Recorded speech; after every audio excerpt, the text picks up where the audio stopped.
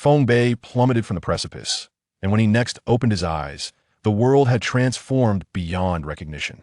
A monstrous serpent capable of cleaving mountains and splitting stones, silently submerged into the depths of the earth.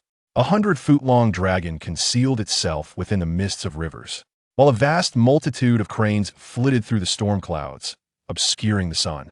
Under the moonlit sky atop the mountains, a pack of wolves howled mournfully, and sinister black beasts lurked in the shadows, ever watchful in the wilderness. The Beastmaster, who harnesses the might of these colossal creatures, possesses extraordinary power.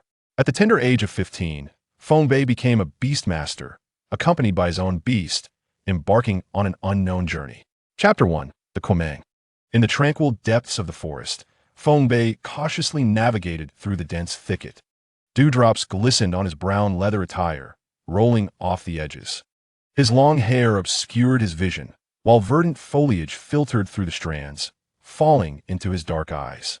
Layer upon layer of branches and leaves shielded Feng Bei's sight, revealing an expanse of green before him.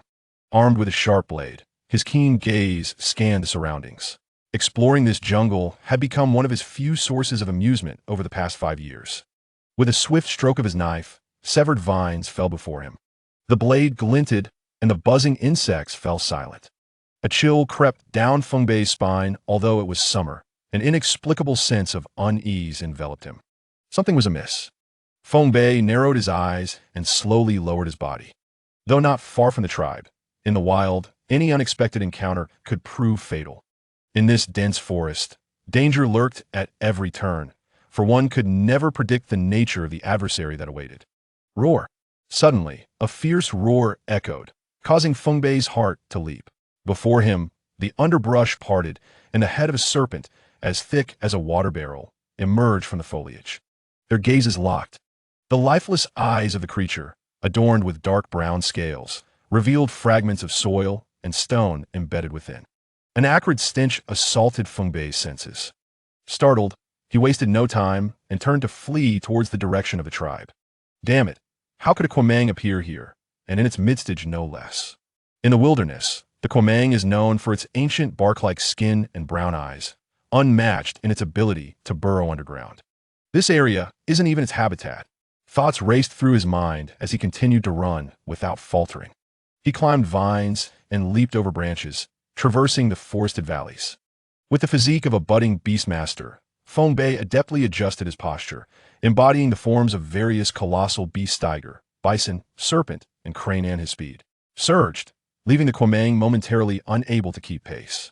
Yet, Feng Bei dared not relax his guard. A thunderous sound erupted behind him, the air filled with the noise of something hurtling through the atmosphere. Without looking back, he drew his long knife and swung it backward, deflecting the debris. The sound grew closer, and Feng Bei quickened his pace. He knew he could never outrun a Kwamang on solid ground. Shouldn't you do something? Feng Bei shouted towards the mental image of a Bagua mirror in his mind, yearning for it to respond. The Kwamang drew ever nearer. Damn it, this is the only option. Feng Bei took a deep breath and shouted to the heavens, "Brother Fengshan, save me!" His voice reverberated across the wilderness, and moments later, with a mocking beep, Fengshan's voice emerged. "I thought you'd keep running. Who would have guessed you'd actually call for help today?" The Kwamang continued to close the distance, and Feng Bei watched in horror as a rock hurtled past him, embedding itself into a tree before piercing through it. Cold sweat broke out on Feng Bei's brow. Disregarding everything else, he exclaimed, "Brother Fengshan, if you don't act now, I'll tell her about the time you spied on Sister Fengxiu bathing." Fengshan's eyes widened. Lily bird, Wengbua. Feng Bei hastily covered his ears and leaped forward with all his might. Beneath him, a giant bird, over 10 feet long, opened its beak, emitting a piercing shriek as a visible sound wave distorted the air and raced towards the Kwamang. The sound wave collided with the rising mound of earth, sending rocks flying, and the Kwamang was instantly blasted away, its enormous form soaring through the air, clearing a path. Through the dense forest, Feng Bei, caught in the wake of the sound wave, slammed against a tree. He patted his chest, expelling the stale air. Sighing in relief, he leaned against the tree, quietly observing the battle unfolding in the distance. The lily bird, measuring 10 feet in length, bore a pale pink hue, its sound akin to a beep. That is a beast of the early stage, it faced the mid-stage Kwamang as if it were a mere appetizer. In this world, colossal beasts are classified into categories: giant beasts, savage beasts, wild beasts, and spirit beasts, each further divided into early, mid, and late stages. Beastmasters are ranked in levels: seed, wood, forest, and grove, with 7 stars delineating each realm. Watching the lily bird dominate the Kwamang, a flicker of envy crossed Feng Bei's eyes. A beastmaster can command a new giant beast for every 3 stars attained, and Feng Shang was a 2-star wood realm beastmaster, possessing a mid-stage physique. As for Feng Bei, he could only cultivate his physique at present to command a beast. He must first undergo awakening. Lost in thought, he observed as the lily bird effortlessly carried the lifeless Kwamang's body, an astonishing feat for a bird of its size to lift such a massive creature with ease. Yet this was the wilderness, where the extraordinary defied conventional understanding. With a thud, the Kwamang's corpse was unceremoniously dropped onto the ground. Feng Bei, you're rather unlucky today to have encountered a Kwamang. Feng Shang jested, but Feng Bei remained silent, his expression grave. Brother Feng Shang, do you find the situation normal? The Kwamang has always dwelled near the Guajia Ridge, far from the tribe. Upon hearing this, Feng Shang too sensed something was amiss. He had been so focused on the battle that he had overlooked this detail. Let's investigate further, he declared, and the two mounted the lily bird, racing eastward. On the ground, the Kwamang's lifeless form lay still. Shortly after their departure, several pairs of greedy eyes emerged from the surrounding woods. Feng Bei, if I remember correctly, you're to undergo awakening tomorrow? Feng Shang inquired while scanning the terrain above. Indeed. Congratulations. Once you complete your awakening, you can begin your cultivation. Uncle Fengni's spirit will surely bless you, and I am confident you will achieve satisfactory results tomorrow. Feng Shang spoke cheerfully, but after a moment of silence with no response from Feng Bei, his expression shifted, and he fell silent, keenly observing their surroundings. This marked the 15th year since Feng Bei had arrived in this world. His mother had perished during childbirth, and his father had met his demise at the hands of a teeth sulfur dragon while hunting when Feng Bei was merely 10. Who would have thought that after living a second life, I would still end up as an orphan? Upon reflecting on this matter, Feng Bei's animosity towards the toothed sulfur dragon deepened profoundly. The toothed sulfur dragon is both the tyrant and the scourge of the Guhai Ridge. He had once contemplated seeking assistance from the tribesmen, yet the tribe's highest combat prowess amounted to merely the forest realm, and the formidable beasts they could summon were but spirit beasts. In the face of the toothed sulfur dragon clan, whose might eclipses that of spirit beasts, such efforts would only serve to fill their teeth. Revenge could only be achieved through his own diligent cultivation. The moment he could establish his footing in this world would coincide with the demise of the toothed sulfur dragon. An hour later, the two descended upon a hillock. What calamity has befallen this place? Feng Shang exclaimed, his eyes widening in astonishment at the sight before him. Vast expanse reduced to scorched earth, littered with rocks solidified from molten lava, while the air hung heavy with a faint scent of sulfur, as though a volcano had just erupted. Feng Bei regarded the scene with cold detachment, uttering a few terse words. Toothed sulfur dragon. How could they possibly be here? This is the periphery of Guhai Ridge. Have they not always resided deep within its confines? Perhaps this is yet another juvenile toothed sulfur dragon, venturing out to frolic in the outskirts. Much like before, Feng Bei speculated, his tone laden with disdain for such colossal beasts. It is not without merit to consider this possibility. This place is ill-suited for prolonged stay. We should return and inform the chief of our findings here. Feng Bei nodded in agreement. Very well. Chapter 2. The Wilderness. The desolation gradually recedes, and the acrid scent of sulfur dissipates with the wind. The Dayo tribe, where Feng Bei resides, is merely a small settlement at the foot of the Howling Mountain, accompanied by 4 other tribes situated in various directions. Perched on the back of a lily bird, Feng Bei gazes at the towering walls of the tribe, standing tall 5 zhang high and 2 zhang thick. While not excessively lofty, they suffice to thwart a portion of the colossal beast's assaults. At the entrance of the tribe, 2 individuals part ways.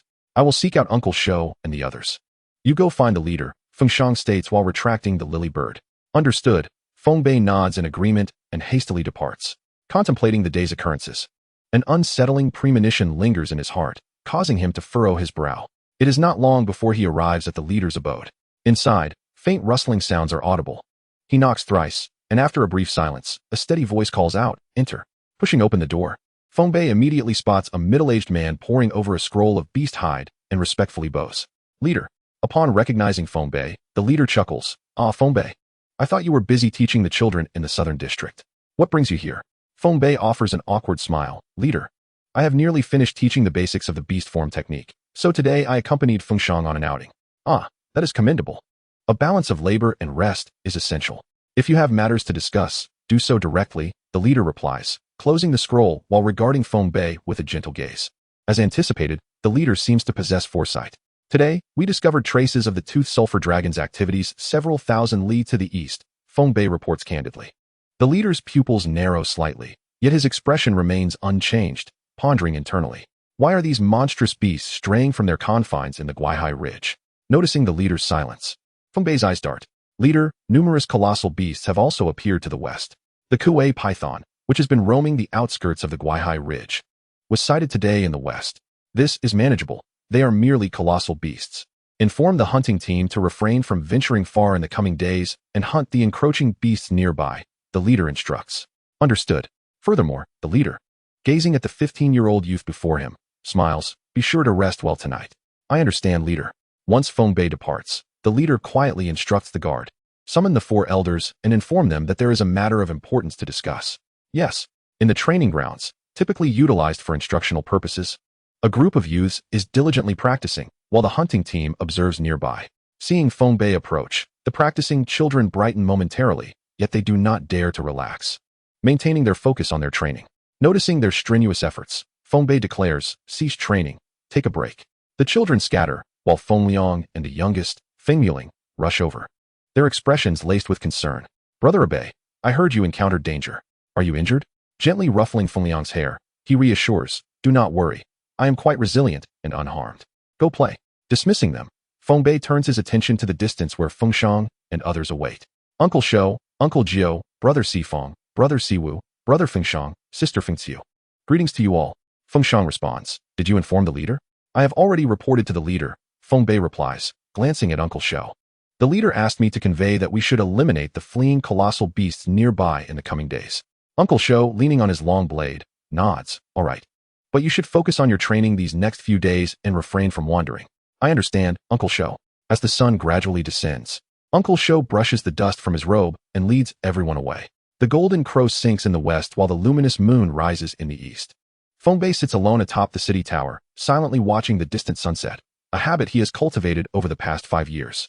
Tomorrow marks the commencement of his awakening ritual, filling his heart with anticipation. The inhabitants of the wilderness possess their own cultivation system. Children begin daily physical training at the age of 5, and, upon reaching 10, they start to perceive the flowing essence of the world. They attempt to gradually absorb this essence into their bodies, enabling their physiques to adapt to the energy, thereby enhancing their capacity to accommodate the essence. From ages 10 to 15, a continuous 5-year regimen ensues, with medicinal baths following each training session to stimulate the skin, absorb medicinal properties, heal injuries incurred during training, and fortify their physical strength. Feng Bei exhales deeply. Only he knows how he has endured these 10 years, immersed in training every day. Yet, this sensation is truly delightful. Clenching his fists, he gazes in admiration at the muscles on his arms, feeling the abundant strength emanating from within. In a previous life, this strength would surely be deemed superhuman. Even the mightiest strongman could not wield such power. Lowering his hands, he laments, alas, it is still insufficient. The Howling Mountain lies at the heart of a shadowy realm. Among the vast mountains, soul beasts roam freely, and the spectral beasts are as common as dogs. Encountering one poses an existential threat to the tribe.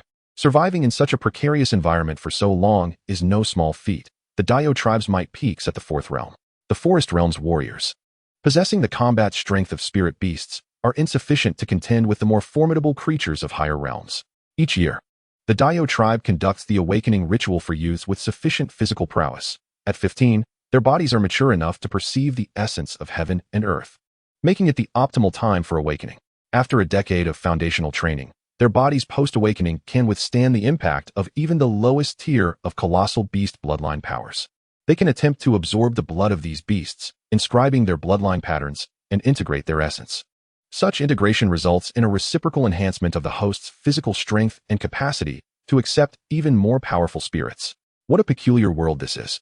In order to command beasts, one must first enhance their physique. Only with a fortified physique can one cultivate the soul. And it is only when the soul is robust enough that one can control the colossal beasts. With his hands resting behind his head, Feng Bei dreams of the infinite realms ahead, pondering whether there will ever be an end to this relentless cycle of training. Controlling beasts is truly marvelous. The world is indeed tumultuous. In this world, beast mastery reigns supreme, where the cycle of predator and prey is the norm, and the law of survival is the strong devouring the weak. The wilderness presents the most beautiful yet brutal scenery. Feng Bei yearns for strength. Having spent an entire decade contemplating his escape from the Dio tribe, alone atop the tower, ever since Feng Li passed away, Feng Bei has devoted the past 5 years to relentless training during the day and absorbing the essence of heaven and earth at night, all in preparation for the awakening ritual scheduled for tomorrow. Chapter 3, Awakening.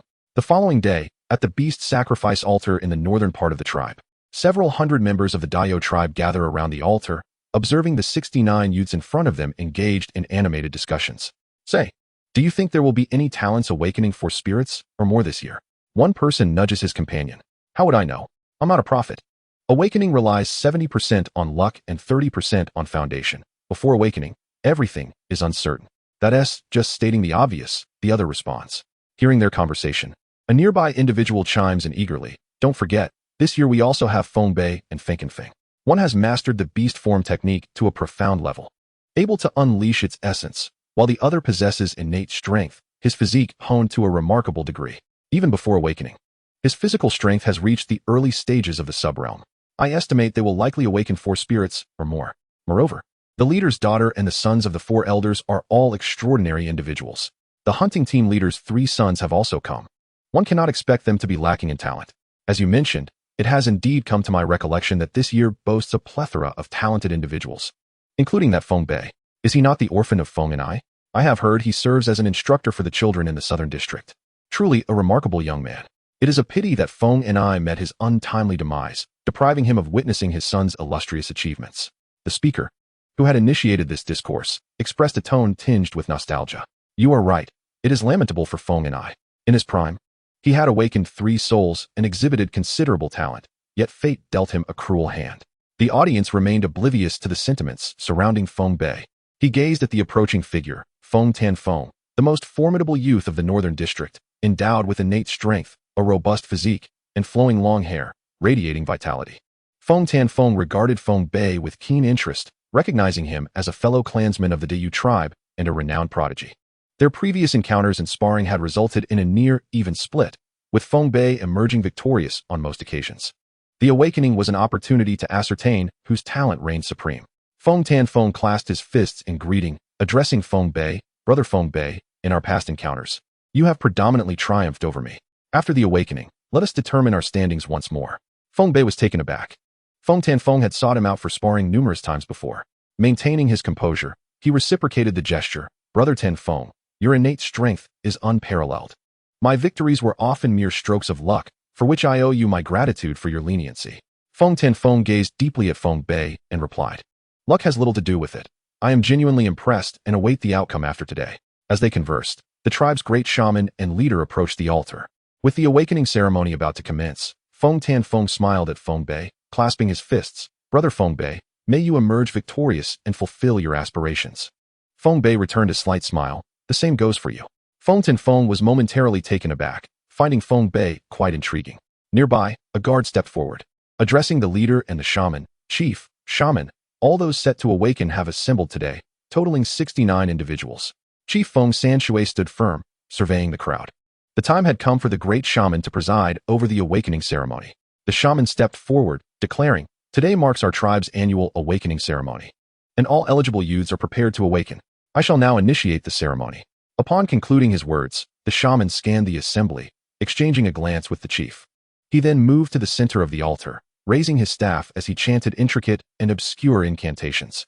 In an instant, a beam of light erupted from the base of the altar, enveloping the shaman and soaring into the heavens, disappearing amongst the clouds. After a brief moment, as the light stabilized, the surrounding shamans emerged, cradling earthenware altars. They approached the light and poured the contents of the altars into the altar itself. The contents, a vivid crimson, comprised the blood of various exotic creatures. As the blood flowed into the altar, the beam of light grew increasingly magnificent, enveloping more than half of the altar. The onlookers held their breath, fixated on the spectacle before them. Once the light steadied, the chief spoke, Feng Shou. The light of the Tongyu pillar is insufficient. Bring forth the great beasts. Understood. Feng Shou, who had been at the chief's side, turned to summon the prepared hunting team. Leading forth a myriad of living great beasts, the centipede horse, white giant sheep, thousand-blade mantis, strength ape, and furred deer. Dozens of still-living beasts, their limbs severed, were pierced through the heart and cast aside at the altar's edge, their blood seeping forth. The altar seemed to respond, and strange patterns emerged upon its surface, drawing in the blood with an uncanny force. The light of the Tongyu pillar blazed even more brilliantly, its surface undulating violently as the phantoms of various great beasts flickered in and out of existence. Once the blood had drained from the great beasts, the light stabilized, enveloping the entire altar, with the images of the strange creatures vividly materializing. At the center of the light, the great shaman seized the opportune moment to insert his beast-headed staff into the altar's central cavity. He commanded, once the awakening participants enter the altar's domain, advance with all your might towards the center. When you can go no further, attune yourselves to the location of your 7 souls. Draw upon the essence of heaven and earth, shatter barriers, and awaken your 7 souls. Advance. As his voice echoed, Feng Tanfeng surged ahead, plunging into the Tongyu pillar, followed closely by the others. Feng Bei surveyed his surroundings, opting for a less crowded path. Outside the altar, the dazzling yet gentle radiance of the beam obscured the figures within, rendering them ethereal. The crowd buzzed with speculation, each pondering who would be the first to awaken. Chief, that girl, a meow, has been diligently training and possesses an excellent sensitivity to the essence of heaven and earth. She is bound to awaken 4 souls or more, perhaps even 5. In a decade or so, our tribe may gain another formidable warrior of the Sun Realm. A middle-aged man with a plain countenance remarked to the chief. Feng Shui responded with a smile. Second brother, if a meow can awaken 4 souls, that would be extraordinary. Your son, a son, has always enjoyed studying the essence of plants and is naturally adept with herbs. Such a talent for connecting with flora is commendable. I find myself a tad envious. Second brother, third brother, your sons all possess commendable talents. If my son, a yen, could match even half of a meow's capabilities, that would be splendid. My brothers, this year, not only do our 5 families boast talented descendants, but many youths also exhibit great promise. Numerous individuals are poised to awaken 3 souls or more. Interjected Elder Feng Santu, dressed in long robes, his demeanor amiable. An excitable one-armed man, who had remained silent until now, exclaimed, Chief, this year heralds auspicious signs. With so many prodigies in our clan, when they mature, we can vanquish the great beasts that have besieged us and reclaim our honor, avenging our blood debts. Indeed, once our clan matures, we shall regain our vitality and elevate our realms. The great beasts evolve slowly, and even in their might, we shall employ our tactical prowess to defeat them. Truly, the heavens favor our Diyu tribe. Feng Shui gazed upon his brethren, Feng Sinjin, and others, laughing heartily, overwhelmed with emotion. As Feng Bei stepped into the Tongyu pillar, he felt an immense pressure bearing down from all directions. Just as he prepared to advance, an unusual disturbance arose within his mind's eye, revealing the Bagua mirror. Chapter 4. A gift from heaven. The Bagua mirror, an octagonal and circular artifact, exuded an ancient style. Upon closer inspection, it revealed 3 layers, the outermost adorned with 8 hexagrams, familiar symbols from the previous life. Qian, Dui, Li, Zhen, Sun, Kan, Zhen, and Kuan. At this moment, the Bagua mirror emitted a faint bronze glow, with a halo swirling around it. Observing this peculiar region in his mind, Feng Bei felt a surge of emotions. It has finally stirred. I knew the Bagua mirror must possess some significance. Suppressing his excitement, he recalled how the mirror had remained dormant since its emergence in his mind 5 years ago, despite his numerous attempts to provoke it, even placing himself in perilous situations. Now, the floating Bagua mirror began to rotate slowly, emanating streams of unique energy. Although invisible to the naked eye, Feng Bei could distinctly sense that this energy intensified as he moved forward. What is this energy? Why does it feel so familiar and invoke such a yearning within me? Lost in thought, yet devoid of clarity, he instinctively felt that this energy was beneficial to him. Thus, he refocused his attention on the awakening ceremony. To successfully awaken, one must endure the pressure exerted by the strange beasts, advancing step by step until they can proceed no further. The closer one gets to the center, the greater the pressure becomes. At this juncture, the great shaman, having completed the ceremony's initiation, withdrew from the center and descended to the altar's edge. The formations were now activated, drawing upon the essence of heaven and earth while communicating with the blood of the strange beasts to simulate their oppressive force. Remaining in the center would yield nothing but further pressure. Those traversing the Tongyu pillar found each step arduous. The pressure from heaven and earth was equal for all, thus, progress depended on one's physical endurance and willpower. Sweat trickled down their scalps, coursing along their temples and dripping from their chins. Feng Bei had reached the midpoint, where the pressure intensified dramatically. Knee raised, yielding to the earth, with a physique akin to a ferocious tiger. As the form of the tiger takes shape, the immense beast resists the overwhelming pressure with a fierce hunting spirit, the pressure upon Feng Bei suddenly diminishing. When human strength proves insufficient, the celestial offspring, the colossal beast, channels the essence of the universe, transforming into myriad forms, advancing towards the center with the ferocity of a starving tiger pouncing on its prey. Along the way, Feng Bei continuously morphs the beast's shape to counteract the mounting pressure. The formidable mantis, the fierce tiger, the enlightened crane, the thoughtful ape, the agile serpent, the graceful deer, the steadfast tortoise, the charging bull, the frenzied bear, the divine horse, the placid elephant, and the true rat. All 12 beastly spirits arise from his being, moving in harmony with his will. The indomitable will of man endures, as does the relentless spirit of the beasts. This is the essence of the beast form technique. Amidst the increasingly violent pressure of the beast's soul, Feng Bei's body glides gracefully. The true essence of the giant beasts becomes increasingly animated, their ethereal forms vivid and lifelike, their spirits coalescing above Feng Bei's head. With steady steps and unwavering gaze, Feng Bei remains unaware of the tempest brewing. In his mind, the trigrams of the 8 diagrams mirror flicker, as the hunting spirit of the giant tiger roars towards the heavens. At this moment, Feng Bei reaches the center, a serendipitous spark igniting within him as he steps forward. Approaching the staff, in an instant, the beastly souls rage, and the elemental energies of the universe surge forth. The trigrams in his mind radiate with brilliance as extraordinary energy flows forth. Feng Bei observes the confluence of elemental energies, recognizing the moment of opportunity has arrived. He promptly sits cross-legged, channeling his full awareness to sense the locations of his 7 souls. As he calms his mind, Feng Bei's consciousness suddenly discerns an anomaly within his thoughts. At this moment, an extraordinary river of energy rushes toward him, and, instinctively, he attempts to evade it. But its swiftness is unmatched. The river passes through Feng Bei, plunging into the depths of this spatial realm, with the trigrams following closely behind. Sensing something, Feng Bei trails after them. After a brief pause, the river, the trigrams, and Feng Bei come to a halt before a pitch-black barrier. Gazing at this dark obstruction, Feng Bei feels a stirring within. Could this be the realm of the 7 souls? He anticipated that the 8 diagrams would assist him so profoundly, leading him directly here. The next steps are now in his hands. Just as Feng Bei prepares to channel the elemental energies into his meridians, the 8 diagrams mirror stirs once more. The river encircles the 8 diagrams, and the elemental energies of the universe converge frantically, forcibly infusing themselves into his body's meridians, establishing a connection with the cosmos. The beast form technique ignites his beastly spirit, manifesting vividly upon his body, with the turtle, crane, and tiger forms particularly exuberant. At that moment, the 8 diagrams mirror shifts, revealing a smooth copper surface as the elemental energies howl into the soul sea surrounding it. Once the 8 diagrams absorb a substantial amount of elemental energy, its surface radiates with brilliance, seemingly containing the sun, moon, and stars. Subsequently, a great sun, a radiant moon, and countless twinkling stars project forth.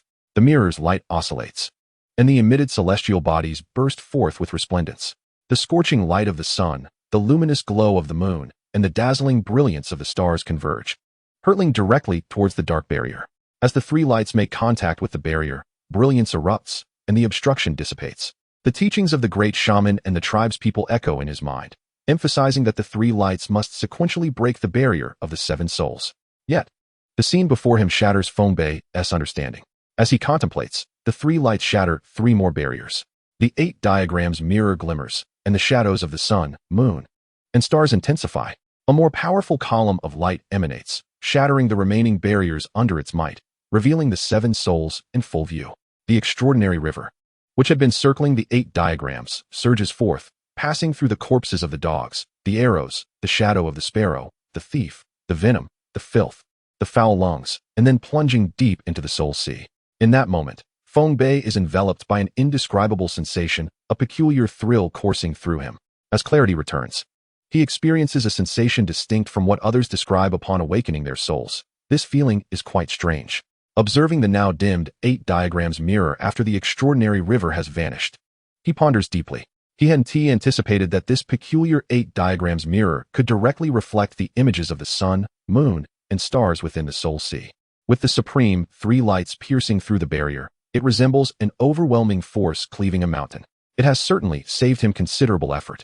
Without the assistance of the 8 diagrams, he would have likely been limited to opening only 5 souls by his own strength. Had that been the case, he would have squandered this singular opportunity to breach the barrier directly with the forces of heaven and earth, the sun, moon, and stars. Yet, what is this river of extraordinary energy that draws the elemental forces of the universe and brings about such a change in his soul sea? Feng Bei scratches his head, dismissing further contemplation. For now, it poses no harm and offers significant benefits. With a resolve to confront whatever may come, he stands at the center, welcoming the elemental energies that cascade through his meridians. The manifestation of beastly intent absorbs the essence of blood, enhancing his physique far more swiftly than he could through conscious effort. Feng Bei then surveys his surroundings, checking on the awakening of others. Unlike his rapid awakening, they must first sense the locations of their 7 souls to barely summon the elemental energies.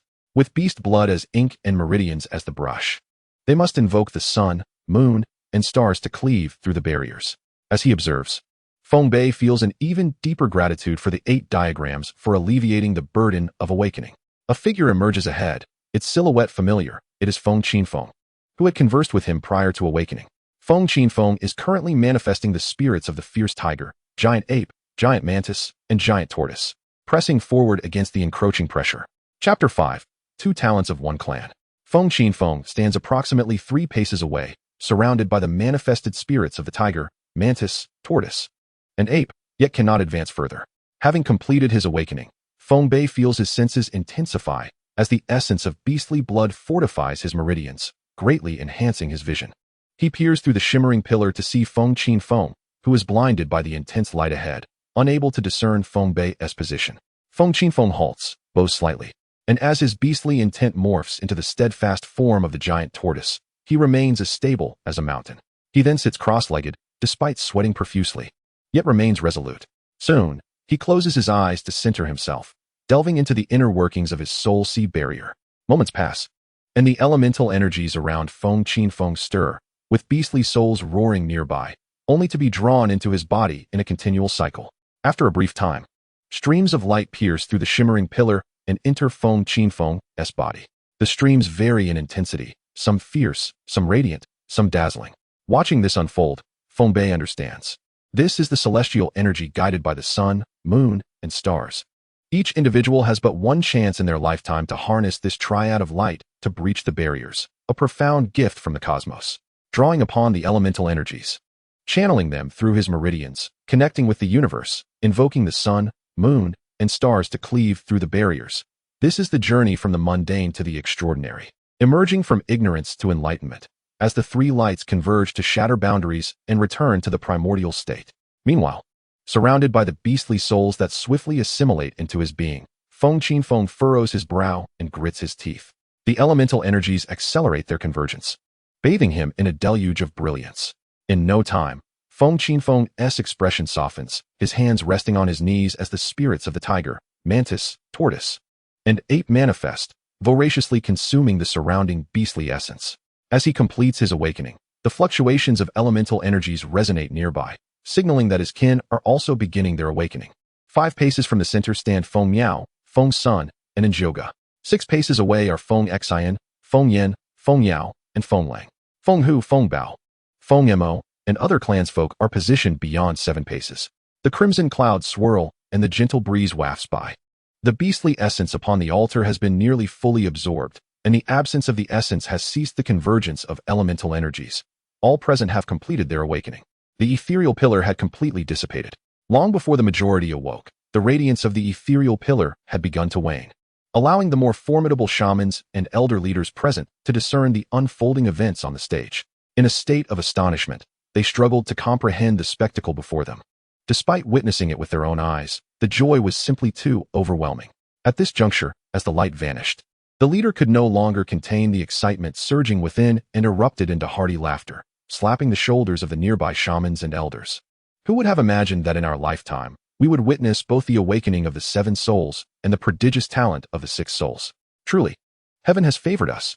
Our great U tribe is destined for ascendance.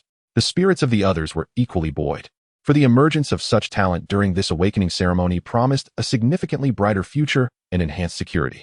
As the celestial energies receded, those on the stage emerged from their meditative states.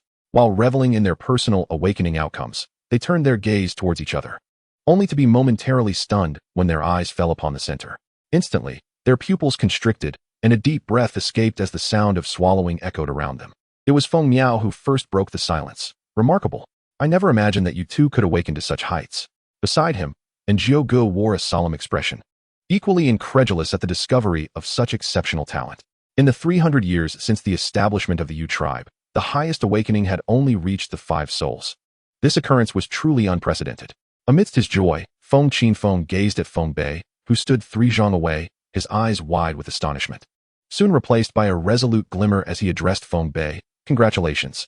With a 7-soul body, your path in cultivation will surely be smooth sailing.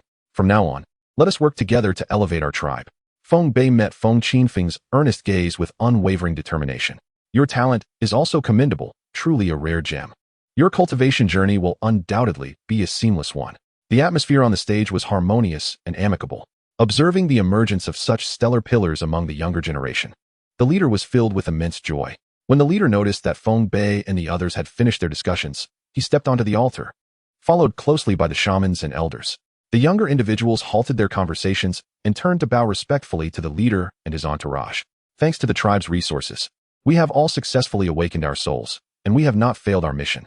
Everything we undertake is for the glory of the tribe, and we shall fight for its sake. The leader was thoroughly pleased with Feng Bei's performance.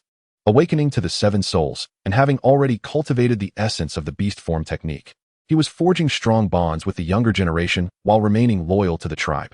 Excellent, excellent, excellent. The leader's eyes narrowed slightly, a smile curling at the corners of his mouth, unable to contain his delight. You are all commendable. This awakening is the finest we have witnessed in history. A clear sign of divine favor upon our U tribe. The leader then turned to his loyal bodyguard, Feng Bei, and spoke with a smile. Bei, inform the tribe that we shall hold a bonfire feast tonight in the training grounds. Prepare ample food and drink for all. Except for the guards, everyone is invited. Yes, leader, replied a middle-aged man clad in a grand leather coat made from the hide of a 100-patterned python, adorned with a white headband and 3 black moles at the corner of his mouth. Wait, take this token to my home and tell the Chui to bring up 15 jars of my special wine. Feng Bei took the green wooden token, marked with the character for wood, from the hands of the second elder, bowed, and departed. The second elder, noticing the gazes of the leader and others upon him, quickly added, Today is a joyous occasion, let us drink heartily. Seeing the puzzled expressions on the crowd, Feng Sun explained, The special wine is crafted by my father. It invigorates the blood and opens the meridians, greatly benefiting one's cultivation. He usually forbids me from drinking, but today, I must indulge. The leader chuckled as he observed the confused yet curious young individuals before him. Thanks to you all, we are in for a treat today. This wine not only aids in cultivation, but is also exquisite in flavor. Upon hearing the remarks of Feng Sun and the leader, Feng Bei felt a surge of anticipation for the wine. Though not well versed in spirits, the meticulously brewed special wine of the tribe was a must-try, especially given its cultivation benefits. The leader exchanged a knowing glance with the great shaman, who understood the cue. Great shaman and Juku stepped forward, traversing past the crowd to the center of the altar, retrieving the beast-headed staff lodged there.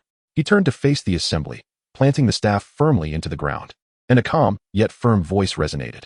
In this awakening, you have absorbed a substantial amount of the essence of colossal beasts, which will enhance your physical prowess. For the next 7 days, you are prohibited from cultivating. During this time, you may continue to practice the beast form technique to comprehend the true essence of the colossal beasts and facilitate your absorption. As the evening sky glowed with hues of dusk, the golden sun sank below the horizon, and the 3 radiant moons began to rise. The leader surveyed the surroundings, cleared his throat lightly, and, meeting the gazes of those present, raised his hand to proclaim, Esteemed guests, the awakening has concluded. May your humanity flourish and your martial prowess prosper. May humanity flourish and martial prowess prosper. Chapter 6, The Flower of Dawn. Within the training grounds, before the bonfire, Feng Bei's shadow danced in sync with the flickering flames, wavering uncertainly. The inky depths of his pupils mirrored the fire's glow, while before him lay a stone pedestal adorned with fruit, wine, and generous portions of golden, crispy roasted meat. Nearby, a small fire pit cradled an entire three-pronged deer, surrounded by several young individuals. As the wooden handle turned slowly, droplets of fat trickled down the deer's flanks, sizzling upon contact with the charcoal, blending with the sounds of laughter and merriment. Feng Bei lifted the wine jar before him, peering inside to find its contents a mesmerizing green. Leaning closer, he inhaled the fragrant aroma, a delicate infusion of herbs, and would wafting through the air. His eyes sparkled with delight as he took a hearty swig. The wine was exquisite, its initial sharpness giving way to a smooth, velvety texture, followed by an enchanting herbal aftertaste that lingered on the palate. Before long, a warm current surged from his stomach, coursing through his veins. The discomfort from absorbing too much essence during the awakening dissipated, and he felt an invigorating clarity envelop him. Feng Bei could distinctly sense his body becoming increasingly resilient, his strength exceeding that of the period before awakening by over threefold. Prior to the awakening, he could only enhance himself through the cultivation of the beast form technique. Having acquired his first colossal beast, he now drew strength from it. Thus, it appeared that the physique required to wield his first colossal beast was derived from the essence absorbed during the awakening. It followed that the greater the amount of essence consumed during the awakening, the more significant the enhancement to one's being, hastening the earlier stages of physical cultivation. The speed at which one absorbed the energies of heaven and earth depended upon their innate talent, while further advancements would commence after the 7-day period. A short while earlier, in the tribe's treasury, the leader, great shaman, and various elders had gathered to deliberate the rewards for this awakening. Leader, a total of 69 tribespeople have successfully awakened. The results include 1 with 7 souls, 1 with 6 souls, 3 with 4 souls, 7 with 3 souls, 35 with 2 souls, and 22 with 1 soul. Rewards for the first 4 tiers are plentiful, yet the 6 and 7 souls are unprecedented. We await your decree. The elder Feng Sanjin reported earnestly. The leader replied, the emergence of both a 6 soul and a 7 soul was beyond our expectations. Our tribe possesses these resources, and there is little of higher quality available. This is a momentous opportunity, and we must seize it. Feng Sunta interjected, in light of this, why not present our best-kept treasures? In a few years, these 2 young men will catch up to us and become the backbone of our tribe. Leader, I concur. I shall allocate a portion of the resources I prepared for my own son to these 2. The elders engaged in lively discussions. The leader sighed deeply and spoke slowly. Since the beast died 25 years ago, our tribe has been in a state of stagnation, impoverished and weakened. Now, with colossal beasts looming, we must revitalize our strength. The brothers are indeed correct. It is essential to devote our utmost efforts to nurturing the 2 of them. Each individual shall receive 15 Baifeng fruits, 5 Shang stones, and 2 pieces of blood amber from the wild beasts. Afterward, they will collect the remaining rewards monthly, while others will see an increase in the quantity of Baifeng fruits. Upon hearing the chief's words, the elders promptly presented their valuable offerings, which were quite plentiful. Very well, I also have 5 shishing flowers here.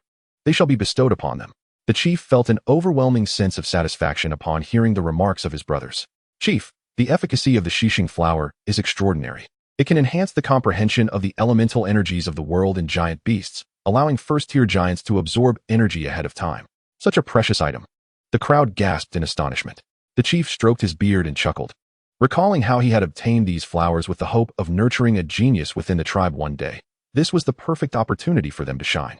Thus, we shall finalize the rewards. The 5 shishing flowers will be distributed among the 5 individuals with the highest potential, and the remaining rewards will be distributed over the next 7 days. The rewards for those with 1 or 2 souls will be issued by the guard team. The others must come here in person to collect theirs. Understood, Chief, the assembly replied. The rewards have been decided, but there is another matter to discuss. The chief's expression turned grave. Is it concerning the teeth sulfur dragon? He nodded, affirming, indeed. A few days ago, a juvenile teeth sulfur dragon ventured from the outskirts of the Guijia Ridge to our vicinity, posing a serious threat to our tribe's safety. I have been contemplating the implications of this matter since our previous discussions. The Grand Elder furrowed his brow, reluctantly expressing, must we truly take such measures? If we relocate, where shall we find a new home? Anywhere would be preferable to here. Our tribe is the closest to the Guijia Ridge and frequently suffers invasions from the beasts within. We cannot afford to remain any longer. The harrowing memories of previous beast attacks still lingered vividly in their minds. This time, he could not allow the tribe to suffer losses again, no matter how arduous their new circumstances might be. The elders fell silent for a moment before one inquired. When shall we depart? If possible, the sooner, the better. We must leave within 3 months. They all understood implicitly that in 5 months, the beasts within the Guijiao Ridge would become increasingly active. If they delayed any longer, it would be too late. Such matters were, of course, beyond the considerations of the younger generation. While roasting meat, several individuals spotted Feng Bei from afar and called out, "Feng Bei, come here." Feng Miao's culinary skills are exceptional. This meat is truly fragrant. Feng Bei nodded to the group, passing around a jar of wine and filling earthen bowls for everyone. The flavor of this Chui Zi wine is unparalleled.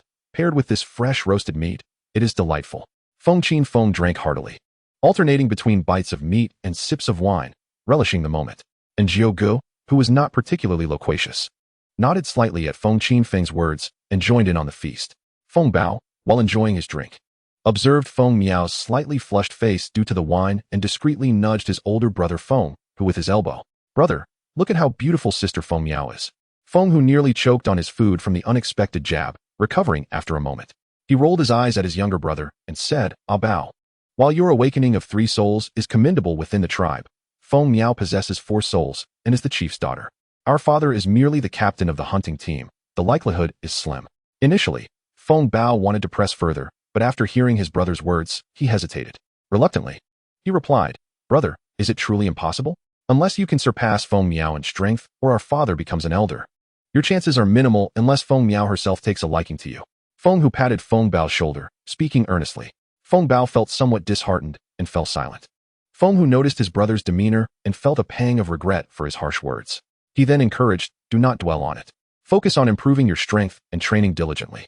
This land is replete with opportunities. One day, when you possess the strength, we shall approach the chief and ask him to wed Feng Miao to you. As of now, there are no rumors of Feng Miao being interested in anyone. You still have a chance." Feng Bao regained his confidence and nodded vigorously. Feng, who playfully ruffled his brother's hair, exclaiming, "You rascal, now eat your meat." Chapter 7. Thunder roars, calamity approaches. In the blink of an eye, 7 days had passed. During this time, Feng Bei had noticeably observed an increase in the number of tribespeople patrolling the city walls and the hunting team being more diligent in their efforts.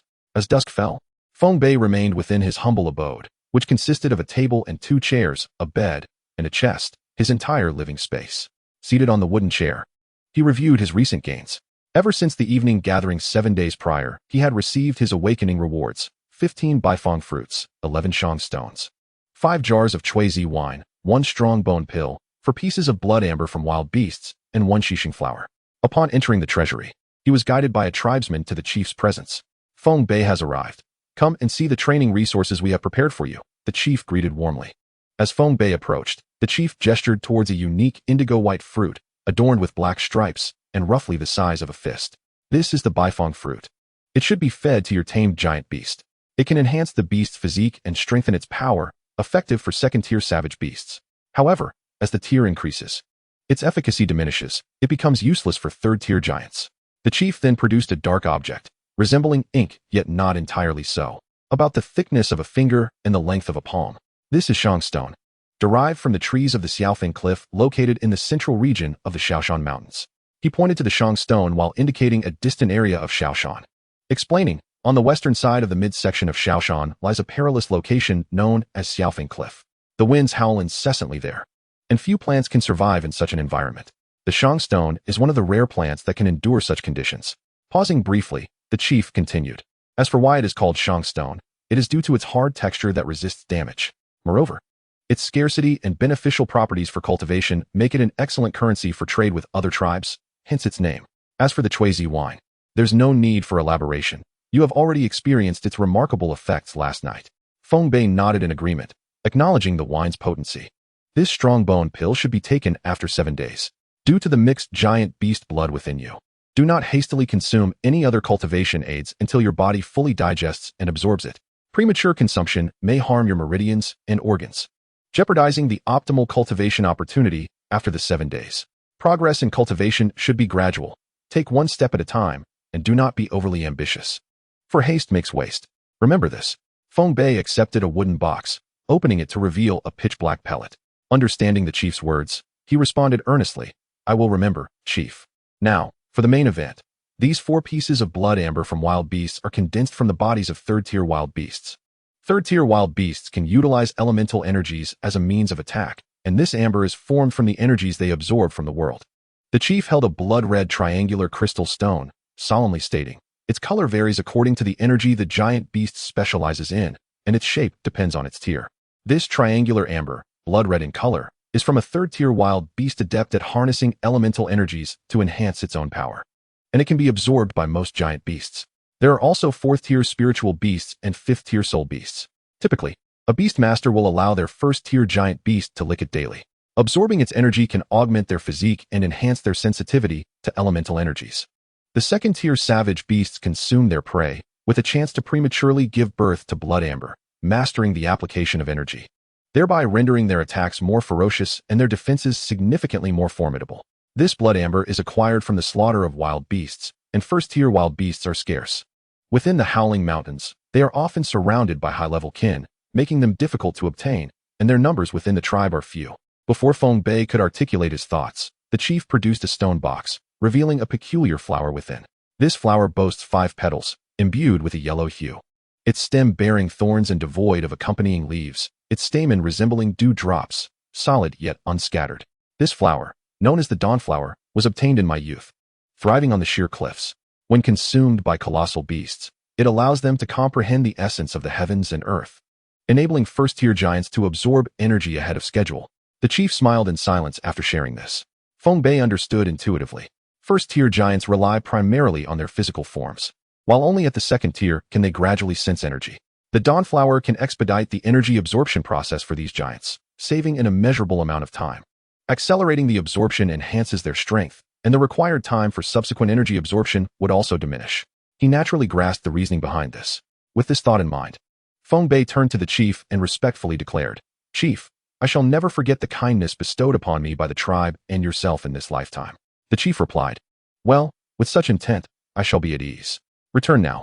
In the coming days, indulge in that brew and devote the rest of your time to practicing the beast form technique." "Yes, chief." In the ensuing days, he would drink in the daylight and practice the beast form technique. The 12 major beast forms comprise the mantis, tiger, crane, monkey, snake, deer, turtle, ox, bear, horse, elephant, and rat. Mimicking their movements to grasp their forms, he would deepen his practice to refine his spirit. As his physique strengthened, the beast form technique became increasingly fluid, his movements imbued with more gravitas. Continuous practice deepened his understanding of the true essence of the colossal beasts. In his mind, the Bagua mirror lay quietly, with only the Sun position flickering with dim light. Yet, Feng Bei racked his brain, unable to decipher its meaning. Was his rebirth here due to this Bagua mirror? Or was there another reason? Why had it shown no reaction after his awakening? The flickering Sun position, representing wind within the Bagua, posed yet another enigma. Did it require special materials, or was it related to his first colossal beast? Presently, he found himself at a loss. For now, he could only proceed step by step, intending to absorb energy and consume the potent bone pills the following day. Feng Bei murmured to himself, "In these 7 days, I have grown more than tenfold. Now, with the might of 10,000 pounds, I have yet to formally embark on my cultivation journey. I cannot fathom the strength I shall attain after the first colossal beast's nourishment." Gently stroking his hands, he rose and walked toward the window. The Howling Mountains were vast, far exceeding what Feng Bei had perceived.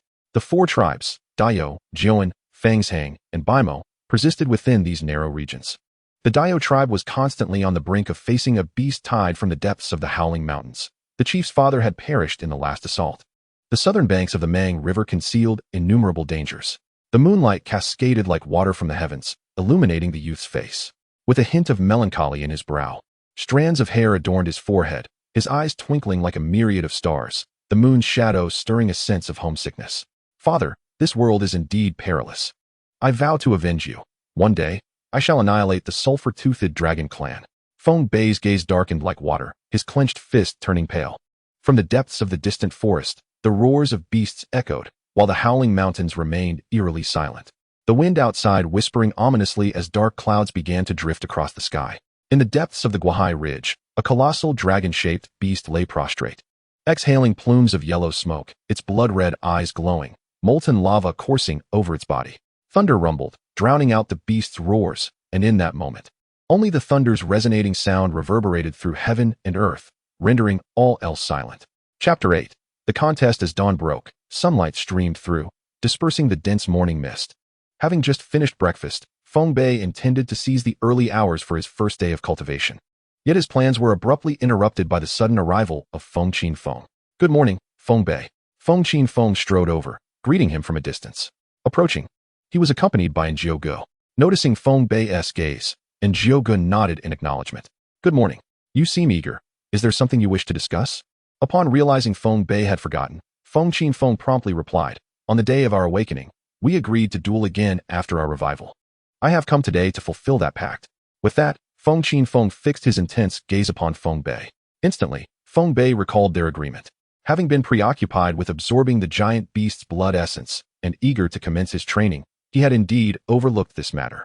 Acknowledging this, he met Feng Feng's fervent gaze with sincerity, tinged with regret. "Brother Feng, I sincerely apologize. I've been so focused on my training these past few days that I neglected our wager." Feng Feng waved his hand dismissively. "No matter. As long as you remember now, let us proceed to the training grounds." "Indeed, and it's fortuitous that brother is here to witness." And Ge sighed, "Today, I have been dragged here by brother Feng. He sought me out since last night." Feng Bei chuckled at this, realizing that Feng Feng, though not a reckless individual, became fervently excited at the prospect of battle, revealing his combative nature. "Let us go, brother Feng, to the training grounds." Feng Feng draped an arm around Ge's shoulder and urged him toward the training area. At that moment, the training grounds were bustling with activity. With everyone engaged in their respective tasks, members of the hunting team were preparing their gear, and upon seeing the trio of newly awakened prodigies approach, they greeted them warmly. "Bei, have you three come to see us off so early?" The ever-spirited Feng Shang bounded forward. Beside him, Feng Chu swiftly seized Feng Shang's ear, fuming. "You little brat, why do your words always twist into something else?" Feng Shang immediately grimaced and pleaded for mercy. "Sister, I'm sorry. Humph. I shall let you off this time." Yes, thank you Bei, shouldn't you be cultivating now? What brings you here all of a sudden?" Feng Shou patted the head of the giant hunting tiger, which released a cloud of white mist. Feng Feng and Ge gazed intently at the massive form of the hunting tiger, wishing they could pet it themselves. "Uncle Shou, brother Feng and I have a prior agreement to spar today, and brother is here to bear witness." Feng Bei glanced at the hunting tiger and replied. Feng Jiu, who had been cleaning his large blade nearby, ceased his actions, executing a flourish before sheathing the weapon. "All right, young man, let us prepare to begin. I want to see if you two prodigies are as impressive as you claim." He gestured to an empty space. Feng Bei and the others exchanged glances, surprised at how events had unfolded. "Come forth." Feng Feng took his stance, signaling Feng Bei to step forward from 3 paces away. Feng Bei turned to Ge and the hunting team, indicating that they were ready to commence. "Begin." As the command fell, Feng Feng charged ahead, donning the might of the giant tiger, the ground beneath him cracking as he lunged toward Feng Bei. A fine approach. Aware that Feng Feng's innate strength was formidable, Feng Bei immediately tensed his muscles, his gaze locked onto the incoming figure of Feng Feng. In a flash, he invoked the essence of the giant serpent, his body twisting in an uncanny manner to evade the assault. Before channeling the might of the giant bull for a knee strike, Feng Feng was taken aback as Feng Bei's form flickered before his eyes, and in an instant, Feng Bei vanished from sight. Before he could even land, a tremendous force surged from his abdomen, propelling him into the air. Startled, he instinctively adopted the stance of a colossal turtle, embodying its resolute essence, and indeed, the very next moment, he was met with Feng Bei's relentless onslaught. Akin to a tempest, Feng Bei, seizing this opportune moment, transformed his physical form, channeling the spirit of the great ape, the ferocity of the great bear, the predatory instinct of the great tiger, and the unyielding might of the great bull, unleashing a barrage of attacks. Suspended in midair, Feng Feng could only endure the full brunt of these strikes, gradually drifting farther away. Observing Feng Feng being propelled outward, Feng Bei refrained from pursuing him. This was merely a sparring match. Although the force exerted was fierce, Feng Bei, imbued with the spirit of the great ape, skillfully moderated his strength, able to unleash and retract it at will, while Feng Feng, caught in midair and unable to retaliate, was unlikely to sustain serious injury. The pain was undeniably unavoidable. He tumbled to the ground, rolling twice before regaining his footing and gesturing earnestly to Feng Bei. "No more fighting, no more fighting. I cannot match your prowess. From now on, you shall be my elder brother." Feng Bei chuckled in response, humbly declining the title of elder brother. "I dare not accept such an honor. You possess innate strength, unparalleled in power, rendering you virtually invincible among your peers." With a unique understanding of the great tiger's hunting instinct, he noted Feng Feng's raw, forceful energy which was both bold and expansive, a true talent. "Ah, I concede to my defeat. I acknowledge you as my elder brother. Once I feel capable of besting you, I shall challenge you again." Feng Qinfeng felt a deep respect for the outcome of his bout with Feng Bei. Yet a persistent drive within him urged him to continually challenge Feng Bei. "I am always here, ready for your next challenge," Feng Bei replied. Observing the youthful fervor sparkling in the boy's eyes, clapping resounded nearby. "Bravo! You two truly exemplify the rarest of talents, a remarkable display of combat awareness," proclaimed Captain Feng Shou with a smile. "Qinfeng, your innate strength is an enviable gift that surpasses that of many. Your power must be 2 or 3 times that of others at the same level. With the enhancement of the great tiger's hunting instinct, you have even managed to crack the hardened ground of the training field, something no one has accomplished before during the awakening." Feng Qinfeng scratched his head in embarrassment. "Thank you for the compliment, Uncle Shou." Feng Shou nodded, recognizing him as a polite young man. He then turned to Feng Jiu. "Feng Jiu, please provide your insights on Feng Bei." Feng Jiu, the leader of the hunting team, was a formidable presence, swift and sharp as a blade. He stepped forward and began to speak. His mastery of beastly intent is exceptional, demonstrating remarkable agility compared to previous days. And he has seamlessly integrated it without any signs of resistance. It appears he has greatly benefited from his awakening. During the spar, he showed restraint. Controlling the spirit of the great ape is no easy feat, and utilizing it effectively in combat is even more challenging. His timing was impeccable. He faced the onslaught with composure, maintaining his poise in the heat of battle, a promising warrior indeed. Satisfied, Feng Jiu nodded at Feng Bei. "Thank you, Uncle Jiu." Feng Bei responded gratefully. Noticing the time, Feng Shou announced, "The hour grows late. We must commence today's hunt. You 3 should also seize the time to refine your skills. For time waits for no one." "Uncle Shou, how have the surroundings been in recent days?" Feng Bei inquired. Feng Shou, well aware of the matter at hand, reassured him that there had been no unusual activity from the toothed sulfur dragon, and the nearby beasts had been mostly cleared out. Rest assured, there should be no issues. As Feng Chu tugged at Feng Shang, urging him to follow Feng Shou, she turned to Feng Bei and the others, saying gently, "Bei, Qinfeng, Jiu Ge, farewell. The recent match was splendid." "Thank you, Sister Chu. Farewell, and safe travels," they replied in unison. Chapter 9. The first cultivation time flew by, and upon returning to his room, Feng Bei sat cross-legged on his bed. The completion of the awakening was not an end, but a beginning. The more awakenings one achieved, the faster one could cultivate, though the extent of their journey remained uncertain. Each individual who completed the awakening could, upon initial chi absorption, perceive the 7 stars beyond the 7 soul barriers. Initially dim and lacking luster, the task was to absorb the energy of heaven and earth to illuminate each star. Each star filled represented a level, and once all 7 were filled, one could break through to a new realm. This realm primarily focused on the cultivation of one's soul, with each level bearing its unique markers. The Miao realm, where the soul resembled a tender sapling, was delicate yet resilient, gradually maturing. At this stage, the beast master could only withstand the pressure brought on by a great beast entering their body. The soul of the beast would become firmly intertwined with that of the beast master. A fragment of the great beast's soul would manifest beside the 7 soul barriers, gradually absorbing the soul power of the beast master and reciprocating with physical strength. As time passed, their essences would merge, becoming inseparable.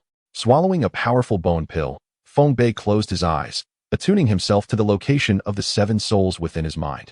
Drawing from his prior experiences of consciousness entering his mind, he effortlessly located the 7 souls and the 7 stars. The 7 souls drifted quietly, surrounded by the 7 stars, while a distant 8 trigrams mirror spun continuously, flickering in brightness. Feng Bei withdrew his consciousness, pondering what lay ahead. From a wooden box, he retrieved a merchant stone, igniting it with a fire stone and placing it on the wooden edge of his bed. The merchant stone ignited upon contact with fire, producing no flames, but rather a faint smoke that gently wafted from its top. Seeing that the moment had arrived, Feng Bei promptly closed his eyes, focusing his mind, and connecting with the energy of heaven and earth. In his perception, a myriad of peculiar energies enveloped him. As he summoned the chi of heaven and earth, streams of energy coalesced around him, forming a vortex. The currents stirred the smoke emanating from the merchant stone, surrounding Feng Bei and quickening the flow of energy around him. Countless energies merged into a river, flowing into the celestial pivot star, causing it to shimmer with a subtle glow. This light was so faint that, had it not been situated within Feng Bei's mind, he might have easily overlooked it. As Feng Bei immersed himself in this meditative cultivation, time slipped away unnoticed. His consciousness delved into the vast expanse of his mind, becoming entranced by the breathtaking spectacle of the spiraling river of spiritual energy. As his mental strength increased, the surrounding energy appeared to stretch like an endless river, rendering all of existence crystal clear before him. Uncertain of how much time had passed, a knock at the door jolted Feng Bei from his reverie. The merchant stone before him had burned down to its halfway mark, with wisps of smoke still rising. Taking a moment to steady himself, he glanced at the smoldering stone, donned his shoes, and opened the door. The orientation of the house had its drawbacks. The setting sun's rays pierced directly into his face, blinding him momentarily. Narrowing his eyes, he stepped aside to allow the visitor entry. It was then that Feng Bei recognized the newcomer as Feng Hu, a fellow awakener from his cohort, who appeared visibly excited. If Feng Bei recalled correctly, Feng Hu had achieved the 3 souls during their awakening. The unexpected arrival of the young man prompted Feng Bei to inquire, "Feng Hu, is there something you need? The leader sent me to wake you." He mentioned that those undergoing their first cultivation often become lost in the euphoria of their spiritual power's ascent. That sense of omnipotence can easily ensnare one, Feng Hu explained. "Now that you are awake, I shall summon the others." "All right, thank you, brother Feng Hu. It's nothing," Feng Hu replied, departing. After closing the door and extinguishing the merchant stone, Feng Bei sat on the edge of his bed, holding the remaining half of the stone in silence. The sensation of power was indeed intoxicating, drawing one deeper into its embrace. The leaders had long understood that the first cultivation could easily lead to such indulgence, yet no one had ever forewarned them. Indeed, one must undergo personal experience to truly comprehend this terror. Henceforth, I shall not allow myself to descend into such a state during my cultivation. Cultivation is not merely a physical endeavor, but a refinement of the heart and spirit as well. Fortunately, this journey has only just commenced. Ailang, come and savor this. Brother, you are setting me up again. The mischievous Feng Lang chased after Feng Hu, his mouth puckering from the sour taste. Nearby, Feng Shou was feeding the hunting tiger, tossing a piece of beastly blood amber into the air as his arms swung. The hunting tiger stood 3 zhang tall, adorned with dark stripes like a king, its fierce eyes glimmering with hunger, teeth and claws akin to daggers. The tiger approached, its large head lowered, tail swaying gently upon the ground, eyes following the blood amber's ascent and descent. With a slight smirk, Feng Shou remarked, "Old friend, can you not contain your excitement any longer? Here." He tossed the blood amber towards the hunting tiger, which opened its massive jaws and swallowed it whole, subsequently lying down to slowly digest its energy. The hunting tiger had long since reached the mid-tier of beastly evolution, and refining blood amber of the same rank was no longer a daunting task. However, this particular piece would take a month to fully assimilate. The challenge lay not in the energy itself, but in the mastery of energy by other colossal beasts. Old friend, you remain as gluttonous as ever. After all this time in the mid-tier, let us strive for further advancement. Gazing at the imposing creature before him, and then at the frolicking children nearby, he could not help but lament the relentless passage of time. The 3 brothers paused their playful antics, drawn closer to Feng Shou, inquiring, "Father, is Uncle Tiger about to advance?" "Indeed. Your Uncle Tiger has been accumulating energy for quite some time. The moment has come." Hearing this, Feng Lang's eyes sparkled with excitement. Then, "Father, does that mean you are soon to grow older?" Thud. "Ah, father, what are you doing?" Feng Lang exclaimed, clutching his head where Feng Shou had playfully struck him. "You little rascal, what is your rush? There's still a long way to go before I grow old." Feng Hu immediately turned to report on his brother's mischief. "Father, let me tell you," but his words were cut short as Feng Lang quickly covered his mouth, his face flushed. Just as Feng Shou was about to discipline the 2 mischievous boys, the hunting tiger stirred. Its towering form visibly grew, blocking the remaining rays of the setting sun, casting its shadow over the group. "Father, has Uncle Tiger succeeded?" Feng Hu and the others approached the hunting tiger, whispering in anticipation. The tiger extended its head, affectionately licking the 3 small ones, having watched them grow. The children, drenched in saliva, hurriedly scampered away from Uncle Tiger's playful affection. When Feng Hu and the others turned back to look for Feng Shou, they found he had already retreated far away. Having anticipated the tiger's actions, Feng Shou stood at a distance, watching the trio flee in playful panic, a paternal smile unconsciously gracing his lips. As he returned to his thoughts, a shadow loomed over him. Slurp. The hunting tiger had successfully executed a sneak attack and was now grinning widely after having retreated. Feng Shou, stop right there. Chapter 10. Entering the Realm of Transcendence. Days passed steadily, and Feng Bei dedicated himself to his cultivation, rising with the dawn and resting at dusk, expending half a piece of merchant stone each day.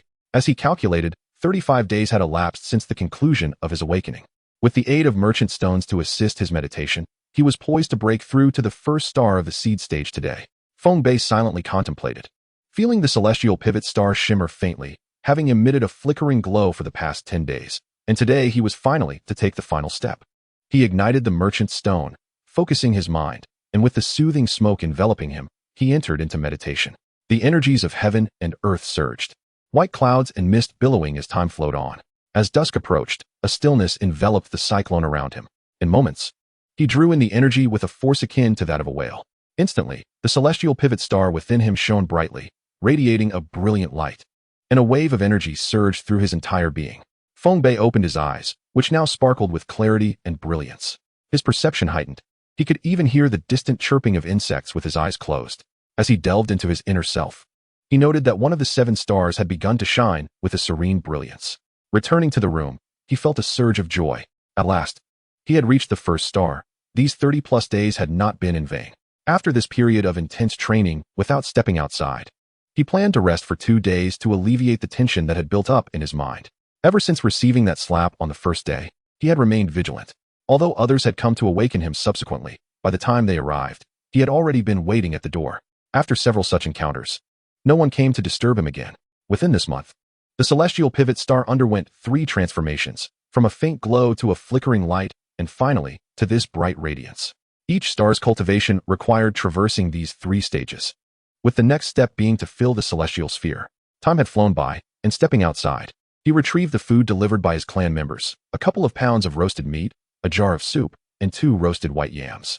Grasping the earthen jar, he gathered the energies of heaven and earth. As the energy compressed, the temperature gradually rose. Though his abilities at this moment were insufficient for tighter compression, achieving a temperature of around 40 to 50 degrees was adequate for warming the soup. As the cold soup gradually warmed, Feng Bei nodded in satisfaction, promptly resolving to enjoy his evening meal. The next day, Feng Bei rose and donned his clothes. A month had passed, signaling the time to collect the resources for this month. According to the chief's instructions upon his departure, he was due to receive 10 Bifong fruits, 11 merchant stones, a jar of essence wine, and 2 strongbone pills. These were to be collected from the chief's treasury, Elder Feng Sanmu, Elder Feng Sanjin, and Elder Feng Suntu. The closest was Elder Feng Sanjin's residence, so he made his way there first. Elder Feng Sanjin, the Great Elder, managed the tribe's hunting team, specifically overseeing the southern hunting squads and training, as well as cultivating the colossal beasts. Should he have any questions in the future, he could seek guidance from him. Feng Bei stepped outside and followed the path leading to the elder's home. The ground in front of the door was well-trodden and firm, a path he had walked countless times. The courtyard walls rose and fell, and the gates swayed gently, adorned with verdant willow branches. With every few paces, he would step over a threshold. Stone houses lined either side of the road, enclosed by high walls and expansive courtyards, from which the sounds of colossal beasts occasionally echoed. Before long, he arrived at a crossroads. A left turn would lead him to the residence of the Great Elder. This intersection had once been plagued by a pit that accumulated water whenever it rained. Feng Bei, accompanied by Feng Ling and Feng Daniel, had relocated stones and filled it with sand, covering it with 2 large stone slabs. The slabs were now riddled with cracks, a predictable outcome for a frequently traversed path. Passing the intersection and turning the corner of a stone house, he encountered In Shui, who was accompanying Feng Ling and Feng Wuling. Obey, Wuhu obey. Feng Ling and Feng Wuling, who were idly holding a basket of willow branches, lit up with excitement upon seeing Feng Bei and rushed towards him, dropping the basket carelessly to the ground. Ling, Wuling, it has been too long, Feng Bei said, affectionately ruffling the hair of the 2 little ones, his tone laced with tenderness. Bei, you have no idea how dull it has been these past few days. While you were away, the Great Elder assigned us a rather fearsome tutor. It was terrifying. Feng Wuling clutched Feng Bei's clothing tightly, whispering. The obstinate Feng Wuling, instead of acknowledging her own laziness which led to the instructor's reprimand, chose to complain to Brother Bei. Humph, you are not as innocent as you pretend to be. Brother Bei, do not heed her words. All right, let us not quarrel, Feng Bei said as he crouched down, gazing into Feng Wuling's eyes, gently smoothing back his disheveled hair. Little Wuling, have you not always expressed a desire to accompany me on adventures beyond our realm? Yes, Feng Wuling replied with a slight nod. Then do you understand what is required to venture outside? Feng Wuling shook her head. With a soft smile, Feng Bei continued. By the time you awaken your spirit, I may already possess 2 formidable beasts. Will you still be able to join me on adventures then? If I lack those beasts, I might find it quite challenging to protect you in perilous situations. Thus, you must diligently heed the new instructor's guidance and train hard. In due time, I shall take you on our explorations. All right, I shall listen to Feng Li's instructions and train earnestly, she affirmed. Meanwhile, Feng Ruan quietly listened to Feng Bei's words, her hands instinctively clenching. Before she could voice her thoughts, and Shui, who had been trailing behind, approached with the baskets they had left on the ground. Feng Bei, have you completed your training? Where are you headed now? Aunt Shui, I broke through to the first star yesterday. Today, I intend to collect this month's resources. Ah, you have already advanced so swiftly. You truly deserve the title of our tribe's foremost prodigy. Come join us for dinner later. The little ones have been missing you. And Shui replied with a smile, genuinely pleased at the emergence of such talent from their tribe. Very well, we shall speak later. Ruan, Wuling, your brother Abe has matters to attend to. Let us prepare the meal. All right, Aunt Shui. Farewell, brother Abe. Goodbye, little one. Farewell, Ruan. Until we meet again. Aunt Shui, Feng Bei responded with a smile, watching them as they rounded the corner of the stone house. Traversing through 2 stone houses, Feng Bei arrived at his destination, the residence of the great elder, Feng Sanjin. This particular stone house was somewhat larger than the others, adorned with river pebbles collected from the riverbank. Within the courtyard stood 2 nameless trees, their branches bursting with pink blossoms. The grand wooden door was interwoven with fresh willow branches, glistening with morning dew. Knock, knock, knock. Feng Bei rapped on the door. With a creak, the tightly shut gate swung open, revealing a tidy courtyard with 3 small rooms. To the left was the kitchen, where an iron axe rested atop a pile of firewood, and the faint glow of embers lingered in the stove. The other 2 rooms were clean and bright, serving as bedrooms. A wooden stump occupied one corner, while a complete set of table and chairs stood before the door of the adjacent room. The fragrant scent of flowers wafted through the air, where a one-armed middle-aged man and a youth sat facing each other. Feng Sanjin, who was just about to partake in his meal, set down the bowl of soup upon hearing the knock. Who could be visiting so early in the morning? Father, I shall open the door. Feng Xian offered as he noticed his father's pause. As the willow branches at the gate trembled, the youth lifted his gaze towards the door, and upon seeing Feng Bei, he momentarily froze before stepping aside. Feng Bei, come in quickly. Father, it is Feng Bei. As Feng Bei entered the courtyard, Feng Sanjin immediately recognized that he had reached the first star. Gently stroking his beard, he nodded in satisfaction. Well done, well done. Achieving the first star within a month speaks volumes of your remarkable talent. Thank you for your praise, elder. Do not mention it. We are all kin here. Feng Bei accepted the clay bowl handed to him by Feng Xian, and the 3 of them began to enjoy the delectable meal before them. While they dined, Feng Sanjin exchanged a knowing glance with Feng Xian, who instantly understood and turned to Feng Bei with a mischievous grin. Feng Bei, puzzled by their exchange, wondered why Feng Xian was grinning so slyly. As he noticed Feng Xian heading towards the room, he glanced at Feng Sanjin, feeling a sense of restlessness. Patience. Enjoy your meal. Before long, Feng Xian returned with 3 jars of wine. Feng Bei, today is the Chongming festival, and your arrival is quite timely. These 3 jars of exquisite wine were procured from the second elder, who, in his stinginess, only provided me with 5 jars. After a few days, we are left with just these 3. With that, Feng Bei felt reassured. He had lost track of time, completely forgetting that today was the Chongming festival. During the Chongming festival, the doors were adorned with green willows, and the day was devoted to beast-controlling competitions, culminating in a bonfire celebration by night. The adult men and women of the tribe would exchange tokens of affection with their beloved during the evening's festivities. These tokens could be anything, and those who exchanged tokens would soon be bound in matrimony. Even the youth who had not yet reached adulthood could partake in the beast-controlling contests. As such opportunities were scarce, only twice a year. Who knew when the next chance would come? It was an excellent opportunity to observe and ponder which beast would be the first to be tamed. After receiving the jars of wine, Feng Bei removed the flour from the top and, feeling satiated, expressed his intentions for visiting. After learning that Feng Sanjin planned to gather resources with the other elders later that evening, the elder released 2 beasts, a feathered eagle and a hunting tiger. The feathered eagle boasted white feet and plumage, with a black feathered collar around its neck, capable of soaring thousands of miles each day. The magnificent black and white eagle glimmered in the sunlight, evoking admiration from all present. Such a magnificent eagle. Feng Bei, Feng Xian, you 2 shall ride the hunting tiger. I will take the feathered eagle ahead. Very well, father, we shall follow shortly. Feng Sanjin turned to stroke the hunting tiger's head before ascending onto the feathered eagle, which soared into the sky. Come, brother Feng Bei, let us mount the hunting tiger. Feng Xian, filled with excitement, rubbed his hands together and patted Feng Bei's shoulder as they approached the hunting tiger. As Feng Xian approached, the tiger bared its teeth, eyes wide with surprise. Feng Xian quickly grabbed the tiger's whiskers and clambered onto its head, causing the tiger to wince in discomfort. Hurry up, brother Feng Bei. This hunting tiger is my father's 4th beast. It is still quite young and merely a wild beast at present. However, it does not favor my riding it. Indeed, the hunting tiger before them was not as large as Feng Shou's. But as Feng Bei watched Feng Xian tugging at the tiger's ear, he couldn't help but marvel at the creature's patience. After a brief run-up, Feng Bei leapt onto the hunting tiger's back. "Let us be off." As the hunting tiger sprang into action, Feng Xian tugged at its ears, and with a roar, the tiger leapt over the courtyard wall, heading towards the tribal gates. Running his fingers through the tiger's sleek fur, Feng Bei reveled in the splendid sensation. Riding a tiger was far more exhilarating than riding a horse. As the wind rushed past his ears, Feng Xian's gleeful shouts filled the air, and in that moment, Feng Bei sat up straighter. Whoosh! As expected, Feng Bei was met with a mouthful of wind, and Feng Xian's voice became a series of fragmented exclamations. The hunting tiger beneath them had quickened its pace.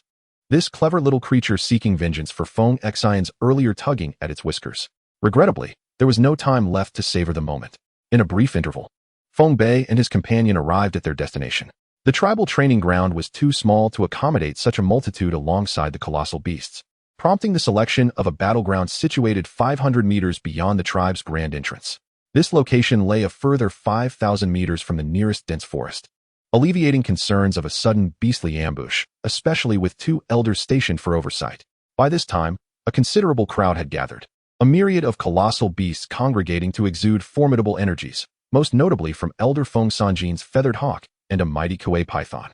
Riding their hunting tiger, Feng Bei and his companion dismounted and approached the esteemed elders Feng Sanjin and Feng Suntu to offer their greetings. "Ah, young lad, how swiftly you have ascended to the first star. I recall my own journey took me over 4 months to achieve the same milestone, and it was a full year before I could claim my first colossal beast. Calculating the time, in just 2 months, you shall be ready to embark on acquiring your inaugural beast. 7 souls, you honor the tribe with the resources invested in you. Your endeavors have not been in vain." Haha. Elder Feng Suntu, a man of hearty demeanor and straightforward speech, expressed his satisfaction with Feng Bei's rapid progress. Feng Bei, humbled by the elder's praise, smiled modestly while contemplating his first colossal beast. The sun cast a warm and comforting glow from afar.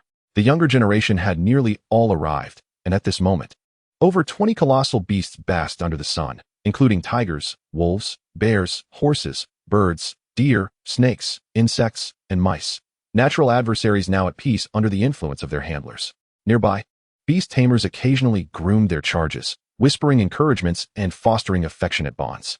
A number of unmarried women observed from the sidelines, for strength dictated everything. This battle would largely determine whether they could win the favor of their beloveds that very night.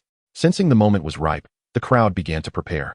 Fists clenched in anticipation as Elder Feng Suntu's voice boomed. "Return your beasts. We are ready to commence the competition. The chief is unable to attend today, but I, alongside the Grand Elder, will oversee the battles. Each participant need only summon 1 colossal beast. The tamers shall not engage in combat themselves. Victory shall be decided in a single round, with a gentle touch to indicate the end.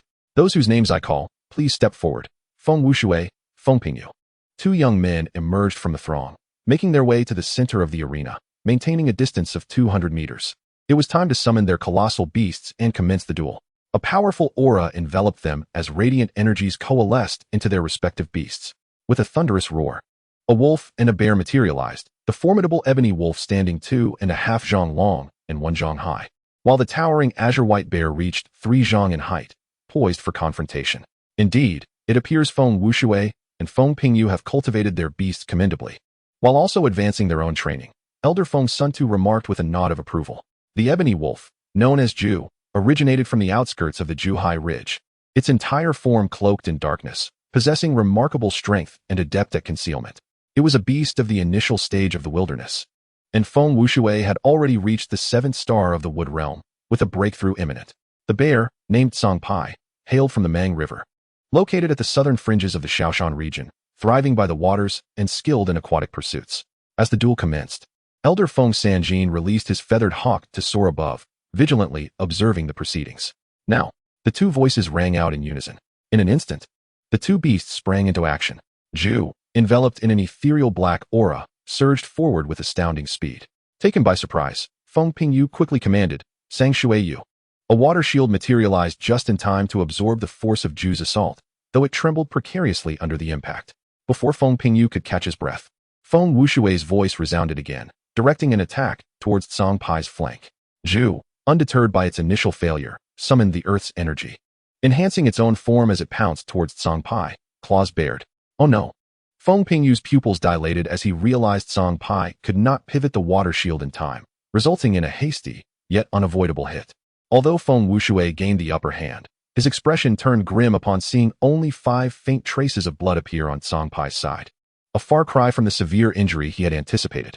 Feng Pingyu cast a glance at Feng Wuxue, a smirk creeping onto his face, and as he spoke, the scar on his visage seemed to take on a more menacing aspect. Surely you don't believe that without the Sang Shui Yu shield, my Song Pai is merely fodder for your assault?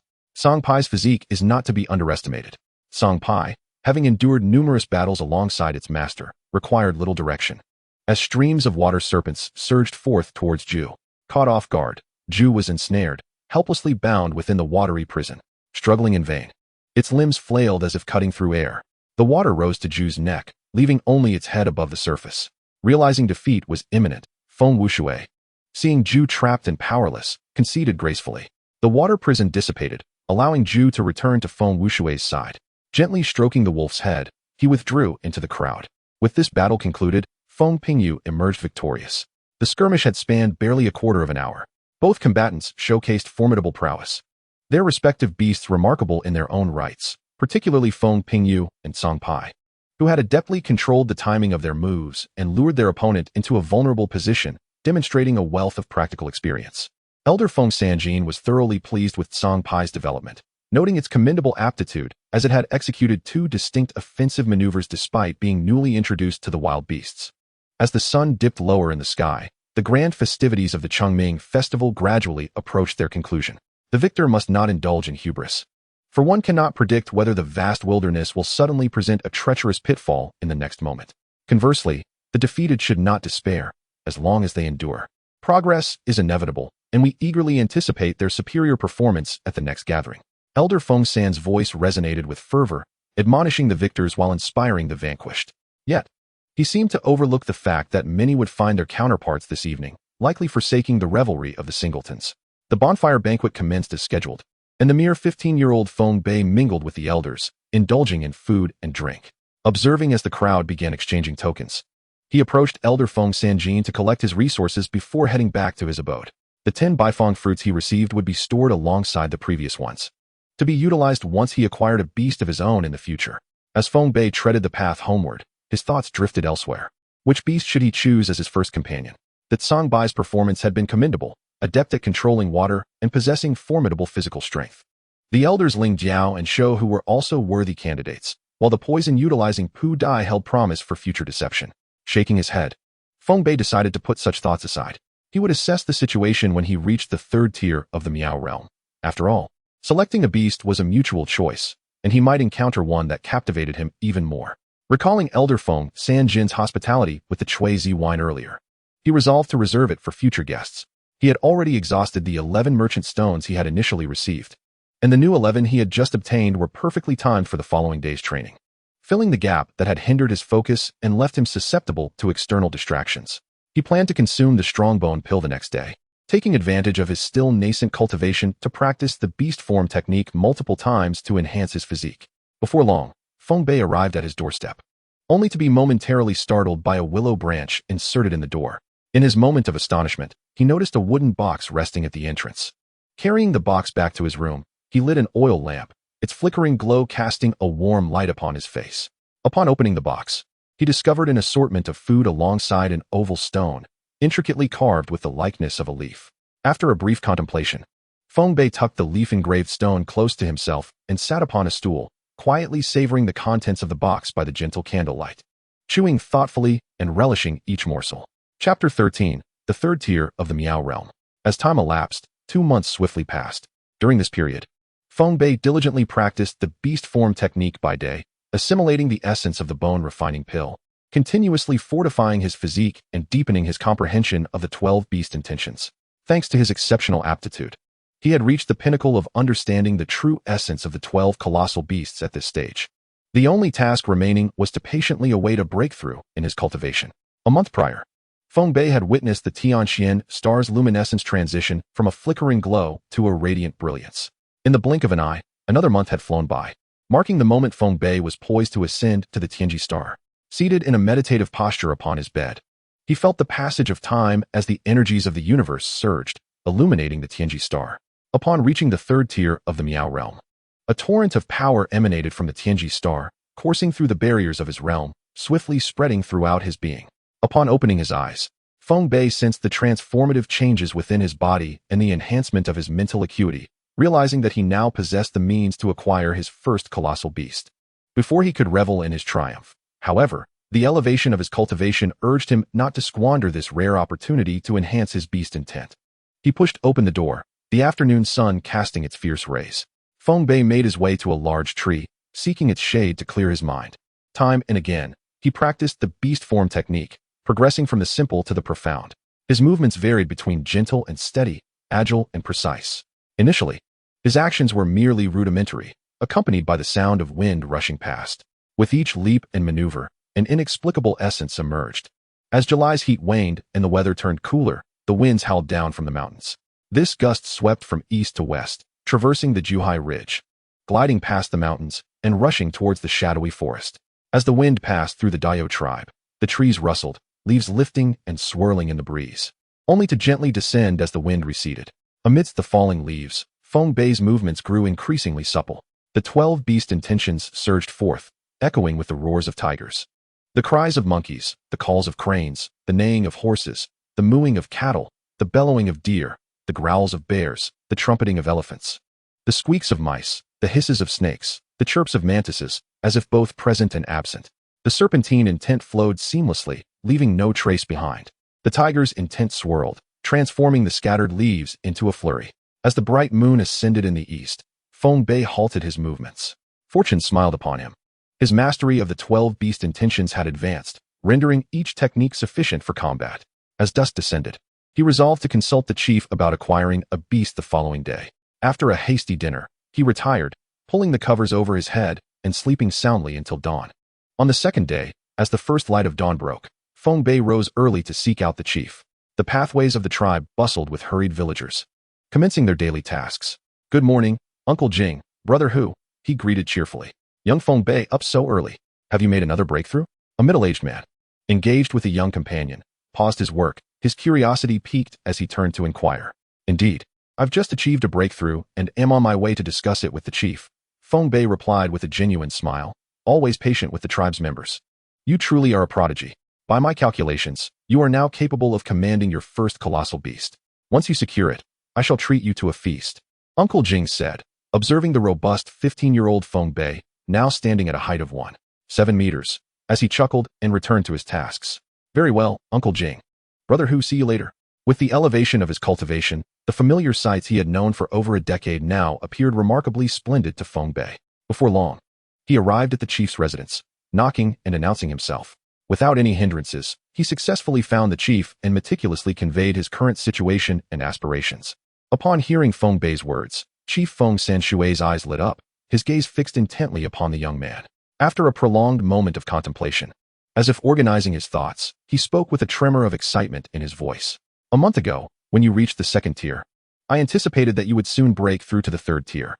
Yet, when this day finally arrived, I could not contain my inner exhilaration." He continued with a hint of nostalgia. "Consider how swiftly you have progressed. 1 month, 1 star. Even Feng Tan Feng, who awakens 6 souls, still has some time to reach the second tier of the Miao realm, while others struggle at the first tier. You truly are a blessing to our tribe. We owe your success to the tribe's nurturing. Otherwise, breaking through today would still be a distant dream." Feng Bei paid little heed to the chief's words, acknowledging the substantial gap that remained, especially as one advanced further. The chief waved his hand, the excitement gradually subsiding, replaced by a warm smile. "I understand your situation. Allow me to confer with the other elders. I shall provide you with a response by tomorrow. For now, return home and rest for the day, and ensure you are in optimal condition." "Understood." Feng Bei respectfully bid farewell to the chief, eagerly awaiting favorable news at home. By midday, after his meeting with the chief, Feng Bei wandered leisurely around the tribe, relishing the rare tranquility since beginning his cultivation. As he strolled, he found himself at the training grounds. Before he could draw near, the sounds of commotion reached his ears. Navigating through stone huts and around several intersections, he arrived at the edge of the training area. There, he beheld a young man in his 20s, meticulously leading a group of children through their training routines. Feng Bei halted beside the training ground, observing the individual before him, who was presumably the new instructor Feng Li mentioned by Feng Yang. This individual undoubtedly possessed considerable skill. Although his comprehension of the 12 beast forms did not quite match Feng Bei's, he was nonetheless commendable overall. The forms of the ape, elephant, mantis, and snake were particularly pronounced, as not everyone could master the 12 forms with the same proficiency as Feng Bei. However, this level of expertise was more than sufficient to teach Feng Yang and her peers, and compared to a few months ago, Feng Deniu and the others had indeed made significant progress. Little Wu Ling was also particularly earnest, practicing with meticulous attention. It appeared they had not squandered the past 3 months. The training session was fervent, and Feng Bei quietly watched from the sidelines, relishing the tranquility of the moment. As time swiftly passed, the training was drawing to a close after an hour. The participants were visibly exhausted, sweat trickling down their ears, carving paths down their cheeks before splattering onto the dry, hard ground. Brother Bei, look, it's Brother Bei. At some point, the sharp-eyed Wu Ling spotted Feng Bei standing at the edge of the training ground, momentarily forgetting her fatigue as she dashed over with uncontained excitement. Noticing that everyone had recognized him, Feng Bei approached, lifting the small Wu Ling into his arms as he made his way towards Feng Li, accompanied by a throng of eager youths. Brother Li, thank you for your efforts in teaching these mischievous youngsters, Feng Bei said with a smile, addressing Feng Li, who stood with arms crossed. It's nothing. These little ones learn quickly and have a solid foundation. They've grasped the concepts you taught them quite well. Feng Li replied, having heard of Feng Bei's reputation as a prodigy in the tribe and recognizing his teaching abilities. Brother Li, you flatter me. It is merely my duty. Feng Bei humbly responded. Feng Li nodded in acknowledgement, stating, with today's training concluded, I shall take my leave and allow you all to converse. With that, he turned and walked away, granting them space to talk. Take care, Brother Li. Once Feng Li had distanced himself, Feng Bei found himself surrounded by a throng of eager faces, all yearning to catch up after such a long separation. Brother Bei, we haven't seen you in 2 months. What level have you reached now? The young men clamored, their faces alight with excitement as they gazed up at their talented Brother Bei. I am at the 3rd stage of the Miao realm, Feng Bei replied with a smile. Wow, Brother Bei, does that mean you're about to acquire your first giant beast? A girl with large, sparkling eyes inquired, her demeanor shy and less vivacious than before. Indeed, Liang. You all must also strive diligently in your training to summon your own giant beast soon, Feng Bei replied, his smile as warm as ever, his voice unconsciously softening. Okay, Brother Bei, they echoed, their voices gradually dwindling. Had it not been for Feng Bei's enhanced senses from his cultivation, he might not have heard them. Brother Bei, once we have our giant beasts, let us all play together. Will you? Wu Ling and her companions looked at him with hopeful expressions, eagerly awaiting his response. Of course, he affirmed. How splendid it will be to have small giant beasts to play with. Such was the exuberance of children, their spirits brimming with energy for play, destined for a day filled with joy. The next morning dawned bright and breezy, the sunlight perfect and the wind gentle. Pushing open the intricately grained wooden door, dust particles danced in the air, while the small insects nestled in the grass beside the stone house fell silent. Feng Bei, after conferring with the elders yesterday, it has been decided that Elder Feng Santu will lead a hunting party alongside you to the outskirts of Howling Mountain in search of suitable giant beast cubs. I have already informed the hunting team. Today, their tasks are suspended. The chief addressed Feng Bei gravely at the stone table in the council hall. Within Howling Mountain dwelled countless formidable giant beasts, each possessing the power to rend mountains and split stones. Many extraordinary beasts inhabited the area, each claiming its territory. To venture deep within posed threats not only from the beasts, but also from treacherous peaks, poisonous mists, and other dangers. A moment's inattention could plunge one into perilous circumstances. The periphery of Howling Mountain was similarly fraught with danger. Although the beasts there were not overwhelmingly powerful, various snakes, insects, venomous ants, and fierce creatures were abundant. The chief's decision was made with these considerations in mind. After a moment's reflection, Feng Bei discerned the chief's intentions and nodded slightly. Very well. Feng Bei and Elder Feng Santu will prepare, and we shall convene at the training ground in half an hour. With matters settled, Feng Bei returned to his quarters. He retrieved a box containing resources from beneath his bed, extracting 2 third-grade blood amber stones, which glimmered with crimson and azure hues in his hands. He tucked them into his garments. These 2 stones would aid in taming the giant beasts. 1 blood amber enhanced physical strength, suitable for the majority of beasts, while the other was produced by wind element creatures. He chose these 2 rather than taking all 4 because of the peculiar Bagua mirror at the boundary. The sun position shimmered, signifying wind attributes. Feng Bei's goal was to locate a suitable wind-manipulating giant beast for a contract. His gaze swept over the remaining supplies in the box. and he casually took 20 Beifong fruits and 5 of the 11 merchant stones he had received that day. Feng Bei's right hand rested on a stone box, his eyes flickering as he hesitated for a moment before deciding to take it with him. He removed the shield hanging on the wall and strapped it to his back, securing it with the pre-tied straps. A finely crafted steel dagger was sheathed in the binding around his lower leg. This was a round shield, measuring 1.5 feet in diameter, its surface carved with blood grooves and its edges honed to a sharpness. Feng Bei had commissioned this shield from Elder Feng Sanhua, made entirely of steel. The edges were further reinforced with materials from Elder Feng Sanhui's collection, making them sharp yet resilient. The uniquely structured blood grooves on the surface could effectively deflect attacks and cause bleeding upon hitting an enemy. Most tribespeople wielded heavy weaponry, great swords, massive hammers, and giant axes, capable of inflicting damage on the tough-skinned giant beasts. Even at the very least, they carried sharp long swords or spears. The use of a shield as a weapon was rare, so after careful consideration, Feng Bei had this peculiar shield and a steel dagger crafted for him. Having packed his belongings, Feng Bei turned and headed straight for the training ground. There, Elder Feng Santu and others were already prepared. Feng Bei greeted everyone present. Noticing that everyone was ready, Elder Feng Santu summoned a gigantic raptor, its wings flapping against the wind, soaring to a height of over 9 zhang. With a swift leap, Elder Feng Santu mounted the magnificent creature and beckoned the others. Quickly, let us board this mouse sculpture to save time on our journey today. The group promptly climbed aboard, and Feng Bei knelt and leaped onto the back of the mouse sculpture, easily clearing the 5 zhang height. Hold tight, Ashu, take off. The wind whistled past his ears, the scenery around him rapidly receding, exhilarating Feng Bei as he rode atop the mouse sculpture. Though he had flown in a previous life, it had been within the confines of an iron shell, lacking the sensation of freedom he felt now. Peering down from the height of a 20-story building was nothing compared to gazing down from a 3-meter-high tree branch. Up in the trees, the sky lay beneath him. Apart from the branch he stood upon, there was nothing else. The sky stretched infinitely for the birds to soar, and at this moment, Feng Bei stood upright, the dense forest below appearing minuscule, while the clouds seemed to hover just within reach. The mouse sculpture's wings fluttered, tracing a path across the sky like a shooting star. As Feng Bei neared his limit, overwhelmed by the increasingly fierce winds generated by the rapid flight, the mouse sculpture emitted a deep, resonant hum. The gale that had been assailing them softened into gentle breezes, ultimately forming a protective barrier that shielded the group riding on its back. With the onslaught of the winds abated, the travelers seized the moment to engage in conversation. Every time they rode the mouse sculpture of the fourth elder, they were subjected to a relentless wind that felt suffocating. The shield is formed, Feng Shang remarked, a grimace on his face. This is just to teach you a lesson about your incessant chatter, Feng Chu retorted, adjusting her hair with an exasperated tone. Hey, Sister Chu, I couldn't help it. Besides, I never spoke out of turn during the hunt. Feng Shang defended himself, a sheepish grin on his face. All right, little Chu, while this chatterbox tends to be loquacious, he has never failed to fulfill his duties. This time, we rely on his lily bird as a scout to assist Feng Bei in locating the giant beasts. Feng Shou observed, watching the bickering pair with a bemused expression.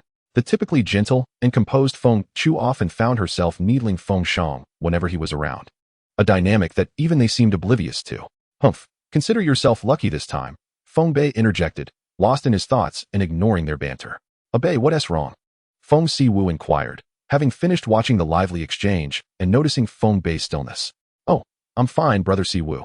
I was just pondering why the mouse sculpture didn't raise the wind shield sooner, Feng Bei replied thoughtfully. The mouse sculpture, with its arrow-like beak and sleek feathers, possesses thick, dark wings and talons akin to spears, adept at burrowing and riding the wind, Feng Siwu explained with a smile, his lips curling slightly. While mouse sculptures are not exceedingly rare, they are not commonly encountered either. They typically inhabit rocky caverns within mountainous terrains. Logically, one would expect them to be proficient in earth and stone manipulation, yet the reality is quite the contrary.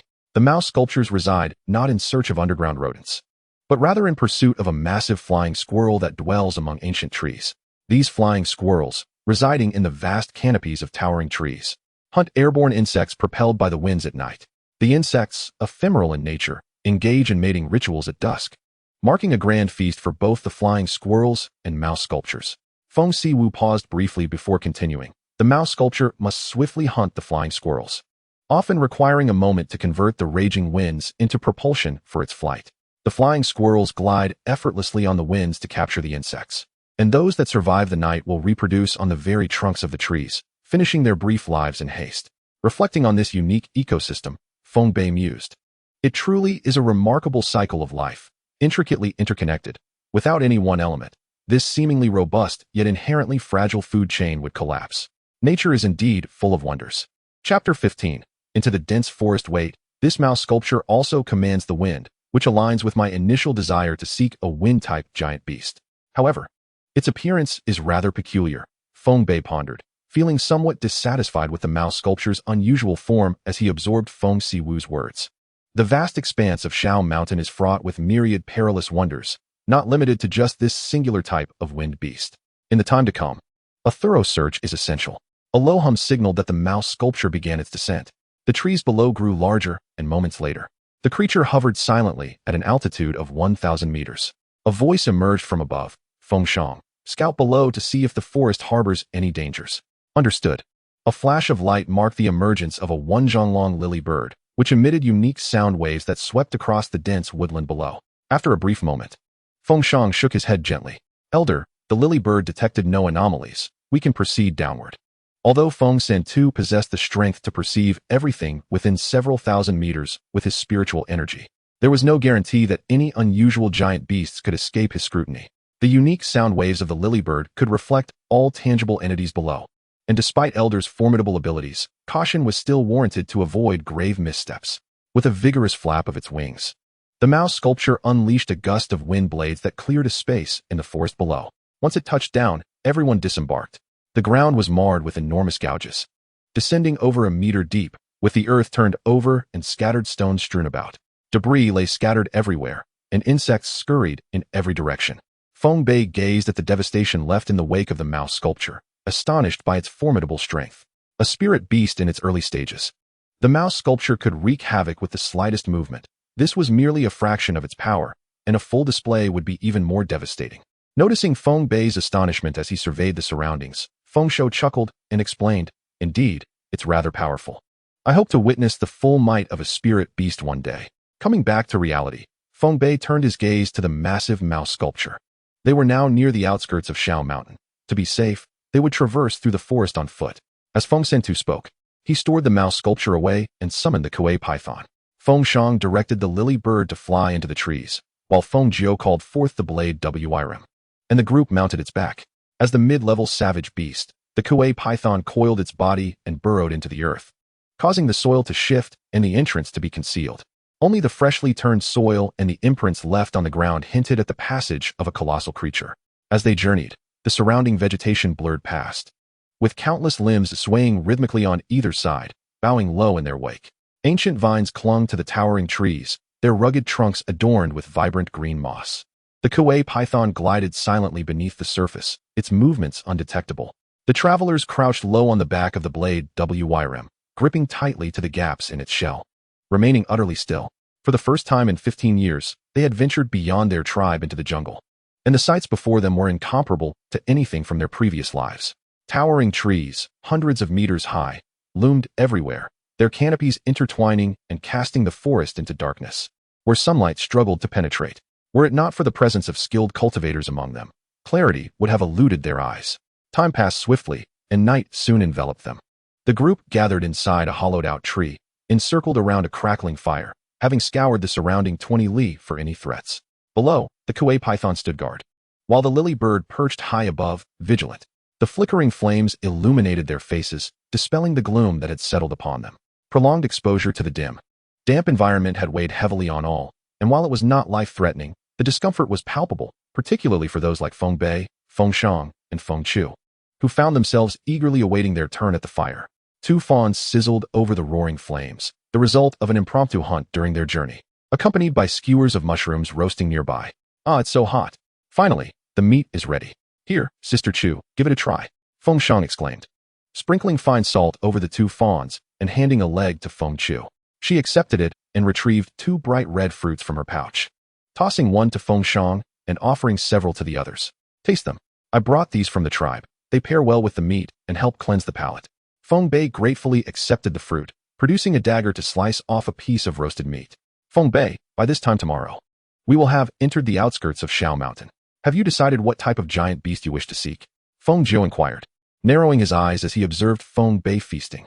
"I intend to find a wind-type giant beast, Preferably a beast of the terrestrial variety, Feng Bei replied. Amidst this dense forest, the elusive wind beasts are indeed hard to find, and it seems we may have to wait for quite some time.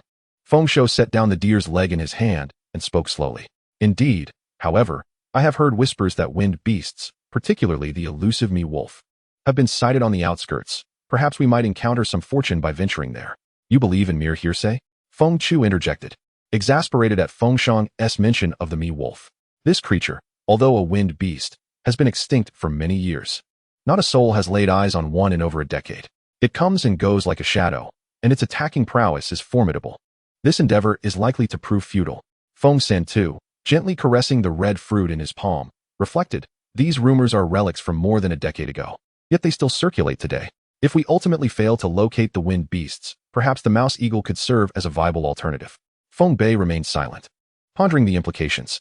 Should circumstances turn dire, we would have no choice but to accept such a fate. Suddenly, a thunderous roar echoed from dozens of miles away, an unimaginable sound that indicated the might of its source. This is troubling.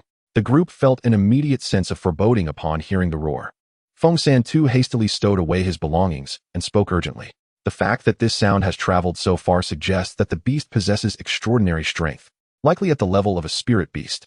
We must pack up and withdraw now. The roar was laced with agony, indicating that its owner was in distress. It would be prudent to maintain our distance. The group mounted their swift steeds and raced westward toward the battleground, journeying tirelessly through the night. By the time the hour of the rat arrived, they halted and sought refuge in a hollowed-out giant tree. The day's exertions had drained their spirits, leaving them unable to sleep. Feng Bei's heart was tumultuous. The unexpected surprise that greeted him upon their departure was hardly friendly. He felt a mix of frustration and helplessness, realizing that no one had warned them of the potential appearance of spirit beasts. The first night brought such danger, leaving him to wonder how the days ahead would unfold. Lacking any formidable protection, he needed to stay close to the elders, lest he fall behind.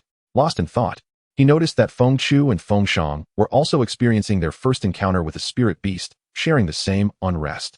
In the darkness, sensing a shared unease, they exchanged glances before attempting to calm their minds.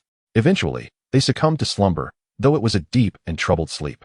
As dawn broke, Feng Bei was roused from his slumber. Chapter 16. The mother tiger outside. Darkness still enveloped the land, with sparks flying as the wood crackled in the fire. Feng Bei opened his eyes and rubbed his neck, feeling a strange stiffness. Had he perhaps slept in the wrong position? Beside him were Feng Shang and others, but the elders were conspicuously absent. When had they left? He had been completely unaware, even missing the igniting of the fire. Brother Shang, where have the elders gone? The faces of Feng Shang and the others were marked with worry as they stared into the fire, slowly regaining their composure upon hearing his question. There has been trouble in the tribe. The Grand Elder, along with Captain Feng, Uncle Jiao, Brother Si Feng, and Brother Si Wu, rushed back during the night. Hearing this, Feng Bei's eyes widened in disbelief. Why didn't they take us with them? Because we lack the strength to aid them. Our presence would only hinder their efforts. Feng Chu said, his eyes slightly reddened. What exactly happened? Feng Bei asked, observing the somber expressions of his companions, sensing that the situation was dire. There has been trouble in the tribe, Feng Shang replied in a hushed tone. Feng Bei's pupils constricted, disbelief washing over him. How could a peaceful day turn so tumultuous? The chief, the grand shaman, and the elders were all powerful individuals. What could possibly have gone wrong? The Dio tribe was nestled between the confines of the Zhuhai Ridge, Shao Mountain, and the Mang River, with no significant dangers within several thousand kilometers. This very safety allowed the tribe to flourish. Could it be a beast tide? Feng Chu shook his head, his eyes glistening with unshed tears. I don't know.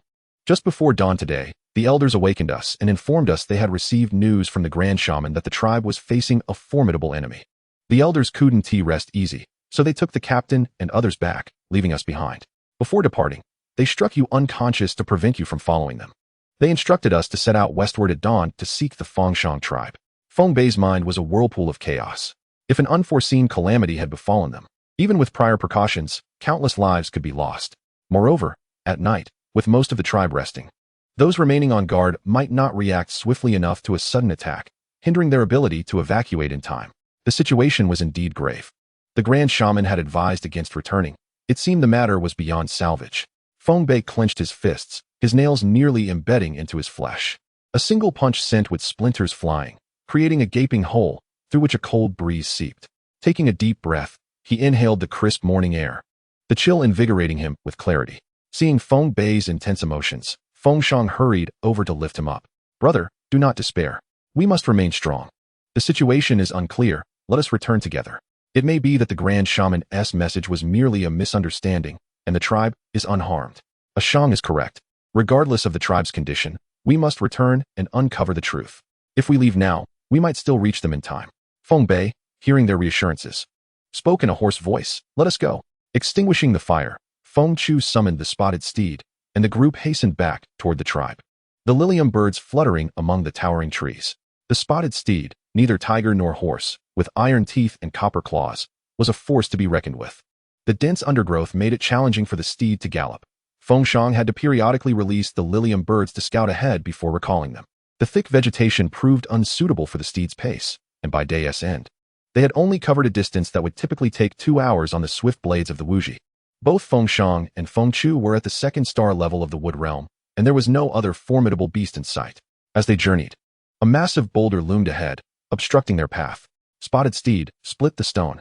Feng Chu commanded lightly. The steed's right forepaw became enveloped in golden energy. Approaching the boulder, it struck with all its might, cleaving the towering stone in two, creating a fissure a yard wide. Let us proceed. They traversed through the stone and continued for several dozen miles until darkness fully enveloped the sky. Feng Bei, we cannot advance any further. Various beasts roam under the cover of night, and the risk is too great. Feng Shang spoke reluctantly. Throughout their journey, they had managed to evade numerous dangers thanks to the lilium birds scouting the surroundings. However, as night fell, the number and strength of encountered beasts increased significantly. Let us rest by that boulder to the left, and we shall set out at dawn, Feng Chu suggested. The cave was as dark as ink, and without the elders present, they did not light a fire. The three sat in silence, the atmosphere heavy with unease. Eventually, it was Feng Shang who broke the silence. Feng Bei, our original purpose for this expedition was to help you find a beast, but it seems that opportunity has slipped away. Feng Shang's typically lively voice was replaced with a somber tone. It's all right, Brother Shang. Let us first find a way back to the tribe. Until we do, there is no point in dwelling on these matters. Feng Bei felt a wave of melancholy wash over him, occasionally pondering how different things might have been had the elders not taken him on this quest for beasts. Perhaps the tribe would have had greater fighting strength and fewer casualties during this attack. Suddenly, Feng Chu, resting against the stone wall, spoke up. Something approaches. It's large in size, a giant tiger. Upon hearing this, Feng Shang quickly closed his eyes to sense the creature. The giant tiger seemed to be in a precarious state, as if it were injured. Feng Bei straightened his posture, limited by his own strength. He could only perceive within a radius of 10 paces. Sensing the imminent danger, I reached for the shield on my back, positioning it protectively before my chest. The colossal tiger halted, its presence diminished, now a mere 50 paces away. Feng Shang and the others stood alert, poised to summon their beasts and flee at a moment's notice. Having not rested for a day, the beasts were ready to be recalled into their masters' bodies, while a powder that masked scents was scattered around to prevent the great beasts from easily detecting us. Time trickled by, and the tiger's aura grew fainter, its soul energy flickering like a distant star. An hour later, the giant tiger lay lifeless. I released the lily bird to scout the surroundings. In the darkness, Feng Shang spoke softly. Moments later, he reported that no other great beasts were detected within a kilometer radius, likely frightened away by the tiger's oppressive aura. Should we venture out to investigate? Feng Bei raised an eyebrow, thinking that since we had nothing better to do, we might as well proceed. Before the fallen tiger, it was evident that this was a hunting tiger, its physique and aura surpassing even that of the captain's beast. Feng Chu expressed surprise, never expecting to encounter such a formidable hunting tiger in this outer region. The beastly roar heard yesterday must have originated from this very creature. Who was its adversary that could slay such a powerful hunting tiger? Feng Shang's brow furrowed as he examined the tiger's front paw. A gruesome sight with flesh mangled and bone exposed, as if sliced by a keen blade. Truly, it was a tumultuous season. Nearby, Feng Bei scrutinized the tiger's corpse and keenly detected a faint soul energy emanating from its abdomen. Armed with my round shield, I approached the carcass, aiming precisely 1 meter to the right of the soul energy, holding my breath and focusing intently, channeling my might into the shield. With several determined strikes, I managed to create a 30-centimeter long incision. Gasping slightly, Feng Bei brandished a steel dagger and cut through the flesh. Inside, mingled with blood and amniotic fluid, I extracted 3 hunting tiger cubs. 2 were lifeless, while the third showed signs of weakness. Feng Bei took the still-breathing cub, gently pressing on its abdomen, causing a stream of amniotic fluid to spill from its mouth. The little hunting tiger's chest began to rise and fall, Observing the cub, Feng Chu became reminiscent of her own circumstances, stirred by emotion. Feng Bei, you could form a contract with this cub, but it is evidently a premature birth. After such a fierce battle, this little one is inherently deficient, and it may struggle to grow stronger in the future. Feng Bei hesitated at this remark, when suddenly, the long silent Bagua mirror within the barrier stirred, illuminating the Sun position. An energy surged forth, penetrating Feng Bei's body and entering the little hunting tiger. The transformation was visible. The cub's aura steadily strengthened, compensating for its congenital deficiencies. A tuft of hair on its forehead turned azure, though this change went unnoticed in the dim light. And the two others were merely astonished by the cub's newfound vigor. What is happening? How did this cub suddenly overcome its inherent shortcomings? Perhaps the heavens do not wish to see it perish. Feng Bei offered a clumsy explanation. The others remained silent, as everyone harbors unspoken secrets.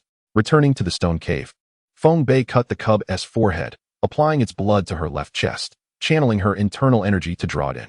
As the beast's blood entered her body, a faint fragment of her soul emerged beyond the barrier. A charming little tiger danced around the Bagua mirror, absorbing the streams of energy flowing from the Sun position. A faint consciousness flickered in Feng Bei's mind, allowing her to communicate with it and sense its thoughts, albeit weakly. Lifting her garment, a fierce tiger head enveloped her left chest. A gentle power surged from the little hunting tiger, enhancing Feng Bei's physique, though it was still quite feeble. The energy it returned was minimal. The two companions noticed Feng Bei awakening. Feng Bei, congratulations. You finally have your own beast. Thank you, Feng Bei replied. Her joy at acquiring her first beast overshadowing her earlier sorrow. The little cub half opened its eyes and emitted a delicate sound, likely indicating hunger. But we have nothing for it to eat, Feng Chu expressed concern. On the contrary, we do, Feng Bei reassured her with a glance. Drawing a knife across her finger, she summoned the energies of heaven and earth to gather at her fingertip. Feng Bei presented her finger to the cub, which, drawn by the scent, licked it eagerly. The blood infused with elemental energy was the finest sustenance. Holding the little cub, Feng Bei smiled, her eyes radiating tenderness. Soon, as the cub filled its belly, she returned it to the beast pattern on her chest. Next, she retrieved the mother tiger's blood amber, a four-cornered blood-colored gem. To prevent further complications, Feng Bei and her companions hastily buried it in the stone cave before seeking refuge in a mountain cave 20 miles away for the night. The next day, the little hunting tiger was still too young for the Beifong fruit, but the Xixing flower proved useful. She extracted the flower, transforming it into liquid in her palm, and administered it to the cub. Before long, as it drifted into a deep slumber, the group set off once more. Throughout their journey, they relied on the lily bird to evade dangers, successfully navigating without incident. A few days prior, in the dead of night, as ominous clouds gathered, a colossal shadow loomed. Wings blotting out the sky, its crimson eyes resembling two great lanterns suspended in the air. The red gaze surveyed the cities below, and a thunderous roar erupted, lava spilling from its gaping maw. The leaders were instantly roused, witnessing the gargantuan creature threatening to engulf the sky. Though fear gripped their hearts, they remained composed. At this moment, the shaman approached, each holding a stone in hand. "Chief, we have brought the items." "What a pity, we had not intended to use these," replied the shaman, instructing them to notify Elder Feng San Tu to proceed as planned and to act swiftly. Understood. As flames illuminated the sky, molten rock cascaded down, igniting the buildings below. The acrid scent of sulfur wafted through the air, and any clansmen who inadvertently inhaled it were instantly engulfed in flames, collapsing into ash in mere moments. Under the night sky, the elders took their positions around the tribal altar. Clearing away the rubble revealed a square hole, exposing the crystalline objects held by the elders. What a waste of the spirit beast blood amber. Though regret tinged their voices, they continued to place the gems in position. The remaining clansmen gathered before the altar, tears glistening in the children's eyes, sorrow etched across the faces of the crowd. Once all the elders had arrived, they confirmed. "Is everything ready?" "Yes." Lava continued to rain from the sky, cascading down like a torrential waterfall, already submerging half of the tribe. The sulfur dragon above exhaled contentedly, squinting its eyes in satisfaction as it observed the throngs of desperate villagers fleeing in vain. It relished the despair reflected in the eyes of the weak, finding greater thrill in their suffering than in devouring the finest dragon. Taking a deep breath atop the altar, the acrid stench invaded the chief's nostrils. He cast a lingering glance at the inferno that was once his tribe, and at the languorous beast above, his tone icy.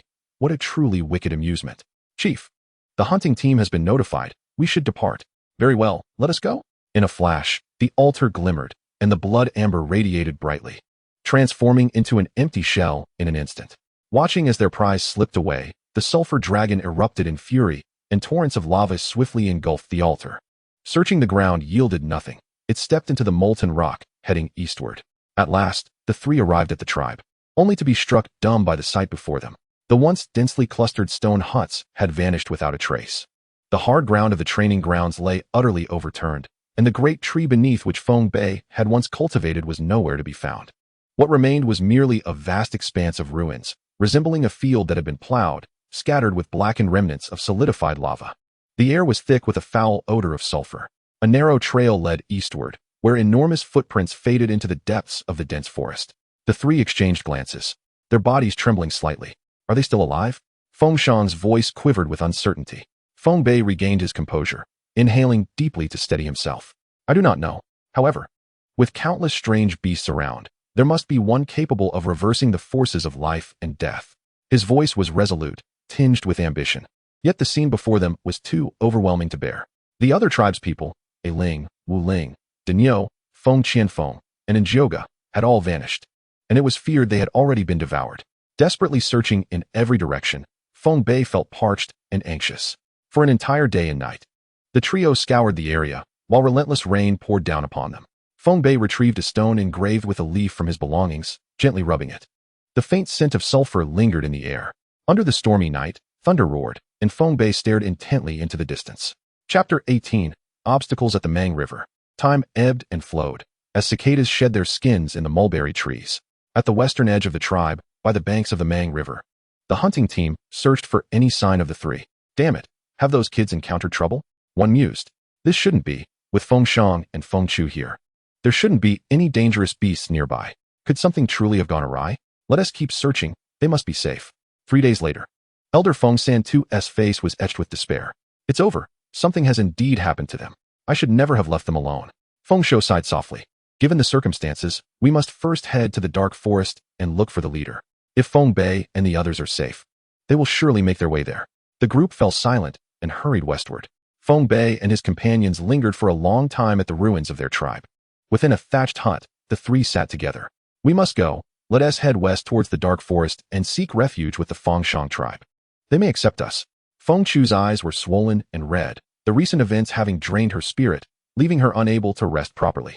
The journey from Diyu to Feng Shang spanned a staggering distance of over 150,000 li, and while the path may not be fraught with wild beasts, the three of them would struggle to cross even the Mang River.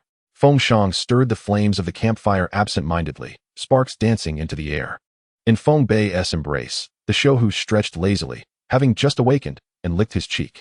The two shared a bond that allowed them to sense each other, and the Shohu felt the suppressed restlessness beneath Feng Bei's calm exterior. Feng Bei looked up at his remaining two companions, speaking softly, we must leave. The colossal beast that destroyed our tribe may return. I have just contracted with the Shohu, and I need a stable place to cultivate. After a moment's contemplation, he continued, let us head to the dark forest. We will take our time, traveling by day and resting by night. Eventually, we shall arrive. That sounds good, Feng Shang mused, rubbing his forehead, feeling a slight headache. Feng Chu silently nodded in agreement with the plan. Seeing her like this, Feng Shang felt a pang of sympathy for his elder sister, who had always been by his side. Yet he understood that now was not the time for idle thoughts. The more dire the situation, the more one must remain composed. Let us pack up and set off now. The trio gathered their belongings, armed themselves, and cast a final glance at the ruins of their tribe as they ventured forth, the lilium bird soaring away into the distance. The wind howled incessantly in their ears as the three journeyed onward, still a vast distance from their destination. Feeling an instinctive pull, Feng Bei focused his spirit inward, the shining Bagua mirror slowly emanating waves of energy. Sensing this, he calmed himself. This Bagua mirror possesses such an ability, it can soothe the mind. Does this mean I can cultivate on the back of the lilium bird? Feng Bei's spirits lifted at this good fortune. With the mirror's effect, he could devote himself to enhancing his physique and focusing on his own cultivation. A slight sense of comfort washed over him. This was the best news he had received in days. He gathered his thoughts, aware that Feng Shang and Feng Chu were vigilant for potential dangers, allowing himself to immerse fully in his training. At the boundary, the Tianxian star twinkled, and the Bagua mirror turned slowly, emitting energy that was absorbed by Feng Bei while a portion was devoured by the Shohu's ethereal form. The continuous influx of primordial energy flowed into Feng Bei's body, The two individuals on the back of the Lilium bird also sensed the changes in the primordial energy, watching in astonishment as it was continuously absorbed by Feng Bei, recognizing his exceptional talent as a cultivator. Although Feng Shang and Feng Chu felt a twinge of envy, they harbored no ill thoughts.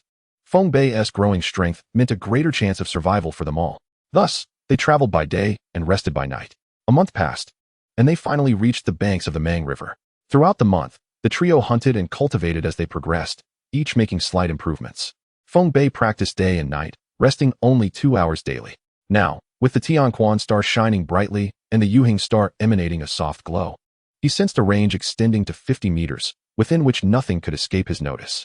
Under Feng Bei's diligent care, the Shohu had grown significantly. Its tail now measured half a zhang, and its strength had reached the mid-tier of giant beasts. Besides a tuft of green fur on its forehead, it bore no other distinctive traits. Well, I wonder if it can eat that much, Feng Bei mused, watching the Shohu devour its meal, nearly burying its head in the belly of the deer. I can't afford to keep feeding it like this. A slight twitch appeared at the corner of his mouth. 2 meals a day, 1 deer per meal. How can it eat so much at just a month old? What will it be like when it grows? Feng Chu chuckled at the sight. You little rascal, you're eating me out of house and home. Once the Shohu matures, it will primarily rely on the energy within your body. Once it reaches the early stage of a barbaric beast, for now, just feed it meat, Feng Shang teased. Feng Bei looked at them incredulously, his expression one of disbelief. Great, you two have passed this stage of beast mastery, and now you're here to mock me, right? No. My beast was never this gluttonous. Feng Shang could hardly contain his laughter. The Shohu, still munching on its meal, nudged Feng Bei with its large head, its big, watery eyes fixed on him. Feng Bei quickly scratched its head. I wasn't talking about you. Be good, finish your meal. The Shohu squinted its eyes and turned back to its food. Ha ha ha. Feng Shang couldn't hold back any longer, bursting into laughter at the interaction between the beast and its master. Hearing the laughter, Feng Bei adopted a carefree attitude. Laugh all you want. It doesn't matter anymore. They were now close to the Mang River. Once they crossed it, given their current pace, they would reach the Feng Shang tribe in just over 2 months. Feng Shang began discussing strategies with the others. The previous day, they had arrived at the banks of the Mang River, the vast, tumultuous waters stretching endlessly before them, instilling a sense of trepidation in the trio. The river was immense, its narrowest point exceeding 100 kilometers. Traveling by boat was not an option, as the waters teemed with formidable beasts, growing more dangerous toward the center. Flying was possible, yet the Lilium bird was too weak. Soaring above would be akin to placing meat before other giant beasts. Feng Shang's brow furrowed in concern. After enduring so much to reach the Mang River, they were now stymied by the challenge of crossing it. The colossal beasts lurking in the river eagerly awaited the passage of fresh meat beneath their very noses, yearning for a sumptuous feast. Had the elders been present, the spirit beast-level giants would have soared to altitudes of several thousand meters, unperturbed by any aquatic threat. Feng Qian naively spoke up, and a heavy silence enveloped the group, broken only by the sound of Shohu voraciously devouring meat nearby. Let us proceed northward. Following the Mang River towards the Shao Mountain. Beyond Shao Mountain lies the solitary wasteland, where we can seek out the Jiuan tribe. The solitary wasteland is vast and teeming with a plethora of beasts, and the Jiuan tribe excels in fur processing. And Jyoga's mother hails from that region, and they may be inclined to accept us. At the very least, we could communicate with the Jiuan tribe members to barter for resources, or perhaps even seek development there until our strength grows, allowing us to make further plans. Chapter 19, The Xian Eagle. The Mang River, originating from the pristine Qingqi Spring, merges with several tributaries and flows freely through diverse terrains, nourishing all manner of life along its banks. At this moment, the trio, having arrived at the banks of the Mang River, resolved to pause for a few days. The river's current surged fiercely, with its shores strewn with sand and rocks, home to crabs, shrimp, fish, and clams, providing sustenance for creatures on both banks and in the water, spotting an abundance of fresh river crabs. The trio's hearts raced with excitement, and they decided to catch a few to savor. After an extended journey, they needed to rest and take this opportunity to enhance their strength, for the path ahead seemed fraught with peril. Crack of gold. A thunderous roar erupted, sending waves soaring several meters high, as a sudden rift appeared in the flowing river. A fissure stretching over 10 meters emerged, only for the river to swiftly converge once more, cascading endlessly. With a single strike, a dozen crabs the size of millstones tumbled onto the sandy shore. Nearby, the restless Shohu lunged at one particularly large crab, which was thrashing in the sand. With powerful pincers clamped down, Shohu bit down, and the once struggling crab ceased its resistance. Thrilled, Shohu trotted over to Feng Bei, clutching the lifeless crab in its mouth, and dropped it at Feng Bei's feet. Nuzzling against him eagerly, Feng Bei casually set down a half-meter-long clam he had been inspecting and patted Shouhu's head, then picked up the large crab, from which the rich crab roe was oozing due to Shouhu's bite. Ah, this crab is truly plump. I've never seen such a large one in my entire life. Feng Bei settled himself upon the clam's shell, surrounded by a neat array of variously sized clams. He gently placed Shouhu's head on his lap, gazing at the distant waves crashing and the lilting birds diving gracefully from the sky.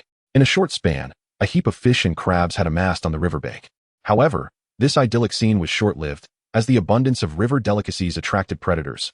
A shadow loomed over the river, accompanied by an eerie whirring sound as it approached. Hey! Feng Qianjia, Feng Shanggu, something's coming. Feng Bei, unable to rise in time, called out urgently, quickly leading Shouhu towards his companions. His strength was limited, and even a solitary giant beast could spell doom for him. It was safer to stick with them. With a roar, the duo arrived at Feng Bei's side, their beasts at the ready, as Shouhu bared its teeth at the approaching shadow. Feng Shanggu, what is that? Feng Shang squinted and concluded. It appears to be a Xian eagle. Only such a beast would dare engage in thievery. What is its power level? This creature possesses limited strength. I have yet to hear of any individual exceeding the mid-tier of savage beasts. It typically preys on fish, crabs, and river shrimp. Even if it were slightly stronger, it would still be no match for us. It relies on its ability to fly, continuously engaging in petty theft along the Mang River. Its arrival is merely a delivery of meat. There is no cause for concern. With Feng Shang's lilting bird and my spotted steed, we shall be safe, Feng Qian reassured.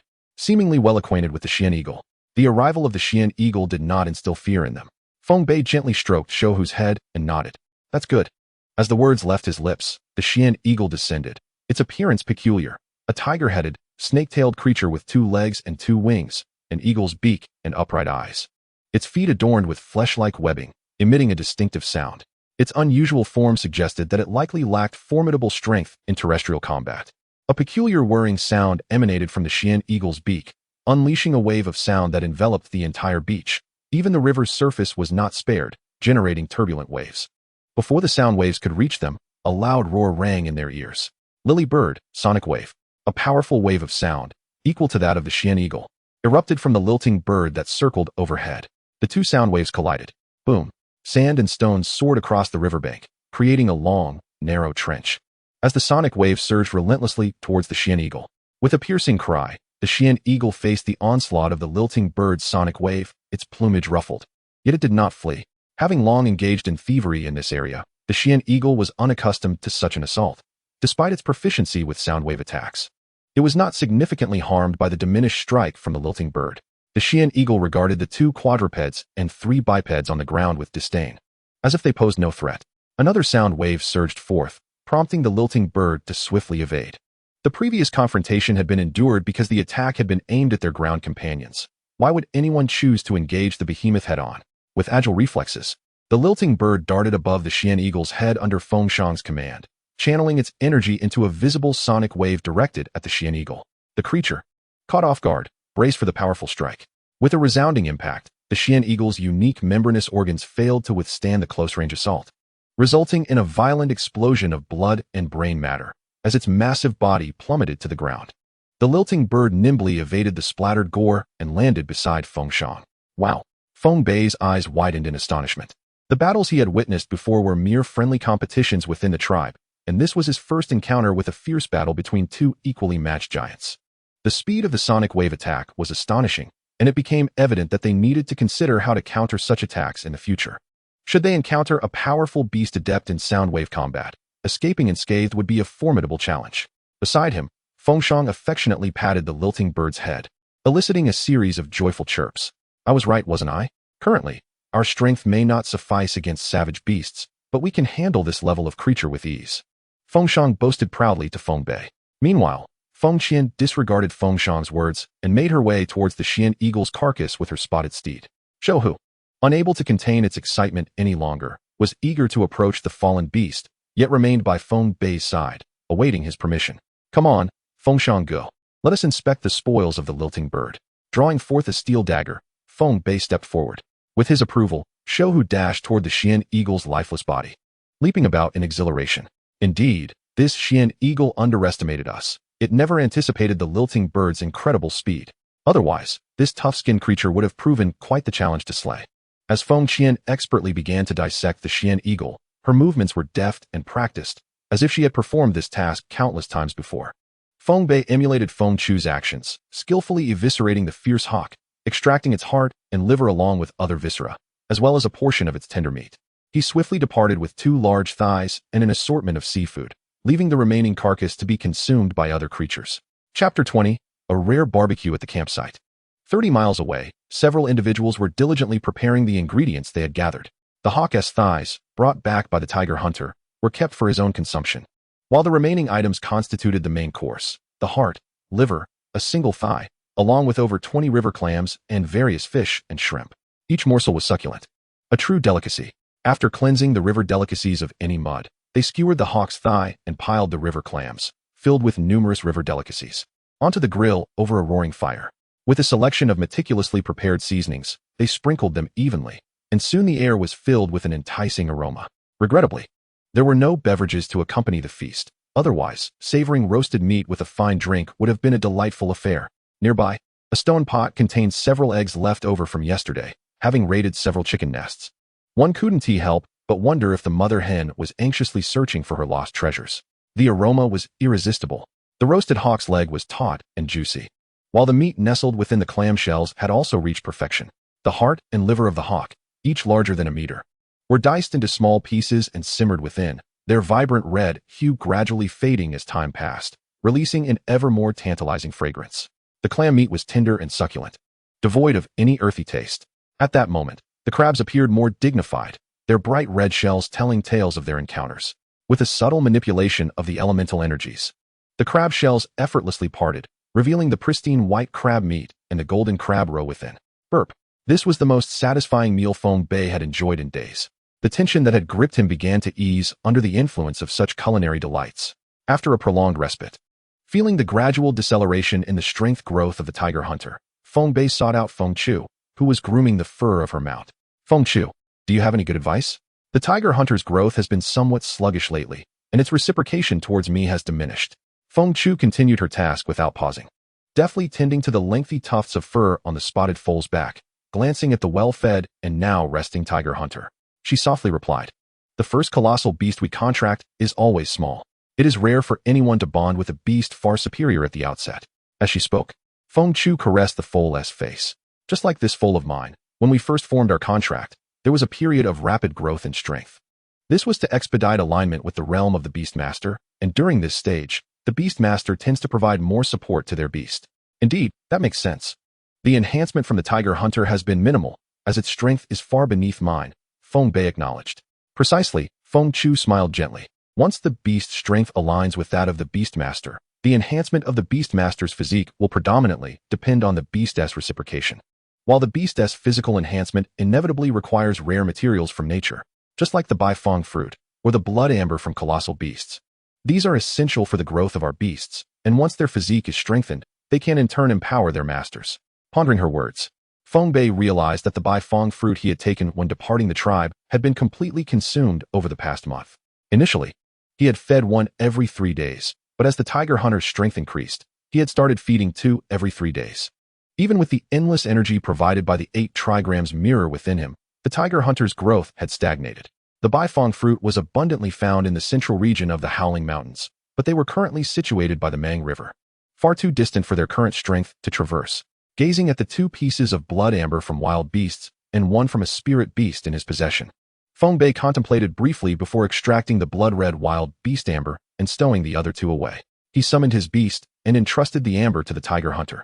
Watching as it licked the amber, the crimson energy flowing from it into the beast's body through its mouth and nostrils. Before long, the tiger hunter signaled that it needed to rest. After retracting the tiger hunter, Feng Bei observed the resplendent blood amber before him, reflecting on how challenging it was for a mid-stage colossal beast like the tiger hunter to absorb such energy. After just a few licks, it required time to digest the energy. Silently sensing, he noted that the tiger hunter's strength was gradually increasing, a process far more efficient than merely feeding it Baifeng fruit. Within the dimensional barrier, the 8 trigrams mirror continued to assist the tiger hunter in absorbing the residual energy. With each breath, the tiger hunter exhaled and inhaled, the energy intake gradually diminishing as it was steadily absorbed. Seeing the cultivation progress into a steady rhythm brought a measure of peace to Feng Bei. without formidable strength. One could not seek vengeance. Thus, it was prudent to remain low-key and bide his time. Thus, Feng Bei and his companions spent half a month by the banks of the Mang River, making significant progress. With an uninterrupted supply of meat and daily licks of the blood amber's energy, the tiger hunter advanced to the late stage of the colossal beast realm, growing to an impressive length of over 2 meters, entering its maturation phase. Feng Bei was now able to ride the tiger hunter, and the half-king character on its forehead had transformed to white. The only source of concern for Feng Bei was that as the tiger hunter's strength increased, so too did its appetite. Naturally, Feng Bei, through relentless training, had also reached the late stage of the child realm, elevating his own realm to the 5-star seed stage. The jade balance star within him flickered continuously, and a breakthrough to the 6-star level was imminent. Though Feng Shang and Feng Chu did not experience significant breakthroughs in their own realms, Feng Shang's lark had successfully advanced to the mid-stage of the savage beast realm due to prolonged accumulation. The energy contained within that blood-red wild beast amber would sustain the tiger hunter for over half a year. Thereafter, they would need to gradually incorporate wind-type blood amber. The growth in strength also served as a timely reminder that it was time for them to embark on their journey. That evening, the three gathered together.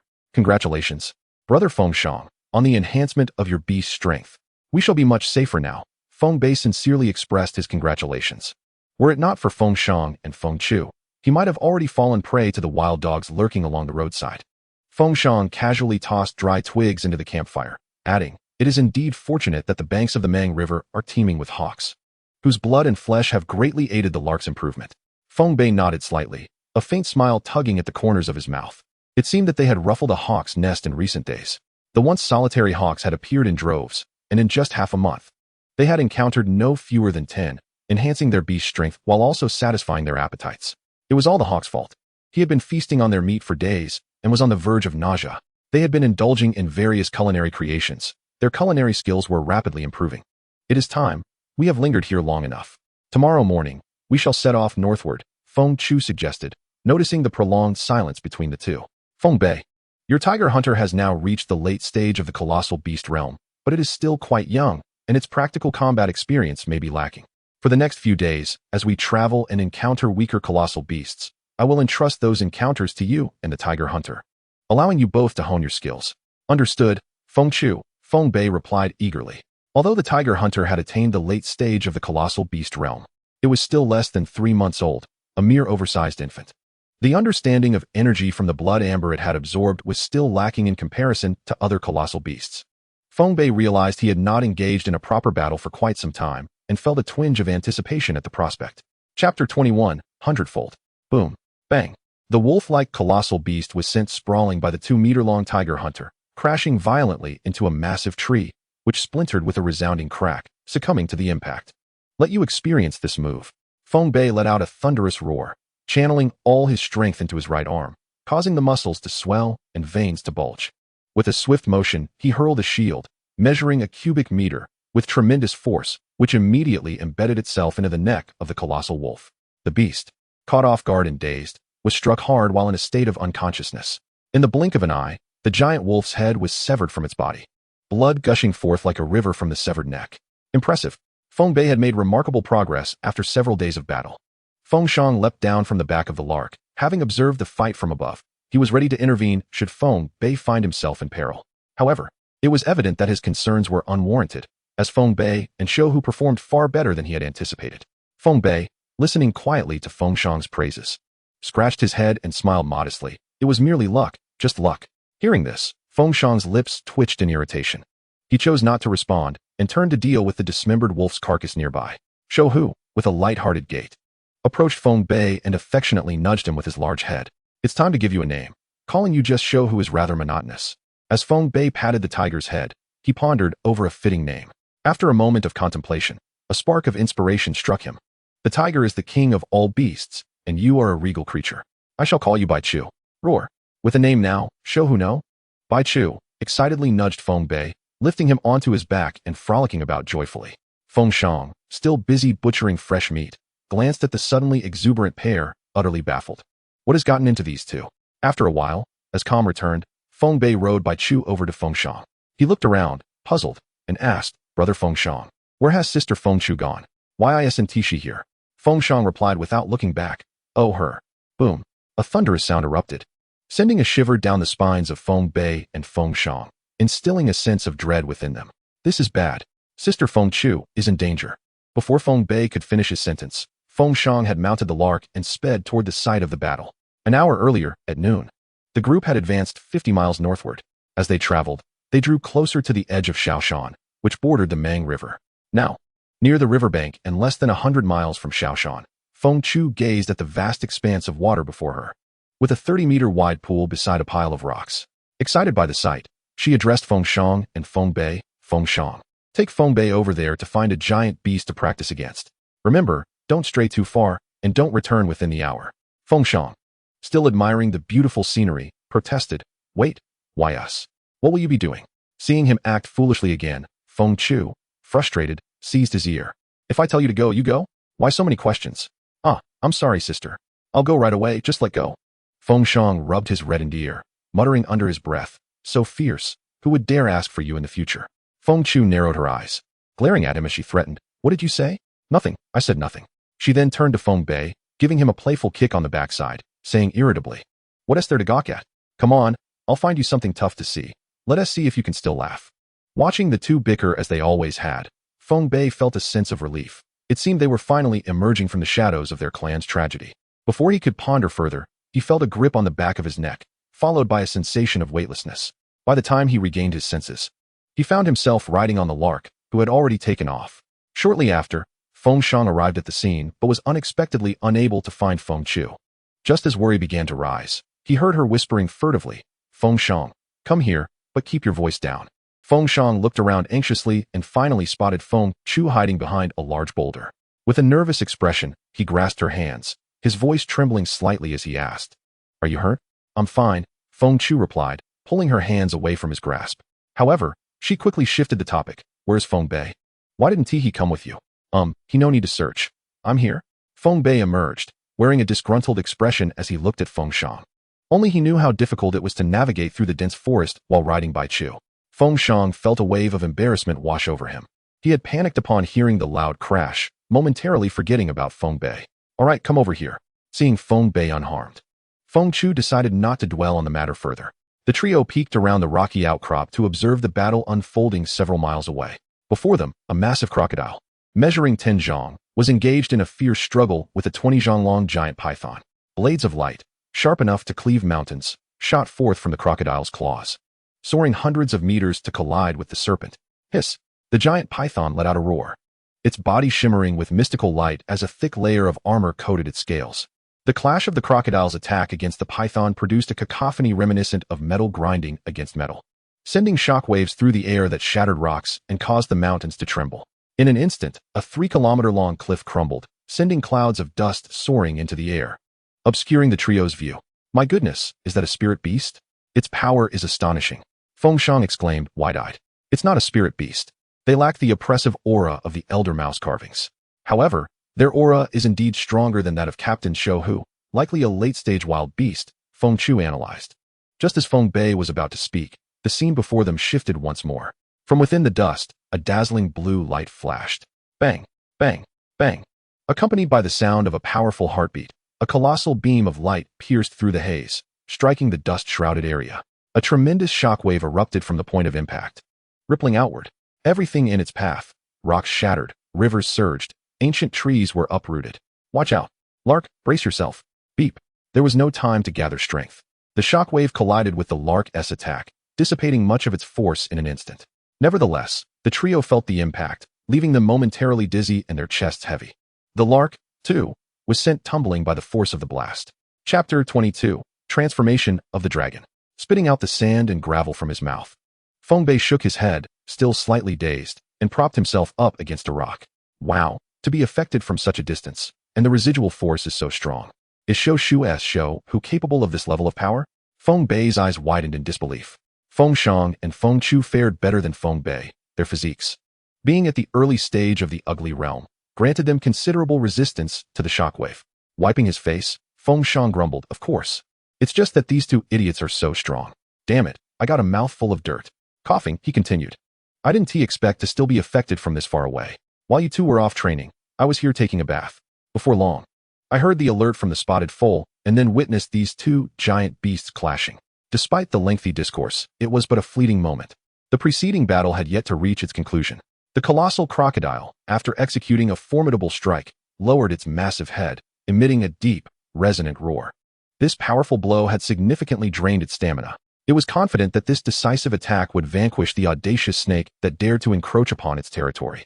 However, after this exertion, the crocodile appeared somewhat dispirited and would require ample rest following this confrontation. It contemplated replenishing its energy with the blood essence of the audacious snake, perhaps even advancing to a higher state of being.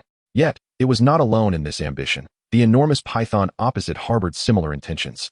A palpable aura of danger emanated from the swirling dust, and amidst this haze, a brilliant shadow darted forward, traversing the 100 meters in the blink of an eye to confront the crocodile.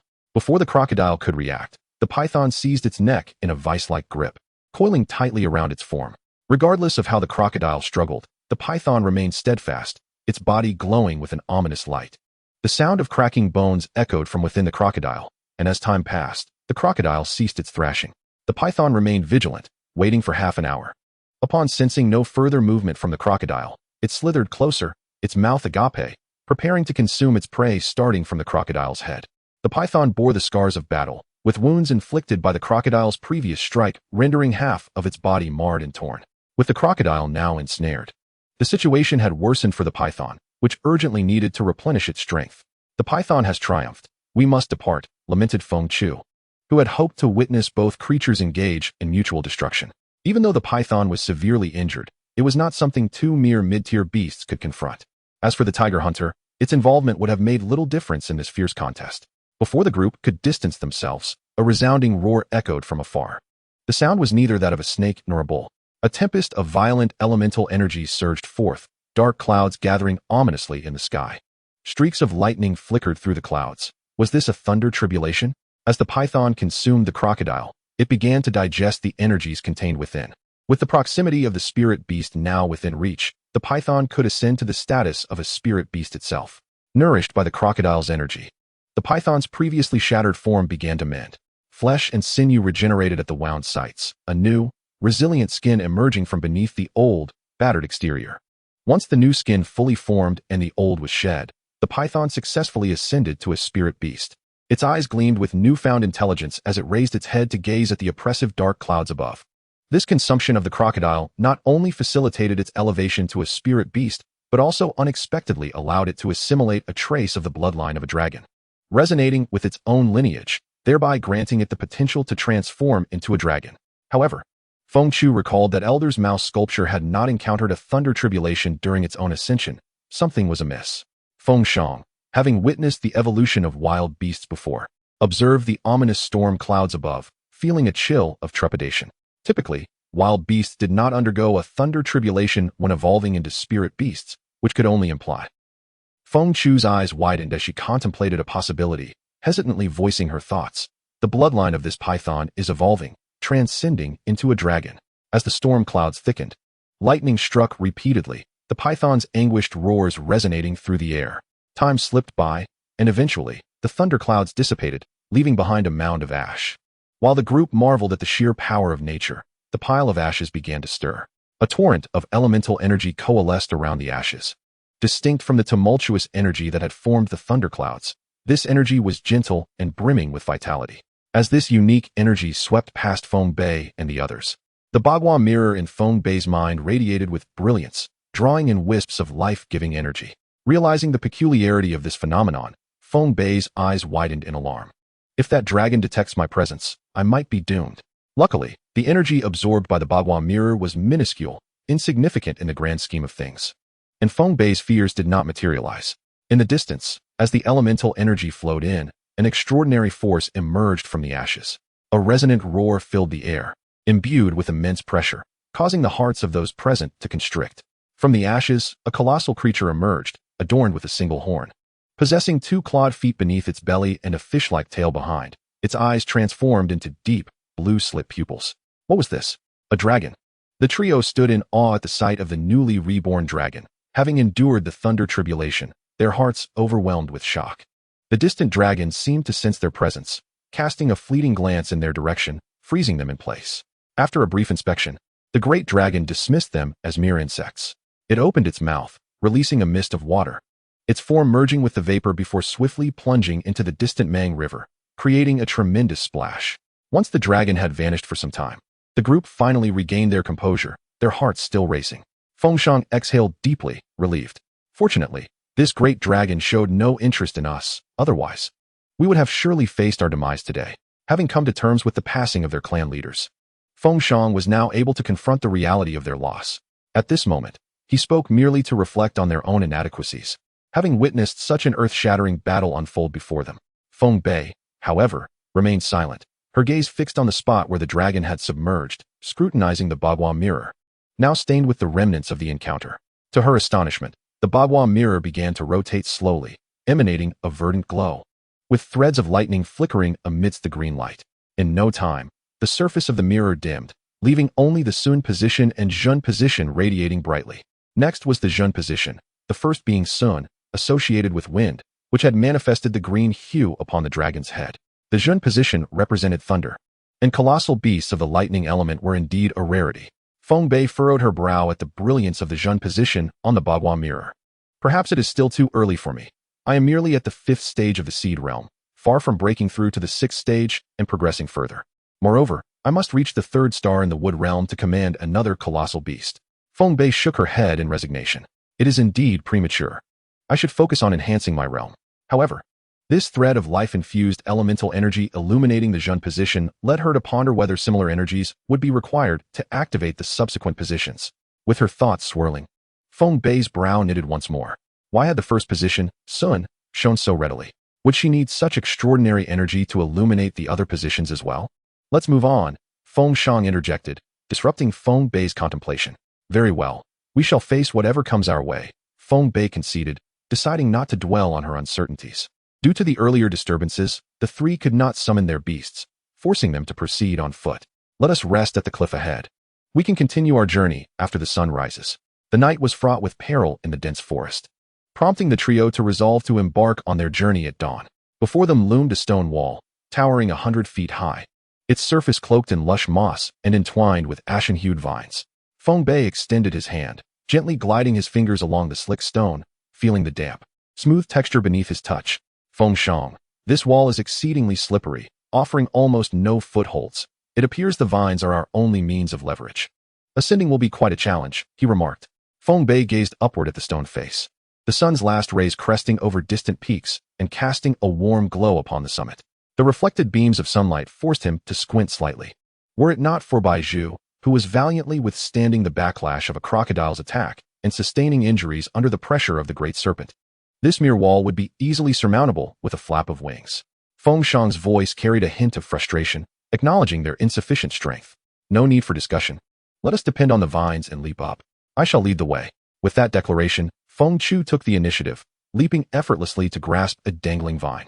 Stabilizing his position, he swung his long blade, carving a niche into the cliff face, providing a secure foothold for the others. All right, come on up, he called. Fengshan shot a teasing glance at Feng Bei, saying, I'm going first, take your time. With that, he leapt and landed effortlessly beside Feng Chu. Observing the duo's successful ascent, Feng Bei hesitated no longer, taking a few steps back before launching himself skyward. Roar! The exhilarating sensation of being suspended in midair was invigorating, rivaling even the thrill of bungee jumping. Soaring up 5 feet, his momentum began to wane, and realizing there was no further leverage, Feng Bei remained unfazed. He glanced up at the distance to the platform, deftly retrieving his shield from his back. With a sharp clang, the shield's edge embedded itself into the rocky surface. Grasping the edge of the shield, he bent his knees and propelled himself upward, easily reaching the ledge. Fengshan, brimming with excitement, clasped Feng Bei's shoulder and playfully punched him in the chest, laughing, You rascal, not bad at all. We still have quite a distance to cover, so keep close. The path ahead may not be easy. Feng Chu continued to lead them, and despite some moments of tension, they successfully reached the cliff summit. The winds howled atop the precipice, and within mere minutes, the last sliver of the sun vanished beyond the horizon, surrendering the land to an enveloping darkness. Look over there, a voice exclaimed. As 3 moons ascended, their luminous glow bathed the mountains and rivers in an ethereal light. The darkness could not shroud the land for long, as illumination returned to grace all living things. The distant Mang River surged with vigor, the gentle moonlight glistening upon its surface. Occasionally, colossal creatures stirred beneath the water, sending up immense splashes. While Feng Bei reveled in the breathtaking scenery, he suddenly sensed Baiju's urgent presence near his chest. In a flash of crimson light, Baiju landed before him, its imposing figure resplendent under the moon's glow, a wisp of azure mane shimmering faintly above its head. Suddenly, Baiju nudged Feng Bei, a silent understanding passing between them. From his pocket, Feng Bei produced 2 pieces of beast blood amber and tossed them to Baiju. With the amber clutched in its mouth, Baiju lay down, fervently absorbing the lunar energy. Meanwhile, the Bagua mirror was not idle. Streams of azure energy surged forth, mingling with the moonlight and flowing into Baiju's being. As time progressed, the azure fur atop Baiju's head gradually spread across its entire form. Initially sparse, the growth of its azure coat accelerated, and Baiju's presence grew increasingly formidable. Is this bloodline evolution? Feng Shang's eyes widened in disbelief at the extraordinary spectacle before him. For countless years, since the tribe's inception, the only bloodline evolution he had witnessed was that of the giant python that nearly claimed his life. Despite nurturing numerous beasts within the tribe, he had never witnessed a single one undergo such an evolution, highlighting the rarity of this phenomenon. Beside him, Feng Chu observed Baiju absorbing the moonlight, then turned to the spotted steed that was drawn forth by Baiju's transformation. "Ah Ban, you should also make an effort. When the chief entrusted you to me, he mentioned your bloodline was extraordinary as well. It would delight me to see you evolve too," Feng Chu whispered, affectionately patting the steed's thigh. Alas, such opportunities for evolution are rare. Most individuals might never witness a single instance of bloodline evolution in their lifetime, let alone have it happen to themselves, especially with Feng Bei and the Bagua mirror aiding them in the shadows. An hour passed, and the Bagua mirror ceased its energy output, falling silent once more. Baiju halted its absorption of the moonlight. With a strange hum, an unusual wave emanated from Baiju, brushing past the 3 companions. Feng Bei felt as if a gentle breeze had swept through, infused with warmth, vigor, and a hint of wildness. It was peculiar yet soothing. This aura retracted swiftly back into Baiju's being. Roar! Baiju awakened from its meditation. The 2 pieces of beast blood amber had vanished without a trace. Having absorbed them, along with countless moonlight and the energy from the Bagua mirror, Baiju had undergone a remarkable transformation. Clad in azure, adorned with a white crown upon its brow, and marked with ethereal cloud-like patterns, it now commanded the winds with a majestic presence. The information coursing through its bloodline revealed its new identity, Wu Xiao. Chapter 24, the 6th star of the seedling realm. By the heavens, this fur, this texture, is truly magnificent. No, it is undeniably regal. Feng Bei exclaimed as he clung to Baiju, feeling every inch of its splendid form. Were it not for the knowledge that Baiju was male, Feng Bei might have thoroughly examined him. Roar! Baiju, overwhelmed by Feng Bei's exuberance, found itself at a loss, its deep, luminous eyes dimmed in resignation. With a gentle roar, it sought to restore Feng Bei's composure. All right, it's getting late. We should find a place to rest. We can discuss everything else later." At a crucial moment, Feng Chu's words snapped Feng Bei back to reality. Thus, the trio rode Baiju onward toward the Howling Mountain, traveling several more miles before finally stopping before a cave. The crackling of the campfire filled the air, while the cave's original inhabitants were busy roasting their meal over the flames. After a hearty feast, Feng Bei quietly contemplated the transformations that had unfolded within both Baiju and himself. To begin with Baiju, through a fortuitous turn of events, it had achieved a bloodline evolution, morphing into a new wind element giant beast, Wu Xiao. In Feng Bei's perception, the wind energy that had once concentrated atop Baiju's head was now diffused throughout its entire body. Every strand of fur, every muscle, was infused with the essence of the wind. Baiju's entire form had shifted from a vibrant orange to a delicate azure, with its previously black stripes transforming into white, arranged in an exquisite cloud-like pattern across its body. Absolutely stunning. Among all the creatures he had encountered, Baiju now ranked among the most beautiful. The 2 pieces of beast blood amber had vanished, their wind element properties serving as the nourishment for Baiju's evolution, transforming its fur to azure and altering its internal energy structure. With thoughtful reflection, Feng Bei discerned that the crimson beast blood amber had driven the evolution process forward. And what of the Bagua mirror? Observing the somewhat tarnished mirror at the boundary, he recalled how it had aided him and his beasts on multiple occasions, be it awakening his spirit or reviving the newly born Baiju. Not to mention its assistance in Baiju's bloodline evolution. It appears that the Bagua mirror serves as a catalyst, stabilizing and accelerating this lineage evolution. Contemplating this, Feng Bei felt a sense of bewilderment. The evolutionary process of Bai Chu's bloodline bore both similarities and differences when compared to that of the previously encountered colossal python. Both absorbed the power of blood amber. The distinction lay in the fact that the giant python had to endure a thunder tribulation, while Bai Chu experienced a serene transformation, with not a hint of disturbance in the sky until now. These two pieces of primal beast blood amber barely provided Bai Chu with the essence of heaven and earth, accompanied by lunar radiance, along with a sliver of life-infused essence derived from the moment the colossal python transformed into a dragon. Wait a moment, life-infused essence. I understand now. The reason why Bai Chu's bloodline evolution was devoid of a thunder tribulation must be attributed to this gift from heaven and earth, bestowed upon those who overcome the tribulation and defy fate. By leveraging this sliver of life-infused essence, it was possible to deceive both heaven and earth, circumventing the established rules. Enlightened by this realization, Feng Bei was filled with exhilaration. What a remarkable loophole! What an extraordinary Bagua mirror! What a splendid scheme to outwit the heavens! Gazing at the Bagua mirror at the boundary, Feng Bei felt an even deeper sense of satisfaction. Truly, a magnificent treasure. As Feng Bei's excitement waned, he began to examine the changes within himself. This bloodline evolution had thoroughly transformed Bai Chu, transmuting him from a member of the tiger hunting clan into a member of the Wu Xiao clan. In terms of strength and rarity, the Wu Xiao far surpassed the tiger hunting clan. The overall foundation had strengthened considerably, hastening Bai Chu's progression into the early stages of the barbaric beast realm. Regrettably, he had not been able to transition directly into that stage. Feng Bei sighed, feeling somewhat greedy. His body had indeed grown significantly stronger, experiencing the enhancement of his physique. Feng Bei clenched his fists and unleashed his full strength, resulting in a resounding explosion.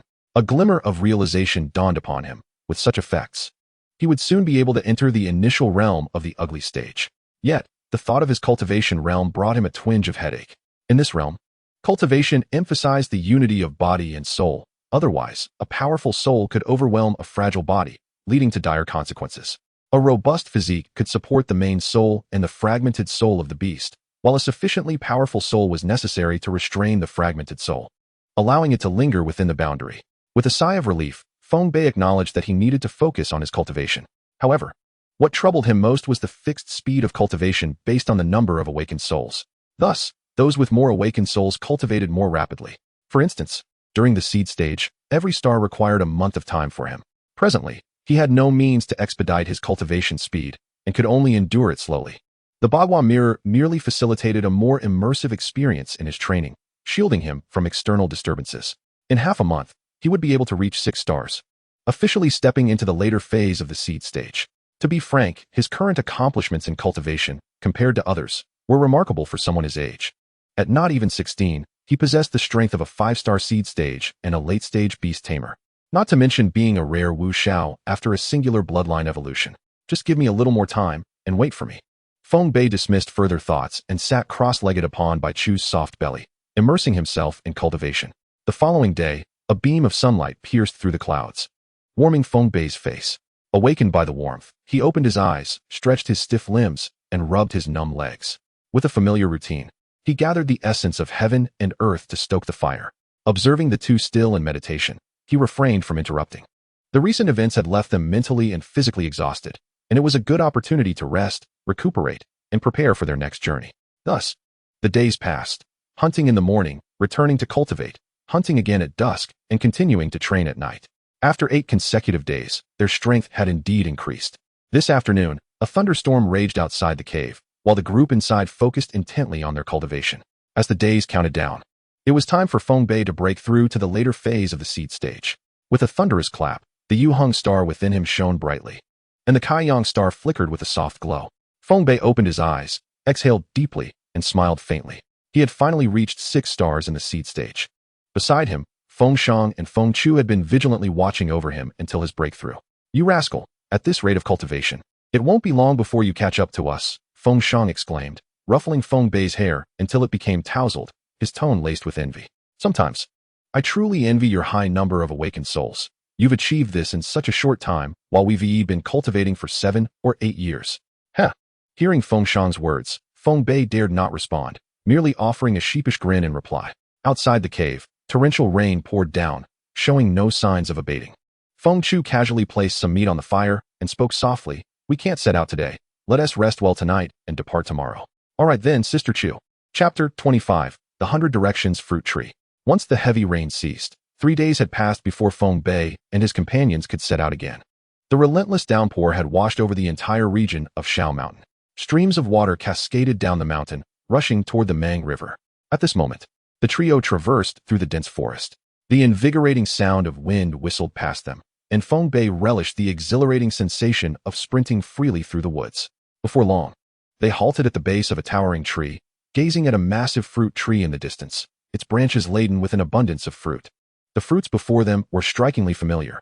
They were indeed the 100 Directions fruits. However, it was unexpected to see the diminutive fruits growing on such a sturdy tree, contrasting sharply with Feng Bei's prior assumption of them growing on shrub-like plants. The tree was heavy with fruit, emanating a faint yet enchanting fragrance, detectable even from afar. The beast patterns on his chest began to warm slightly, stirring within Bai Chu an immediate urge to consume the fruit. But the 100 Directions fruit did not typically have such an effect, although it could slightly enhance the strength of giant beasts. This unique fragrance was unlike the typical aroma of the 100 Directions fruit. Having never personally picked fresh 100 Directions fruits before, he was uncertain whether this enticing scent emanated from the fruits hanging on the branches or if there was another reason altogether. Casting a puzzled glance, he hoped that Feng Shang and Feng Chu could offer some clarity. However, at that moment, both Feng Shang and Feng Chu were equally perplexed, as they too sensed the unusual stirrings of their beast companions. Previously, when harvesting 100 Directions fruits, it was always done in the company of the leaders, and they returned with only a modest quantity of fruits each time. Now, this fragrant allure seemed to be attracting the giant beasts. Being merely at the second star of the wood realm, they felt unqualified to approach. Indeed, it seemed suspicious. Perhaps it was best to test the waters first. Eagerly, Feng Shang summoned the 100 lily bird from a distance of 200 meters. After a brief moment of charging, a sound wave, not particularly powerful, yet impressively wide in range, surged toward the fruit tree. With a rustling sound, countless vines erupted from the tree's canopy, weaving together to form an impenetrable net, thwarting the sound wave from penetrating even a fraction. What on earth? This tree has come to life. Feng Bei's eyes widened in astonishment. It was his first encounter with a sentient plant. The 100 Directions fruit tree quivered slightly, as if irked. It had rooted itself in this territory for centuries, a veritable local overlord, and now someone dared to disturb its domain. Having remained dormant for so long, it seemed any intruder, no matter how trivial, was fair game. Enraged, the 100 Directions fruit tree shook its crown, sending endless vines hurtling toward the attacking 100 lily bird. Beep! The 100 lily bird squawked loudly, quickly signaling its master to retreat. The three leapt into action, mounting the low-flying 100 lily bird and hastily fleeing into the distance. In the midst of misfortune, there lies a silver lining. The vines of the 100 Fong fruit tree extend a mere 300 meters in length. And since they are positioned at a considerable distance from the tree, they have narrowly evaded the pursuit of the vines. My goodness, how exhilarating this is. The tree has seemingly come to life, and its tendrils have acquired a sentient quality as well. Feng Bei, feeling the cold sweat that has drenched his back, finds it exceedingly uncomfortable as it clings to his skin. At this moment, Feng Shang shares a look of relief, having narrowly escaped a dire situation. The 100 Fong fruit tree is indeed quite cunning. When it remains still, it appears just like an ordinary fruit tree, devoid of any aura. Thankfully, the lily bird had the foresight to probe it first. The farthest distance the three could investigate was a mere 170 meters, necessitating the use of their colossal beast for reconnaissance. Fortunately, they did not venture closer, or they would have been reduced to mere fertilizer by now. Feng Bei muttered under his breath, his understanding of the dangers of this world deepening. Having never left his tribe before the age of 15, he must now relearn all the skills necessary for survival in the wild. Today has certainly broadened his horizons. Feng Shang, have you encountered something like the 100 Fong fruit tree before? He inquired. Never. This is my first encounter as well. However, I have heard the elders speak of the numerous varieties of colossal beasts, one of which is this peculiar plant, Feng Shang recounted, sharing what he had learned with Feng Bei. The vast world is filled with wonders. In my previous life, there existed carnivorous plants such as the pitcher plant and the Venus flytrap, which attract insects to ensnare them for sustenance. Struggling to recall the distant memories of my past life, many details elude me. Feng Bei chose to set aside his musings and focus on the 100 Fong fruit tree. The tree bears countless fruits, exuding diverse fragrances, luring both beasts and birds, with a myriad of vines concealed within the thicket. It seems that the aspiration to acquire a substantial quantity of 100 Fong fruits to enhance their strength is impractical. Considering the current prowess of the group, it will take some time for them to improve. At present, He possesses only a single tiger-hunting spirit beast blood amber, a relic from Bai Chu's mother. There lies a grand lake ahead. Let us proceed and wash up. Feng Chu's voice interrupted Feng Bei's thoughts. He promptly tucked the blood amber back into his embrace. As the expansive lake came into view, after a brief exploration, the trio decided to descend at a shallow cove of the lake. Beep, roar, howl. The three spirit beasts were summoned, their massive forms appearing quite diminutive against the vast expanse of the lake. Bai Chu, shaking its large head, gently sniffed the air, discerning that no carnivorous giants had recently roamed the vicinity. Thus, the three felt at ease to shed their garments and plunge into the water. Feng Chu commanded the dappled horse to extract a large stone, which Feng Shang transported to place between the three of them, creating some distance. Splash! Feng Bei expelled a droplet of water towards Bai Chu. The creature shook its head, its large, dark eyes twinkling, before diving into the depths. Feng Bei's mental energy swept through the water, revealing the sizable Bai Chu wriggling its hindquarters, swimming towards Feng Bei's feet. Realizing what Bai Chu was about to do, a smile flashed across Feng Bei's face as he remained still, awaiting the event. Bai Chu, overjoyed at the thought of what it was about to do, leapt from the water, its large head propelling Feng Bei into the air. Adjusting its body mid-flight, Feng Bei landed securely on Bai Chu's back. The duo engaged in playful antics. Meanwhile, Feng Shang quietly washed his clothes, and the lily bird diligently preened its feathers in the water. On the other side, Feng Chu entered the water, the coolness of the lake enveloping her, prompting her to comfortably spread her toes and recline on the surface. Noticing the absence of any probing mental energy, a satisfied smile graced her lips as she gathered her disheveled hair. At least you all know your place. After the three and their beasts had bathed, they donned their garments, now dried by the natural energies of the world, and caught a few unidentified large fish. Setting up a barbecue by the lakeside, the crackling of burning wood resonated as the scaled fish rolled over the flames. Rich, succulent oil dripped from the fish skin, sizzling as it fell into the fire, causing the flames to flicker wildly. Without a moment's hesitation, Feng Bei seized a freshly grilled fish, offering it to Bai Chu. With a glance, Bai Chu reluctantly summoned the energies of nature, conjuring a gentle breeze that cooled the once scorching fish meat in an instant. Ah, a hearty bite of fish meat filled my mouth, Feng Bei exclaimed, patting Bai Chu's tiger head with satisfaction. Feng Shang, your barbecue skills have surely improved. Naturally, Feng Shang replied, pride evident on his face as he savored the grilled fish. At that moment, Feng Chu's expression shifted. Her mind detected a colossal creature approaching from the depths of the water. Chapter 26, The Bone Crocodile. This is not good. Something is coming. We must flee, Feng Shang exclaimed, his countenance darkening as he scanned the area. By the heavens, what a massive creature. He swiftly nudged Feng Bei, who was still bewildered, for his probing range was not as extensive as theirs. Stop eating, let us go. The trio, clutching their cooked meat, hastily mounted Bai Chu and dashed into the nearby thicket. Feng Shang, what exactly did you see that has you so alarmed? Feng Bei asked, blowing off the leaves that clung to the grilled fish, feeling a pang of regret for not having eaten his fill. See for yourself, Feng Shang squinted, pointing ahead. Following Feng Shang's gesture, a colossal creature emerged from the very waters where they had just bathed. The surface of the water rippled violently, sending waves radiating outward. Only its eyes emerged, occupying a significant portion of the water's surface, rendering the massive stone they had previously moved seem minuscule by comparison. As the beast gradually surfaced, a gigantic, pallid crocodile revealed itself before them. The bone crocodile surveyed its surroundings, its gaze fixated on the smoldering fire, with a disdainful flick of its eyelids. The creature's enormous eyes fixed upon the dancing flames. A puff of vapor escaped its nostrils, and as the mist enveloped the area, icy crystals materialized. With a swift motion, the frost descended upon the fire, extinguishing it in an instant. Witnessing the extinguishment of the flames it despised, the bone crocodile clambered onto the shore. Another crocodile? Are we cursed to encounter these beasts? Feng Shang muttered in disbelief. Before them stood a crocodile entirely devoid of color, as if cloaked in a suit of bone armor. Its back adorned with spiny protrusions, and its tail resembling a hammer.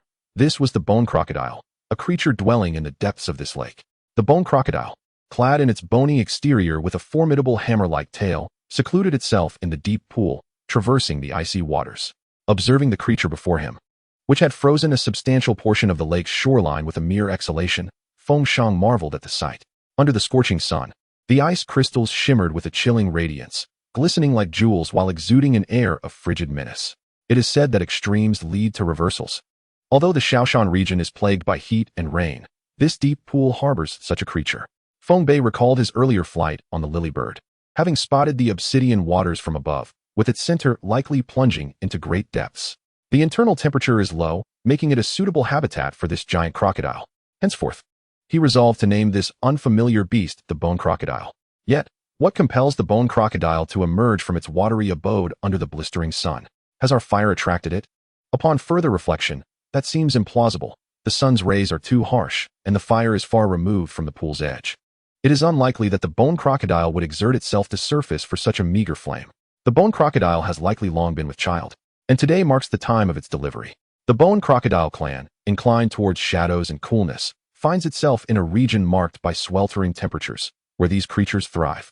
Over time, the oppressive heat inevitably breeds a sense of unease, gradually escalating into irritability. This deep pool has existed for an unknown number of years, serving as a sanctuary where generations of bone crocodiles have flourished. Today, it emerges deliberately at the peak of noon's heat, destined to lay its eggs in a nest meticulously prepared nearby. However, as it leaps from the water's surface, it is immediately struck by a repugnant aura. This moment is reminiscent of an earlier incident where a fire was extinguished. Feng Bei and his companions observe as the massive bone crocodile ventures into the dense forest opposite them, its powerful strides snapping tall grasses and slender trees alike. A haystack, measuring 3 yards in circumference, comes into view. Instantly, Feng Bei's eyes brighten, recalling a documentary he once watched. Crocodiles, he remembers, build nests on the banks and lay their eggs within. After a time, the hatchlings emerge, and the mother crocodile returns at the right moment to usher them into the water. The towering haystack before them aligns perfectly with Feng Bei's recollection. Feng Shang, Feng Chu. Feng Bei whispers, "What is it?" Feng Shang and Feng Chu respond, puzzled by his secretive demeanor. Feng Shang, scrutinizing Feng Bei's expression, senses he is contemplating something ominous. Raising an eyebrow, she waits for further explanation. Feng Bei glances toward the distant bone crocodile and then back at his companions, murmuring, "If my instincts are correct, you two have chosen your next formidable beast." The two look at him, bemused. Feng Bei gestures toward the bone crocodile, a faint smile gracing his lips. "Are you referring to it? Don't jest. While this creature is large, its strength is merely at the early stage of a wild beast, beyond our meager capabilities."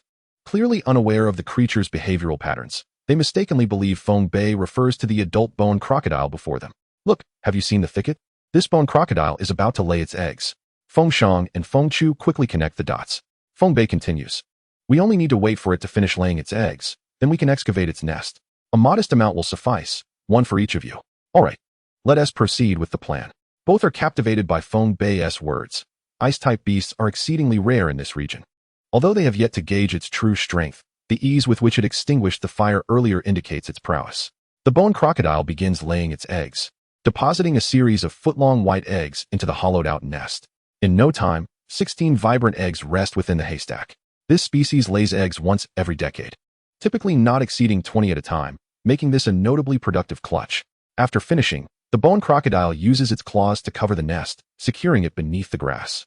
Despite being an ice-type beast, they require warm temperatures for reproduction. Optimal conditions will allow the eggs to hatch within a month, after which the attentive mother will nurture each hatchling until they reach the early stage of wild beasts. Having just laid her eggs, the bone crocodile feels somewhat weakened and is in need of sustenance to replenish the energy expended during this labor.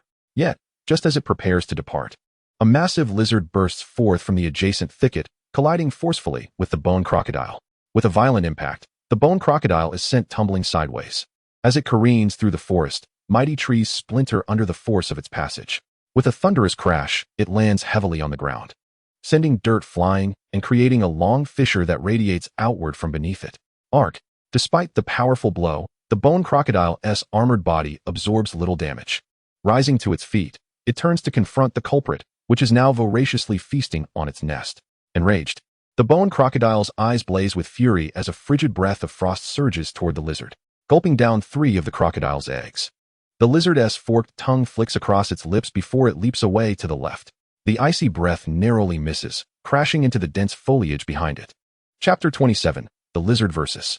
the Bone Crocodile.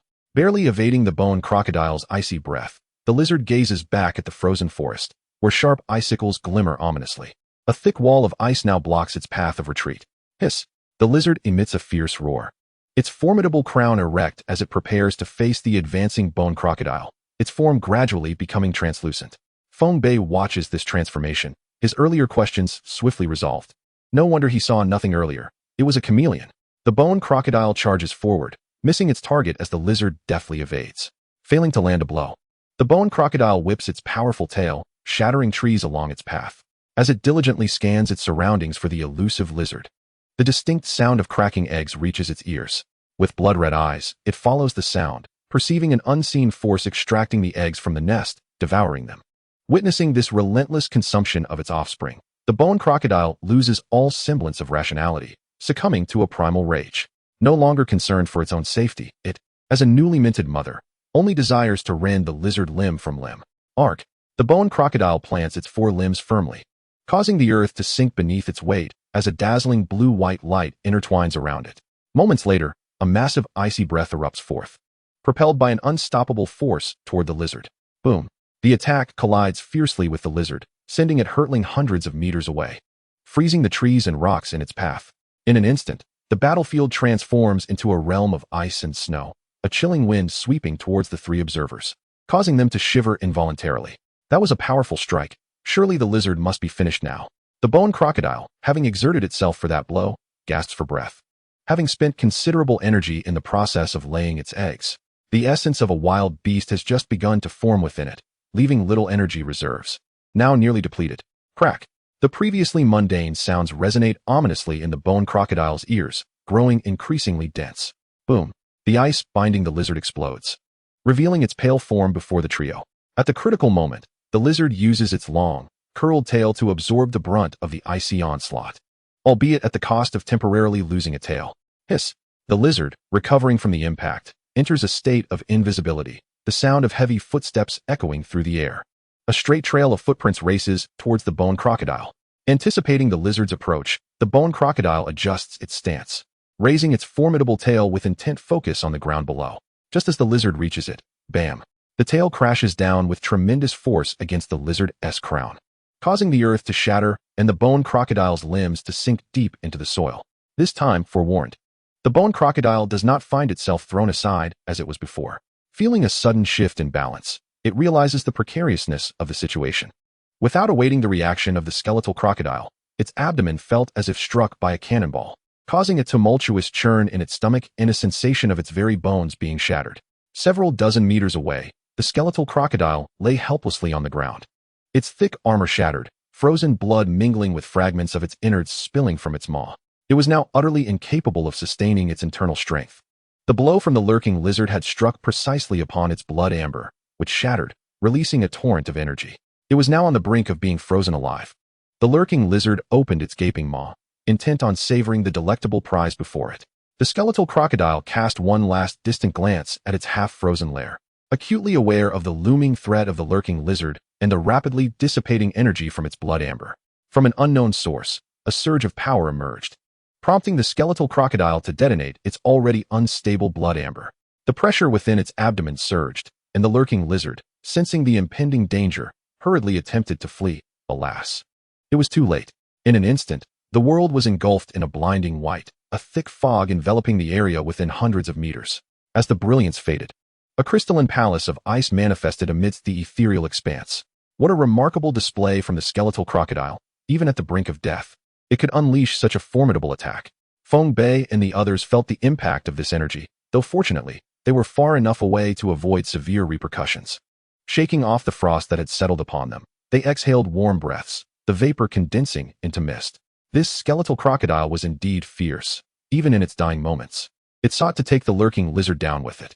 It had detonated its blood amber, ensuring the lurking lizard could not survive, and without her, none of her offspring would stand a chance.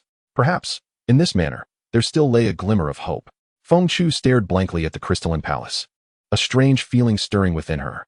As a fellow female, she felt a twinge of sorrow witnessing the skeletal crocodile's desperate efforts for her offspring. Let us go and take a look. I can sense a faint life force within, Feng Chu said, stepping towards the palace. Feng Bei and Feng Shang exchanged glances and silently followed her. Assessing the thickness of the ice before them, they noted it to be a staggering 60 meters thick, with the lurking lizard having sustained the brunt of the damage, now dead beyond recovery. The lurking lizard, a primeval behemoth, exuded vitality, its blood surging, manifesting its essence with ease, capable of regrowing its severed tail.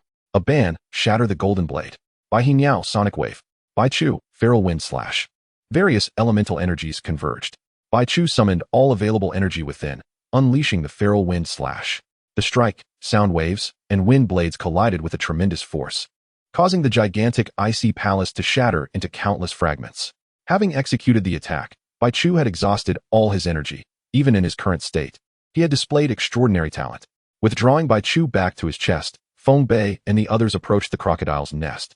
Sensing that only a single egg had survived the calamity, Feng Chu quietly picked it up. At that moment, a surge of energy emanated from the Bagua mirror, splitting into two streams, one large and one small. The smaller stream entered the crocodile egg in her hand, instantly radiating a stronger vitality. The other stream infused into another egg within the nest, which had been so faint it was nearly imperceptible. Suddenly, the weak vitality within began to swell. Observing this transformation, Feng Bei picked up the revitalized egg and handed it to Feng Shang. This egg had lost its vitality. What has transpired? Perhaps, like its mother, the will to survive has rekindled its life force. Take it. Its fate is intertwined with yours. Seeing Feng Shang's joyous expression, Feng Bei glanced towards the dimensional barrier, where the architect of this event shimmered with a faint light, slowly rotating. Chapter 28. Feng Shang and Feng Chu break through. The massive form of the lurking lizard was encased in ice, its eyes betraying a lingering fear. Huh, Feng Bei chuckled softly, unsure whether he was mocking the lurking lizard's deserved fate or his own overestimation. After several minutes, the trio finally shattered the enormous ice mass. The skeletal crocodile's blood amber had vanished, its body in a state of ruin. Feng Bei drew a dagger, delicately placing it against the carcass. With a crack, the skeletal crocodile's body was reduced to fragments as the ice fractured. The torn flesh, congealed blood, and scattered ice shards were all that remained. Shaking his head, Feng Bei lamented that this early-stage primal beast's corpse had been entirely frozen, rendering it unusable. The skin was torn, the flesh frozen, greatly diminishing its palatability.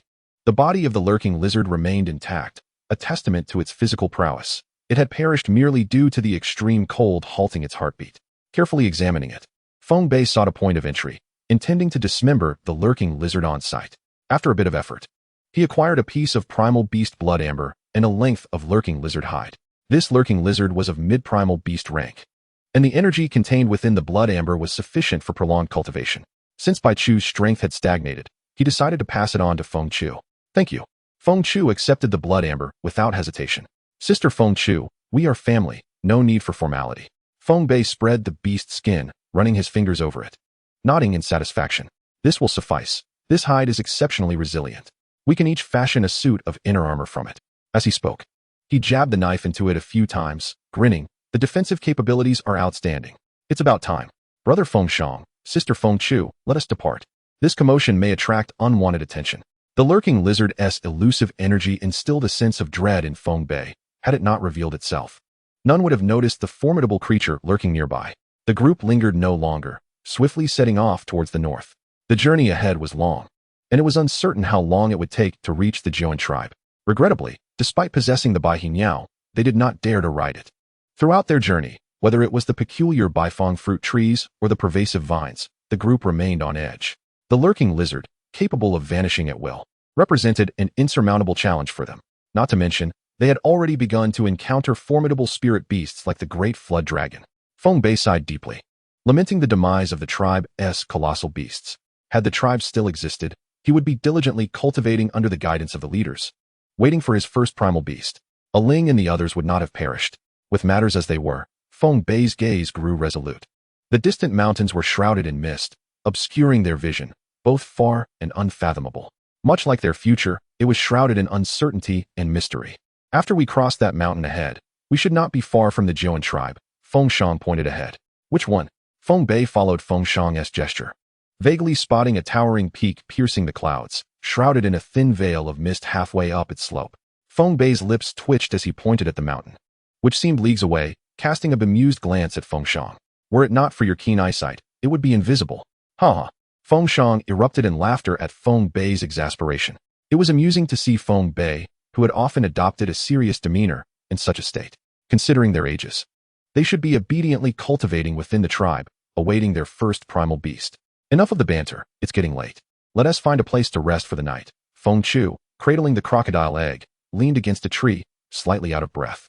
Her once lustrous black hair had been cut short, tied back into a ponytail with a strip of beast hide, and she wore the inner armor crafted by Feng Bei. The charming lizard proved to be a tremendous aid. The supple yet resilient leather armor clung to the skin without discomfort, providing astonishing defense. My heartfelt gratitude goes to the esteemed lizard for bestowing upon us 3 sets of this exquisite soft armor. May he rest in peace beneath the 9 springs. And in his next life, may he refrain from being reborn as a lizard. Contemplating this, Feng Bei silently expressed his gratitude. Surveying the surroundings, they found themselves on a sprawling slope adorned with trees. Not far ahead, a few large boulders stood, presenting a suitable refuge. What if there are indigenous inhabitants? We shall serve them a lavish feast. Before long, the group arrived at the rocky face, yet they found no natural openings around. After some effort, they carved a substantial cave into the heart of the boulder. Tonight, we shall rest here. Feng Shang, you should go and scout for nearby food. Our dinner remains unaccounted for, Feng Chu instructed, gesturing toward Feng Shang, who sat idly after the excavation. Again me?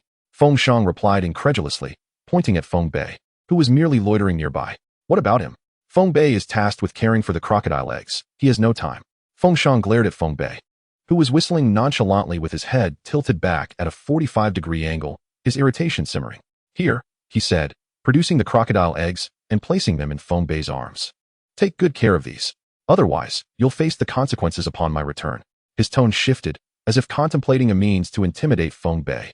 A sly grin spread across Feng Shang's face, and Feng Bei felt an ominous premonition. Feng Shang's devilish voice echoed in his ears. You wouldn't want your tamed beast to go hungry, would you? Seeing Feng Bei's darkening expression, Feng Shang turned away. Satisfied with his handiwork, Feng Chu chuckled softly at the antics unfolding before her. Handing over the 2 crocodile eggs, she said, these eggs are entrusted to you. With a grimace, Feng Bei cradled the 2 eggs in his arms, sitting despondently by the fire. As night descended, the 3 moons hung high in the sky, casting a silvery glow over the surrounding jungle, where shadows flitted about, occasionally interrupted by pitch-black silhouettes. Inside the cave, the trio sat around the crackling fire, their backs resting on a long stretch of beast hide. In this wilderness, where peculiar creatures abounded, Feng Shang had hunted a hog-like beast of modest strength, merely at the mid-tier of giant beasts, but its ample size promised plenty of meat. Bai Chu, having feasted early, had already retreated to rest against Feng Bei's chest. Sated, Feng Bei touched the 2 eggs beneath him, a flicker of excitement in his expression. Feng Shang, Feng Chu. These little fellows just moved. Look, he placed the eggs near the fire, and through the flickering flames, they could see the nascent lives within writhing with vigor. It appeared they would not require a full month to hatch, perhaps another fortnight at most. Feng Bei turned to his companions, inquiring, Feng Shang, Feng Chu, are you both close to advancing? Feng Shang and Feng Chu exchanged glances, responding in unison, very soon. It should be within these few days. We will surely break through within 7 days. Confidence radiated from Feng Shang's words. That's excellent. Feng Bei smiled, gently resting his hand on the crocodile eggs. Suddenly, a distant wolf howl reverberated through the forest. Not long after, a flurry of crimson lights flickered in the woods. Trouble. Chapter 29. The Charredwood Wolf Pack. Wolves. The 3 sprang into action, sensing danger. The distance was too great to ascertain their numbers, but it seemed there were no fewer than 10. Feng Shang swiftly assessed the situation, his words tumbling out rapidly. 10 or so. We must flee. We cannot be encircled. Feng Chu's face paled. With a sudden burst, the lily bird burst forth from Feng Shang's body, soaring into the air and letting out a long cry, landing steadily on the ground. Receiving the bird's feedback, Feng Shang's expression darkened considerably. This is dire. The lily bird just informed me that there are at least 40 wolves surrounding us from all directions. We are already encircled. These cunning wolves approached stealthily, only howling after the encirclement was complete. Feng Bei muttered darkly. Quick, head northeast. There are only 3 there. We can break through. Agreed. With a flap of the lily bird's wings, a gust of wind swept outward. In the air, the gravity of their predicament became painfully evident. Surrounding their resting boulder and cave, pairs of fiery red eyes glimmered throughout a 10-mile radius, floating like lanterns, steadily closing in. Seeing this, Feng Bei felt a twinge of relief. Thank goodness we have the lily bird. We nearly fell prey to these treacherous beasts. Prey? What is that? Food. Feng Shang questioned. Puzzled. A type of food. I'll treat you to it someday, if the opportunity arises, Feng Bei replied, realizing he had nearly forgotten that dumplings were non-existent in this savage realm. As the 3 humans and 1 bird, along with 2 eggs, prepared to escape the encirclement, a mighty wolf howl echoed through the air, resonating powerfully in their ears. The trio tensed, quickly turning to face the sound. On the cliff ahead, a colossal wolf towered over them, its size nearly double that of the wolves below. The Charred-Wood Wolf King fixed its enormous, excavator-sized eyes upon the three in midair, its blood-red gaze sending chills down their spines. With a gaping maw, it began to emanate a red glow. Flames flickered beneath its skin, climbing up its previously ebony fur until the entire body was enveloped in fiery red. In an instant, flames erupted from the corners of its mouth, and the temperature around it soared. Paired with its fiery eyes, it appeared utterly magnificent. The Charred-Wood Wolf, its breath as hot as fire, its dark coat ablaze, seemed ready to ignite everything it touched. The sudden transformation left the three momentarily stunned. Before they could react, the underbrush erupted with fiery figures.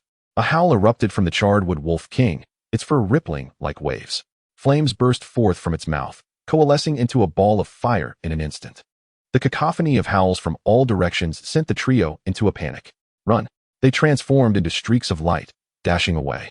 At that moment, the fireball in the Wolf King's maw had taken shape. With casual aim, it shot a massive fireball into the sky. The wolf pack below emulated its leader, unleashing a barrage of fireballs, large and small, that rained down upon the fleeing trio. In the blink of an eye, they were pursued by the onslaught. Feeling the heat radiating from behind and the sky brightening around them, they silently cursed their fate. With no time to react, Feng Bei, seated at the back, braced his shield, hoping to mitigate the damage. Boom, boom, boom. The fireballs detonated in the air in rapid succession. Though they were not directly hit, the shockwaves sent the trio reeling, causing a metallic taste of blood to rise in their throats, forcing down the blood that threatened to spill. Feng Bei clutched the trembling lily bird tightly. We're going down. Quickly, have the lily bird find a place to make an emergency landing. What did you say? The sounds of wind and explosions drowned out his words. I said emergency landing. Feng Bei shouted in desperation. Ah, thud, as they neared the ground. Feng Shang hastily recalled the injured lily bird, cradling the crocodile eggs tightly as he adjusted his form for a steep dive. Feng Bei and Feng Chu summoned Bai Chu and Banju, soaring through the air to rescue the three. Bai Hiniao was already wounded, relentlessly pursued by the fierce Huajimu wolf pack. Realizing that fleeing towards the outskirts of Shao Mountain would only lead to their demise, the trio immediately dashed inward, hoping that the Huajimu Wolf King would hesitate to pursue them amidst the towering beasts within. Yet, their optimism was misplaced. The vast expanse of Shao Mountain was composed of countless interwoven peaks, and they remained perilously distant from the inner sanctuary. They had also underestimated the hunting range of the wolf pack. From afar, the Huajimu Wolf King observed the fleeing figures and noticed two fresh morsels tumbling from their midst, igniting a fervent hunger in its fiery red eyes. With a sharp howl, the Wolf King charged ahead, leading the pack in relentless pursuit. Flames flickered as the wolves dashed through the dense forest, scorching the surrounding trees with their searing heat. Bai Chu leapt onto a large boulder, gaining a vantage point, while Feng Bei turned to glance back, sensing the impending doom. The pursuing wolves began to split and encircle them from both sides, their speed increasing alarmingly. It was evident that they would soon be overtaken. As the wolves closed in, Feng Bei gradually calmed himself and scrutinized the encirclement. The trio was veering left, precisely in line with the wolves' intent. In this unfamiliar territory, Feng Bei recognized that continuing on this path would lead them straight into a trap. The wolves, well-versed in their hunting grounds, would surely know every nook and cranny. Having come to this realization, Feng Bei wasted no time in sharing his insight with Feng Shang and Feng Chu. Upon hearing Feng Bei's words, they too grasped the gravity of the situation and swiftly changed their course to the right. The Huajimu wolf pack remained undeterred, pursuing them with a fluidity that suggested they had rehearsed this chase 1,000 times. The Wolf King's eyes glinted with cunning as it witnessed the prey altering their direction. An hour later, the path ahead narrowed ominously. Feng Bei and his companions continued their desperate flight. If it weren't for Bai Hiniao's injury, we would have escaped this peril long ago. Curse this wretched wolf pack! Feng Shang exclaimed, striking his thigh in frustration. Enough of that. Conserve your strength for our escape. If the Huajimu wolves persist, we will have to devise another plan. Feng Chu replied solemnly, his gaze darting around for potential threats. Suddenly, the sound of hooves scraping against the ground caught their attention, prompting Bai Chu and Banju to halt. Just 10 yards ahead loomed a sheer cliff, shrouded in mist that obscured their view below. Feng Bei tossed a stone, but it fell silent after a long pause. Feng Shang's expression darkened. We've altered our path, yet we find ourselves at another dead end. Is it possible that the Huajimu Wolf King anticipated our moves? Feng Bei remained silent, staring into the abyss before him, reflections of 2 lifetimes flashing through his mind. After a lengthy pause, he spoke. I refuse to believe that the Huajimu Wolf King possesses such uncanny foresight.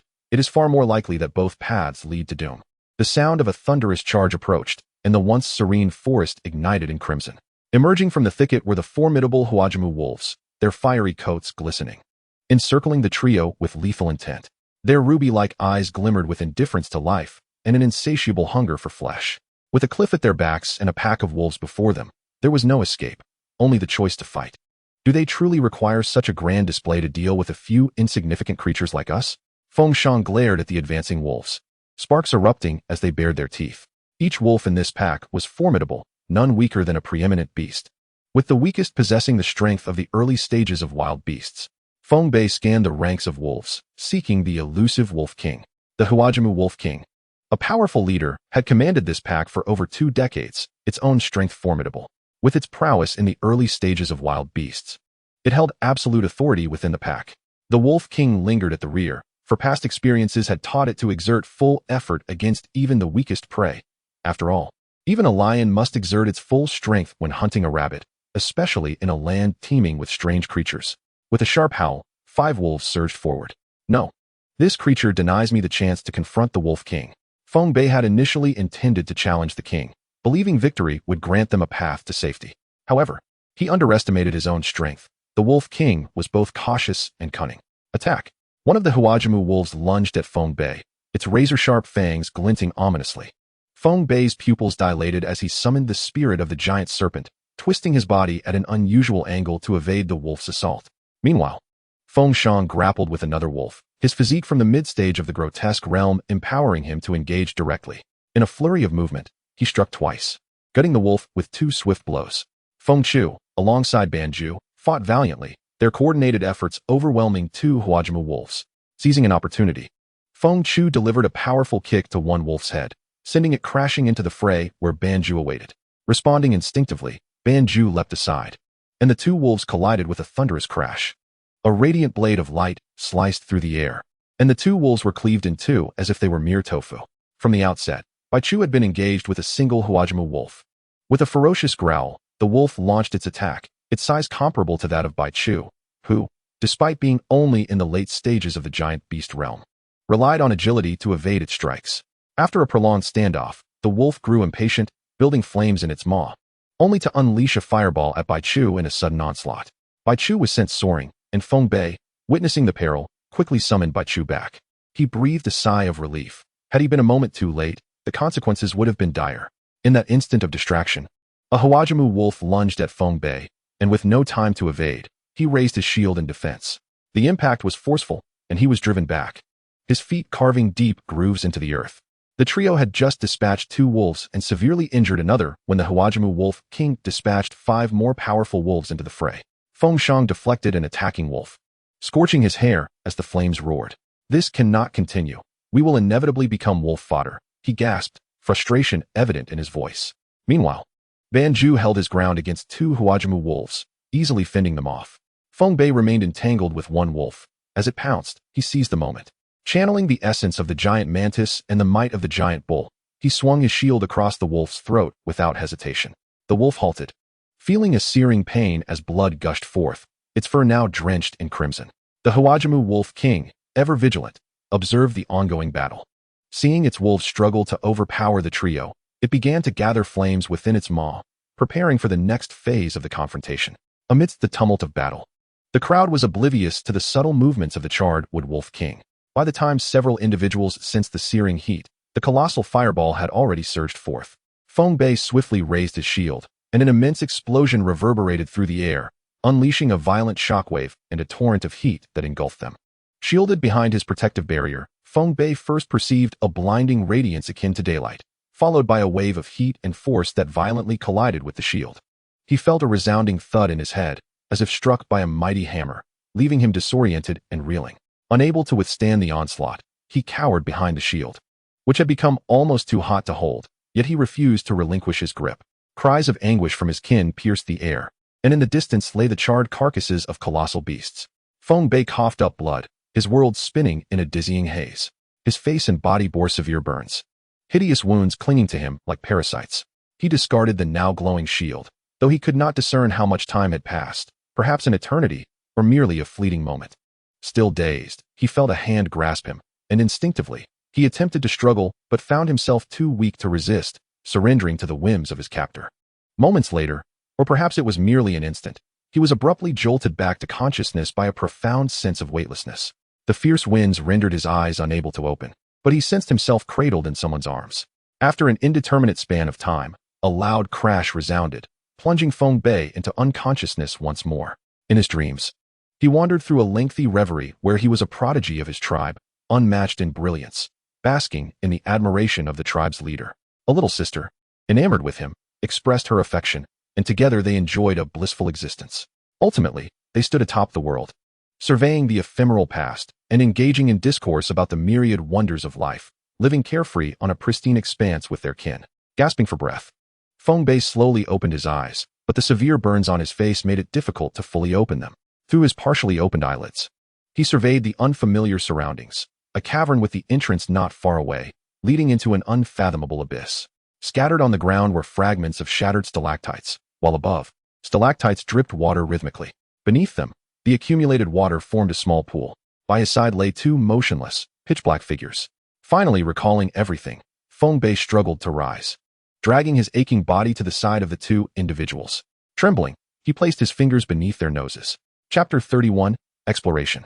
Feeling the warmth of breath against his fingertips, a sense of relief washed over him. Without pausing to consider anything else, he crawled to the water's edge and submerged his head, quenching his thirst. After slightly alleviating his parched throat, he returned to the side of the two figures, relieved to find their breathing steady. His memories of being cradled in someone's arms confirmed that they had rescued him. Tears welled in his eyes as he looked upon the disfigured faces of his companions. Bai Chu was injured and still resting within him, while he pondered the fate of his sister Feng Chu's foal. Now, incapacitated, he could only await their awakening. In a haze, Feng Bei succumbed to unconsciousness once again. Time passed, and he was roused by a cacophony. Struggling to sit up, he winced as the pain from his burns surged through him. Hissing, he inhaled sharply. In his earlier state of thirst, he had not noticed the discomfort, but now, as he attempted to rise, the abrasions were acutely painful. After regaining some composure, Feng Bei glanced around. Feng Shang and Feng Chu had awakened, and not far from them, at a small waterhole, they were sharing a roasted egg. Upon noticing Feng Bei's revival, one of them stood up, presenting a flattened roasted egg to him, their scarred faces bearing a solemn expression. "You're awake, have a bite." Upon hearing the voice, Feng Bei realized it was Feng Shang. Accepting the roasted egg, he consumed it in silence. The two eggs, which had nurtured baby crocodiles, were now charred remnants, their nascent lives extinguished by the flames. Although he felt sympathy for the loss, he recognized their helplessness, having narrowly escaped death while being unable to safeguard the eggs. After a moment of silence, Feng Bei turned to the two, who sat in silence, fixated on the eggshells in their hands. After a prolonged hesitation, he inquired, "Feng Shang, how are you both feeling now?" "No significant issues," Feng Shang replied gloomily.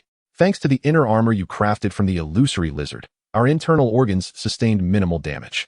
These burns appear horrific, yet they are merely superficial." After casting a glance at Feng Chu, a flicker of concern crossed his eyes. Following this, they fell into silence once more. "Given our current condition, a few days of recuperation should suffice for us to regain our mobility. However, the foal is gravely injured and requires immediate medicinal resources." Feng Bei assessed Bai Chu's situation, realizing it was not perilous at the moment. "We have already surveyed the cave entrance, and until we recover, we cannot exit. This cavern is profoundly deep, and I am unable to explore it fully," Feng Chu stated. Glancing outside the cave, it was now the second evening, and after resting another night, they anticipated being able to move freely the following day to explore the depths of the cave. All understood this was a reluctant choice. None wished to venture into such a peculiar abyss while lacking strength. Yet remaining here was equally untenable. Without sustenance, they would inevitably perish. It was better to seize the opportunity while they still had some strength and take a gamble. Lying still, Feng Bei felt his injuries had improved slightly since before, though the burns still throbbed painfully. The next day, he reluctantly opened his eyes. Lying on the cold ground throughout the night had prevented him from sleeping, and he had awoken countless times. Struggling to sit up, he noticed the pain from his burns had diminished to a mere sting, though blisters had formed. Observing these blisters, he felt a pang of concern. In his previous life, such an issue could lead to infection. Fortunately, this world was not so prone to infections. He retrieved a dagger, cleansing it with the essence of the earth and sky, and gently punctured the blisters, allowing the impurities to flow forth. After cleaning the edges of his wounds, he sought out the others. "How are you feeling now? Any better?" Feng Chu asked kindly. "Much improved since yesterday," though the burn still ached subtly. Feng Chu was the least injured among them. During the critical moment, much of the attack had been absorbed by the foal. The injuries on his face were not severe, though his hair had been singed considerably. "Let us go?" With Feng Chu leading the way, Feng Bei trailed behind. The cavern was eerily silent, save for the sound of their footsteps and the drip of water. They walked for an indeterminate time. "This cavern is lengthy, apart from the three of us. We have yet to encounter any living creature, just stones and more stones." Feng Bei surveyed the cavern's interior. The walls bore no signs of human excavation. The cavern's diameter varied, some sections being several meters wide, while others narrowed to 3 or 5 meters. The ceiling was adorned with ancient stalactites, many of which had long since descended to the ground, while the floor was uneven, dotted with small puddles, devoid of any flat terrain. It appeared to be an ordinary cave, its existence perhaps spanning countless years. However, when compared to the towering mountains surrounding it, it seemed utterly insignificant. As these thoughts crossed his mind, Feng Chu, who was leading the group, abruptly halted his steps. "Is something amiss?" he inquired. Feng Chu's expression turned grave. "In the farthest reaches of my perceptive abilities, I have detected a stone door, yet my spiritual energy cannot penetrate it. In such a cavern, could this signify the remnants of a powerful being's legacy?" Faced with this revelation, the trio found themselves with no option but to press onward with steely resolve. After a series of cautious advances and pauses, they finally stood before the stone door. Strangely, throughout their journey, they had encountered no signs of life, not even the most resilient of mosses. Yet, upon reaching the stone door, a lush carpet of green moss clung to its surface. This door bore no handle, presenting only a narrow gap. Was it meant to be pushed open? The surface of the door was unadorned, lacking any intricate designs or handles, merely a smooth stone barrier. Unconsciously, Feng Bei placed his hand upon it. In an instant, a faint ethereal glow flickered, as if a switch had been activated. A series of grinding sounds echoed around them, and the stalactites above began to sway violently. The sudden upheaval caused Feng Bei's pupils to constrict. Retracting his hand, he turned to flee from the cave. After sprinting a few hundred meters, the tremors ceased. Feng Chu, after a brief investigation, wore an odd expression. "The stone door has opened." The trio lingered momentarily, but the cave remained silent thereafter. Their spiritual energy still failed to permeate the doorway, akin to a ravenous black hole. Upon contact, it was instantly devoured, yielding no passage whatsoever. Exchanging glances, Feng Bei steeled himself. "Let us enter. Can it truly be worse than our current plight? Fortune favors the bold, while the timid may perish from starvation. If within lies the resources of a great master, we would be remiss to ignore them." Clad in tattered garments, the three of them resembled a patchwork of skin and fabric. What is there to fear? How much worse could it possibly get? Returning to the door, they found it fully ajar, the dark entrance seemingly beckoning them forth. Feng Bei took the lead, stepping into the unknown. Chapter 32, 100 Essence Bone Tempering Herb. As if passing through a membrane of water, Feng Bei effortlessly crossed the threshold. Before him lay a stone chamber, measuring 20 units in length and width, and 10 in height. To the left stood a stone bookshelf adorned with several tattered animal skin scrolls. To the right was a barren patch of ground, devoid of any clutter. Directly ahead, a stone bed sat empty, while in the center rested a stone pedestal, presumably the reading place of the chamber's former occupant, upon which 3 boxes were arranged. Turning to look back, he could see the 2 companions who had followed him. Feng Bei regarded the room with a calm demeanor, noting that while it was indeed the abode of a powerful being, it diverged significantly from his preconceived notions of a paradisiacal retreat. At that moment, Feng Shang and Feng Chu both entered through the stone door. Is this truly what lies beyond the door? Just a dwelling? Why such stringent protection? Feng Shang mused, surveying the surroundings. Perhaps to prevent moisture, Feng Bei speculated, recalling the numerous puddles outside the entrance. Without lingering at the doorway, he strode purposefully toward the bookshelf. After all, knowledge is an invaluable treasure. The bookshelf was hewn directly from the stone wall, its surfaces smooth and refined, hosting dozens of animal skin scrolls. Feng Bei reached for the nearest scroll, brushing his fingers against it. To his dismay, the moment he made contact, the scroll disintegrated into ashes, scattering across the floor. What could have preserved these for so long, only to have turned to dust? He pondered, perplexed. Testing several more scrolls yielded the same result. Each crumbled into oblivion. What a pity. If only we could have gleaned knowledge from these scrolls. This room must be steeped in secrets. Feng Chu's voice carried a note of regret. Fear not, for there are still 3 boxes waiting to be explored. We have not left empty-handed, Feng Bei reassured, secretly relieved that the state of the scrolls indicated the owner had long departed. Otherwise, they might have been in grave danger. The stone boxes varied in size, the largest positioned on the left, decreasing in dimension from left to right. Gently opening the largest box revealed several weapons within. 2 distinct long knives were nestled inside, and he lifted one for inspection. With a few test swings, he gauged its weight to be around 100 pounds, and it felt remarkably balanced in his grip. The blade bore minimal embellishment, emphasizing its heft and sharpness. The hilt was intricately carved with the image of a great beast entwined around it. This is a fine weapon. It need not be ornate, just reliable in execution. Moreover, the blade showed no signs of rust despite their prolonged confinement.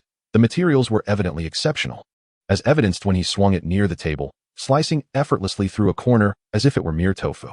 You too should take these. I already possess a fine blade, Feng Chu declared, lifting his own tribal long knife. Seeing Feng Chu's willingness to relinquish the 2 prized blades, Feng Bei and Feng Shang gratefully accepted one each. The discovery of such treasures in the first box heightened their anticipation for what lay within the subsequent boxes. The second box, slightly smaller than the first, was opened with care, and the trio leaned in closer. Inside lay 4 blood amber stones, 1 purple and 3 crimson. These are spirit beast blood ambers. The 4 stones were shaped like 4-sided crystals. The purple one was imbued with lightning properties, while the 3 crimson ones were associated with the physical prowess of colossal beasts. Gazing at the blood ambers, Feng Bei recalled the 8 trigrams mirror within him. Feng Shang. Feng Chu, this thunder attribute blood amber will be beneficial for me. I shall take this one. Neither of them objected, recognizing that they had no corresponding attributes. It would be wiser for them to take the crimson blood ambers to enhance their own physical strength. The acquisition of these items was already a delightful surprise. Yet they still had one final box to explore. Feng Bei rubbed his hands together in excitement. The last box contained a jade box, and the 3 of them felt a surge of exhilaration. It seemed that the contents within were indeed extraordinary. Upon opening the jade box, they discovered 6 peculiar herbs, resembling orchids with slender leaves, yet each was a vivid crimson. Just as they were perplexed about the identity of these herbs, Feng Bei noticed an inscription etched within the lid. 100 essence bone tempering herb, slender leaves of the orchid, red for refining the body. Consuming them would fortify one's bones without hindering growth, allowing for a transformation of the very essence. Such a remarkable find. Feng Bei's eyes gleamed as he fixated on the 100 essence bone tempering herbs, his mouth watering at the thought. Setting aside the true efficacy of the herbs, the mere phrase transformational rebirth was enough to ignite a fervor within the 3 of them. None wished to live out their days bearing the scars of past injuries. Without further ado, the trio each consumed 200 essence bone tempering herbs, settling onto the ground to partake. The taste was not unpleasant. It possessed a unique fragrance. As they bit through the leaves, a viscous liquid flowed forth, following their throats down into their stomachs. Instantly, it felt as though magma had surged into their bellies, a searing sensation enveloping them. Gritting their teeth against the discomfort, they concentrated on gathering the elemental energy of the universe within their cores, and gradually, the situation improved. They felt a wave of relief, thankful that they had only consumed 1 herb each. Otherwise, they might have been burned from the inside out. Unbeknownst to the passage of time, the searing sensation in the stomach receded, giving way to a refreshing coolness that coursed through the limbs and into the very bones of the body. In an instant, a more intense burning sensation enveloped him, akin to being roasted over an open flame. Agonizing pain radiated throughout his body, as if his bones were being shattered and then pieced back together. The torment was so excruciating that all 3 collapsed into unconsciousness. Yet, despite their loss of awareness, the medicinal properties of the bone refining herb continued to operate within them. Had their consciousness been able to penetrate flesh and blood, they would have witnessed intricate fissures forming within their bones. In the blink of an eye, these fissures would then heal under the herb's influence, repeating this cycle incessantly. A portion of the herb's potency dissipated, traversing through each part of their bodies, expelling dead cells and leaving a thick layer of scabs upon their skin. The medicinal essence clinging to their bodies diligently repaired the charred flesh, giving rise to a new layer of skin almost imperceptibly. 12 cycles of time slipped by quietly, and the trio finally exhausted the herb's potency, gradually regaining consciousness. Realizing they were confined within a shell, Feng Bei exerted force, shattering the cocoon that enveloped him. Upon recognizing that they remained within the stone dwelling, a wave of relief washed over him, dispelling the worries he harbored before losing consciousness. What is this? Feng Bei was captivated by his own smooth arms. His once sun-kissed skin, though not dark, had transformed into a fair complexion, with the previous burns vanishing without a trace. As he reached to touch his face, he found the smooth skin had replaced the bark-like burns of yore. Just as he was reveling in this surprise, a chill crept over him, prompting him to look down. By the heavens, he realized he was completely unclothed, his previous garments and leather armor having been shredded amidst the scabs. Wait a moment, brother Feng Shang, sister Feng Chu. Don't come out yet. I have no clothes on. Let me search the vicinity, Feng Bei exclaimed hurriedly, halting the movements of the two still encased in their blood shells. With his mind somewhat at ease, he made his way toward the stone bed. The front was devoid of anything, but upon reaching the back, he discovered 5 sets of old light armor resting on the ground. Thank goodness. They hadn't turned to ash like the beast hides. Now they had clothing. In no time, the 3 donned their attire. Standing in the open space, they exchanged glances, their eyes wide. Chapter 33, Fireflies. The 3 stared at one another. Though the individuals before them appeared more refined, the familiar features were unmistakable. They were indeed their previous companions. The once indigenous members of the tribe had instantaneously transformed into striking figures, which felt somewhat disconcerting. Beauty, they say, can mask many flaws. And certainly, their previous appearances were not lacking. This armor was no ordinary material. It conformed to their forms impeccably, lacking any lining yet remaining comfortable. Clad in armor, they exuded an air of valor and grace. Sister Chu, how did I never notice how beautiful you are before? Feng Shang's eyes were practically glued to Feng Chu, his face brimming with admiration. Was I not beautiful before? Feng Chu raised an eyebrow, casting a glare at Feng Shang. No, you were beautiful then too. Just more so now. Feng Shang quickly backtracked under her gaze. Feng Bei scrutinized Feng Chu closely, her slender waist, the gentle curves of her bosom, and her strikingly poised demeanor. Her almond-shaped eyes gleamed with a hint of dew, framed by elegantly arched brows. In the past, she would have been considered a rare beauty, even in the real world. Turning his attention to Feng Shang, he noted the strong brow and large eyes, a noble nose, and a complexion that was fair yet robust, accentuating his muscular build. Although he could not see his own reflection, he presumed he too appeared quite handsome. Internally, he felt a plethora of changes. His physique had become more resilient, and all internal injuries and impurities had been expelled. After refining the bone-refining herb, Feng Bei's physique had officially advanced to the early stage of a formidable state, while Feng Shang and Feng Chu had reached the late stage. Their physical cultivation had hit a bottleneck, and the immediate concern was to find a way to heal the injured 3 great beasts. As they searched the stone dwelling, Feng Bei unknowingly wandered into a vast open area. Gazing at the stone wall before him, he felt an inexplicable oddity. Was this space merely for the owner of the stone dwelling to exercise or relax? He stomped his foot. It was solid. It seemed not to lead below. So there was only one option left. Feng Bei directed his attention to the stone wall. His mental energy still could not penetrate it, so he knocked gently. Thud, thud, thud. It was hollow. Feng Bei's eyes lit up, calling to Feng Shang and Feng Chu. I found it. This wall is empty. The 2, still searching, quickly hurried to his side. What do we do? Should we break it? Feng Shang asked eagerly, particularly invigorated by the abundant energy surging within him. Very well. Let us give it a try. Feng Bei, you take the lead. We'll stand by to ensure nothing goes awry, Feng Chu replied, seeing no dissent from the others. Feng Bei stood firm, mimicking the form of a mighty bull, raising his fist. Accompanied by a resounding bellow, the wall shattered, a large hole gaping open. Countless fragments and dust flew backward, crashing to the ground with a thunderous sound. The dust swirled, obscuring the trio's vision. Yet within their minds, they beheld an immense underground world. Though they could not see it all, it stretched endlessly before them. As the dust settled, this subterranean realm finally revealed itself in its entirety to the 3. What is this? Feng Bei's eyes widened in astonishment. He had never encountered such a sight. A passageway appeared before them, its width and height measuring several dozen meters. The stones embedded in the walls emitted a green luminescence, illuminating the entire corridor. Countless mushrooms flourished upon these stones, exuding a soft green light. Some beetles crawled upon the mushrooms, seemingly disturbed by the trio's presence, while innumerable fireflies gently unfurled their shells, spreading their wings and ascending into the air. Their wings fluttered soundlessly, glowing with an emerald hue. Countless fireflies flitted about the cavern, their luminescence twinkling. The 3 gazed upward, feeling as though they were beneath a starry sky, the sparkling light akin to a magnificent constellation. To think that behind this stone dwelling lay such a realm.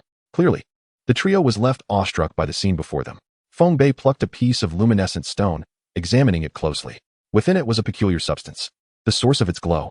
It seemed these glowing mushrooms thrived on the nourishment provided by the luminescent stones, while the fireflies feasted upon the mushrooms. Thus, these organisms were able to shine. Feng Bei cast aside the stone, articulating his deductions. Yet, he remained uncertain whether these fireflies possessed any aggressive tendencies or if the mushrooms were edible. At present, the trio desperately needed sustenance and healing herbs, necessitating a determination of whether these luminous entities posed any threat. Let us capture one for examination. However, Based on my earlier observations, the luminescent stones seem harmless. Though I'm unsure of their other properties, he stated. As he spoke, a firefly flew towards them, allowing Feng Bei to observe this peculiar creature closely.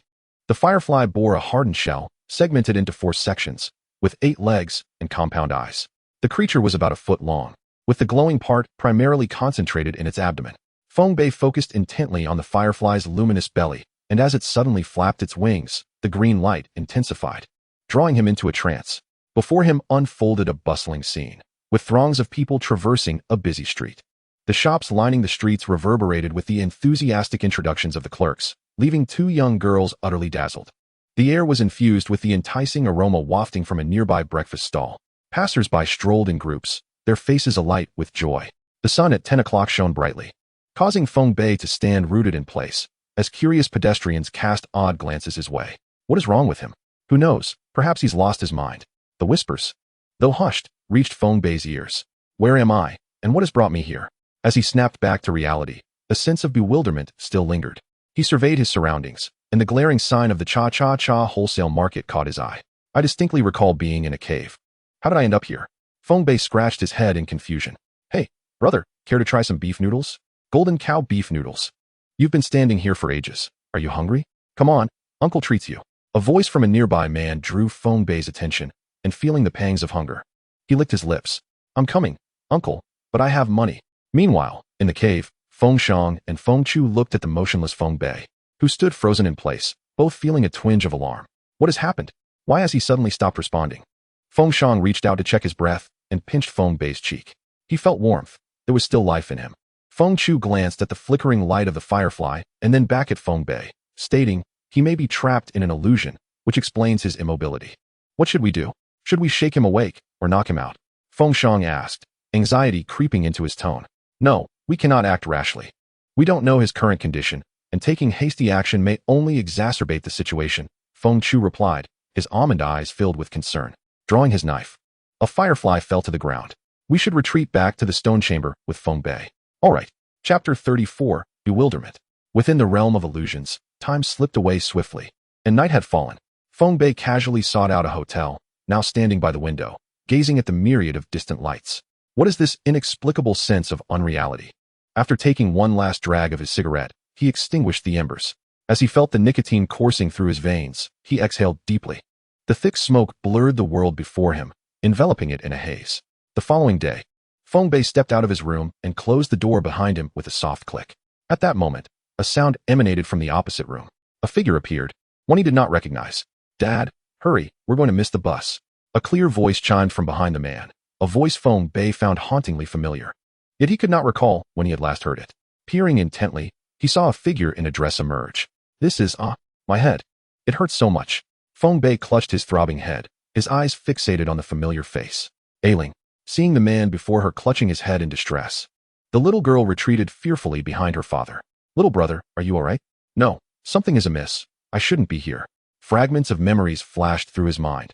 Visions of the tribe flooding back, tribespeople, colossal beasts, Iling, and Bai Chu. Finally, his gaze settled on the anxious faces of the 2 before him. Feng Bei, are you okay? We were terrified when we saw you scream. Feng Shang and Feng Chu exclaimed, worry etching their features.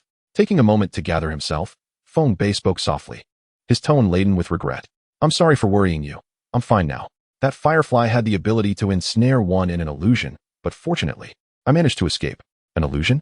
What kind of illusion? It's related to the tribe, Feng Bei replied casually, though it was not entirely inaccurate. The 2, sensing no ulterior motive, refrained from questioning further, as they could easily surmise it was indeed about tribal matters. All right, let us continue our exploration. We just need to be cautious not to stare at a single firefly for too long.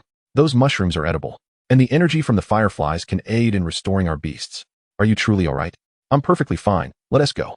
Feng Shang positioned himself in front of Feng Bei, declaring, this time, I'll lead, and you stay close behind.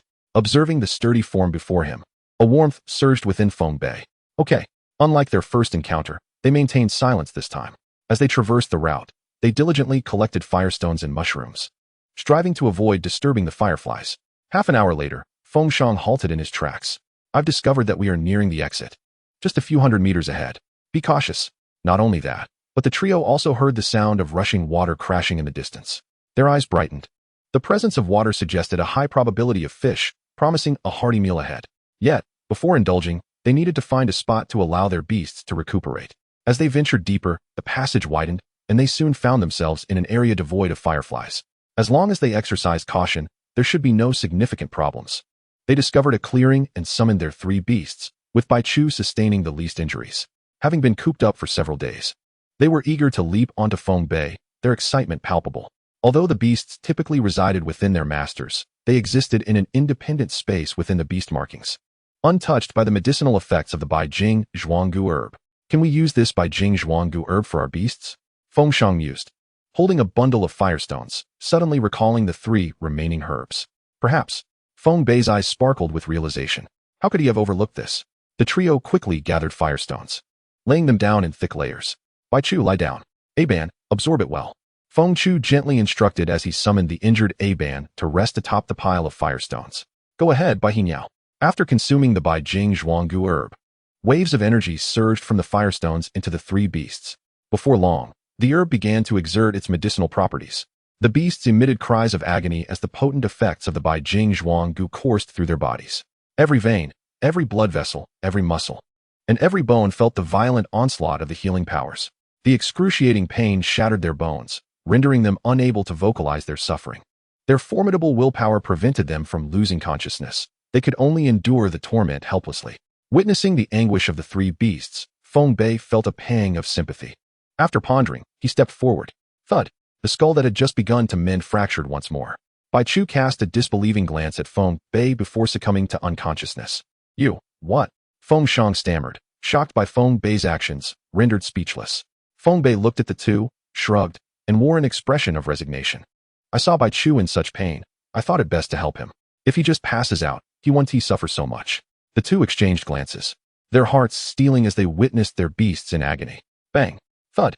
With 2 resounding blows, only the 3 trembling beasts undergoing transformation remained in the clearing. The firestones absorbed the beasts' energy, their internal substance steadily diminishing. Time passed, and Feng Bei and his companions had feasted on 3 rounds of grilled fire mushrooms. The firestones lay bare, while hundreds of fireflies lay scattered on the ground. Noticing the prolonged absence of signs of awakening from the 3 beasts, Feng Bei raised an eyebrow. Did we take this long to refine them before? Uncertain, yet likely not in lesser quantity, our diminutive physiques result in a slower absorption rate.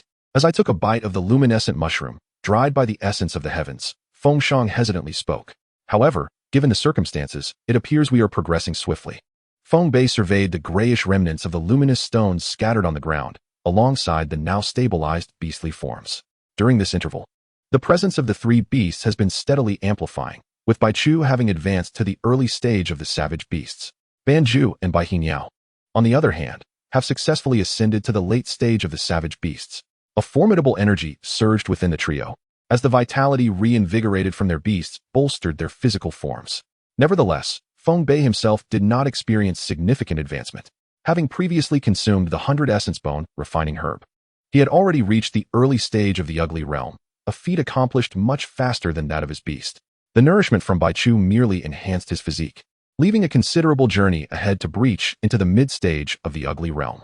An hour later, roar, a woo, beep, the 3 beasts finally awakened, radiating an even more potent aura. The first action upon waking was to pounce upon their master, indulging in a vigorous display of affection. No, wait, that is not right. After their playful scuffle, and disregarding Bai Chu's resentful gaze, Feng Bei sheepishly summoned Bai Chu back into his body. It was prudent to first acclimate to their newfound strength, take a moment to rest, and resume their explorations upon awakening. The 2 nodded, with ample sustenance at hand and no threat to their lives from the colossal beasts. It was indeed time to recuperate. Chapter 35, The Savage Poo Centipede. 6 hours later, the trio returned to a location not far from the cave entrance. With such bountiful gains, they harbored no thoughts of retreat. This time, they were determined to thoroughly investigate this subterranean realm, summoning their beasts to accompany them. They crossed the cave's threshold and ventured into this otherworldly domain. Not far ahead lay an underground river, its bed strewn with luminous stones, casting an ethereal green glow upon the waters. Before them stretched vast expanses of ferns, with numerous glowbugs flitting about. To their astonishment, they had stumbled upon a veritable paradise deep within the mountains. Feng Bei stepped forward, gently approaching a colossal plant. This was a towering fern, reaching 3 zhang in height. nurtured by the abundant energy provided by the luminous stones surrounding it. The feather-like leaves were densely adorned with slender, elongated brown scales, each measuring 3 zhang in length. The ground was also carpeted with a profusion of glow mushrooms, densely packed, leaving one to ponder the sheer quantity of luminous stones present. While Feng Bei was observing the surroundings, he was drawn to the dense bite marks on the leaves of the fern. Was this the work of some insect? Hiss! Suddenly, a massive centipede burst forth from the adjacent fern. Its gargantuan body charged towards him like a locomotive. Feng Bei, taken aback, remained composed. After all, he had weathered life and death encounters before. He deftly maneuvered out of the way of the impending collision. Drawing his long blade from his waist, he summoned his strength and delivered a fierce strike against the centipede's obsidian shell. Slicing through the armor with ease, akin to cutting through water, the blade left a long gash across the centipede's back, from which green ichor gushed forth. Bai Chu, come assist me, he exclaimed, with a flash of bloodlight. Bai Chu made a dazzling entrance. Without a moment's hesitation, Bai Chu unleashed a gale slash aimed directly at the centipede's wound. The azure wind blade penetrated, creating an even larger gash. With a pained hiss, the centipede began to thrash violently. Its massive form rolled about, scattering luminous stones in every direction, causing even the fern to topple in its wake. Seizing the moment to strike, Feng Bei commanded, Bai Chu, gale slash. A low growl escaped him as a torrent of energy coalesced in Bai Chu's maw, sending waves of dread through the centipede, prompting it to cease its rolling and flee in a frenzy. Yet, Feng Bei was not about to grant it that escape. Attempting to flee without my permission? He scoffed. A mere early-stage savage beast, allowing it to escape would be a source of ridicule.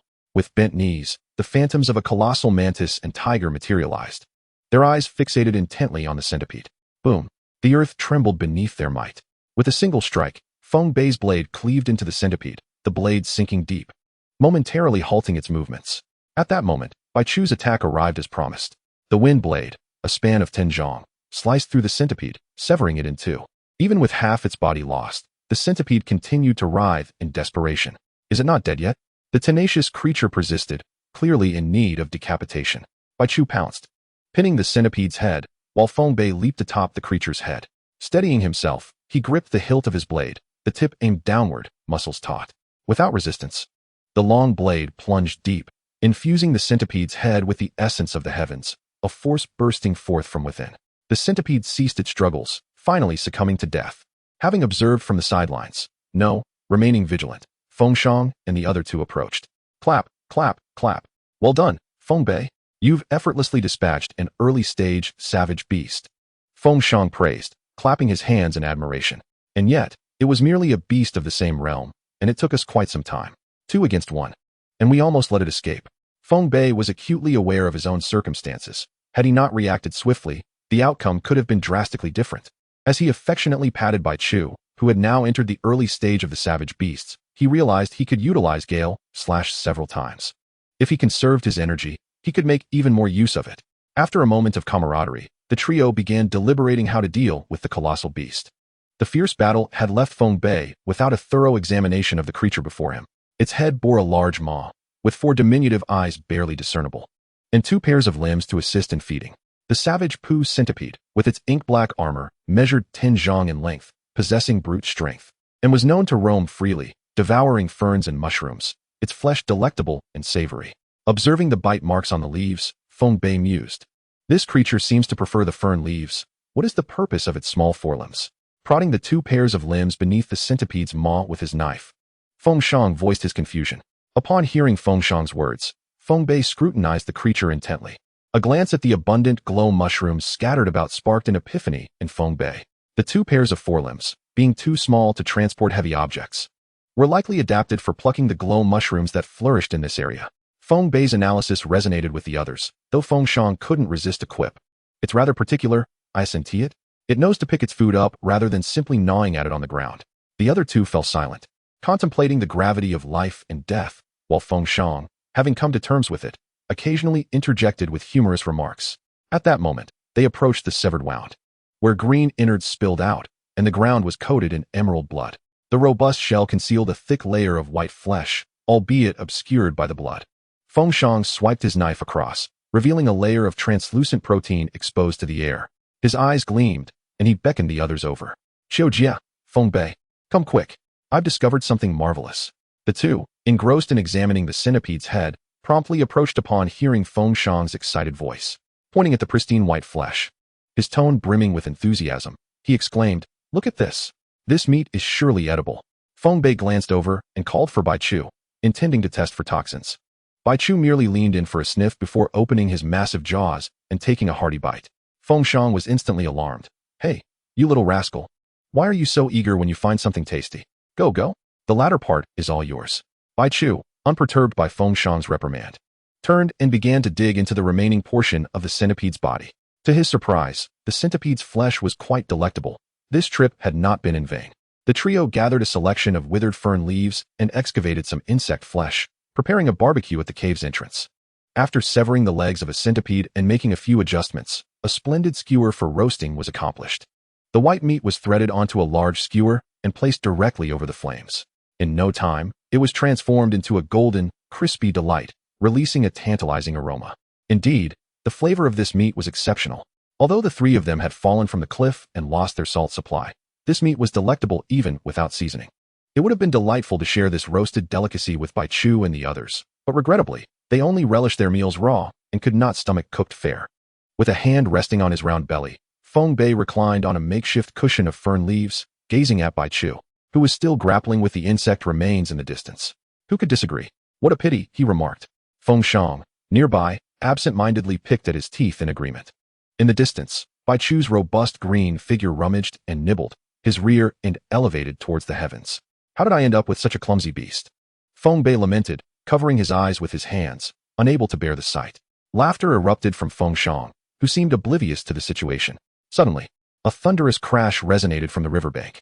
Chapter 36, The Devouring Foot Spider and the Thousand-Blade Fish. The three heard the resounding noise, prompting Feng Chu and Feng Shang to investigate.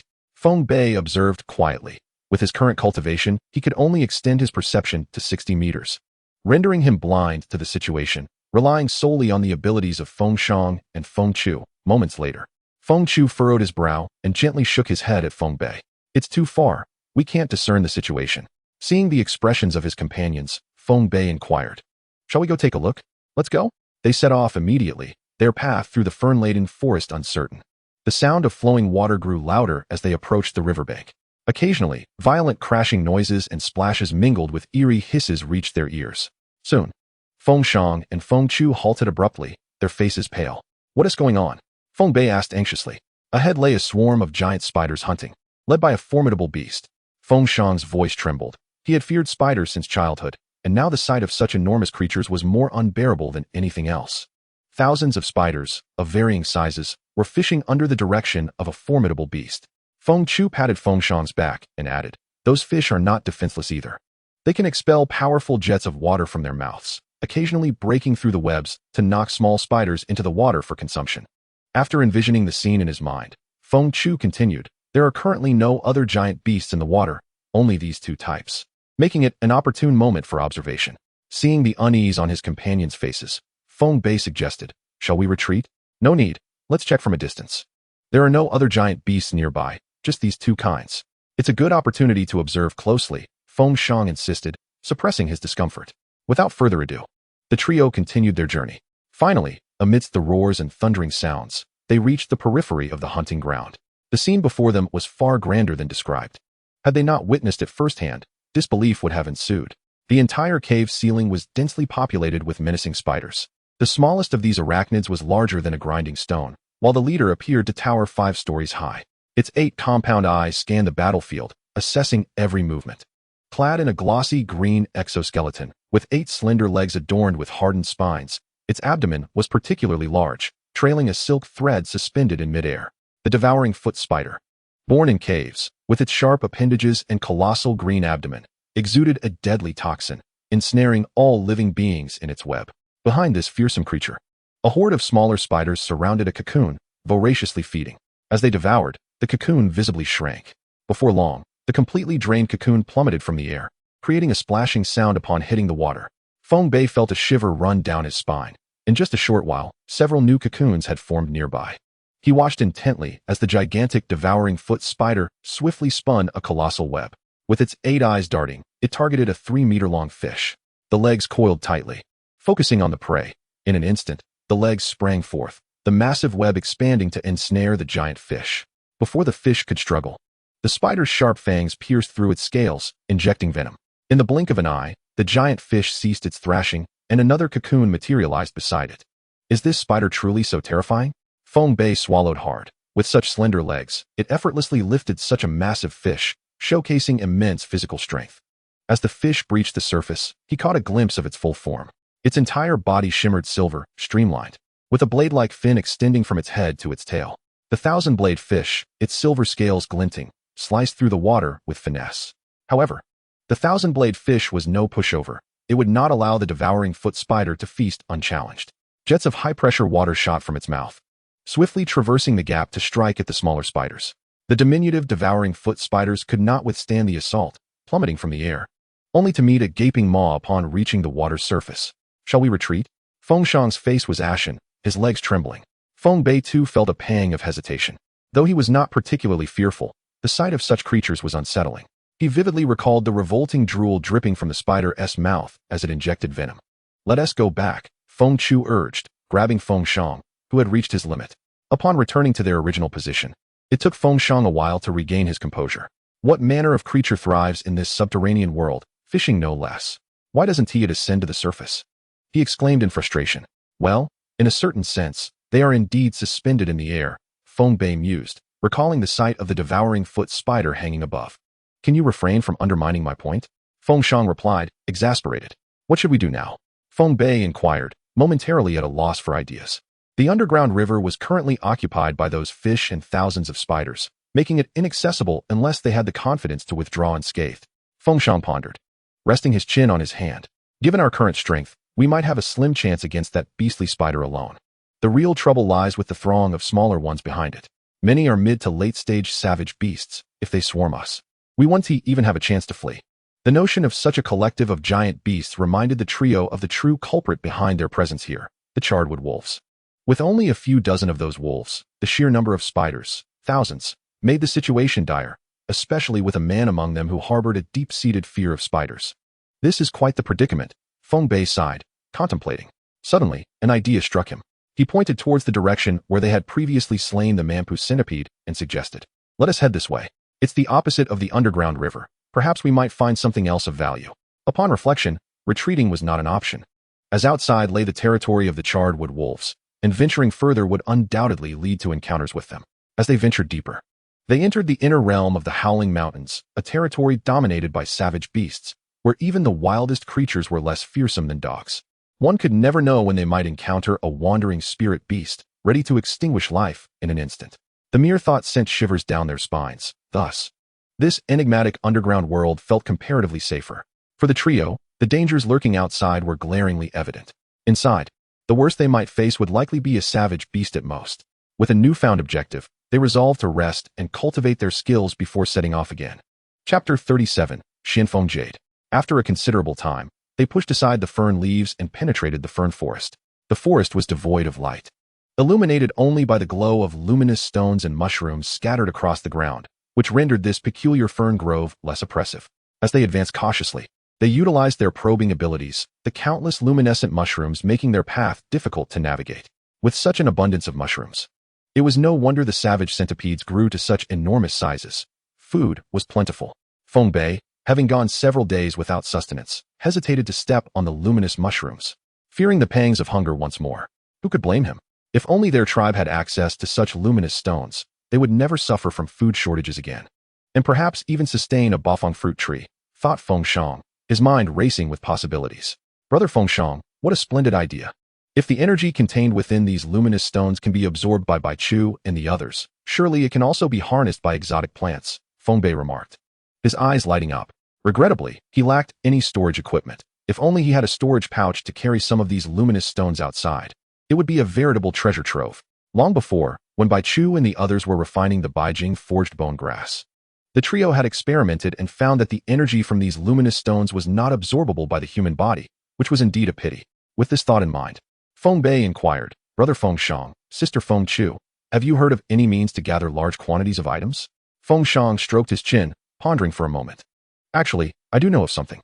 In the vast wilderness, colossal beasts abound, each possessing unique elemental attributes. Among them are space attribute beasts, which possess the ability to store items. Once you tame such a beast, you will gain the capacity for storage. Feng Bei's eyes sparkled with excitement upon hearing this. Do you know where one might encounter such a colossal beast? I recall the captain mentioning in casual conversation that deep within the Howling Mountains, one might find them. However, such beasts are elusive. Encountering one does not guarantee you can subdue it, Feng Shang explained, tossing a luminous stone he picked up from the ground. Space attribute beasts are known to be shadows that appear and disappear without a trace. It is not simply a matter of wanting to capture one. They must also desire to be captured. Feng Bei fell silent, understanding the truth in Feng Shang's words. Most tamers bond with their beasts from a young age, as they are more manageable when small. Adult beasts, with their vibrant minds and ingrained habits from prolonged survival in the wild, are accustomed to their freedom, who would willingly become a beast of burden. Although tamers generally share a mutual understanding with their beasts, and there is typically no intent to suppress them, there are exceptions of deranged tamers who engage in bizarre practices with colossal beasts. The rarity of space attribute beasts weighed heavily on Feng Bei's heart. The luminous stones scattered around him likely contained untold energy, and this was merely the surface. Beneath the ground and within the stone walls, there was more to be found. It felt akin to having a treasure mountain yet being unable to take any of it, as if one had a mine at home but could not extract its riches.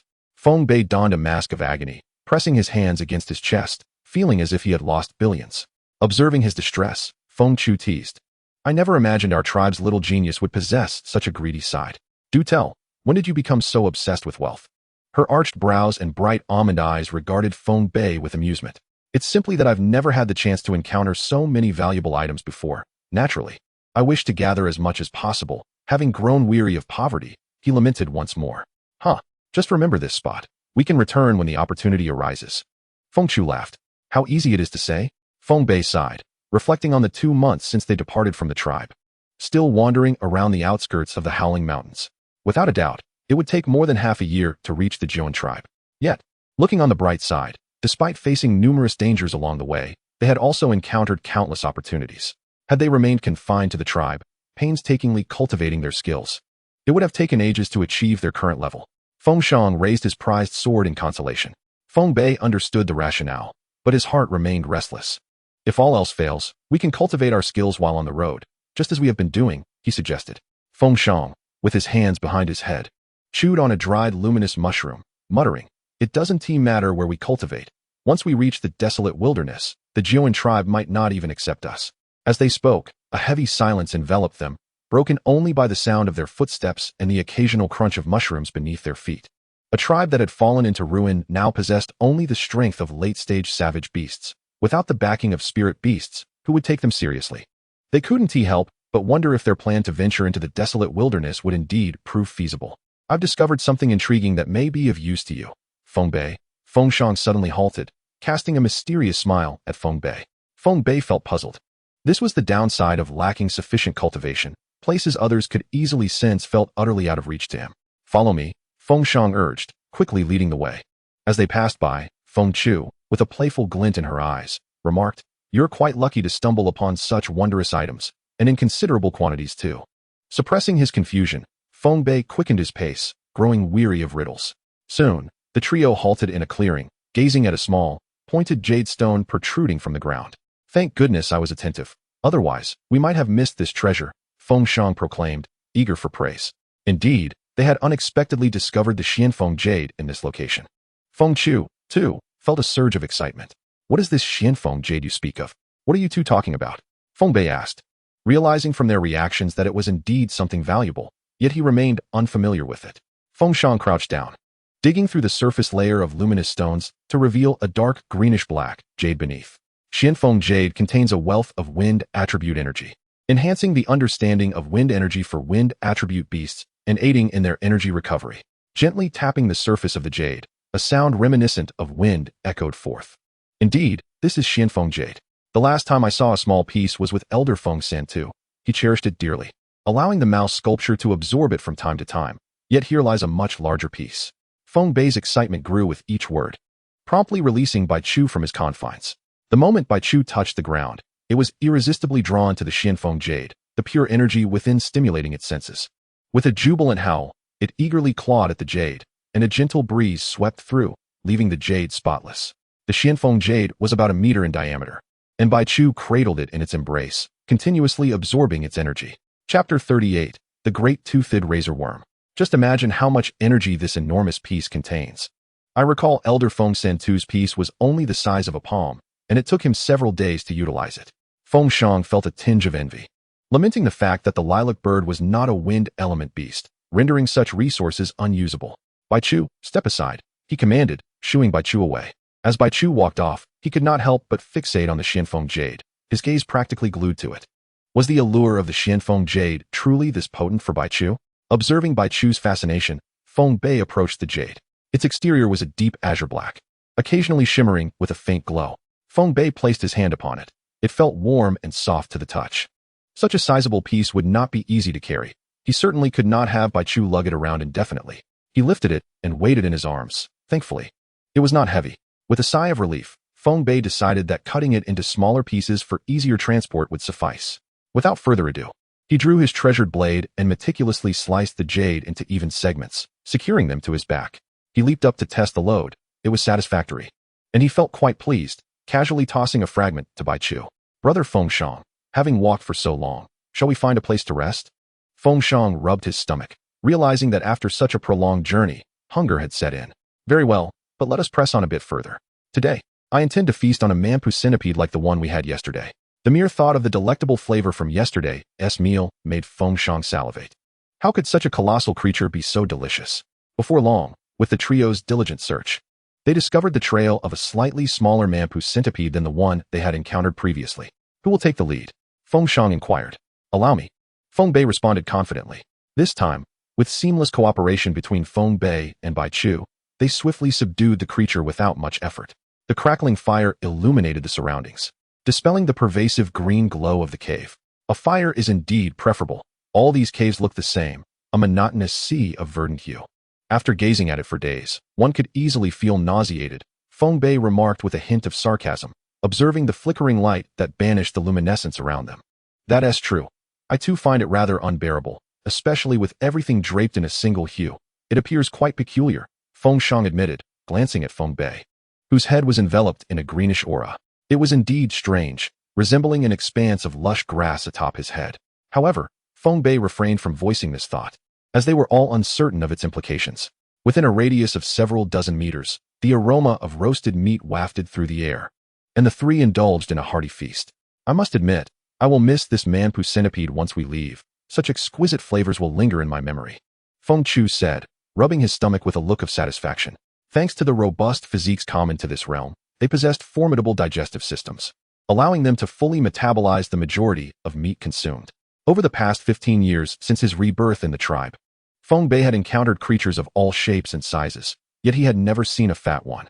Such digestive prowess would surely evoke envy in countless individuals from his past life, especially among those who struggled with weight gain despite their best efforts. Dispelling the cacophony of thoughts, Feng Bei smiled. Sister Chu, perhaps once we have avenged our grievances, we could settle in a place like this, transforming it into a homestead. In the future, this underground world shall become our very own farm. He envisioned a bountiful life ahead, with so many luminous stones. Cultivating vegetables would undoubtedly yield a bountiful harvest. They could drive the spiders away and introduce fish into the subterranean rivers, ensuring an endless supply of fish. Exchanging glances, Feng Shang and Feng Chu shared a complex expression. After a moment, Feng Chu spoke. Feng Bei, your words stir something within me. If such a day were to come, we shall seek out a place like this, perhaps not exactly here, but we could live together. Her voice was laced with uncertainty, as she grappled with the quest for vengeance against a force far more formidable than spirit beasts. With their leader, they had seen the tribe's forces decimated. She questioned whether she would ever attain the cultivation level required for revenge. Casting a glance towards Feng Shang, they both focused on Feng Bei, this rising star whose potential offered a glimmer of hope for the future. Their mission was clear, to protect him to the best of their abilities until he matured into his full strength. After their feast, the trio ventured deeper into the fern forest. Why does it seem that the luminous stones are becoming increasingly scarce? Feng Bei pondered, noting the dimming environment that warranted vigilance. Where there was an anomaly, danger often lurked. It was wise to tread carefully, yet for the time being, no unusual occurrences were detected within a 200-meter radius. Beside him, Feng Shang frowned, her heart racing inexplicably. Their journey had yielded few encounters with the mampu centipedes, an unsettling deviation from the norm. Feng Chu observed the ferns around them, noting that due to the diminishing presence of luminous stones, the foliage was notably shorter than in other areas. It's best to remain cautious, she advised. They summoned their spirit beasts. The lilac bird soared overhead while Bai Chu and the spotted steed flanked them. Armed with blades, the trio proceeded with utmost caution. There it is. So, that's the situation. A late-stage beast is lurking here. Feng Shang relaxed as he scanned the surroundings, noting that only one beast was present. Turning to Feng Bei, he grinned. Would you like to test your mettle against this late-stage beast? We'll support you from the sidelines. Absolutely. That's precisely my intention.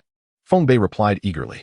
He was acutely aware that without the pressure of battle, true breakthroughs could not be achieved. Excellent spirit. Feng Shang nodded in approval, praising. Truly worthy of being the youngest instructor in the tribe. With a grin, Feng Bei called to Bai Chu, brandishing his weapon as he charged forth. The resting great tooth razor centipede sensed the vibrations of the ground and became instantly alert. Upon realizing the approaching beasts were unfamiliar yet weaker than itself, it turned to flee, knowing that a creature 2 realms beneath it posed a threat. Get out of my way. The great tooth razor centipede, with its dagger-like teeth and blade-like limbs, was clad in a black carapace that glimmered gold. Trying to escape? Leave your life behind. As the great tooth razor centipede attempted to flee, Feng Bei grew anxious. Just then, a golden slash cut through the air, leaving a long mark before the creature. Feng Bei, focus on the battle. We will handle the rest. Feng Chu called from above, perched on the lilac bird. Nodding in acknowledgement, Feng Bei prepared for the impending confrontation, a smile forming on his lips. The cornered great tooth razor centipede, taken aback, realized the presence of 2 equally matched beasts, and its heart sank. It was clear that escape was no longer an option. With a fierce hiss, it turned to face its adversaries. Come at me. Chapter 39, Battle with the Great Tooth Razor Centipede. The Great Tooth Razor Centipede let out an enraged hiss as it lunged at Feng Bei. In its eyes, this diminutive biped must surely be inferior to the formidable tiger beside it. As the Great Tooth Razor Centipede closed the distance, it saw Feng Bei standing still, unyielding. Die! Its sharp limbs lunged forward, mere inches from Feng Bei. In a flash of azure light, the Great Tooth Razor Centipede felt a sharp pain in its midsection and was propelled sideways, soaring into the air. Roar! Bai Chu bellowed, exposing formidable fangs, enveloped in swirling azure wind energy, resembling a battle deity. Well done, Bai Chu. Feng Bei praised. With Bai Chu at his side, Feng Bei felt emboldened. The Great Tooth Razor Centipede, its limbs embedded in the ground, skidded several meters before coming to a halt. How can this creature move with such incredible swiftness? The enormous-eyed, serrated centipede fixated its gaze upon Bai Chu, its alertness heightened by the previous maneuver. With a furious roar, its colossal form surged forth, charging at an astonishing speed, intent on enclosing both man and beast within its grasp. Bai Chu, break through. Feng Bei commanded, leaping atop Bai Chu with a nimble motion, deftly evading the centipede's encirclement. Good heavens, the Feng wind slash. A verdant blade of wind surged forth, striking the centipede's armored shell with resounding force.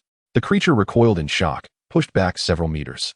Upon inspecting the impact site and finding no injuries, only a displacement, it exhaled a sigh of relief. If I cannot breach your defenses, then I shall make you feel my might instead. The centipede reared up its foreboding, its myriad limbs brandishing wildly, unleashing a flurry of slicing strikes. In an instant, the air within a 10-jong radius was filled with flashing blades. Bai Chu had failed to penetrate its defenses, and Feng Bei was poised to unleash a more potent attack. Suddenly, a brilliant golden light filled his vision as the blades of light descended rapidly. There was no time to evade, and he immediately commanded Bai Chu, Feng wind slash. Understanding the urgency, Bai Chu executed an attack far more powerful than before, meeting the oncoming blades head-on. Boom! A violent clash erupted, creating a massive crater in the ground. The Feng wind slash intercepted a portion of the blade light before dissipating, but a greater number of strikes surged through the explosion, merely slicing the earth. A green attack surged in from the side, and the centipede hastily halted its assault to defend, yet was still struck. It was Bai Chu executing a stealthy ambush. As the explosion obscured their vision, Feng Bei and his companion had retreated to the side. Damn it, a sneak attack. The centipede withstood the blow, preparing to retaliate when it caught a glimpse of a blade of light approaching from the corner of its eye. Feng Bei had stealthily maneuvered behind the centipede, his eyes gleaming with opportunity. What a chance. The beast form technique surged within him, mantis intent, tiger beast will, and bull charge, all converging to their zenith. The essence of heaven and earth coalesced upon his blade, his legs exerting force as he stomped the ground, charging like a ferocious tiger towards the centipede's vulnerable nape. Prepare to meet your end. Feng Bei soared into the air, bellowing. His blade aimed directly at the juncture of the centipede's armor. Just as the blade was about to descend upon the creature, a glimmer of dark light flickered upon its shell. Clang! The sound of metal meeting metal resonated. Damn, this centipede's defenses are astonishingly strong. Shocked, Feng Bei swiftly retracted his blade, landing heavily on the centipede's back before propelling himself away. The enraged centipede, unwilling to let the sudden ambush go unanswered, lashed its long tail like a whip. The sound of slicing air echoed as Feng Bei hastily raised his blade to defend. Bam! Like being struck by a freight truck. He was sent flying. Pain coursed through him as he felt his bones shatter and his insides shift. Cough! He spat a mouthful of blood. The Yuhua bird swooped in swiftly, catching Feng Bei. Upon witnessing Feng Bei being flung away, Bai Chu surged with rage, a surge of wild energy gathering in his mind. Whirlwind of destruction. Boom!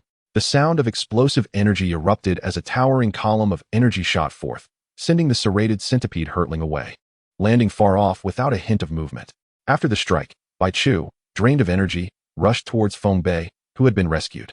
The duo, desperate to save their companion, had not noticed that the centipede feigned death for a moment, its eyes glinting as it swiftly vanished into the ferns. Damn, this centipede is incredibly cunning, fleeing at such speed. Feng Bei observed Feng Bei, his voice low. Another injury to this lad. How many times has it been now? Feng Chu carefully assessed the situation, confirming that Feng Bei's vital signs were stable, though many bones were fractured and some internal organs were displaced. Yet there was no immediate danger to life. With no life-threatening issues, he simply needs rest to recuperate. He glanced at Bai Chu and declared, "Now, we wait for him to recover." At this moment, Feng Bei was acutely aware of his bodily condition, his internal organs displaced and over a dozen bones fractured. Frustration welled within him. He should not have been so careless. This serrated centipede was 2 small realms above him, proving to be quite formidable. As he contemplated, a surge of energy began to emanate within him, continually mending his injuries. Is this the medicinal power of the 100-essence bone refining grass? It hasn't been exhausted yet? It turned out that this particular herb could significantly enhance even the physique of a savage beast. For Feng Bei, whose physique was only at the late stage of the child realm, the potent essence had transformed his body and lay dormant deep within. Now injured, that energy was emerging to heal his fractured bones. Noticing Feng Bei's unusual state, the duo gently placed him upon Bai Chu's back. They then found a clearing, hunted a mango 100-legged bug, kindled a fire, and patiently awaited Feng Bei's awakening. Time passed slowly, and eventually, Feng Bei slowly opened his eyes. The bright flames and the enticing aroma of roasted meat assaulted his senses, jolting him awake. He touched his chest, realizing his injuries had been mended. "You're awake. How do you feel?" Feng Shang offered him a piece of roasted meat. Receiving the meat, Feng Bei smiled. "I'm perfectly fine now. This time, it was our fault for not rescuing you in time, leading to such serious injuries." Feng Chu expressed regret. "No worries. Had I not been injured, I wouldn't have realized that the medicinal power of the 100-essence bone refining grass was still intact." Feng Bei waved his hand, signaling there was no need for further discussion. "Oh, are you saying your rapid recovery is due to the 100-essence bone refining grass?" Feng Shang's eyes widened in astonishment. "Indeed," Feng Bei nodded, explaining that the essence was still hidden deep within his body, enabling his swift recovery.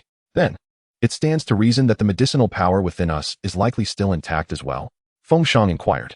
"Most likely," Feng Bei affirmed, reaching out to pat Bai Chu's large head. The creature was currently nuzzling against him affectionately. "Bai Chu, you did splendidly this time." Feng Shang beamed at the duo. "Oh, how so?" Chapter 40, The Wood Realms, 3 stars. At that moment, you had lost consciousness, and Bai Chu erupted in power, delivering an attack that sent the centipede flying. Feng Shang exclaimed enthusiastically, eager to recount the tale to Feng Bei. As he patted Bai Chu, he sensed the creature's consciousness and instantly understood the situation. Whirlwind of Destruction, what a splendid name. He planted a fervent kiss on Bai Chu. "Well done, Bai Chu." Feng Bei drew his blade, slicing tender meat from the mango 100-legged bug and presenting it before Bai Chu. He then casually retrieved a piece of Xianfeng jade slab and tossed it to Bai Chu to help it regain energy. Though the battle had its moments of tension, the rewards were plentiful. However, Feng Bei couldn't help but wonder where the serrated centipede had vanished to, noting its absence in the vicinity. Feng Shang chuckled awkwardly. After Bai Chu sent the centipede flying, it lay motionless, devoid of any aura. "In our haste to rescue you, we didn't pay attention. We assumed it had perished. But by the time we reacted, it had already vanished." Feng Chu frowned. This centipede is indeed cunning. It even knows how to feign death to escape. Typically, such colossal beasts fight to the bitter end. Feng Bei pondered. Feng Bei gazed at the two individuals before him and inquired, Brother Feng Shang, Sister Feng Chu. You must be nearing the Wood Realm's 3 stars, are you not? Indeed, it shall be in just a few days, they replied, casting a puzzled glance at Feng Bei. Uncertain of the intent behind his question, Feng Bei smiled faintly, his teeth glistening under the flickering firelight. Once you reach the Wood Realm's 3 stars, you will be able to command a second beast. The 2 white-boned crocodile eggs we lost unexpectedly. I'm curious if you have any plans for the second beast now. At the mention of the white-boned crocodile eggs, their expressions darkened, especially Feng Chu's. It is all the fault of those accursed charred wood wolves. Had it not been for their relentless pursuit, the 2 white-boned crocodiles would have hatched in a few days. Feng Chu's voice brimmed with indignation. Feng Shang nodded in agreement, sharing deep disdain for the charred wood wolves. He then turned his gaze to Feng Bei, his eyes glinting with thought. Feng Bei, do you mean to suggest that we should command this great-toothed razor WIRM? Indeed, the great-toothed razor WIRM possesses formidable strength, keen battle instincts, and a remarkable survival instinct. Feng Bei affirmed. After a moment's contemplation, Feng Shang concurred. That is true. The strength of this great-toothed razor WIRM rivals that of specially trained beasts. And it is exceptionally intelligent, adept at evading danger. The abundance of luminous stones in the underground world endows its beasts with slightly greater strength compared to those in the outside realm. And there is no lack of combat here. Thus, adopting this great-toothed razor WIRM as our second beast is indeed a wise choice. Turning to Feng Chu, Feng Shang asked, Sister Chu, what are your thoughts? After all, the choice of a beast is mutual when a beast selects its master. The master too must be chosen by the beast, especially for a veteran like this one. Many mature beasts refuse to heed their masters, often choosing to fight to the death rather than submit. I have no objections. It will ultimately depend on whether it chooses to perish or to ally with one of us, Feng Chu stated as she picked a skewer of meat from the fire. Very well, then we shall cultivate nearby for the next few days, allowing our beasts to remain vigilant. Once we break through, we will seek out the great-toothed razor WIRM. Feng Bei affirmed. Agreed, let us proceed thusly. In this underground realm devoid of sun, moon, or stars, there is no true cycle of day and night or changing seasons. Here, only the green luminescence of luminous stones dispels the darkness. Lacking any tangible sense of time, Feng Bei simply noted that he had felt hunger 6 times, and beside the fire lay 6 carcasses of the barbaric Pua centipede. On the 7th day, Feng Shang had previously informed Feng Bei that they intended to break through today. Feng Bei ceased his cultivation, focusing instead on the constellation of the Big Dipper beside the boundary of his internal realm. The 6th star shone brightly, signifying that the 7th star was imminent. Though he had traversed in mere months what would take most several years, Feng Bei felt as though his progress was still slow. The fire crackled as they had nearly exhausted the nearby fern leaves, first burning the dry leaves, and when those were gone, they resorted to cutting green leaves to roast beside the fire. Once the moisture was evaporated from the green leaves, the 3 could ignite them. Thus, as they neared the conclusion of their training, an abundance of natural energy surged into their bodies. After an hour, Feng Shang and Feng Chu opened their eyes in succession, their powerful auras flickering momentarily. Seeing this, Feng Bei stepped forward to congratulate them. Congratulations, Brother Feng Shang and Sister Feng Chu, on your breakthrough. With you both venturing into the wilderness, our safety will be greatly enhanced. Feng Shang and Feng Chu were equally elated. They had toiled for 4 years for this breakthrough and now felt that the path ahead would be much easier. Feng Bei, from now on, allow me to protect you. Once we acquire our second beast, we shall go wherever we please, Feng Shang declared, playfully draping an arm around Feng Bei's neck. Once we are out, we will seek vengeance on the charred wood wolves. Oh please, do you truly understand your own limitations? Feng Chu remarked, observing Feng Shang's growing enthusiasm. Perhaps I was overly optimistic, Feng Shang chuckled, scratching his head. The charred wood wolves are all savage beasts, including a charred wood wolf king. In the early stages of the savage beast realm, aside from picking up scraps, the 3 of us stand little chance. Shall we set off now to find the great-toothed razor WIRM, or do we wait a while? Feng Bei inquired, noticing the buoyant spirits of the 2. There is no rush, let us first familiarize ourselves. The great-toothed razor WIRM cannot have strayed too far. Once we are accustomed to our new realm, we can seek it out without delay, Feng Shang replied, gesturing toward a nearby lily bird.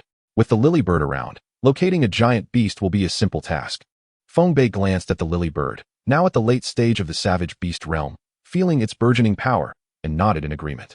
Having been in this savage world for some time, he had encountered several soundwave-adept beasts, one of which was the tiger howler by the Mang River.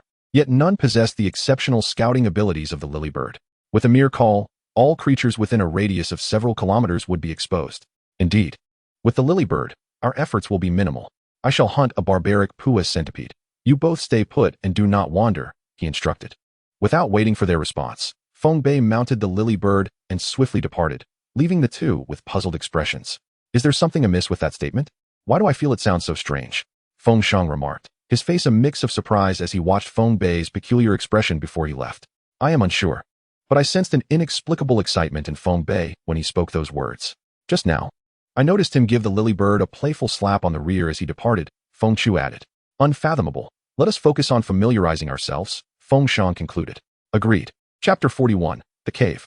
3 hours later, the trio rode the lily bird within the cave, scouring for traces of the great-toothed razor WIRM.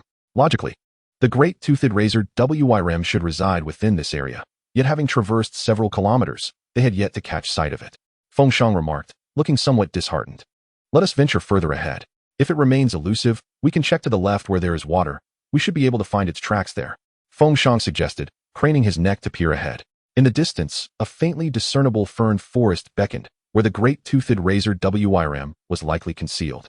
As anticipated, upon their arrival at the fern grove, a cave mouth revealed itself before them. The entrance was flat, with traces of limbs scurrying about. Feng Bei nodded in satisfaction, confirming that they had indeed found the right place. At last, we have located this creature. It certainly knows how to run, Feng Shang exclaimed, dismounting the lily bird and peering into the cave. Inside, the luminous stones were scant, with only a few scattered throughout, casting a dim glow that rendered most of the cave shrouded in darkness, adding an air of foreboding. The lack of luminous stones underground is truly vexing. They obstruct my mental probing, rendering it futile, Feng Shang lamented as he picked up a nearby luminous stone and tossed it into the cave. The sound of the stone clattering echoed for some time before it subsided. This cave is quite deep, Feng Bei observed, watching Feng Shang's antics with curiosity. Stop playing. We risk alarming the creature, Feng Chu admonished as she witnessed Feng Shang continuing to throw stones. Feng Shang sheepishly scratched his head and chuckled. Let us wait outside the cave for a moment. If it emerges, we will strike together. Agreed. Let us position ourselves about 200 meters away. When the time comes, we shall have our three beasts take turns watching, Feng Shang proposed, pointing to a nearby clearing surrounded by ample ferns, ensuring their safety without concern for exposure. 3 hours passed, and the trio remained within that vicinity, diligently cultivating, yet they awaited the return of their beast with no news. With a sense of resignation, Feng Bei concluded his meditation, standing silently alongside Bai Chu as they vigilantly guarded the cavern entrance. The mouth of the cave loomed large, its height appearing nearly double that of the massive razor-toothed centipede they had encountered, and its width was equally imposing. The more Feng Bei gazed upon it, the more peculiar he found it. It seemed increasingly unlikely that this was the lair of the great razor-toothed centipede, although doubt lingered in his mind. He felt it premature to draw any conclusions before laying eyes on the creature itself. After 6 hours had elapsed, yet another wild centipede fell victim. But the silhouette of the razor-toothed creature remained elusive. We cannot afford to wait any longer. This is futile, Feng Shang declared. Rising to his feet and casting an agitated glance at the dark maw of the cave, his brow furrowed in frustration. Why don't we venture inside and investigate? Aside from the lily bird, Bai Chu and the others can still maneuver. If we encounter it, we shall take it down without hesitation. Feng Bei, equally weary of the endless waiting, concurred. If they continued to languish in anticipation, it could take an eternity. The current circumstances dictated that they must take the initiative. Feng Chu expressed his reservations, saying, the dimness within is concerning, and we are unfamiliar with the terrain. If the passages are convoluted, we may easily become disoriented. After a moment's contemplation, Feng Bei glanced at the luminescent stones scattered about and proposed, we could bring some of the glowing stones with us. Should we reach a fork in the path, we can embed a stone into the wall on our right as a marker. He added, do not worry about the quantity. There are more glowing stones within the cave that we can utilize. When we wish to exit, we merely need to locate the stones on our left. Indeed, your intellect is commendable, Feng Chu remarked. What say you, Sister Chu? Shall we proceed? Bai deemed the plan feasible, and thus it was decided. Feng Chu suppressed her unease as she observed the cavern excavated by the razor-toothed centipede, nodding slowly in agreement.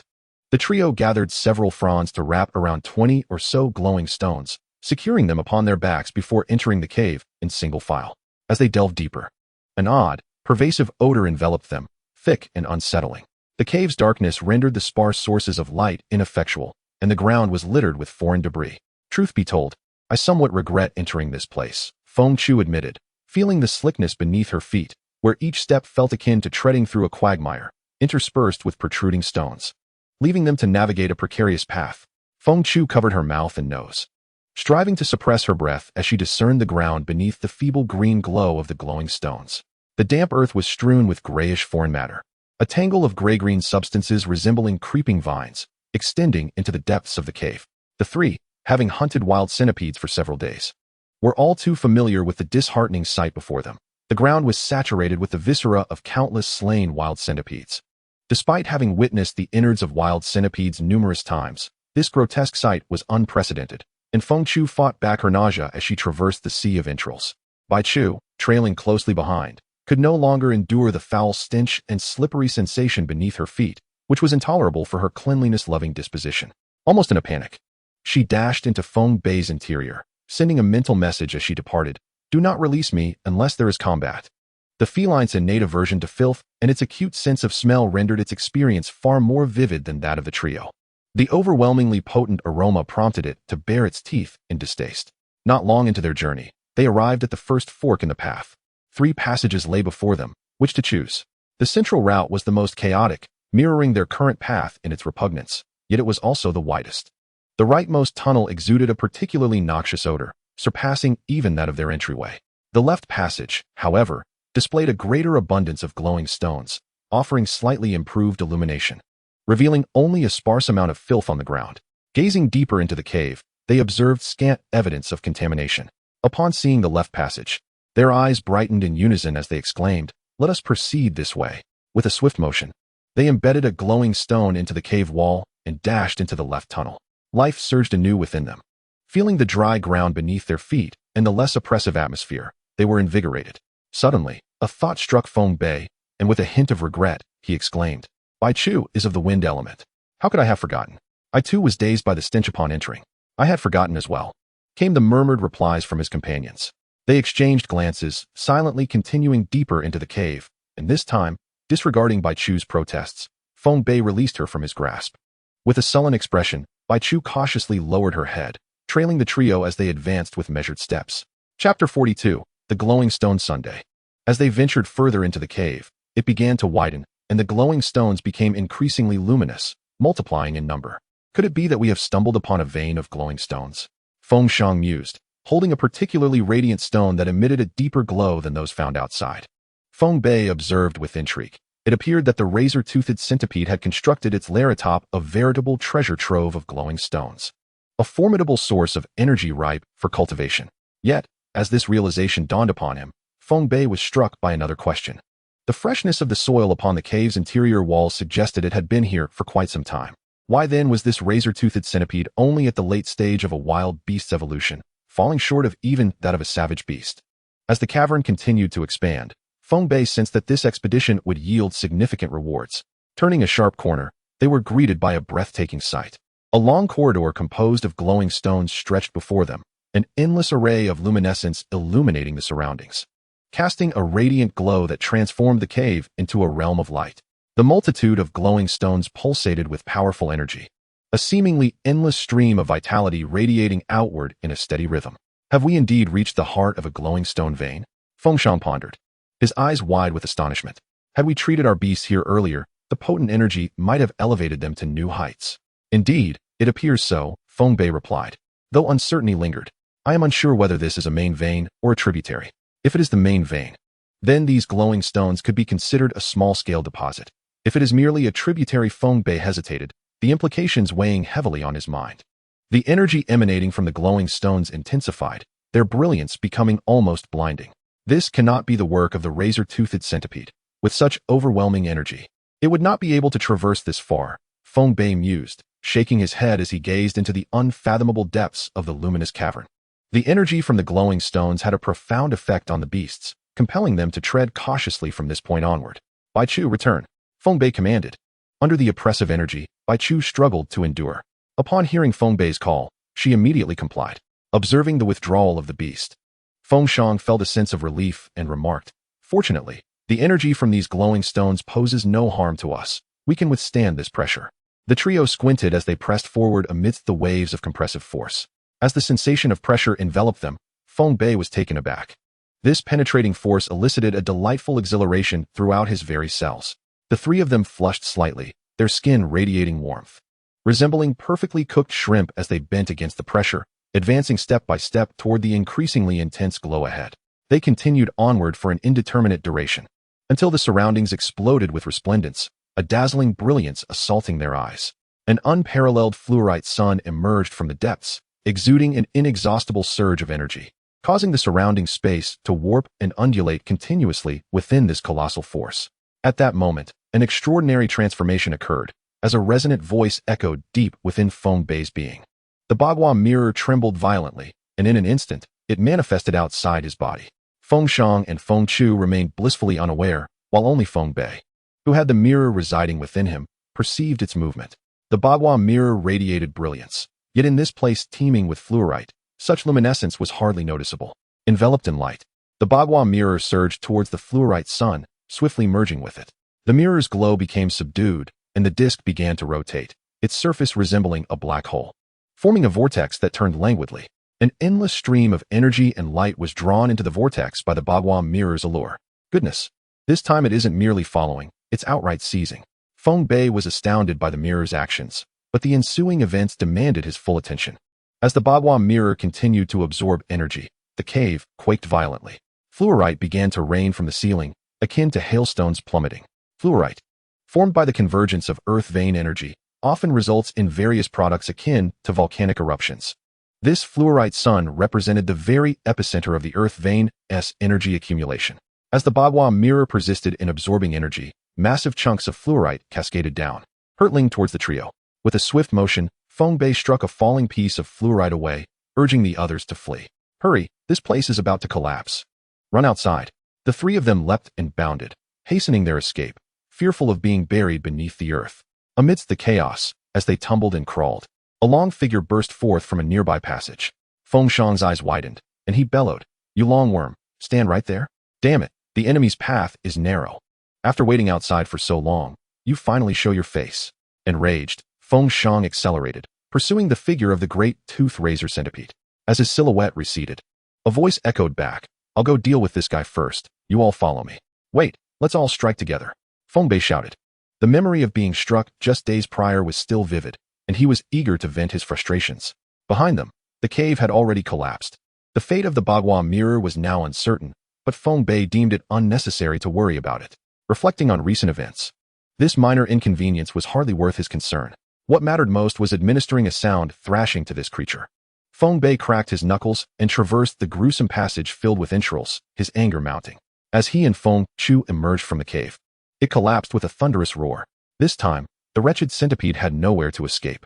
Grinning maliciously, Feng Bei waved his hand, "Bai Chu, let us confront this creature and show it our might." "Roar!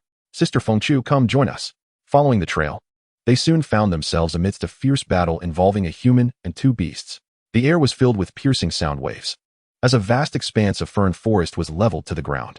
Just as they were observing, away from the Bai bird unleashed a sonic blast, causing the earth to shatter and debris to scatter. The sound wave struck the great tooth razor centipede directly, sending it flying backward.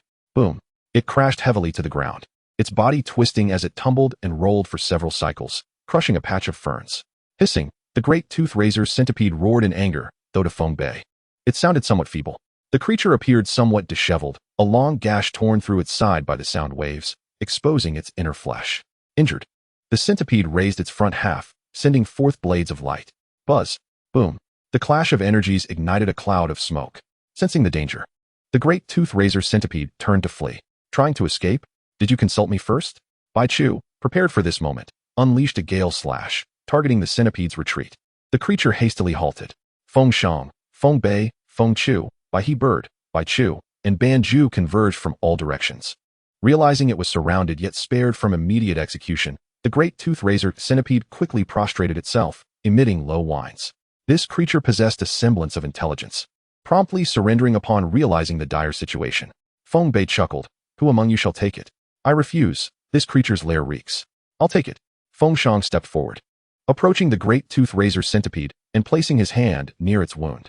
Chapter 43. Taming.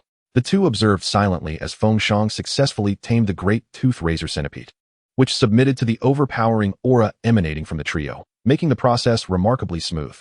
Feng Shang's hand rested beside the centipede's injury, and guided by the essence of heaven and earth, its blood flowed forth, clinging to Feng Shang's hand, trailing up his arm, ultimately resting on his left forearm.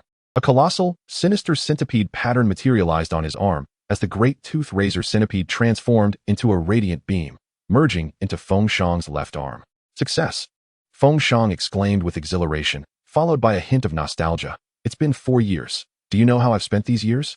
Diligently training each day. And at last, I have a second beast to command. The two companions, witnessing Feng Shang's joy, shared in his happiness, congratulating him on his newfound strength and the addition of a formidable ally. The great tooth razor centipede boasted considerable power, with prospects of evolving into a wild beast with just a bit of nurturing. Previously, Feng Shang had only the Baihe bird, which afforded him an advantage in aerial battles, yet he found himself somewhat at a disadvantage in ground confrontations. The great tooth razor centipede perfectly complemented this shortcoming, and the prospect of facing equally formidable beasts with two companions was exhilarating. Feng Chu, seeing her younger brother succeed in his contract, felt immense joy. Though both of them had 3 souls awakened, Feng Shang's relentless dedication to training allowed him to advance to the Wood Realm's 3rd star before her. By fortunate chance, he had managed to command a giant beast ahead of her. Congratulations, younger brother. From now on, you shall protect me. Feng Chu, having undergone a transformation, became even more enchanting, her smile captivating enough to make the heavens dim. In this moment, both were momentarily entranced. Feng Shang's face flushed crimson, reminiscent of a monkey's rear, as warmth surged upwards. Observing his reaction, Feng Chu quickly realized, her cheeks slightly reddening, and she spoke. Quickly release the great tooth razor centipede to heal. Its injuries are significant. Right, I'll do that. Feng Shang, flustered by Feng Chu's remark, hastily summoned the great tooth razor centipede back to the center of the area. As it landed, the centipede, noting all eyes upon it, panicked and darted behind Feng Shang for cover. Realizing that no one intended to attack, it soon recalled their alliance and cautiously emerged, casting a wary glance at the soaring Baihe bird and defiantly hissed at Feng Bei and Bai Chu. It swayed its head, seemingly declaring, "See, I now have backing. If you dare bully me again, I'll have both of you to deal with." All right, no need to worry, we are all on the same side. Feng Bei would never unjustly bully you, Feng Shang reassured, shifting the conversation. However, do not be so foolish as to think that their current weakness gives you the liberty to provoke them at will. Feng Bei's cultivation has been advancing at an astonishing pace. Within less than a year, he could easily overpower you, and at that moment, I would be unable to assist you. With this warning issued, Dichiti Dao cast a wary glance at Feng Bei. Sensing the attention, Feng Bei raised his fist, and Bai Chu responded with a low growl. Dichiti Dao recoiled, turning away to avoid further confrontation with Feng Bei. Ha. Come, let me examine your wounds. Feng Shang said with a grin, a scheming smile playing on his lips as he observed the unfolding scene. Upon closer inspection of the injuries on Dichiti Dao, it was evident that they spanned approximately 2 meters in length and half a meter in width, with its shell shattered. Such grievous wounds would require at least 2 days to heal, even in this place brimming with luminous stones. At that moment, Feng Bei exclaimed, "You can heal Dichiti Dao's injuries." His face was a mask of astonishment as he reiterated the question to Bai Chu in disbelief. Bai Chu nodded affirmatively. Feng Bei, puzzled, inquired, "Since when did you acquire the ability to heal?" With a low growl, Bai Chu conveyed the backstory, and Feng Bei pieced together the sequence of events. It turned out that this ability was acquired during their earlier battle with Dichiti Dao, although the energy had been depleted after unleashing a powerful attack. "Brother Feng Shang, let Bai Chu give it a try," Feng Bei urged. "All right." Although he could not comprehend Bai Chu's words, he understood from Feng Bei's enthusiasm that Bai Chu had indeed gained healing capabilities. With a hint of pride, Bai Chu approached Dichiti Dao, letting out a questioning growl. Hiss. Dichiti Dao was taken aback, turning its head away. Feng Bei stifled a chuckle. Fully aware of Bai Chu's intent, Bai Chu, wind return healing. Upon hearing Feng Bei's command, Bai Chu focused intently, his internal wind energy swirling vigorously. Gentle breezes emanated from his body, forming small azure whirlwinds that danced around Dichiti Dao's wounds. As Bai Chu exerted his strength, the whirlwind spun incessantly, caressing every inch of the injury. Miraculously, the wounds sprouted tender granulation tissue, rapidly healing within mere moments, while the shattered shell began to show signs of regeneration. Feng Shang's expression brightened as he patted Dichiti Dao's back. With a soft growl, Bai Chu indicated his energy was waning. Feng Bei promptly retrieved the Xianfeng jade and placed it in Bai Chu's mouth. Instantly, a surge of new whirlwinds formed. The shell on Dichiti Dao continued to regenerate, and within a short while, a fresh, pearly shell appeared over the wound. Thus, De Chi Ti Dao's injuries were fully healed, leaving only the passage of time for the newly formed shell to regain its dark hue. Incredible, Feng Bei. Bai Chu possesses such formidable healing abilities. Feng Shang remarked with a tinge of envy, witnessing De Chi Ti Dao's recovery. Hiss. De Chi Ti Dao emitted a gentle sound towards Bai Chu. With a low growl, Bai Chu, now energized, retreated into Feng Bei's body. Although healing De Chi Ti Dao had been taxing, Bai Chu had not emerged empty-handed. He silently felt the changes within, anticipating a significant enhancement upon his return. I wonder how things are progressing inside, Feng Chu mused, gazing at the now-collapsed cave, his brow furrowed. Upon hearing this, Feng Bei frowned. Nearly an hour had passed, and he pondered whether the Bagua mirror had absorbed all the energy from the luminous stones. Suddenly, Feng Bei felt a jolt of energy. He witnessed the Bagua mirror inexplicably manifesting within him, radiating an intense brilliance. Soon, the light began to fluctuate violently. Observing the transformation within, Feng Bei's expression shifted. Big brother, it won't explode, will it? Fortunately, after a few tremors, the Bagua mirror stabilized, the light retracting to a steady glow within. Seeing that the Bagua mirror had calmed, Feng Bei remarked, "It's been quite a while. There should be no issues now. Let us head towards the dark river." The lily bird detected something extraordinary just moments ago. As he spoke, Feng Shang seemed to recall something, licking his lips in anticipation. Chapter 44, The Centipede Salamander. The trio found themselves not far from the dark river, and as they pressed forward, the foliage of the ferns grew increasingly dense. Observing Feng Shang's exuberance, Feng Bei could not resist inquiring, "Brother Feng Shang, what exactly did the lily bird discover ahead? You seem particularly elated throughout this journey." While Feng Shang was usually quite animated, Feng Bei had never seen him in such a state. "It's a secret. You'll find out when we arrive," Feng Shang replied cryptically. Maintaining a smile, Feng Bei raised an eyebrow, brushing aside a few obstructing fern leaves, and sighed, "We still have quite a distance to cover before reaching the river. So please don't keep us in suspense." At his words, Feng Shang glanced at Feng Chu, who shared a similar look of curiosity. Clearing his throat, Feng Shang began, "But only teased, what do you think about the taste of the Mampu centipede's meat?" Without hesitation, Feng Bei responded, "The meat is succulent and sweet. A delightful delicacy that is a rare find. Indeed, the flesh of the Mampu centipede is among the finest I have encountered over the years. Surpassing even the flavor of the fierce hawks near the Mang River," Feng Chu agreed earnestly. Seeing both men rave about the taste of the Mampu centipede, Feng Shang knew he had achieved his objective. "Let me tell you, we are in for a treat this time around," he said, leaning in closer. "The lily bird has discovered another giant beast near the underground dark river. It is not very powerful, not yet a savage beast, and there is only one." Feng Bei, puzzled, questioned, "Is this the good news you mentioned?" "Of course, it's not just that. The lily bird conveyed to me that this giant beast is quite delectable." "Delectable?" "Yes, delectable. The lily bird expressed a desire to feast upon it, so I believe it must possess a flavor not to be missed." Intrigued, Feng Bei quickened his pace. With the trio moving at full speed and driving away a few encountered Mampu centipedes along the way, they soon reached the fern-laden banks of the dark river. Hidden within the ferns, they laid eyes on a colossal creature resembling a giant salamander, akin to the ones from Feng Bei's past life, but on a much grander scale. "This creature looks rather unappealing. Can it possibly taste good?" Feng Chu wondered aloud. "The Mampu centipede is also rather unsightly, yet it is indeed quite delicious," Feng Shang replied. "True enough, but what is this salamander doing? It seems a bit odd," Feng Bei remarked in astonishment. The distant centipede salamander had its tail facing the trio. Its head submerged in the water, bubbles rising as peculiar sounds emanated from beneath the surface. "What is that?"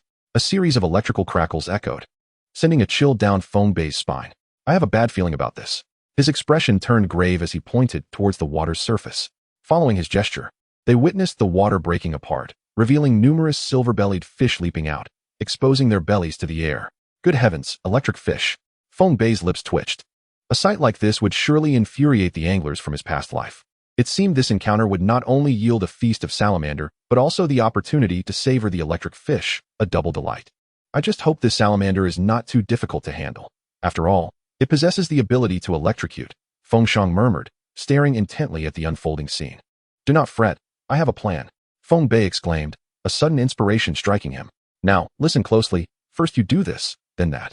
Feng Bei, Feng Shang, and Feng Chu were deeply engrossed in their discussion when suddenly, a spark of inspiration ignited in Feng Shang's eyes. "Well, it seems you have some clever ideas. Let us proceed."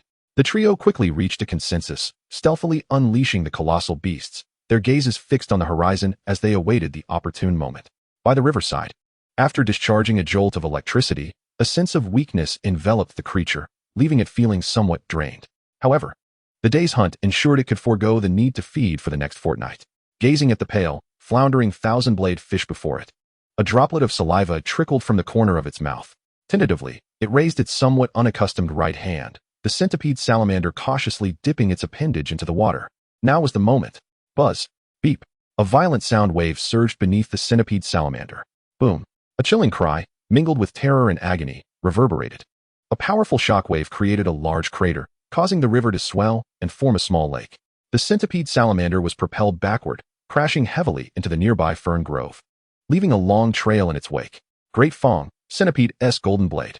Countless blades of light erupted from the lurking great tooth razor worm, cleaving directly toward the centipede salamander. As the blade struck, the creature emitted a faint groan, deep gashes appearing on its glossy, dark skin, blood flowing profusely. This creature's strength is lacking. Its skin offers minimal defense, Feng Bei exclaimed, observing the blue blood spilling from the wound. Centipede, Gale Fong slash. Aben, Shatter Gold slash. The combination of golden blades and wind blades struck fiercely against the centipede salamander's leg, severing it in an instant. Well done, Feng Shang shouted enthusiastically. The centipede salamander, now enraged, unleashed a torrent of lightning from every part of its body, instantly transforming the surrounding area into a tempest of thunder and fury. Retreat. The three men and their beasts swiftly withdrew, watching from a distance as the furious centipede salamander unleashed its electrical fury. They were astonished at the extent of the storm it could conjure. Feng Bei noted that within a 5-zhang radius, all vegetation had been reduced to ashes. The centipede salamander, a veritable source of lightning, was regenerating its severed leg at an astonishing pace. In mere moments, it had regrown halfway, and soon it would be fully restored. My goodness, this creature possesses remarkable self-healing abilities. Surely, it lacks ranged attack capabilities, Feng Shang remarked, eyeing the destructive electric field with apprehension. Regardless of its abilities, we have our own, Feng Bei declared, resolute. Centipede, Gale Fong slash. He commanded, launching an attack directly at the centipede salamander. However, as the Gale Fong slash entered the electric field, it began to dissipate, vanishing completely by the time it reached within 5 meters of its target. This electric field has quite the effect, Feng Bei mused, then called out. Great Fong, Centipede's golden blade, lily bird, buzz wave. Aben, shatter gold slash. 3 attacks surged forth, but predictably, they were consumed by the tempest of lightning. At that moment, the centipede salamander's body had already healed, and it turned to the trio, emitting a strange, high-pitched wail before darting toward the shadowy river. With a splash, it plunged into the water, escaping their grasp. What a pity, it got away, Feng Shang lamented. Feng Bei turned to the spot where the centipede salamander had been ambushed and smiled. All is not lost. We still made some gains. Despite the centipede salamander's escape, it had left behind a valuable piece. Feng Bei gestured toward the scorched earth in the distance, where a golden-hued severed limb exuded a faint aroma. Nearby, several thousand-blade fish lay belly up on the river's surface, floating in the crater created by the lily bird's explosion, while more fish were swept away by the turbulent underground river, disappearing into the distance. Not a wasted trip after all, Feng Bei mused as he arranged 5,000-blade fish neatly on the ground. Feng Shang, lend me a hand. Holding a dagger in his right hand and gripping a fish's tail with his left, he lifted the 3-zhang-long fish, its body straight as a spear, and thrust it toward Feng Shang. Interesting indeed, Feng Shang remarked as he supported the fish's head, and together they placed it on the already prepared carpet of ferns. Boom. Now watch me, Feng Bei declared, eagerly brandishing the dagger and assessing where to make his cuts on the fish. Here it is, he decided, focusing intently on the fish's head. With a swift motion, the dagger clashed against the tough surface, sending sparks flying. So tough? Feng Bei raised an eyebrow. Realizing he would need more than a dagger for this task, he swiftly drew forth a long blade that had been resting on his back. Its cold gleam sharp and menacing. Now wielding a formidable weapon, he effortlessly sliced through the fish's scales, removed its bones, and filleted the flesh with fluid precision. Satisfied with his handiwork, Feng Bei nodded approvingly. This knife is truly exceptional. It makes butchering monsters and preparing meat a breeze. Indeed, quite effortless, Feng Shang agreed, twirling his blade with ease. The remaining 4,000-blade fish were entrusted to Feng Shang and Feng Chu for processing. The inedible entrails were discarded into the river, carried downstream. Observing the sizable fish heads, Feng Bei felt a twinge of regret as he tossed them into the water. What a shame, if only we had a pot large enough. A fish head soup would be exquisite. Perhaps another time, he thought, as he turned to Feng Shang. who was examining the centipede salamander's limb. This creature's leg has been exposed to the electric field for so long that the outer skin has slightly charred, indicating it lost its electrical resistance after detaching from the body. However, the flesh within appears promising, golden with streaks of blood, and a simple roast would suffice for a meal. Protected by the outer skin, the meat had not directly encountered the electricity, and it seemed that the currents coursing through the centipede salamander's body had not charred its flesh.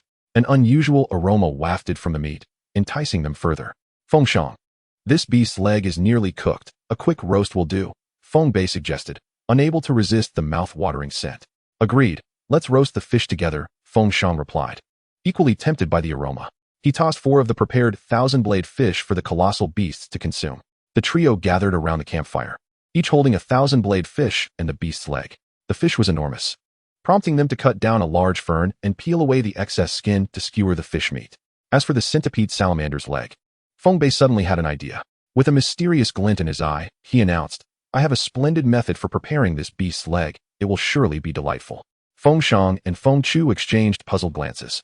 What method? Feng Shang inquired. Just watch me, Feng Bei replied, scooping up some river mud and mixing it with dried fern fibers. He then wrapped several pieces of fern around the mixture, encased it in mud, and tossed it onto the fire.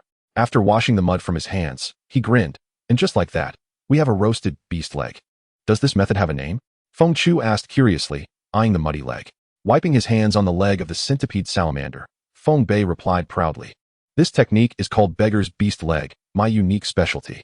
I assure you, you've never tasted anything like it. Since no one in this world had seen such a method employed for food preparation, he felt free to claim it as his own invention without fear of contradiction. Sizzle. The plump fish, adorned with a thick layer of fat an inch deep, sizzled under the flames, the rendered fat dripping down in glistening droplets.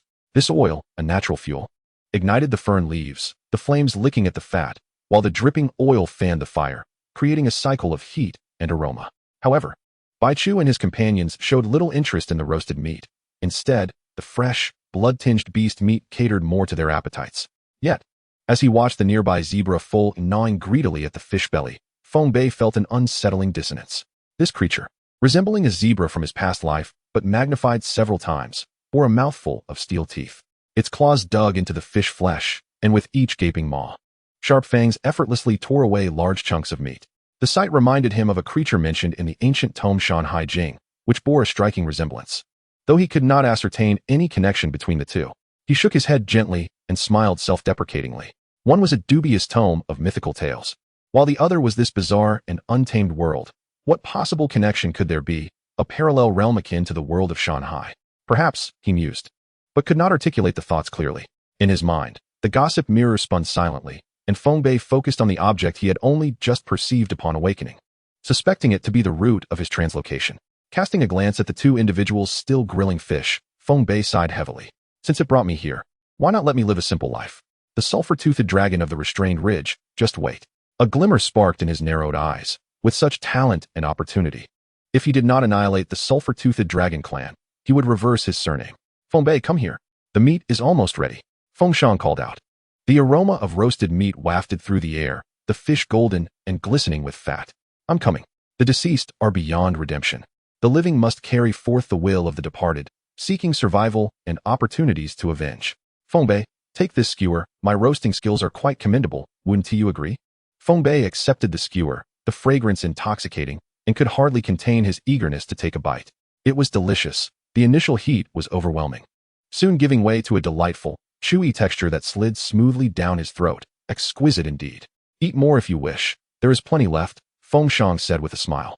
Nodding, Feng Bei buried himself in the feast. The fish was fresh and devoid of small bones, allowing for worry-free consumption, each morsel tender yet sweet. This underground river had yet to be thoroughly explored, and thus far, only the devouring spider had been discovered in the diet of the thousand-blade fish. However, it surely could not be the only creature present. The sheer number was insufficient to sustain such a large group of thousand-blade fish. After finishing the fish, the focus shifted to the leg of the calloused beast. Chapter 46, The Calloused Beast's Leg. Clearing away the extinguished embers revealed the intact scene within. The mud coating had cracked from the heat, and the knife struck with a crisp sound. The results appeared promising. It should be well cooked. Feng Bei circled around, continuously tapping, and soon the mud shell fell away, exposing the yellowed fern leaves beneath. The aroma was truly enticing. He gently twitched his nose, the fragrance wafting continuously into Feng Bei's senses. Come help. The three of them grasped the fern leaves on each side. 1, 2.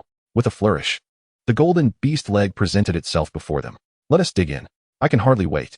Feng Shang exclaimed, saliva nearly dripping from his mouth. The other beasts, still consuming fish, paused their actions, their eyes fixated on the feast. All right, let us eat. He chopped off the lower part of the leg and tossed it to the four beasts. The knife flashed, and 4 portions of lean meat landed evenly before them. Silently giving a thumbs up to the razor-toothed beast, Feng Shang felt immense satisfaction with his new companion. Turning back, he immersed himself in the lavish banquet laid before him. Although this half of the beast leg was not abundant, the three had previously feasted on the thousand-blade fish, alleviating any concerns of hunger. Not long ago, this land had been a battlefield, now left only with ravenous diners indulging in their meal. Without a thought for conversation, Feng Bei swiftly sliced the meat from the leg, stuffing it into his mouth. Feng Chu also set aside his usual dining etiquette, matching Feng Bei's pace.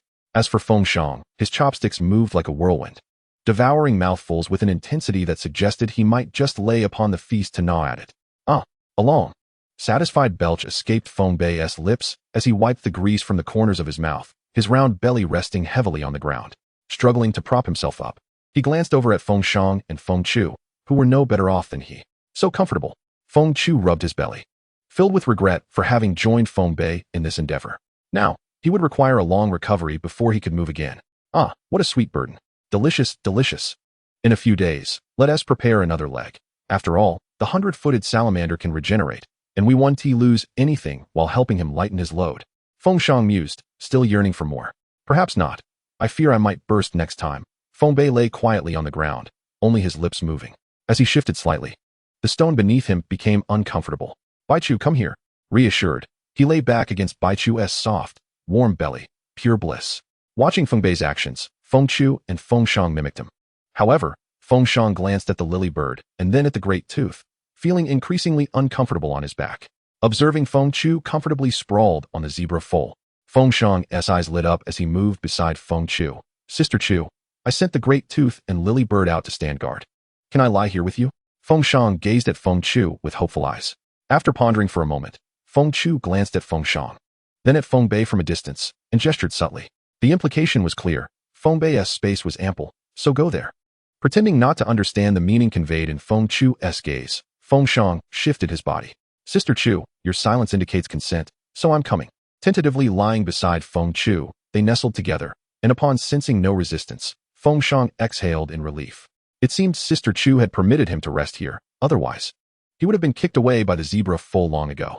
Turning to glance at Feng Chu, he saw her eyes tightly shut, and, inching closer, inhaled the faint fragrance emanating from her, peacefully closing his eyes.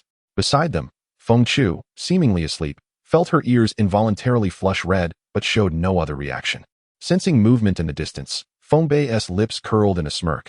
This was the kind of dog food he relished. Patting Baichu beneath him, he spoke approvingly. My Baichu is the best. Baichu turned to look at Feng Bei, unsure why he was suddenly praised, but pleased nonetheless. No longer pondering, with 2 colossal beasts on guard, the 3 of them comfortably drifted into slumber. Time slipped by, and in a hazy state, Feng Bei was stirred awake by a conversation nearby. Before he could discern the words, the voices abruptly ceased. Puzzled, he turned towards the source of the sound to see Feng Shang apologizing profusely while following Feng Chu. Sister Chu, what is happening? Ask your brother Feng Shang. She shot a glance at Feng Bei before turning away, leading the zebra foal off. What on earth? Why the sudden outburst? Turning to Feng Shang, he noticed him gingerly touching his left cheek, limping slightly. Brother Feng Shang, what is going on? Oh, it's nothing, just a little slip. Feng Shang laughed awkwardly. I'm off now, catch up, he said, turning back towards Feng Chu. Everything feels so strange. Feng Bei scratched his head, his peripheral vision catching a glimpse of Feng Shang's reddened face. Could it be? Feng Bei's expression was peculiar. If his assumptions held true, it would indeed be most intriguing. Brother Feng Shang, wait for me. The cave remained as silent as ever, save for the intermittent sound of flowing water echoing in the distance. Throughout their journey, the ecological balance of this cavern was entirely sustained by the abundant fluorite. Should these energy-rich stones be depleted, it would not be long before the ecosystem collapsed. Contemplating this, Feng Bei cast a worried glance at the Bagua mirror, which continued its incessant spinning, as it had since the cave's collapse. Since that incident, the trio had not ventured into that region, leaving them uncertain whether the energy from the fluorite sun had been completely drained. The Bagua mirror remained silent, merely spinning. Furrowing his brow, Feng Bei attentively sensed the energy fluctuations around him. Although there was a slight overall decrease in energy, it appeared that the soil still contained a significant amount of fluorite. Thus, it seemed that, for the time being, the ecosystem would remain intact despite the loss of the fluorite sun, suggesting that they might be able to hunt unique giant beasts here for quite some time. The scenery was rather monotonous, aside from the endless ferns. The ground was strewn with glow mushrooms. The boundless fluorite cast a dull green hue over the area, leading one to ponder whether they would develop a form of color blindness upon their return to the surface. Catching up to the limping Feng Shang, Feng Bei jested. Brother Feng Shang, that fall looks quite severe. Having pieced together the events, Feng Bei wore a teasing smile. Scram, be careful lest I take my frustrations out on you. Feng Shang's face flushed, displaying an expression that warned Feng Bei to tread lightly. Ha! With Feng Shang's reaction fulfilling his aim, Feng Bei burst into laughter. Playfully nudging Feng Shang's injured leg, he sprinted away. Caught off guard, Feng Shang nearly stumbled, nearly falling flat. Feng Bei, you wait right there. Stand still. He hobbled after Feng Bei. Sister Feng Chu, save me. Feng Bei's expression shifted as he glanced at Feng Chu, who stood protectively behind him. You little rascal. Come out here and see if I want to give you a good thrashing. Not coming out, come at me. Chapter 47. The emergence of space. The two faced off across Feng Chu, creating a somewhat chaotic scene. Feng Chu, caught in the middle, could no longer endure the antics of the two. Her expression darkened, and her brows furrowed in anger. Are you two done yet? Stop this at once. At her words, both Feng Bei and Feng Shang shivered and obediently stood before Feng Chu. It's all your fault. I got scolded again. Me? If you hadn't provoked me, this wouldn't have happened. This is all you're doing. Don't think I'm unaware of your antics. Feng Bei chuckled at Feng Shang's increasingly flushed face. Observing the two whispering as if no one else were present, Feng Chu took a deep breath and exhaled heavily. Humph. Enough is enough. The two fell silent. And Feng Chu, rubbing her reddened hand, inwardly lamented the stubbornness of her companions. However, she maintained a composed exterior, scolding. Are you two just loafing about? Don't you realize we're still in this cave? We should be investigating the situation instead of fooling around. She pointed at Feng Shang, who was at a loss for words, his head bowed in shame, fully aware that he was at fault. All right, let us move on. We talked more than this underground river flows. They pressed on, navigating against the current. It was unclear how long they had walked, but the meat they had consumed earlier had nearly digested. The sound of a battle up ahead jolted the trio, for where there was conflict, there was the potential for spoils. Recalling their previous encounter with the centipede salamander, they hoped to encounter another. The three hastened their pace and soon arrived at the scene of the fray. The sight that met their eyes was one of chaos. Shattered rocks flew about. Torrents of water surged, and flashes of lightning illuminated the scene. A swarm of knife fish and 3 centipede salamanders were valiantly fending off a horde of foot-eating spiders. Water arrows zipped through the air, striking down a foot-eating spider, sending electric sparks flying and incapacitating a number of them, which fell like dumplings alongside the knife fish. Some foot-eating spiders, using their powerful limbs like spears, pierced through the knife fish, ultimately becoming cocoons hanging behind them. The battle raged fiercely, with the centipede salamander, being of the lightning element, sustaining the least amount of damage. Occasionally, a foot-eating spider would target a centipede salamander, but any wounds inflicted would heal almost instantaneously. What is happening?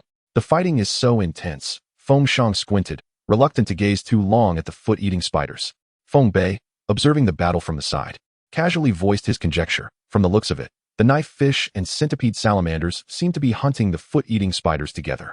Feng Bei's reasoning was not without merit. Such cooperative hunting is not uncommon in nature. Are we just going to watch them fight? Feng Chu inquired. Let us observe for now. Feng Bei was about to elaborate when the dynamics of the battle suddenly shifted. In his line of sight, a disturbance erupted at the center of the battlefield, warping the very fabric of space. Visible ripples cascaded over several massive beasts, and before they could react, they vanished without a trace. Is this a spatial fluctuation? The trio was taken aback, while they were unsure of what had transpired. The beasts had undeniably disappeared before their eyes. Have we just encountered a spatial-type giant beast? Feng Shang's voice carried the weight of a question, yet it already bore the answer. Indeed, Feng Bei's eyes sparkled with excitement. Only recently had they discussed the spatial-type giant beasts, and now one was manifesting before them. Opportunity seldom knocks twice. Let us go investigate. In the instant the spatial fluctuation occurred, a dozen various giant beasts vanished from the scene, prompting the remaining creatures to flee in terror. In the blink of an eye, only the 3 of them remained. Approaching the edge where the spatial fluctuation had dissipated, Feng Bei picked up a stone and tossed it forward. The stone arced through the air and plopped into the water below.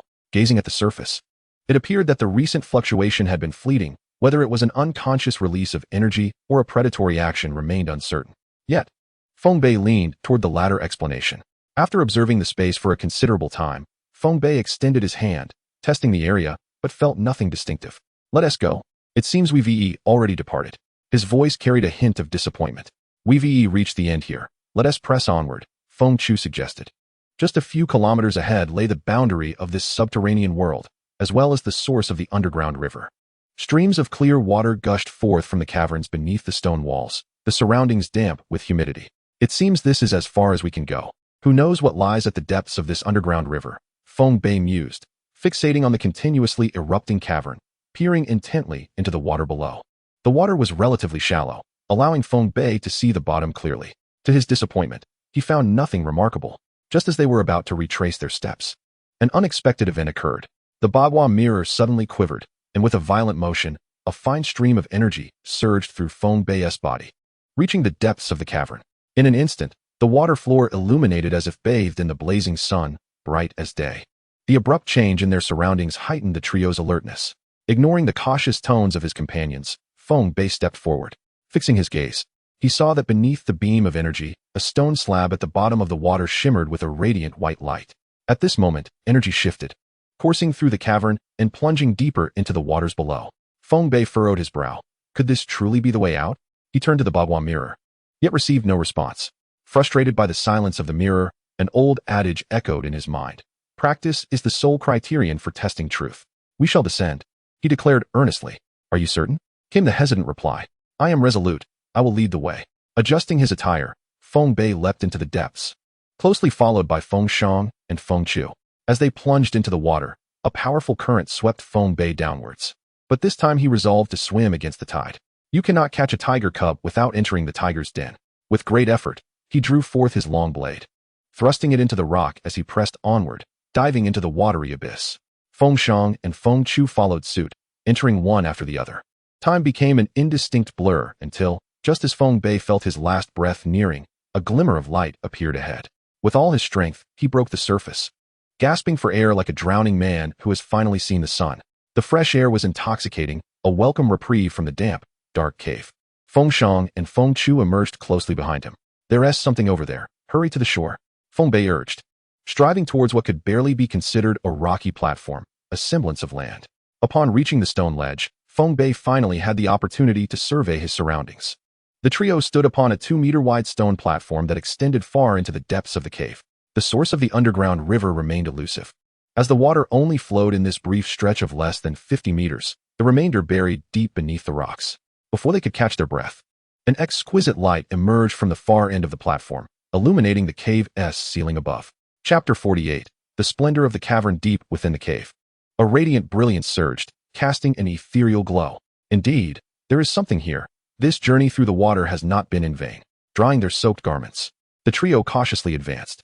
Due to the ominous fluctuations in the space ahead, they proceeded slowly, fearful of unexpected dangers that might draw them into chaotic currents. They paused at a corner, peering around with utmost caution. A resplendent display of colors greeted them. Palatial structures adorned the landscape. Countless pavilions and towers dotted the area, with coral trees every 5 steps and gemstone mountains every 10, all gleaming with golden splendor. Yet, in the eyes of others, it was a vastly different scene. When they regained their senses, it felt as if they had traversed into another realm. What lay before them was merely a cavern adorned with murals, the once vibrant hues of light now obscured. Approaching closer, they found the cave deep and the murals extensive. The walls depicted a myriad of mythical creatures and strange beasts. Alongside serpents, insects, and vermin, the three were captivated, but lamented the absence of labels beside these extraordinary beasts, leaving them ignorant of their names and powers. None of these colossal creatures resembled anything they had encountered before. They felt distinctly alien, as if belonging to an entirely different world and epoch. Feng Bei gently caressed the mural, where a massive bovine creature appeared so lifelike, it seemed poised to leap forth at any moment.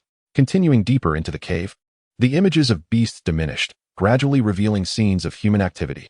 The murals depicted miniature figures cultivating land, while a giant pangolin-like creature assisted nearby. It was evident from the artwork that this beast, by merely stamping its foot, caused the ground to ripple like waves, swiftly tilling the soil.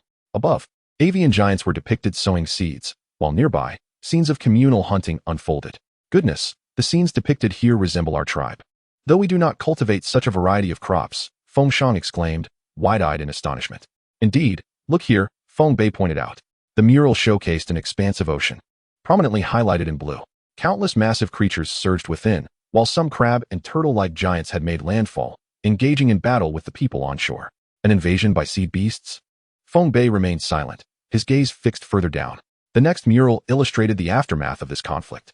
Ruined villages lay in shambles, the ground littered with the corpses of innumerable beasts, a desolate scene of devastation.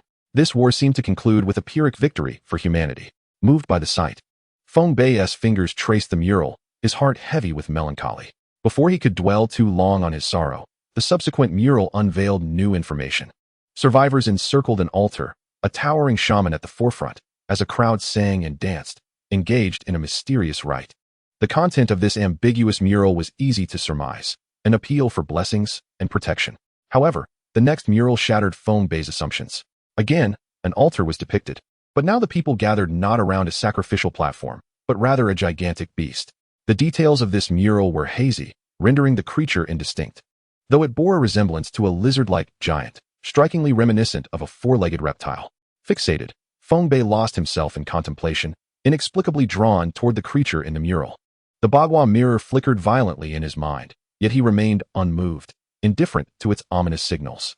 Just as his fingers were about to make contact with the mural, without warning, the depicted beast vanished. In an instant, the ground trembled violently, the entire cavern shaking uncontrollably.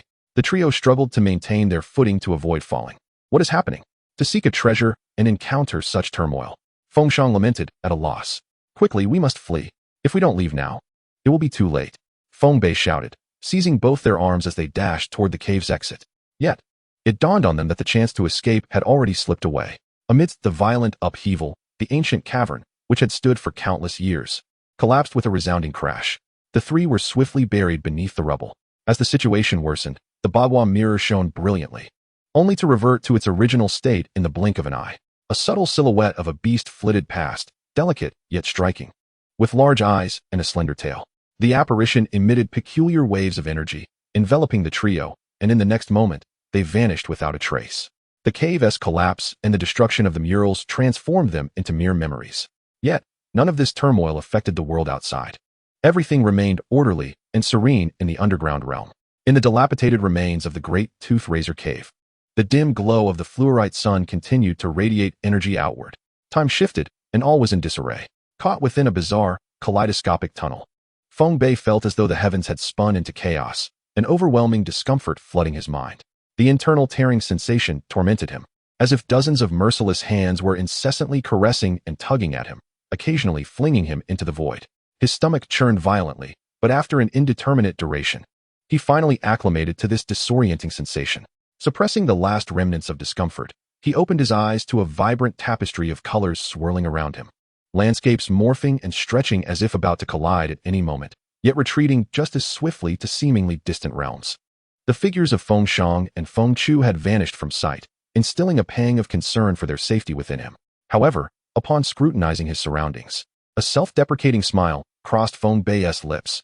At this moment, he was a mere clay Buddha crossing a river, struggling to secure his own safety, with little room for concern for others. In this place, time lost its meaning, leaving only an oppressive silence that stifled all sensation. A slight unease washed over Feng Bei as he quickly assessed his internal state, calling out in vain. Realizing that Bai Chu was safe and merely in a deep slumber, he allowed himself to relax. The Bagua mirror in his mind continued to function as usual. What is this? Feng Bei's attention was drawn to a peculiar beast beside him. Resembling a gecko from his past life, small in stature, yet possessing large, expressive eyes. It seemed to sense Feng Bei's gaze, blinking its dazzling, oversized eyes twice before he succumbed to a blinding light and lost consciousness. When he gradually regained awareness, Feng Bei groggily touched his head, which throbbed with discomfort. Where am I? Surrounded by a patch of grass, he flailed his hands, touched his face, and upon recalling something, quickly looked down, relieved to find that no parts were missing. Exhaling deeply, he checked on Bai Chu's condition. Thankfully, he was still merely asleep. It was only then that Feng Bei had the opportunity to survey his surroundings. He found himself encircled by tall horsetails, standing over 2 meters high, with no one else in sight. As he stepped out of the dense undergrowth, a vibrant wetland came into view. Chapter 49, The Wetland. The scene before him defied description. Under the slanted rays of the setting sun, pools of water sparkled like jewels. Weaving through the landscape were rivers of varying widths, their surfaces rippling with azure hues. Enormous avian creatures soared freely above, while herds of herbivorous giants grazed peacefully on the lush vegetation, their tranquil demeanor concealing unknown dangers beneath. Feng Bei pondered the absence of Feng Shang and Feng Chu, realizing he was alone in this unfamiliar place, uncertain of his next course of action. After a moment of contemplation, he reached a resolution. Since the path was lost to him, he would establish a camp here to stabilize and cultivate his strength before planning further. Speaking almost to himself, his voice grew resolute as he declared his intent. Without further delay, he headed towards the left. The reason for this choice was the small hill he spotted to the left, dotted with scattered trees. To save time, Feng Bei summoned Bai Chu, and they made their way in that direction. Upon emerging, the abrupt change in environment left Bai Chu somewhat disoriented. Turning around and not finding Feng Shang and Feng Chu, he cast a puzzled glance at Feng Bei. We become separated. We will search for them shortly, Feng Bei explained. Bai Chu nodded, letting out a soft sound to indicate his understanding. Feng Bei glanced at the setting sun behind him, deducing that this direction was east. It wasn't long before they reached the hill, where the sensation of solid ground beneath his feet was immensely satisfying. The journey had been merely 20 to 30 miles. Yet it was fraught with puddles. While Feng Bei navigated the terrain with relative ease, Bai Chu, being large and heavy, risked sinking into the potentially bottomless marshes at any moment. They tread cautiously, yet despite their vigilance, Bai Chu's foreleg ultimately sank into the muck. Bai Chu, come here and clean yourself off, Feng Bei instructed, leading him to a small river beside the hill. Using his spiritual energy to scan the area, Feng Bei noted the river only harbored a few fish measuring 1 to 2 meters in length, with no other formidable beasts lurking. So many fish. I should indulge a bit, Feng Bei mused, feeling his stomach rumble after who knows how long spent in that strange passage. However, the immediate priority was to assess the surrounding environment for any potential threats. Upon reaching the hilltop, he surveyed the landscape, clear for several miles. To the east, a mountain loomed, undoubtedly harboring promising locations. Tomorrow, he would venture there to escape the muddy, damp wetlands. Bai Chu had now grown to a height of 1.5 zhang and a length of 2 zhang, his azure fur billowing in the breeze, presenting a strikingly majestic appearance. Pleased with Bai Chu's formidable presence, Feng Bei patted his lowered head and declared, "Tonight's feast will depend on your efforts." Bai Chu understood immediately, plunging into the water, moving with a grace that surpassed even the fish swimming within. Moments later, he emerged with a pile of fish at Feng Bei's feet. Impressive. No wonder the phrase "like a tiger with wings" was born. You traverse both land and water with ease. That's enough. Come back now, Feng Bei called as Bai Chu burst from the water, shaking himself vigorously and drenching Feng Bei in the process. Unperturbed, Feng Bei calmly gathered the ambient energy to dry his clothes. A gust of wind swept by, leaving Bai Chu completely dry. As he prepared the fish, he teased, "You have it easy. All these are for you." After cleaning the innards, Feng Bei set aside 2 fish for himself, leaving the rest for Bai Chu. Oddly enough, once a beast reaches the barbaric realm, it no longer requires ordinary meat, only needing to absorb energy from its master. Yet, this was beneficial. The young one should savor various delicacies while he can. As night descended, only their campfire illuminated the surroundings. After a light meal, the man and beast nestled against the hillside, feeling the gentle breeze from afar while the moon hung high above, casting its benevolent glow. Feng Bei couldn't help but wonder how Feng Shang and Feng Chu were faring, whether they had safely reunited. Lying atop Bai Chu, his gaze unfocused, Feng Bei succumbed to slumber as the cool breeze caressed his face. The next day, the sun rose before him, its warmth rousing him from sleep. The gentle heat on his face elicited a feeling of being in another world, and for a moment, he struggled to recall memories of his time in the underground cavern. "Don't sleep, Bai Chu. The sun's up. We must set off promptly to reach the mountains before dusk. The path is arduous, otherwise, with your speed, we would have arrived in no time." Thus passed the day, and with the last rays of the setting sun, Feng Bei and Bai Chu finally reached the base of the mountain. "This is quite the treacherous journey. I never wish to return to such a damp place," Feng Bei lamented. "Isn't that right, Bai Chu?" Bai Chu tilted his head and let out a soft roar in agreement. "You little rascal, you certainly are." Feng Bei chuckled, retracting Bai Chu into his essence. The remainder of the journey would be undertaken alone. As darkness enveloped the surroundings, the mountain before him was not particularly high, merely the outermost ridge of the greater mountain range. Continuing along this path would soon lead him back to familiar territory. Without further contemplation, Feng Bei plunged into the thicket, wielding his blade to clear the way. The forest lacked a path, so he would forge one. Unbeknownst to him, the moonlight gradually illuminated the woods around him. After a quick assessment, he gazed skyward at the moon. Continuing like this was untenable. Nighttime was ill-suited for extensive travel. He needed to find shelter quickly. In the distance, a grand tree stood on the mountainside, now within reach. That's the one, Feng Bei declared, changing course and hurrying towards it. Under the great tree on the mountainside, a group of individuals had paused to rest, their campfire unlit. While firelight might ward off weaker beasts, it could also attract more formidable ones. Presently, a few people were munching on jerky, engaged in casual conversation. "Guayu, are you certain there are traces of Li on this mountain?" A burly man with a thick beard inquired, his voice deep and resonant, muscles rippling beneath his skin, a large axe resting beside him. The woman, referred to as Guayu, was in her 20s, with her black hair elegantly pinned back, standing around 1.7 meters tall, her sun-kissed face adorned with two charming dimples. Upon hearing Guoquang's question, she abruptly stood, rushing behind him. While gently massaging his shoulders, she playfully said, "Oh dear uncle, do you still not trust me? When have I ever deceived you?" Guoquang, feeling helpless, thought to himself, "Are you not aware of your reputation within the tribe?" Yet, he found himself unable to resist. After all, she was the daughter of his elder brother, his own niece whom he cherished dearly. "It is not that I do not trust you, but rather, I have reservations about the source of your information. If it is merely hearsay, then our journey here would have been in vain.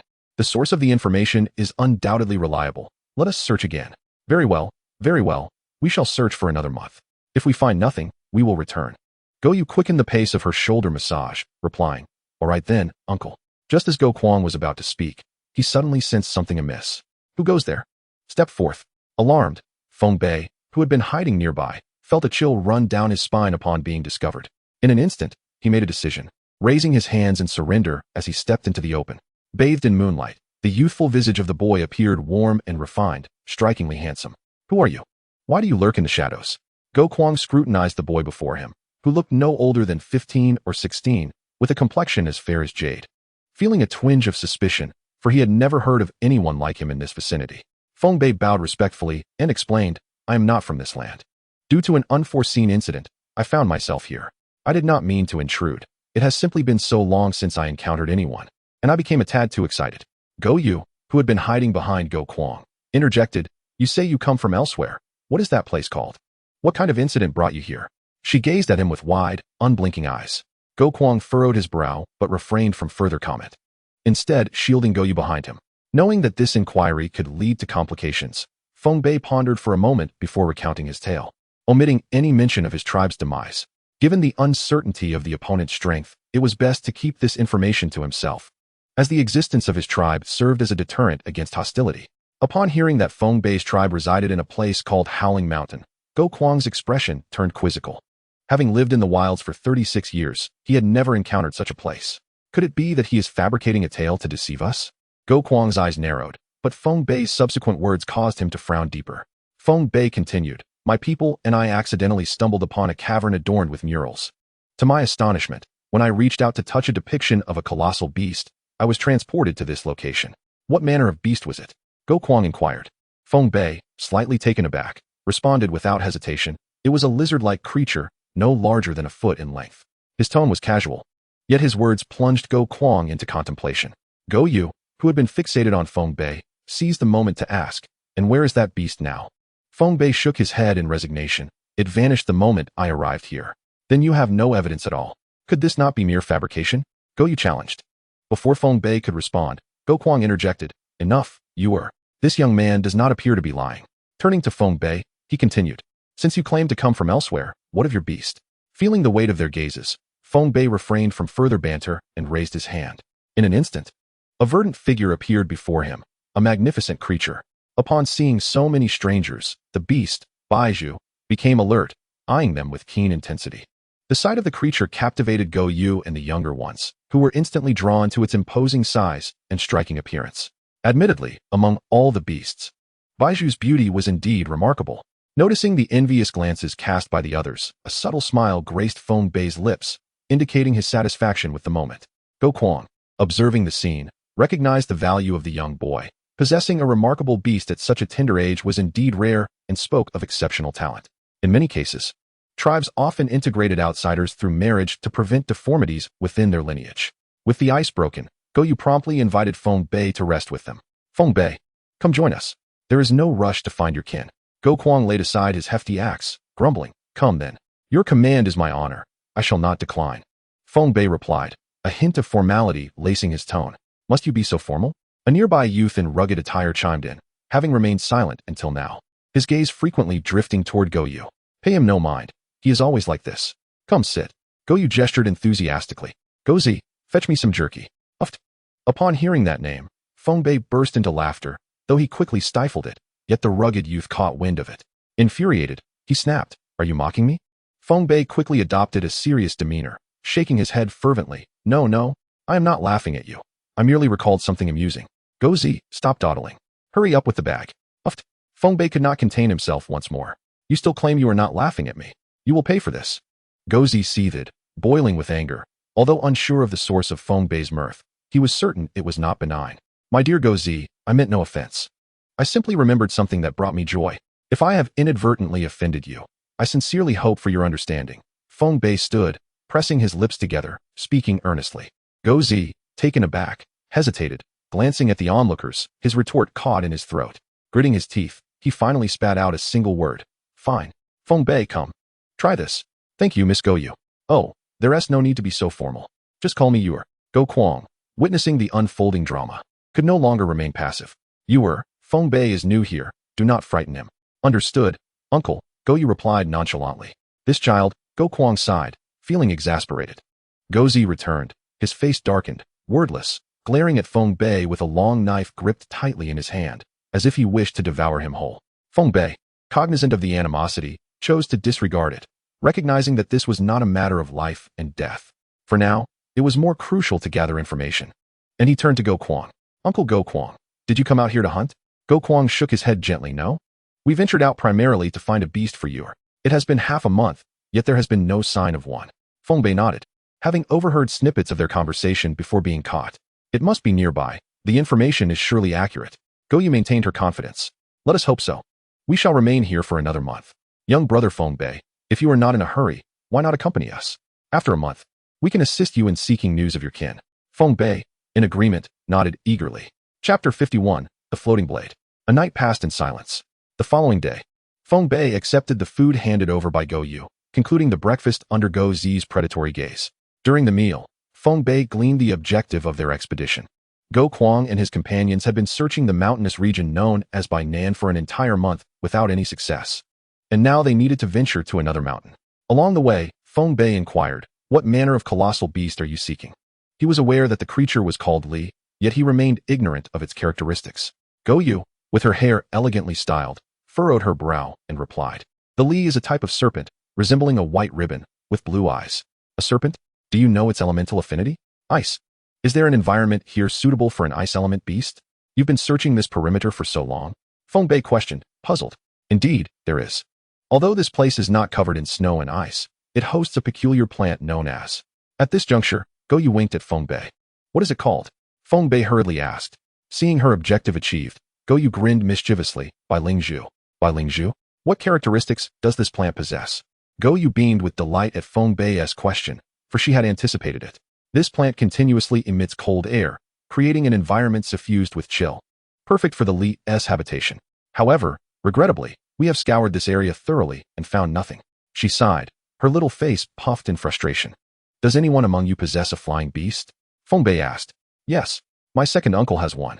Are you suggesting we search from the skies? Indeed. Feng Bei nodded in response. That won't work. The Li is quite timid. If a giant beast were to fly overhead, it would undoubtedly hide away. If it weren't for its exquisite appearance, I would not have expended so much effort searching for it. I would have already tamed my first colossal beast, Goyu huffed. Her cheeks puffed up in indignation. You still haven't tamed a beast? Feng Bei asked, slightly astonished. Correct. This particular beast is the one I'm seeking. I have refrained from taming any beast until I reached the 4th star of the Miao realm, all for the sake of this Li. As she spoke, Goyu held up 4 fingers, indicating 4 stars. Feng Bei chuckled. You truly possess remarkable patience. Of course, the beasts raised in the tribe are quite unappealing. I have no interest in them. If I am to find one, it must be both beautiful and powerful, Goyu stated as she continued walking. After some time, The group stood atop a cliff, surrounded by towering mountains, a stark contrast to the marshy terrain Feng Bei had previously traversed. Once we cross the mountain ahead, we will enter the area we are to search next. Caution is advised. There may very well be spiritual beasts within, Gokwang declared, gesturing with his massive axe toward a steep peak in the distance. Though it appeared near, Feng Bei understood the adage, a mountain looks closer than it truly is. In the blink of an eye, 3 days had passed, and the group finally reached the foot of the peak. Thanks to the markedly different environment from Shaoshan, Feng Bei had encountered numerous colossal beasts along the way. Now, the weary travelers had captured a massive creature known as the Dao Jiaofu. The Dao Jiaofu, with the head of a sheep, the body of a monkey, and spider-like legs, possessed 4 limbs and 8 claws akin to razors, adept at scaling cliffs with ease. This creature, with a head resembling a ram, a monkey's body, and spider-like legs, measured approximately 2 zhang in length, its considerable size sufficient to feed the entire group. Encountering the Dao Jiaofu also allowed Feng Bei to witness Gokwang's tamed beast, a fierce creature at the early stage of the savage beast level. Known as Jifu, Jifu, with the head of a horse and the body of a bat, bore spines along its back and had clawed wings, capable of traversing flames in pursuit of smoke. Cloaked in darkness, it resembled a specter, and in a flash, a fiery projectile erupted from its wings, striking down the Dao Jiaofu instantly. Feng Bei observed in awe, astounded by the sheer strength of Jifu, whose casual strike could obliterate a beast at the peak of the savage level. Gokwang, attentively noting Feng Bei's expression, couldn't help but smile in satisfaction. However, that was all in the past. Now, the group sat gathered within a cave, relishing the roasted flesh of the Dao Jiaofu. The sheep's head and spider legs had been discarded, leaving only the monkey-like body to roast over the fire. At last, I can savor this Dao Jiaofu. I have long sought one but never had the opportunity, Goda remarked, his mouth watering at the thought. The aroma of the sizzling meat wafted throughout the cave, filling every nook and cranny. Olda, are these beasts rare? Feng Bei inquired, having grown familiar with a few of the group members over the past few days. Knowing Feng Bei harbored no ulterior motives towards Goyu, Gozi had also relaxed his animosity towards him, albeit slightly. Wiping away his saliva, Goda chuckled. The Dao Jiaofu is not particularly rare. It simply resides deep within the mountains, making it hard to encounter. The most unique aspect of this beast lies in its ram's horns and the 8 hooked claws at the ends of its spider legs, which can be used to forge weapons. As he spoke, Goda hefted the massive hammer strapped to his back, weighing it in his hands. I infused my tyrant hammer with the Dao Jiaofu's ram's horn, granting it exceptional durability. Materials from these colossal beasts can be utilized in such a manner? Feng Bei asked, astonished. Of course. Why do you ask? I noticed that the weapon on your back also incorporates parts from a giant beast, which is why it is so sturdy and sharp. Goda scratched his head, clearly perplexed by Feng Bei's inquiry. Feng Bei fell silent, his heart aching. The Daio tribe merely utilized some beast tendons, blood, hides, and meat, discarding everything else. Gazing at the claw, which measured over a meter in length, a myriad of emotions surged within him. It seemed that the Zhanglan tribe possessed far superior forging techniques compared to the Daio tribe. With this thought in mind, Feng Bei beseeched, Uncle Gokwang, once we return to the tribe, could you forge a weapon for me? That's a trivial matter. Just head to the blacksmith shop upon our return, Gokwang replied, tossing Feng Bei a bag filled with materials from the Dao Jiaofu. Feng Bei received it, momentarily bewildered. You can have these, but you'll need to carry them for the duration of the journey, Gokwang stated. Feng Bei's eyes lit up. Materials from a beast at the peak of the savage level were being freely given away. Thank you, Uncle Gokwang. Once the meat was fully roasted, Gokwang gestured as he feasted on it. After stowing the bag away, Feng Bei joined the feast. Eager to taste the first colossal beast he had encountered since leaving his homeland, curious to see how it differed from those in Shaoshan. As the bonfire crackled, the group indulged in their meal, laughter and chatter filling the air.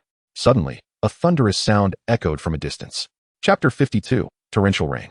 Feng Bei immediately dropped the piece of meat he had been gnawing on and hurried outside to investigate. A sense of unease gripped him. The sound might have originated from a formidable beast. Do not worry, Feng Bei, there's no need to fret. With my second uncle around, all will be well. Goyu reassured him, noticing his anxiety. Young lad, there's no need for concern, Gokwang chuckled, summoning Jifu with a casual wave. Go see what is happening and bring back whatever made that noise. Jifu nodded in acknowledgement and took flight, disappearing from view in an instant. As Feng Bei watched Jifu soar overhead, he regained his composure, thinking to himself that perhaps he had been too hasty. He offered a sincere smile of apology to the group. Before he could say more, Jifu returned, its talons gripping a sizable toad. When Feng Bei returned to the camp, a half-zhang tall toad was placed beside him. Feng Bei's gaze fell upon the toad beside him. Was the commotion just now caused by it? Go Kwang chuckled as he explained. The giant sound toad emits a voice like thunder and possesses a presence as formidable as an ox. Aside from its booming voice, it has no other remarkable traits. And its taste leaves much to be desired. If there is nothing else, let us take a rest. We shall set off early tomorrow. Feng Bei stared at the giant sound toad for a moment before casually replying, All right, Uncle Go Kwang. Beside them, Go Yu offered a piece of meat, saying, Have this. The one that fell on the ground is dirty. Observing the concern in Go Yu's eyes, Feng Bei smiled gratefully. Thank you. Accepting the roasted meat, he devoured it heartily. As night descended, Feng Bei lay beside the campfire, the warmth of the flames enveloping him. The moon hung bright and solitary in the sky, casting its silvery glow and providing the earth with a semblance of daylight. With his thoughts quieting, Feng Bei gradually drifted into slumber. The following day dawned bright and clear. Feng Bei had slept soundly the night before and only awoke when someone called to him. Feng Bei, come eat something. We'll head to that mountain today. I hope we find something worthwhile inside. Goda handed Feng Bei a piece of leftover meat from the previous night, taking another for himself. Thank you, Feng Bei replied. Shall we walk in today? Yes, walking is the best option in this situation. We can't release any beasts, or we might alert our targets, Goda said nonchalantly. Having already consumed 3 to 4 pounds of meat in a short span, his size was indeed impressive. Before long, Go Kwang hoisted his large axe onto his back and declared, Let us go. At that moment, Go Yu approached Feng Bei with a cheerful smile. Feng Bei, stay close to us once we enter. Dangers can arise at any moment in this mountain. All right, do keep up with Uncle Go Kwang, especially since you don't have a beast yet, Feng Bei advised. Upon hearing this, Go Yu chuckled. You needn't worry. Uncle Go Kwang will take good care of me. The confidence Go Yu exuded likely stemmed from Go Kwang's formidable strength. That's good, Feng Bei replied, falling silent as he followed the group. Initially believing their journey would be smooth, they were soon met with inclement weather. Within a few kilometers, dark clouds rolled in, and strong winds whipped through the area, heralding an approaching storm. Go Kwang surveyed the distant mountains, contemplating for a moment. Given the circumstances, it seems we won't be able to thoroughly inspect this mountain today. Go Zi. Here. Go Zi responded respectfully. Go Kwang summoned his beast, Ji Fu, and instructed, Follow Ji Fu and scout ahead for any shelter from the rain. Return once you find a suitable spot. Understood. With that, Ji Fu grasped Go Zi's shoulders and soared into the distance. As Go Zi ventured forth, the others fell silent, focusing on their path. Eventually, they found themselves nestled within a mountain hollow, sitting around a fire while torrential rain poured outside. Alas, Go Kwang sighed heavily. Feeling resigned, this delay would surely stretch on for quite some time. Feng Bei stood at the cave's entrance, amidst the oppressive darkness, where only the sounds of wind, rain, and thunder filled the air. After a while, Feng Bei pondered something and turned to ask, Uncle Go Kwang, since Li is an ice-type creature, this deluge is bound to impact its survival. Might this increase our chances of locating it? Our understanding of such colossal beasts is limited. Besides knowing its ice type and that it resides near the Bailing Pearl, we are at a loss, Go Kwang replied, sharing Feng Bei's uncertainty. Uncle Go Kwang, do you know the extent of the Bailing Pearl's freezing capabilities? Feng Bei inquired further. Before Go Kwang could respond, Go Zi interjected, Why all these questions? Do you have a plan? Feng Bei smiled lightly, his tone even. Whether I have a plan depends on clarifying my inquiries. It depends on the age of the Bailing Pearl. If it's a 1-meter-high pearl, its emitted chill can encompass an area of about 10 feet. Noticing Feng Bei deep in thought, Go Kwang encouraged, Little brother Feng Bei, if you have any thoughts, feel free to voice them. Whether they are feasible will require practical testing. To be honest, Uncle Go Kwang, I do have a plan, Feng Bei admitted, pausing slightly, a conflicted expression crossing his face. What is it? Don't leave us hanging. Go Yu exclaimed, sensing Feng Bei's hesitation. This method may require a bit of help from someone, Feng Bei said. Glancing at Go Zi, taken aback by the gaze, felt a tightening in his chest. The others turned their attention to him, and upon realizing this, Go Zi grew anxious, retorting, If you have something to say, just say it plainly. Cough, it's quite simple. We just need Ji Fu to take Go Zi for a brief aerial tour, Feng Bei explained. With the torrential rain, the area around the Bailing Pearl will likely freeze into a solid block of ice. Once the storm passes and the sun shines upon it, the light will reflect, allowing us to spot it from above. Feng Bei added, However, this approach may affect brother Go Zi. Feng Bei spoke with a hint of regret. Before Go Zi could respond, Go Yu interjected, Brother Go Zi, would you really let me miss out on finding the giant beast? Go Yu's pitiful demeanor made Go Zi swallow his retort. He quickly waved his hands, saying, No problem, leave it to me. Go Kwang, observing this exchange, nodded in agreement. This could work. Jifu perceives only in black and white, making it an excellent plan. He approached Go Zi, patting him on the shoulder. You'll have to bear the brunt of this task. It's the least I can do, Go Zi replied. With Go Kwang's significant influence and strength, he was well respected within the tribe. The group remained silent, and the rain continued until the following day. Chapter 53. The dark clouds lingered overhead until the afternoon, when they gradually began to dissipate. The sunlight after the storm was particularly blinding. Given the current conditions, it was the perfect time to act. Go Zi go. Go Kwang instructed solemnly. I await good news. Go Zi's gaze was resolute as he stole a glance at Go Yu, only to find her eyes fixed on Feng Bei, causing his heart to sink. Watching Go Zi's retreating figure, the others settled into the cave, waiting with bated breath. Damn it, where could this ice block be? Go Zi cursed inwardly, finding the sensation of being carried by Jifu through the air quite uncomfortable. Jifu flew swiftly, darting through the skies with Go Zi in tow. Struggling to keep his eyes open against the fierce winds, Go Zi squinted, scanning the terrain below. Time passed, and soon, a radiant blue light emerged from a mountain hollow 30 kilometers from the camp. Go Zi was nearly moved to tears with excitement, as long as he found it. His trials would not have been in vain. He committed the location to memory and hurried back to share the good news. Jifu swooped low, releasing Go Zi, who landed with the poise of a superhero. Did you find it? Go Zi beamed at Feng Bei, pride evident in his tone. I did not let you down. Good. Take a moment to rest. We'll set out shortly, Feng Bei replied. That evening, the group finally arrived at their destination. They gathered behind a massive rock, 500 meters from the ice block, strategizing their next move. I say we launch a direct assault. One suggested. That's unwise. If our attack fails, what will we do if it escapes? We can burrow through mountains. Go Kwang shook his head, asserting that a frontal assault was not feasible. What then? Are we to sit idly here? Go Yu asked, her impatience palpable. I can't believe the item I sought from my father has gone awry. Now we are left with no options. But how could the pearl possibly be damaged? Grasping a small orb in her hand, Go Yu had extracted this peculiar object from her father's treasury. It was rumored that merely casting it could forcibly draw in a colossal beast that had yet to reach its savage form. Her elder brother had never imparted to her the method of its usage. The recent experiment had already set off alarms, and next time, vigilance would surely be heightened. Go Kwang was taken aback by Go Yu's audacity to wield such a valuable item, for in their entire tribe, there were scarcely 5 of these orbs. This was a crucial commodity for future exchanges with other tribes. While Go Yu might emerge unscathed, he would be left in dire straits. It was not that he opposed her using it, but as a distinguished 2-star warrior of the forest realm. If he failed to capture even a single giant beast during this expedition, it would be a tremendous embarrassment. The thought of this made his face flush with heat. Earlier, he had been an observer while several individuals attempted to capture Li. Now, he had gained a clearer understanding of the situation. The massive ice block had shattered, revealing at its center a vine-like plant adorned with a solitary ice-blue fruit, its texture reminiscent of glass. Surrounding the biling pearl was a modest opening, scarcely a foot in diameter, through which Li had slipped to escape. Li, draped in icy garments, with crystalline eyes and dual horns sprouting from her head, emanated an aura of cold elegance. A 3-meter-long ice-blue serpent, sporting fleshy protrusions above its eyes resembling dragon horns, radiated an aura of chill, freezing all flora in its path. This beast, merely at the mid-stage of its colossal form, was quite reasonable as the first beast to be tamed. I have a plan, someone called out. Do share. The collective gaze turned towards Feng Bei, who had previously devised the method to locate Li, earning the trust of the others. Without further ado, Feng Bei declared, Isn't Uncle Go Kwang a warrior of the forest realm?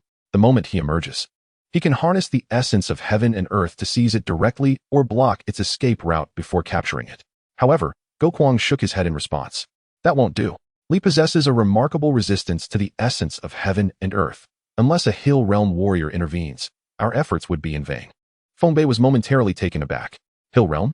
Is that a level above the forest realm? No matter, I have another strategy. Feng Bei's lips curled into a smile. My beast, Bai Chu, is of the wind attribute. Although it is currently only in the early savage stage, it is adept at manipulating wind.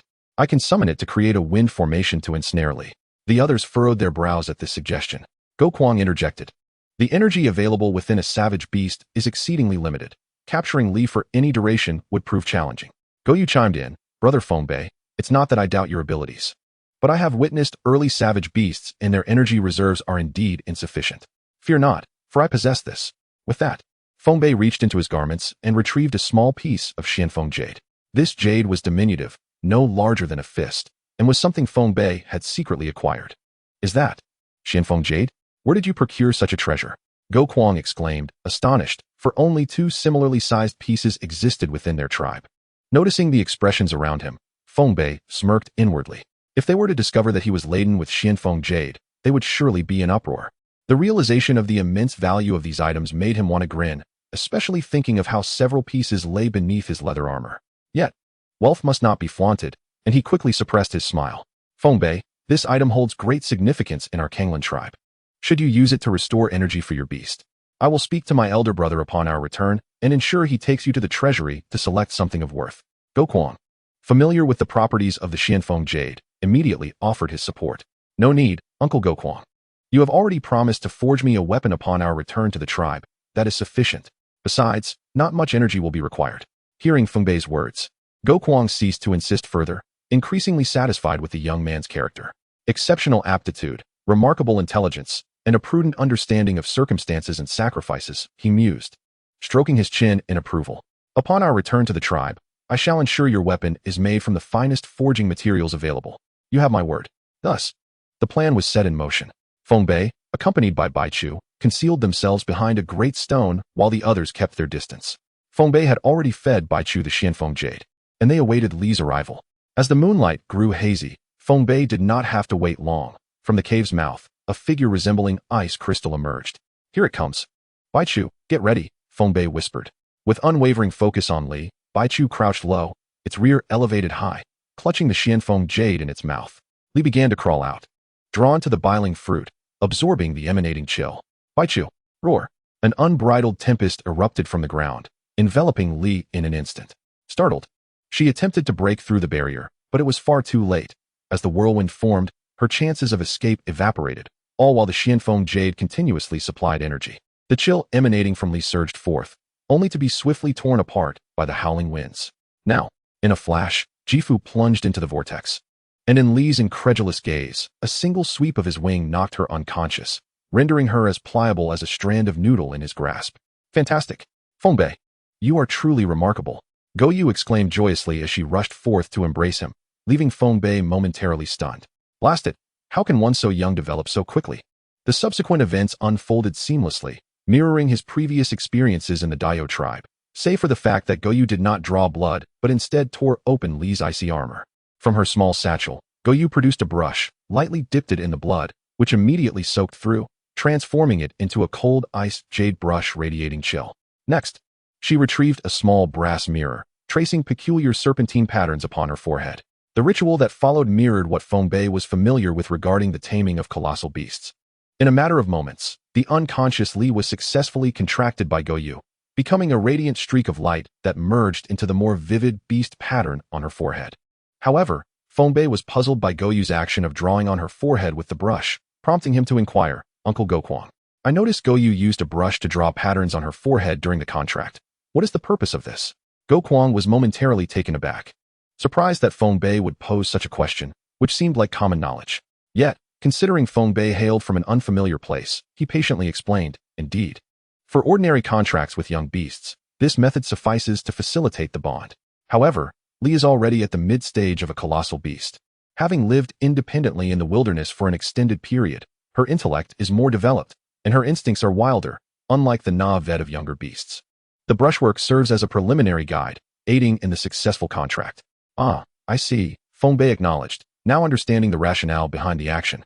It dawned on him that in his tribe, no one rushed to tame beasts of cultivation, they only selected the young ones.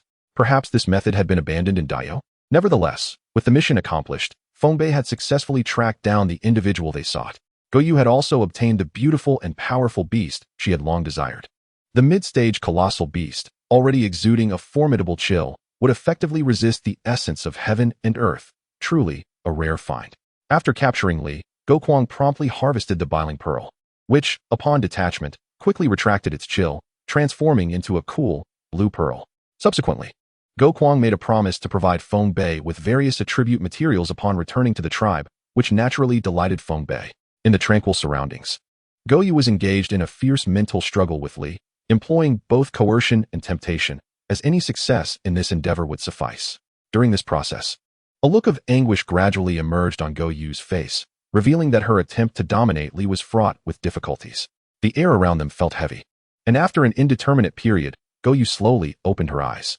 A chill permeated the atmosphere, causing the girl's sun-kissed skin to turn pale. Her exquisite features were accentuated by a striking ice-blue serpentine mark on her forehead, an unusual embellishment that lent her an even more ethereal and frigid demeanor. Second uncle, I finally possess my own beast, the girl exclaimed, blissfully unaware of her altered appearance. Noticing the stares directed at her, Goyu began to sense something amiss. She gradually retrieved a mirror, and a sharp scream escaped her lips. Is this me? How did this happen? Goyu's eyes sparkled with a mixture of joy and shock as she reached out to touch her face, the silky texture convincing her that she was still in a dream. It must be the effect of Li. It has transformed you, Feng Bei remarked calmly. With a dismissive flick of her skirt, she added, I have witnessed 3 individuals undergo transformation simultaneously before. However, it is a first for a colossal beast to alter a person's appearance. What a pity. If every giant beast could enhance someone's looks, turning them into handsome or beautiful beings, this world would be filled with ethereal beings. Meanwhile, Goyu remained captivated by her reflection, while Go Zi and others gazed at her in fascination. It's time. We should return to the tribe, Go Kwang declared, his spirits lifted, pleased that this demanding niece had finally succeeded. With the completion of this objective, there was a chance to recruit a prodigy into their tribe. Goyu snapped back to reality, stowed away the mirror, and trotted over to Go Kwang, clutching his arm and cooing. All right, second uncle, you're the best. She then continued, thank you, brothers, and thank you, Feng Bei. When we return, I'll have my father reward you with treasures. Go Kwang playfully tapped Goyu's forehead, feigning anger. You little girl, I'm keeping track of whom you're indebted to. I'll tell your elder brother when we return. With her scheme exposed, Goyu stuck out her tongue, falling silent. Goda and Gozi exchanged amused glances, but merely smiled. Without further ado, the group set off back to the tribe. The journey proceeded without incident, during which Feng Bei marveled at the distinct landscapes they traversed, subsisting on dried meat and fresh water while remaining focused on their path. Finally, a month later, after crossing a range of towering mountains, the vast Azure tribal stronghold came into view. The sprawling blue walls stretched for over 10 kilometers, encircling the settlement within. This is our tribe. Gozi proudly pointed towards the distant site, his eyes gleaming with pride. Indeed, it was a magnificent sight. The walls appeared nearly 3 times the height of the Du tribe's, and their territory seemed to encompass nearly 10 times its size. This must be considered a city, Feng Bei mused softly. At last, they were nearing home, and Goyu exclaimed with delight, I can finally enjoy a warm bath. She sat atop Li's head, animatedly gesturing, having not dismounted throughout their journey. As they approached the city walls, the roadsides began to teem with pedestrians, armed with weapons and riding enormous beasts, laden with various parcels. Feng Bei curiously observed the people around him, noting the array of weapons, great swords, massive axes, and heavy hammers, while a few individuals bore bows and long swords. Many unfamiliar colossal creatures caught his eye, horses, sheep, tigers, and leopards, each appearing formidable despite some possessing features from other beasts. As their group passed, they were greeted by familiar voices. Greetings, Elder. Elder, you've returned. People occasionally turned their gazes towards Feng Bei, whose unfamiliar face alongside the vibrant Goyu became a focal point of interest. Elder, was your journey successful? A guard at the city gate inquired, his familiarity with Go Kwang evident. The trip went smoothly. I even encountered a promising young talent, Go Kwang replied, gesturing towards Feng Bei. This is Feng Bei, a remarkable young man with exceptional potential. Go Shangwu, wearing a broad smile, introduced himself. Hello, I am Go Shangwu, a member of the guard. Feng Bei quickly returned the greeting, Brother Shangwu, a pleasure to meet you. At that moment, Goyu peeked from behind Go Kwang, chirping, Brother Shangwu, you didn't even mention me. Chapter 55, Inside the City. Go Shangwu, taken aback by the familiar visage, hesitated before saying, Is that you, Goyu? Of course it's me. Who else could it be? Brother Shangwu, you haven't even inquired about where my second uncle and I have been all this time. Humph. I want to talk to you now. Goyu pouted, turning her head away. The earnest young warrior, momentarily flustered, stammered, You've changed so much since your last outing. I hardly recognized you. He then produced a small vial from his waist and handed it to Goyu, saying, This is something I just purchased from the apothecary. It works wonders for treating injuries. Please take it. Goyu gleefully accepted it, making a silly face. I'll forgive you this time. Go Shangwu merely smiled, unable to find words. Meanwhile, Go Zi, observing the scene, muttered with a smirk, How many times has she pulled this on Brother Shangwu? It's always the same act. What did you say? Despite her whisper, Goyu caught the words. Nothing. Go Zi fumbled, trying to cover up. That is more like it. Here, Shangwu. Take this blood amber. You must be close to breaking through to the 5th level of the Wood Realm, right? Go Kuang presented a blood-red triangular gem to Go Shangwu. Without hesitation, Go Shangwu accepted it, expressing gratitude. Thank you, Elder. I'll be breaking through to the 5th level in a month. Keep it up. You're doing great. We'll head back now. See you later, Brother Shangwu. Goodbye. Brother Shangwu, let us gather again when you have time. Feng Bei waved as they progressed through the imposing Sixzhang Gate, adjusting to the bright sunlight that revealed the bustling and vibrant scenery before them. The streets were lined with a variety of buildings, a harmonious blend of stone and wooden structures. Step right up. Freshly forged battle blades, if they're not sharp. They're free. As Feng Bei and the others approached, a grand weapon shop came into view. Its massive wooden doors and sturdy countermand by a vendor enthusiastically calling out. Peering through the open doorway, Feng Bei observed an array of weapons displayed on solid wood racks, with long blades lined up neatly. Further back, an assortment of weaponry hung on the walls, swords, halberds, axes, and hooks. Many patrons busily selected their desired arms. Just captured wolf cubs, extraordinary potential. Don't miss out. As they strolled another 200 meters, they encountered a rather ordinary-looking shopkeeper, holding a cage containing a gray wolf cub that was snarling at passersby. The ground was scattered with similar cubs of various species. Predominantly birds and beasts, though few insect-like giants were in sight. Behind the shopkeeper, several unhatched eggs lay neatly arranged, creating a lively atmosphere. The multitude of unfamiliar colossal creatures left Feng Bei in awe, and he stroked his chin, contemplating a return to this place to perhaps find a beast that piqued his interest. Not far ahead lay a spacious square, situated in front of a grand 3-story wooden building, bustling with small vendors displaying their wares, and throngs of hunters filled the area. A dazzling array of goods was being exchanged back and forth, either through barter or the use of an unusual currency.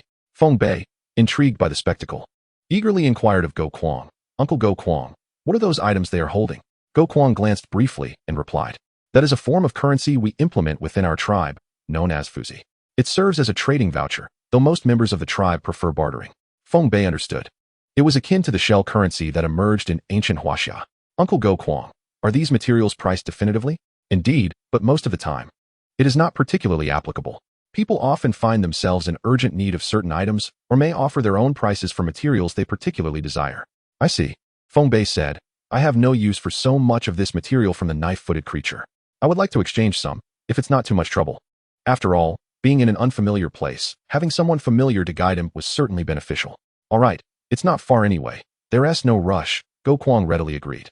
"Collect materials, gather all sorts of materials." Ultimately, amidst the vendors' calls, the group arrived at the stall of a lean man. The man had been hawking his wares. But upon noticing the approaching figures, especially the tribal elder at the forefront, his small eyes narrowed, and a radiant smile instantly adorned his face. "Isn't this Elder Go Kuang? Oh, and Miss Go Yu, you have become even more beautiful since we last met." And greetings to the two distinguished young men, Go Zi and Go Da. The lean man gushed flatteringly. "Old Boo, you have far more discerning eyes than Brother Shangwu. You recognized me even after my transformation," Go Yu teased. To which Go Bu merely smiled in response. "Young brother, I have some materials for you to peruse, and perhaps we can exchange some as well," Go Kuang stated directly. Go Bu scrutinized Feng Bei, and upon seeing the large bag slung over his shoulder, his smile widened. "This young gentleman looks unfamiliar. May I ask your name?" Feng Bei set down his bag and bowed slightly. "Uncle Go Bu, I am Feng Bei." Go Bu's eyes flickered, an outsider. Upon hearing Feng Bei address him as Uncle Go Bu, the lines on his forehead could have squashed a fly. Come, let me take a look," Go Bu exclaimed as he took the bag and opened it. "This is from the knife-footed creature, quite rare indeed. Uncle Go Bu certainly possesses an eye for quality." Feng Bei complimented. "Oh, I'm merely a small merchant in my 30s. There's no special insight here," Go Bu waved dismissively.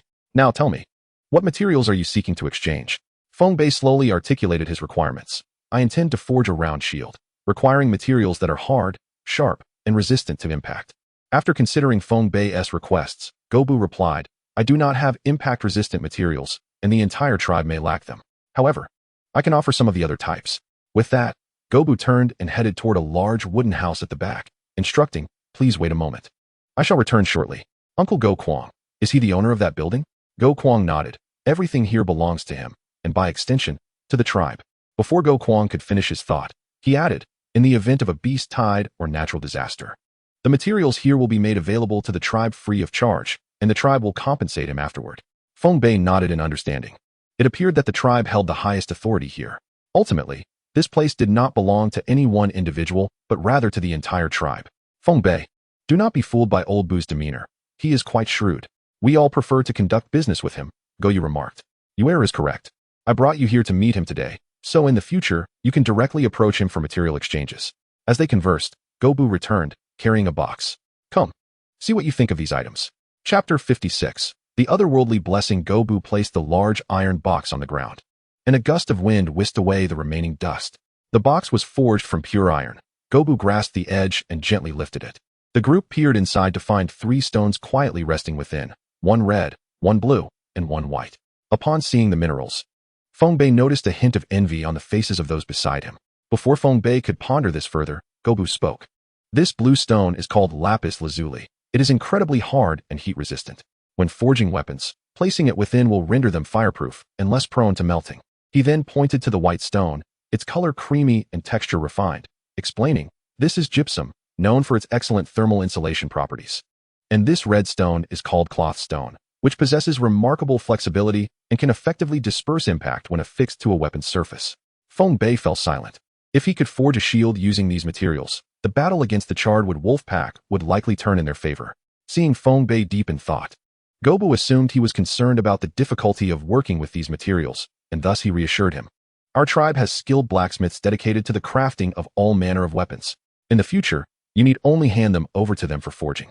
Feng Bei regarded the materials, recognizing their formidable capabilities and inherent value. Uncle Gobu, what is the worth of these minerals? Are they equivalent to the materials from the knife-footed creature? Gobu, upon hearing Feng Bei's inquiry, chuckled, Young Master Feng Bei, you need not worry. Just take them with confidence. The value is quite comparable. Take them. These items will ultimately be used, so there is no need for concern. Go Kwang interjected at the appropriate moment. At this point, even Feng Bei, no matter how oblivious, grasped the implication and quickly expressed his gratitude. Thank you, Uncle Gobu. It's no trouble. You have lingered here for quite some time, and it is time for you to return and rest well. Farewell for now. Should you need anything in the future, do not hesitate to seek me out. All right, see you again. Old Bu, farewell. I will come to visit you again soon. Uncle Bu, we take our leave. Uncle Gobu, we shall take our leave now. Gobu smiled as he watched their figures recede into the distance. His eyes narrowing slightly, lost in thought.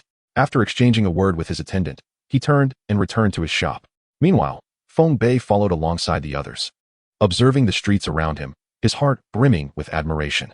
Though this scene could not compare to a great metropolis from his past life, it far surpassed the Daio tribe by a significant margin. Before long, they traversed a lengthy street and halted before a grand residence.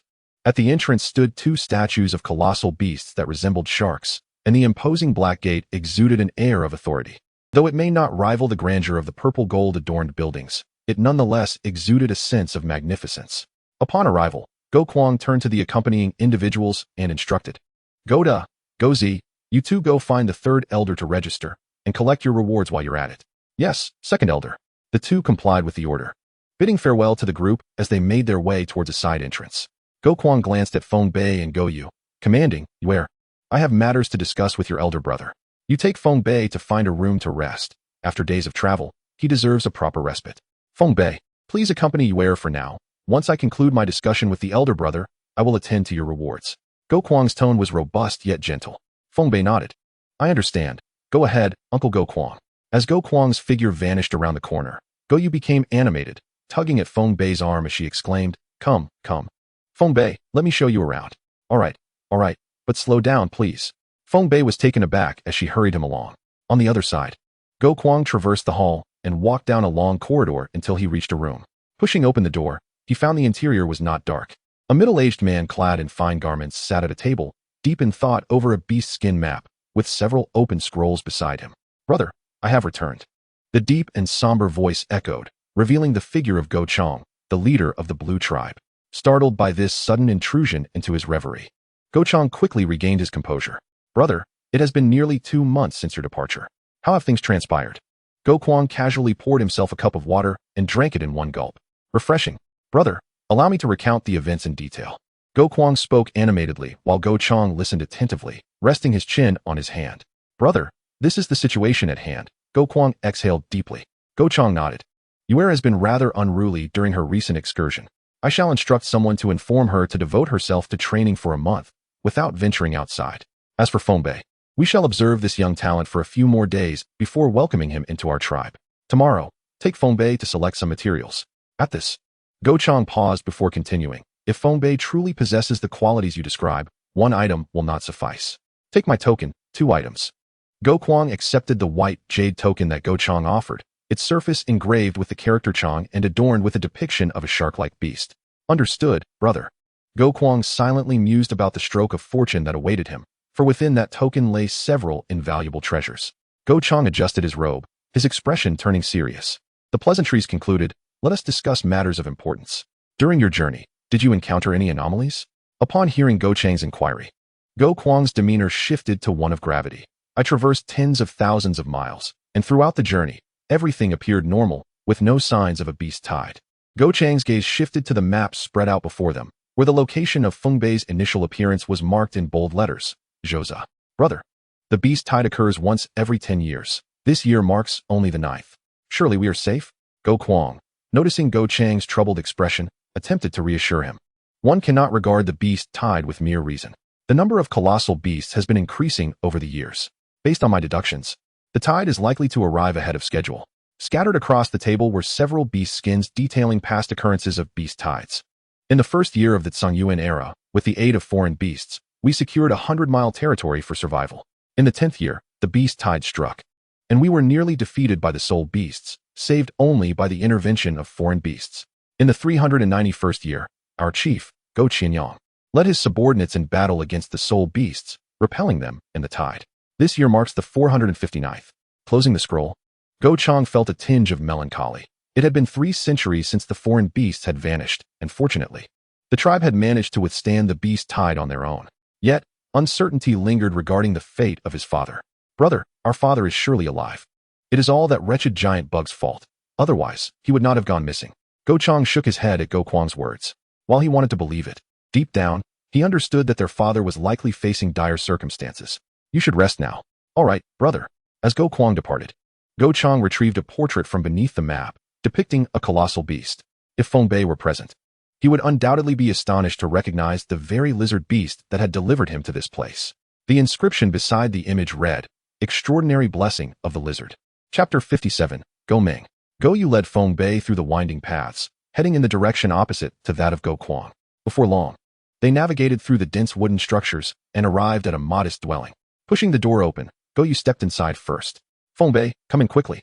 Upon entering, Feng Bei found himself in a room comparable in size to the one he had occupied in the Dao tribe. The furnishings were simple, a table, a wooden bed, and a chair, with a kettle on the table and a coat rack nearby, nothing more. Go Yu excitedly leaped onto the bed, burying her face in the soft beast skins.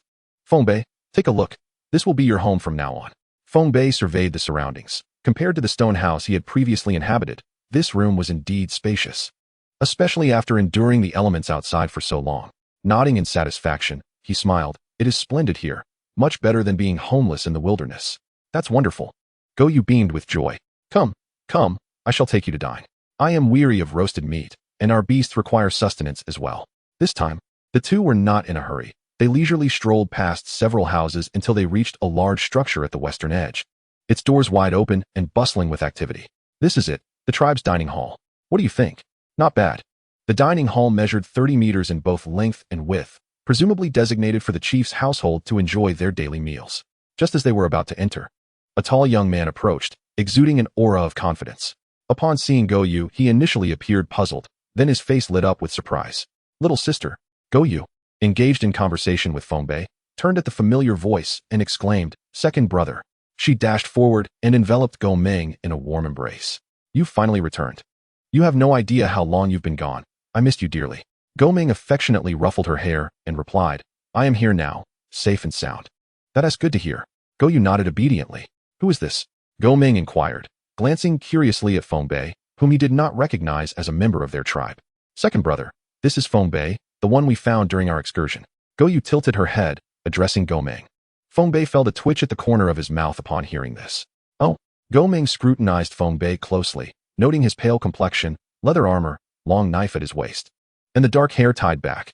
The young man stood tall and imposing. Feng Bei, feeling the scrutiny, returned the gaze defiantly. Realizing he had been staring for too long, Go Ming snapped back to reality. his face showing embarrassment as he introduced himself. Pleased to meet you. I am Go Ming, Yuere's second brother. I am Feng Bei. I just arrived at the tribe today, Feng Bei replied composedly. Just returned today?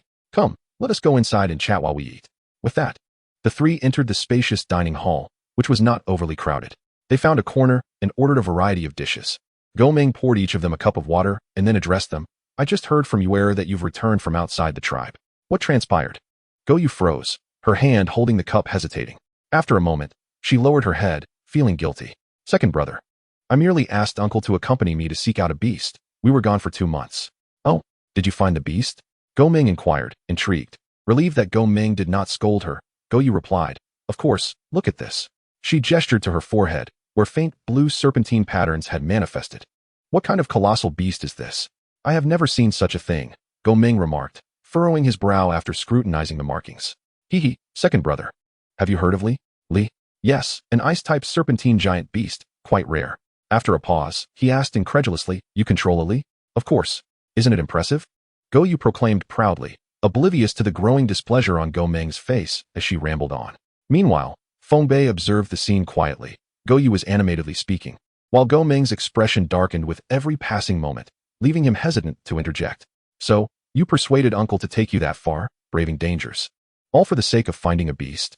Go Ming's voice revealed a hint of irritation, prompting Go Yu to finally grasp the gravity of her actions. She shrank back, stammering and at a loss for words. At that moment, the meal was served, and Go Ming took a deep breath, his expression softening. Yuere, your matters will be handled by your father. Today, with brother Feng Bei here, let us enjoy our meal without discussing family affairs. Let us share some amusing anecdotes instead. Go Yu instantly brightened up, relieved that there was no custom in her family of reprimanding children at the dining table. Come, brother Feng Bei. Do savor the flavors of our tribe's cuisine. It is truly delightful. Yuere, after being out for so long, I imagine you must be tired of roasted meat. Feng Bei could not help but salivate at the sight of the delectable spread before him. The dishes were vibrant and aromatic. He picked up his chopsticks and reached for a plate of sliced braised meat. The glossy appearance and substantial texture made it irresistible. This tastes remarkable, he exclaimed, eyeing a massive leg of meat that must have measured 2 meters in length. One could only wonder how large the cauldron of the Kanglan tribe must be. Despite the beastly size of the leg, the meat was tender and succulent, not at all tough. Plates of grilled fish, roasted meat, and stewed dishes were devoured by the three, and soon the table was cluttered with piles of bones and a single pristine bone remaining. Ahem, Go Ming said. With so many people in the tribe, food is hard to come by, and having been through hunger before, we ensure every meal is fulfilling and clean. My apologies for the mess. Feng Bei shook his head in understanding, knowing that only those who have experienced hunger can truly appreciate the value of food. The bones he had consumed were cleaner than those licked by a dog. Thankfully, a great leader had emerged in his past life, alleviating the food crisis and ensuring that people could fill their bellies. Brother Feng Bei, I am curious about your origins and how you came to meet Go Yu and the others, Go Ming inquired. My second brother, Go Yu interjected before Feng Bei could respond. Feng Bei came here because of a strange beast. He lived in another place before. Indeed, Feng Bei confirmed. Are your tribesmen not worried about you? Go Ming asked, intrigued. At this, Feng Bei's expression turned somber. My tribe was destroyed by a giant beast, and I have become separated from my 2 fellow clansmen. Upon hearing this, Go Ming felt a pang of regret, wishing he could take back his question. I am truly sorry, brother Feng Bei. I had no idea, he stammered. At a loss for words. Go Yu, too, was taken aback. It was the first time she had heard Feng Bei mention his tribe's plight. It is all right. It has been so long, Feng Bei reassured them. So, brother Feng Bei, what are your plans moving forward? Go Ming asked cautiously. I intend to stay here for now and search for my lost tribesmen, Feng Bei replied with determination in his eyes. Go Ming felt a wave of sympathy wash over him.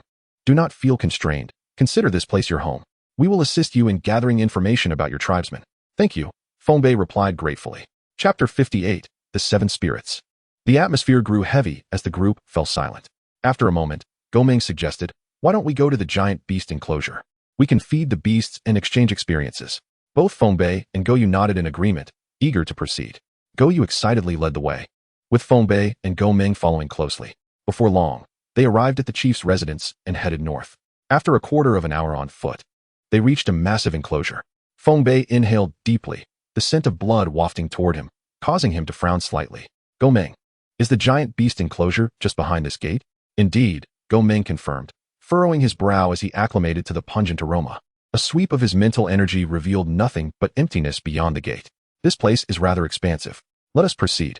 Greetings, young Master Gomeng. Miss Goyu. The guards acknowledged as Gomeng commanded them to open the gate, and the three stepped inside. Before them lay a vast expanse. With several large stone buildings visible hundreds of meters away, the source of the bloody scent emanated from there. Our destination lies further back. This is merely the front section. Gomeng patiently explained to Feng Bei. The stone buildings to the left are where the giant beasts are slaughtered and processed for consumption.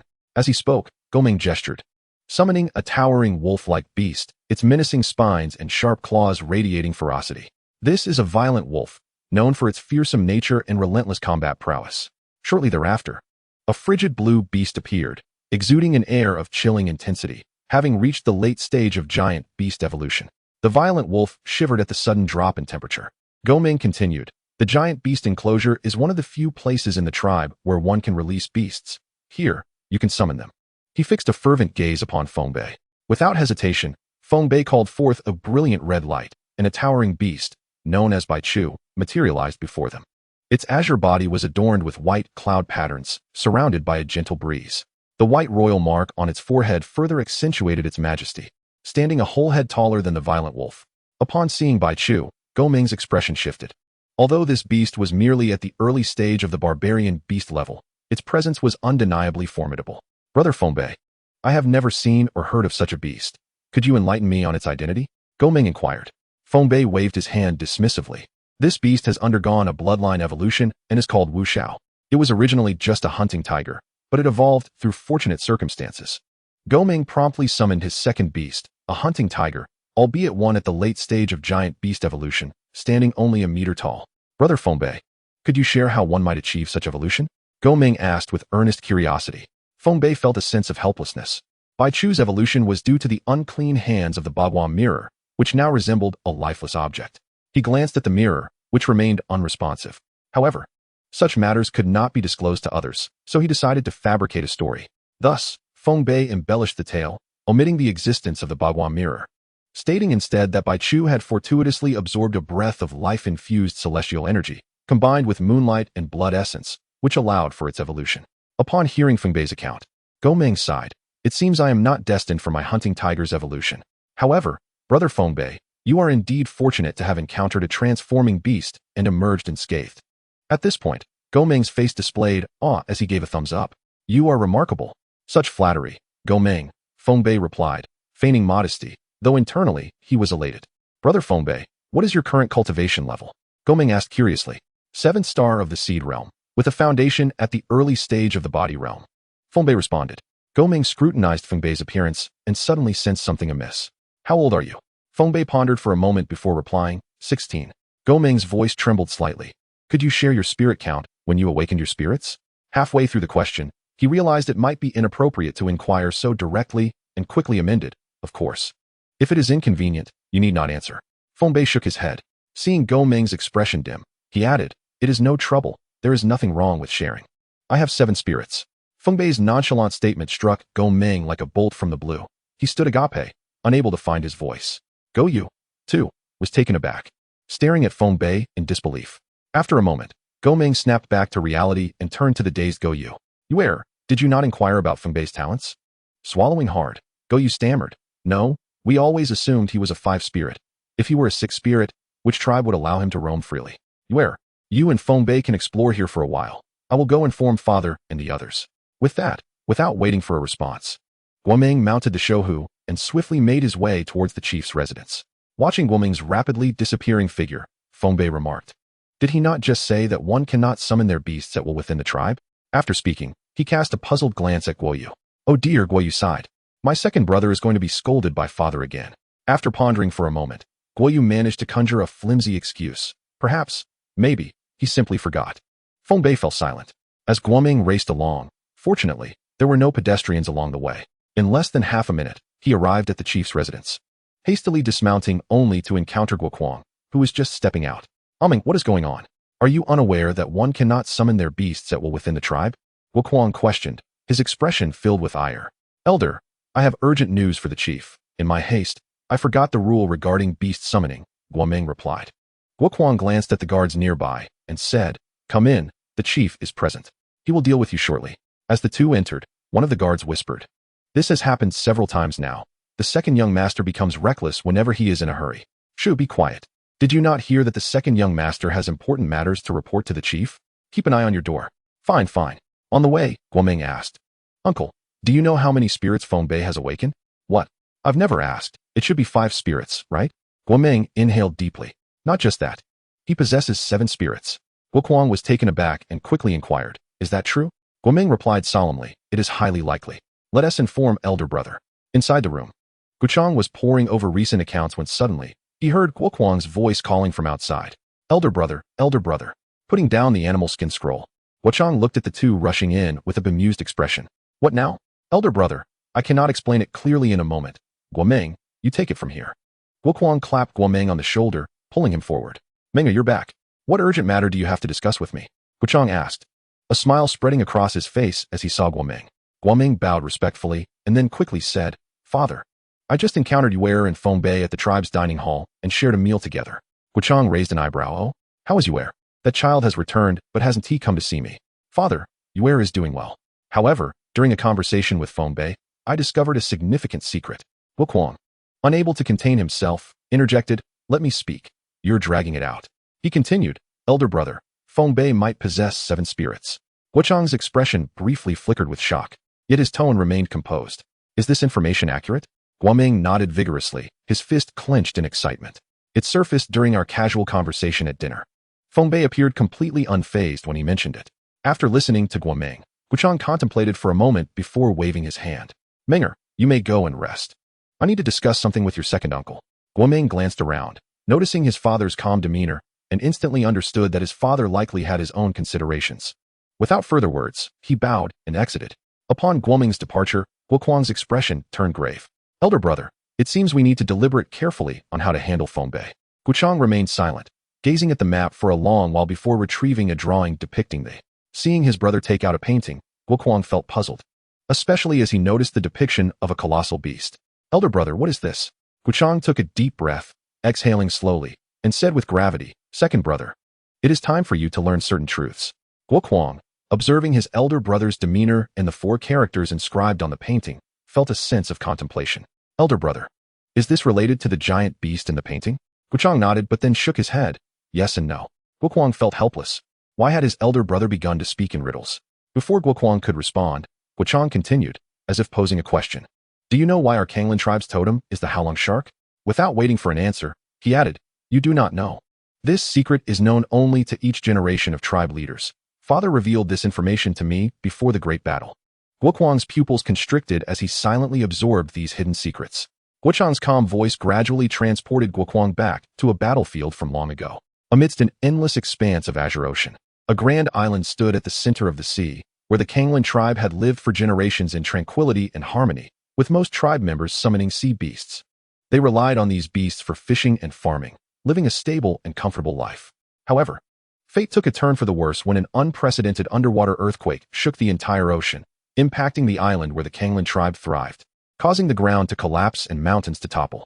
As Guochang spoke with increasing fervor, he continued, "At that moment, monstrous sea beasts surged ashore due to an underwater volcanic eruption, seeking refuge on the continental shelf. Yet, the island's resources were limited. What little they had could only sustain the tribe's daily needs, leaving no room for these enormous beasts. Thus, a great battle ensued."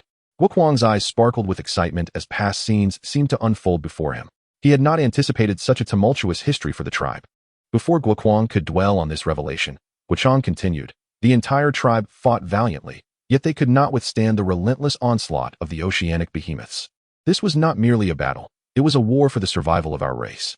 The conflict raged on, nearly leading the island to submerge entirely."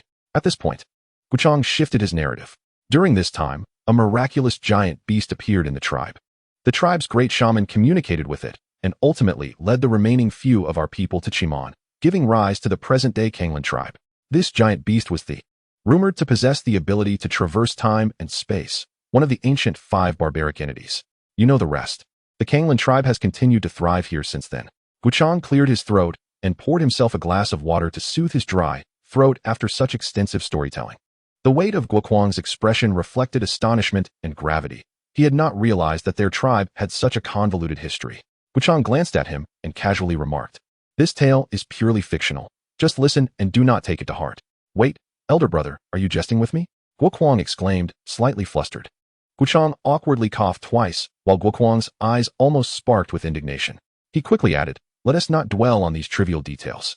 Guchang replied earnestly, "Although this history is too distant to verify, our Kanglan tribe has been thriving in Chimon for many years, and this giant beast indeed exists.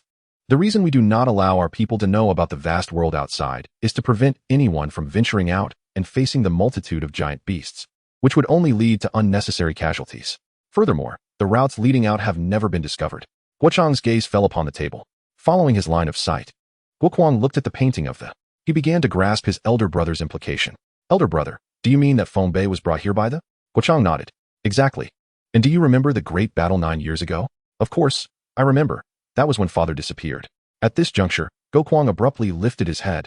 "Elder brother, are you suggesting that father may still be alive, since Feng Bei and the others managed to return from the outside world? It is entirely possible that father has ventured out there as well." A look of unrestrained joy lit up Guokuang's face as he eagerly added, "Then, elder brother, let us take the portrait and seek out Feng Bei to see if there are any tidings of father." However, Guochang shook his head. "There is no need for haste. If Feng Bei indeed encountered father, you can inquire about him when you accompany him to select treasures tomorrow. After all, it has been 9 years. A moment longer is inconsequential." Upon hearing Guochang's words, Guokuang found them reasonable. He casually tucked away the portrait and remarked, "Then, elder brother, I shall take the portrait for now. As for Feng Bei," Guochang pondered briefly, "let us take 3 rewards. I recall you mentioning that he intends to forge weapons, correct?" "Yes, he mentioned he requires a shield," Guokuang replied. "Very well, take this." With that, Guochang produced a piece of jade. "You must remember to place this spirit jade into the shield when Feng Bei forges it. You shall do it personally." Guokuang caressed the spirit jade in his hand, a mixture of emotions swirling within him, and he chuckled, "Elder brother, you truly hold Feng Bei in high regard." Guochang smiled. Go now. Chapter 60. The Precious Blade. That night, Feng Bei lay in bed, reflecting on the multitude of events that had transpired. The moment he arrived in Songlan, he had been dragged by Go Yu to a meal, only to be whisked away by Go Meng to feed the beast, resulting in a hurried departure midway. This recollection left Feng Bei somewhat speechless. He glanced down at the beast pattern on his chest, murmuring to himself, "Bai Chu, how can you still be so gluttonous even in the early stages of beasthood?" Just the thought of Bai Chu consuming an amount of meat nearly double his own size today, yet his belly showed no signs of fullness, left Feng Bei concerned for Bai Chu's future meals. Listening to Feng Bei, Bai Chu's aggrieved thoughts reached him. "I am hungry, craving meat, yearning to be satiated." Instantly feeling Bai Chu's sense of grievance, Feng Bei panicked. "Bai Chu, I do not mean you. Consider the situation, we are in someone else's home. It would be unseemly to eat so much, and we will owe them a great deal of meat." He added, "When the day comes that I take you out to explore, I will find a delectable giant beast for you to feast upon." After a moment, a thought flickered to him, and Feng Bei understood. "Really?" He sat up, patting his chest. "Indeed, I promise to take you to eat when the opportunity arises." "Good," came a youthful thought in response. Feng Bei breathed a sigh of relief, grateful that the little one was easily appeased. Sensing the faint glow of the Yao Guang star within him, Feng Bei's expression turned serious. The months of tranquil cultivation had been absent, causing his strength to stagnate and the training of the beast form technique to come to a halt. He settled his mind, sitting cross-legged to begin his cultivation. As night quietly passed, he awoke at the break of dawn. He took a moment to feel the changes within his body. It would take at least half a month more to achieve full mastery of this stage. He hoped for ample time ahead to devote to his training. At that moment, footsteps echoed from outside the room, and Feng Bei's spiritual sense swept over. An unfamiliar member of the Go clan approached. "Knock, knock, knock. Young Master Feng Bei, are you awake?" Feng Bei rose from his bed and opened the door. The newcomer respectfully stated, "Young Master Feng Bei, Elder Go Kuang has requested my presence to take you to see him." "Very well, please wait a moment," Feng Bei replied, closing the door behind him. "It seems the rewards are forthcoming." After freshening up, Feng Bei opened the door once more and looked at the clan members standing by, feeling slightly uncomfortable being attended to in such a manner. "I am unfamiliar with the path. Please lead the way," Feng Bei said with a smile. The Go clansman bowed and replied, "Please follow me." After winding through various corridors for a while, Feng Bei finally arrived at a pavilion where Go Kuang was enjoying the breeze. Noticing Feng Bei's arrival, Go Kuang instinctively attempted to rise, but suddenly recalled something and sat back down. He waved at Feng Bei, "Come here." The clansman who had escorted Feng Bei departed, leaving him to approach Go Kuang. "Uncle Go Kuang, good morning." Feng Bei greeted. Go Kuang momentarily froze, puzzled by this peculiar form of greeting. Likely a custom of their tribe. Mimicking Feng Bei, he responded, good morning. Once Feng Bei was seated, Go Kuang eagerly inquired, Feng Bei, my nephew Goming mentioned yesterday that you have awakened the 7 souls?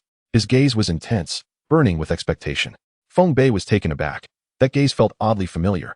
But he quickly regained his composure and nodded, indeed. Excellent. Go Kuang exclaimed loudly, startling Feng Bei.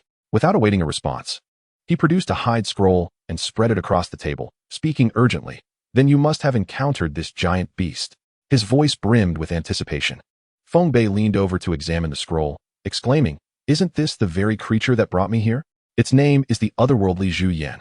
I have seen it. It was the one who guided me here, he confirmed. Go Kuang grasped Feng Bei's shoulder excitedly. Then do you know where it is now? Feng Bei frowned, and Go Kuang, realizing his grip was too tight, quickly released him, apologizing. Forgive me, young brother Feng Bei, but this information is of utmost importance to me. With that, Go Kuang produced the chief's token and placed it before Feng Bei, stating, this is the chief's token. If you can provide me with information regarding this giant beast, I will take you to the tribe's treasure vault to select 2 treasures, plus the one I originally promised you, making 3 in total. Feng Bei rubbed his numb shoulder, glancing at the token and feeling his spirits lift. With a smile, he silently pocketed the token, assuring, very well, very well. I shall share everything I know without reservation. Feng Bei recounted in detail the hidden chamber he encountered, the murals, and how he arrived there. As he caressed the knife before him, observing its familiar forging technique, Go Kuang's eyes brimmed with tears of joy. It is him. It truly is him. Feng Bei, seeing the emotional Go Kuang, asked, Uncle Go Kuang, what is the matter? Who is that person? Taking a few deep breaths, Go Kuang gradually closed the knife and gently caressed it, expressing with a hint of regret, young brother Feng Bei, please pardon my emotion. 9 years ago, our tribe faced a beast tide, and my father went missing while defending against it. The craftsmanship of this knife is precisely my father's work, and hearing news of him just now. Feng Bei understood, had he been in Go Kuang's shoes. The news of Feng Yan'ai still being alive would have stirred even greater excitement within him. After a moment, Go Kuang requested, young brother Feng Bei, might you part with this knife? I would be willing to offer you an even finer one in exchange. Feng Bei saw no reason to refuse. After all, it was merely a knife, especially one that held the memories of someone longing for their father. Go Kuang, elated to have received a relic of his father, promptly led Feng Bei to the tribe's treasure vault. Navigating through a series of corridors, Feng Bei followed Go Kuang until they reached an underground entrance guarded by 4 individuals. Noticing Go Kuang's arrival, one stepped forward to request proof of their authorization. Feng Bei produced the chief's token while Go Kuang presented the elder's token. The guards immediately granted them passage. The underground was not dark, luminescent stones adorned either side.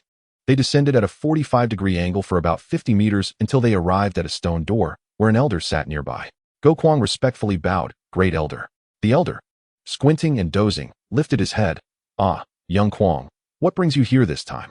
Great Elder, I have come bearing the chief's token to allow young brother Feng Bei to select 3 materials. Go Kuang stated, presenting the 2 tokens. The elder merely cast a casual glance before responding. Enter, take your time, and choose at your leisure. As he glanced at Feng Bei, the elder remarked, young man, allow me to offer you a piece of advice. What suits you best is indeed the finest choice.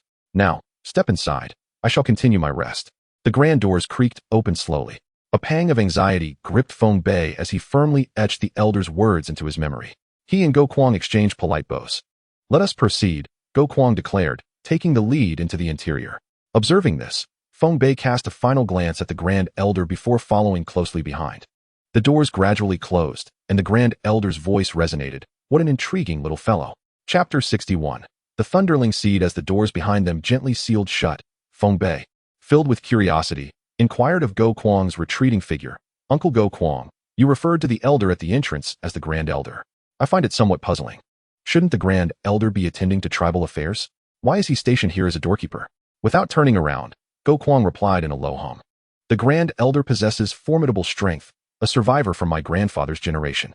He has no inclination to manage the tribe, so according to his wishes, he has been assigned to this post. At that moment, a hidden chamber emerged before them. Go Kuang raised a hand. This is it, the tribe's treasury. I shall not accompany you inside. You may select on your own, but remember, you are permitted to choose only 3 items. Understood, Uncle Go Kuang. Feng Bei rubbed his hands together, gazing at the modestly sized treasury. Such tight security.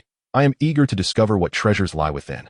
He surveyed the area, noting rows of shelves, with a pile of iron boxes occupying the far left. Approaching the shelves, Feng Bei examined the artifacts. Some materials were displayed openly, while others were secured within boxes.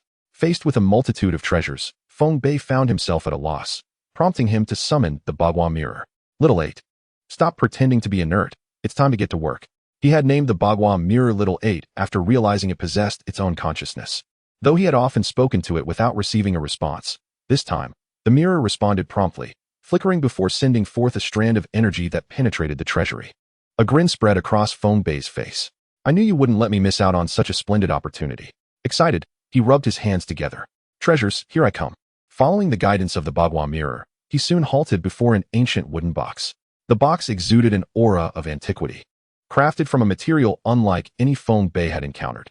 As he gently brushed his hand over it, a thick layer of dust adhered to his fingers. Although his hands were now dirty, his heart swelled with joy. He recalled the novels of his past life where protagonists would invariably find hidden gems in such neglected treasures. Ah, it seems fortune smiles upon me as well. With a childlike grin, Feng Bei opened the wooden box, and a rich fragrance wafted forth. Inside lay a single seed, purple in hue, adorned with lightning patterns, intermittently flashing with violet light. Is this a seed? Feng Bei gently touched it, and a tingling sensation coursed through his fingers. What a remarkable treasure! He quickly closed the lid and tucked it behind him. Once he secured the seed, the Bagua mirror extended another strand, this time directly to the left. Feng Bei's eyes brightened. Indeed, there were more treasures within the iron boxes. As he caressed one of the boxes, he felt an overwhelming urge to drool. Anything the Bagua mirror acknowledged could not be ordinary. He lifted the box, and to his surprise, it was surprisingly light, weighing no more than 50 pounds. Surely, this is not ore. Let me see what you are.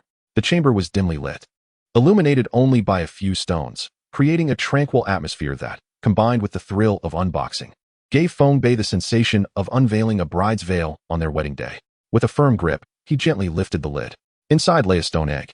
Cradling it carefully, he noted its weight of merely a few dozen pounds. Despite its antiquated appearance, Feng Bei held no disdain. After all, such matters were best left to the experts. He was merely a beast tamer. As Feng Bei placed his hand on the stone egg, the Bagua mirror began to flicker, and a surge of violet energy flowed from his hand into the egg. A surge of delight filled his heart as he sensed that the egg housed not a lifeless object, but a burgeoning life within. A new beast companion is on the horizon, he thought excitedly. Cradling the stone egg, Feng Bei patiently awaited the Bagua mirror's guidance for his final treasure. However, after a considerable time, when no further movement occurred, Feng Bei furrowed his brow and softly called out, Little 8? Little 8? Master 8? After a moment's silence, seeing the Bagua mirror remained unresponsive, he mused, it was just working fine. Why has it suddenly ceased? He called out several more times, but with no reply. Feng Bei sighed inwardly. It appeared there were no further treasures that caught the Bagua mirror's eye. With a spark of inspiration, he decided to approach the entrance. Go Kwang, noticing Feng Bei approaching with items in hand, assumed he had completed his selection. Finished? Let us go, he said, turning to leave. Yet, Feng Bei suddenly called out to him. Uncle Go Kwang, could I ask a favor? What is it? Go Kwang replied, somewhat surprised. I've selected 2 items, but I'm unsure about the last one.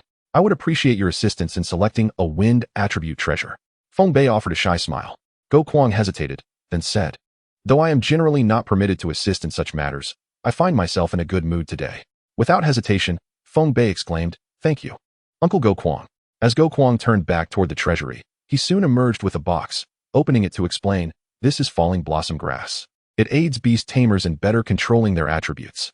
All great beasts can utilize it. Instead of selecting a wind attribute material, you would be better off choosing this. Feng Bei promptly replied, thank you, Uncle Go Kwang.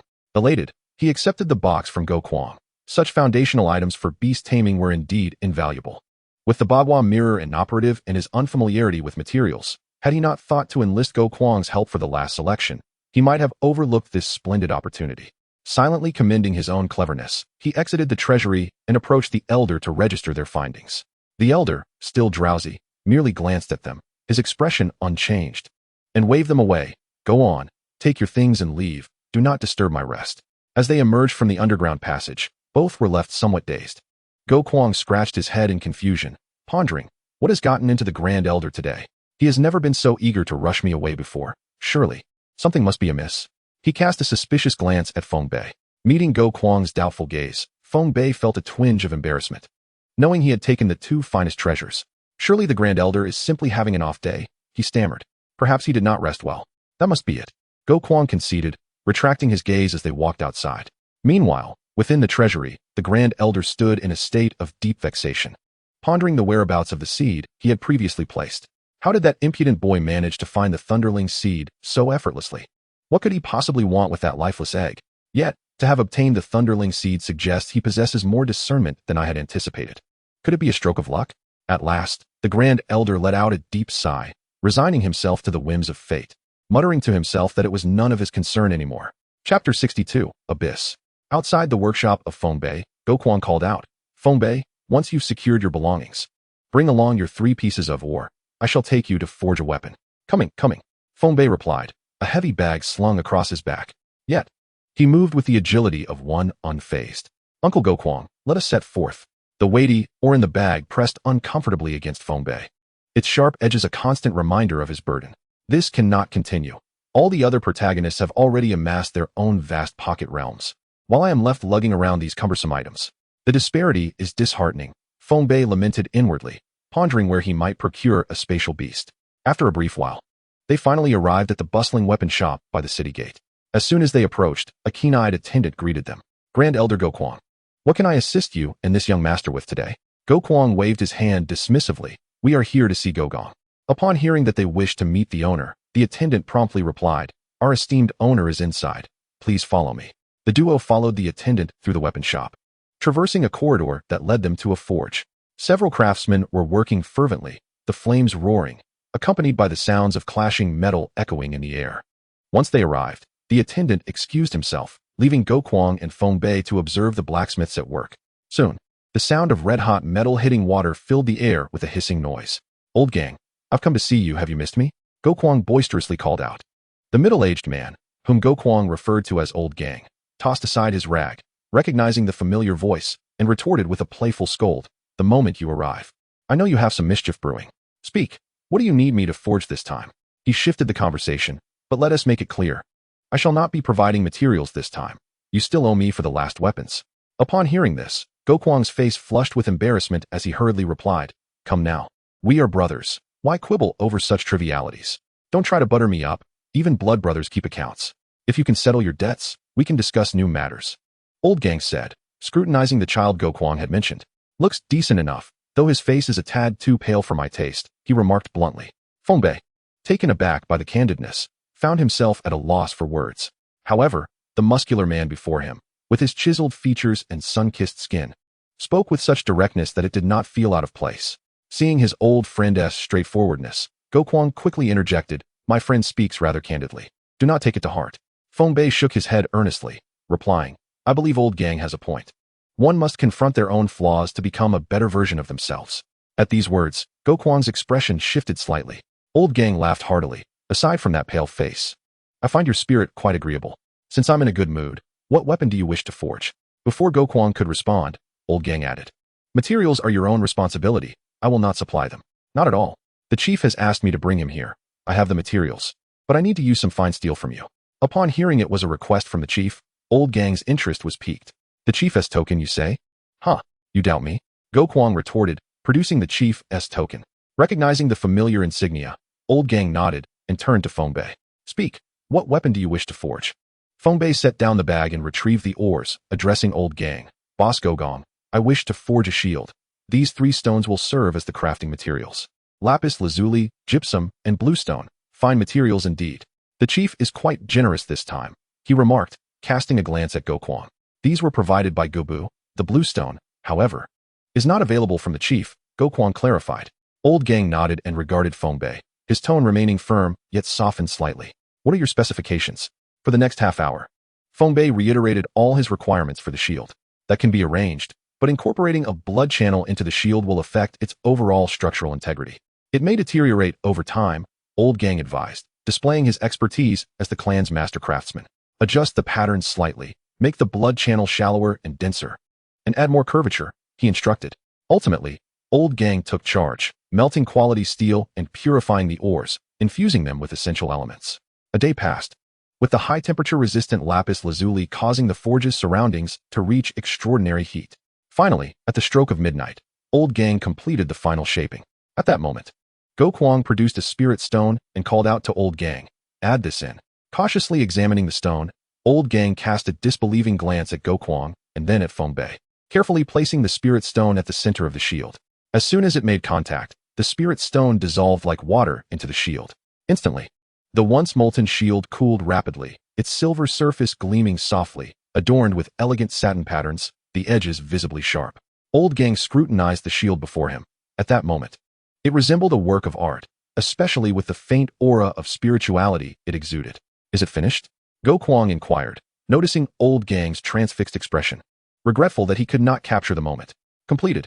Here, young man, take it and cherish it well," Old Gang said, handing the shield to Feng Bei. "What is your name?" "Feng Bei." "Very well, Feng Bei, now let your blood touch it." Feng Bei placed his finger on the edge of the shield, gently cutting it, allowing his blood to flow forth. Like a serpent, the blood swiftly spread across the shield's surface, and at that moment, it seemed to come alive, slowly merging into the shield. With a sensation of a blood bond forming within his heart, Feng Bei felt the shield become an extension of himself. Confused, he looked towards Old Gang, who explained, "The moment the spirit stone fused, the shield gained life, and now it is bound to you, a companion for life and death. You may consider it an additional beast of burden, albeit one without the usual needs." Feng Bei instantly comprehended, filled with joy, as he expressed his gratitude to both men repeatedly. "Now give it a name." Feng Bei gazed at the shield, which reflected the bright moon above like a mirror, as if it could embrace the depths of the abyss. A smile graced his lips. "I shall name you Abyss." As if sensing something, the shield, now known as Abyss, trembled lightly. Chapter 63, The Wood Realm. Old Gang silently mused. "Abyss, that name is acceptable." He then waved his hand dismissively, signaling them to leave. "You may take the shield and depart. We too must rest." Under the moonlight, Feng Bei bowed. "Thank you, Uncle Gogong. I shall take great care of it." He gently caressed the shield's surface. "No need for further words. Your fortune is apparent. The chief willingly bestowed that spirit stone upon you. Now off you go, it is getting late." "Then, good night, Uncle Gogong. We shall take our leave." Go Kwang cheerfully waved. "Brother, we shall return another time. Come, little brother Feng Bei," he beckoned. Stepping out of the shop, the two engaged in casual conversation. As they felt the intermittent connection emanating from Bai Yuan, reminiscent of when Bai Chu was by his side, Feng Bei curiously inquired, "Uncle Go Kwang, what exactly is this spirit stone that can transform lifeless matter into something that resembles life?" In response, Go Kwang, with a hint of envy, remarked, "In the early days, our tribe possessed 9 spirit stones, but after all these years, only 3 remain. The origins of these stones have become a mystery with the passage of time. All that is known is their ability to imbue weapons with a soul and grant the possessor an additional colossal beast." At this juncture, Go Kwang organized his thoughts and elaborated. "In essence, once the spirit stone merges with Bai Yuan, it acquires the capacity to accompany you on your journey indefinitely." Feng Bei lifted Bai Yuan, catching a glimpse of it in the moonlight, and exclaimed, "How wondrous!" Moreover, Go Kwang continued, "Once you encounter other compatible ores, it can absorb them and evolve further. This is akin to the evolving weapons found in games." "Uncle Go Kwang, this is exceedingly precious," Feng Bei exclaimed, caught off guard by Go Kwang's generosity. Aware that there are no free lunches in this world and feeling uneasy about receiving such a gift. However, Go Kwang simply smiled and reassured him. "You need not worry about us harboring ill intentions. Your current strength does not pique our interest. Focus on your cultivation, and when our tribe encounters difficulties, we may call upon your assistance." Seeing Go Kwang's straightforwardness, Feng Bei felt relieved and solemnly declared, "If I achieve success in my cultivation and our tribe faces hardship, I will certainly lend my aid." "That's the spirit," Go Kwang chuckled, patting Feng Bei on the shoulder. "Do you remember the way back?" "I do," Feng Bei replied, as they arrived at the chief's residence. "Then let us part ways here." Go Kwang yawned, having spent the day running about. "Uncle Go Kwang, do take care and rest well," Feng Bei replied, as Go Kwang waved and gradually vanished around the corner. Watching Go Kwang's retreating figure, Feng Bei felt a surge of goodwill towards the Kanglan tribe, glanced at the grand characters that read chief's residence, and silently entered. Traversing the tranquil corridor, he returned to his room, placed Bai Yuan on the table, and sat cross-legged on the bed. At this point, Feng Bei could replace sleep with cultivation at night. Even without rest, he awoke the next day feeling invigorated. No one disturbed him, and he was relieved that Goyu had not appeared, cherishing his solitude. For 20 consecutive days, Feng Bei maintained a routine of moving between his room and the dining hall. During this time, Go Kwang visited once. Upon seeing him cultivate, he refrained from interrupting and even assigned someone to guard his door. Finally, the moment of breakthrough had arrived. Feng Bei exhaled deeply. 20 days of relentless cultivation had left him somewhat fatigued. Fortunately, he was now merely a step away from success, gazing at the shimmering Yaoguang star. On the verge of overflowing, Feng Bei gathered his strength and broke through to the 7th star of the Miao realm, advancing directly to the Wood realm. His exceptional talent allowed him to breach the 7 realms without obstruction, and the barrier was easily shattered. As Feng Bei achieved his breakthrough, a formidable surge of spiritual power erupted from him, instantly enveloping a vast area. Sensing the arrival of someone, he swiftly withdrew his power. Open the door. I'm looking for Feng Bei, came the familiar voice of Go Yu, laced with a hint of resentment. Third miss.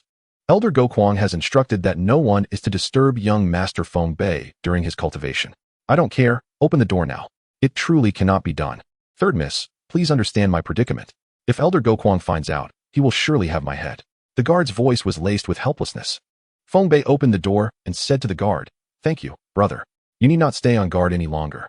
The guard nodded repeatedly. Young Master Feng Bei, I shall take my leave to report to Elder Go Kuang. Where have you been all this time? I haven't seen you, Feng Bei remarked, noticing the lingering anger on Go Yu's face. Upon hearing Feng Bei's words, Go Yu's irritation intensified. It's all my father's fault. He locked me up the very next day, not allowing me to step outside. I've been cultivating these past few days with 2 guards watching over me. It drives me mad. Go Yu's lovely face puffed up in frustration, and Feng Bei couldn't resist teasing her. You look just like that giant toad. Go Yu immediately bared her teeth in mock anger. How dare you say I look like a frog? Feng Bei pressed his hand down on her head, exerting a playful strength that kept her from advancing. After struggling for a moment, Go Yu resigned in defeat. All right, since it's so hard to get out, I'll let you off this time. Come, let's go explore outside. Feng Bei raised an eyebrow, having been cooped up for so long. He realized he hadn't taken the time to explore properly. He nodded. All right, I will accompany you. Go Yu's face lit up with joy as she grabbed Feng Bei's hand and dashed towards the exit. Wait, I need to grab something, Feng Bei called, turning back to his room, slinging Bai Yuan over his back, shutting the door, and saying to Go Yu, let's go. Go Yu curiously eyed Bai Yuan and asked, Is this the weapon you mentioned crafting? Yes, it is called Bai Yuan. Let me see. Feng Bei communicated with Bai Yuan, and upon sensing no resistance, he unfastened it and handed it to Go Yu. Be careful, the edges of Bai Yuan are quite sharp. Receiving it cautiously, Go Yu's gaze was entirely captivated by the silver, resplendent surface of Bai Yuan. I know, she replied eagerly, holding it up to admire her reflection in the weapon, exclaiming, It's so beautiful. Observing Go Yu's self-absorbed expression, Feng Bei quipped, Are you praising Bai Yuan or yourself? Both. Go Yu replied, glancing at Bai Yuan without noticing the soul it contained. It seemed that aside from a few who were aware of the spirit stone within, others remained oblivious. Reluctantly, she tossed Bai Yuan back to Feng Bei. He caught it effortlessly and sighed. Aren't you afraid Bai Yuan might cut me? Upon hearing this, Go Yu hesitated momentarily, feeling a pang of anxiety, but she retorted, You've crafted this weapon, surely you know how to handle it. If you can't even catch this, you might as well give up on fighting.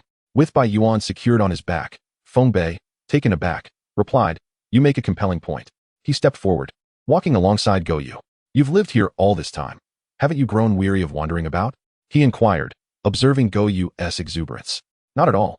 The tribe frequently unveils new novelties, and shopping is quite enjoyable, she replied cheerfully. Feng Bei smirked, recalling the image of a man trailing behind his girlfriend with numerous bags in his last life, muttering under his breath.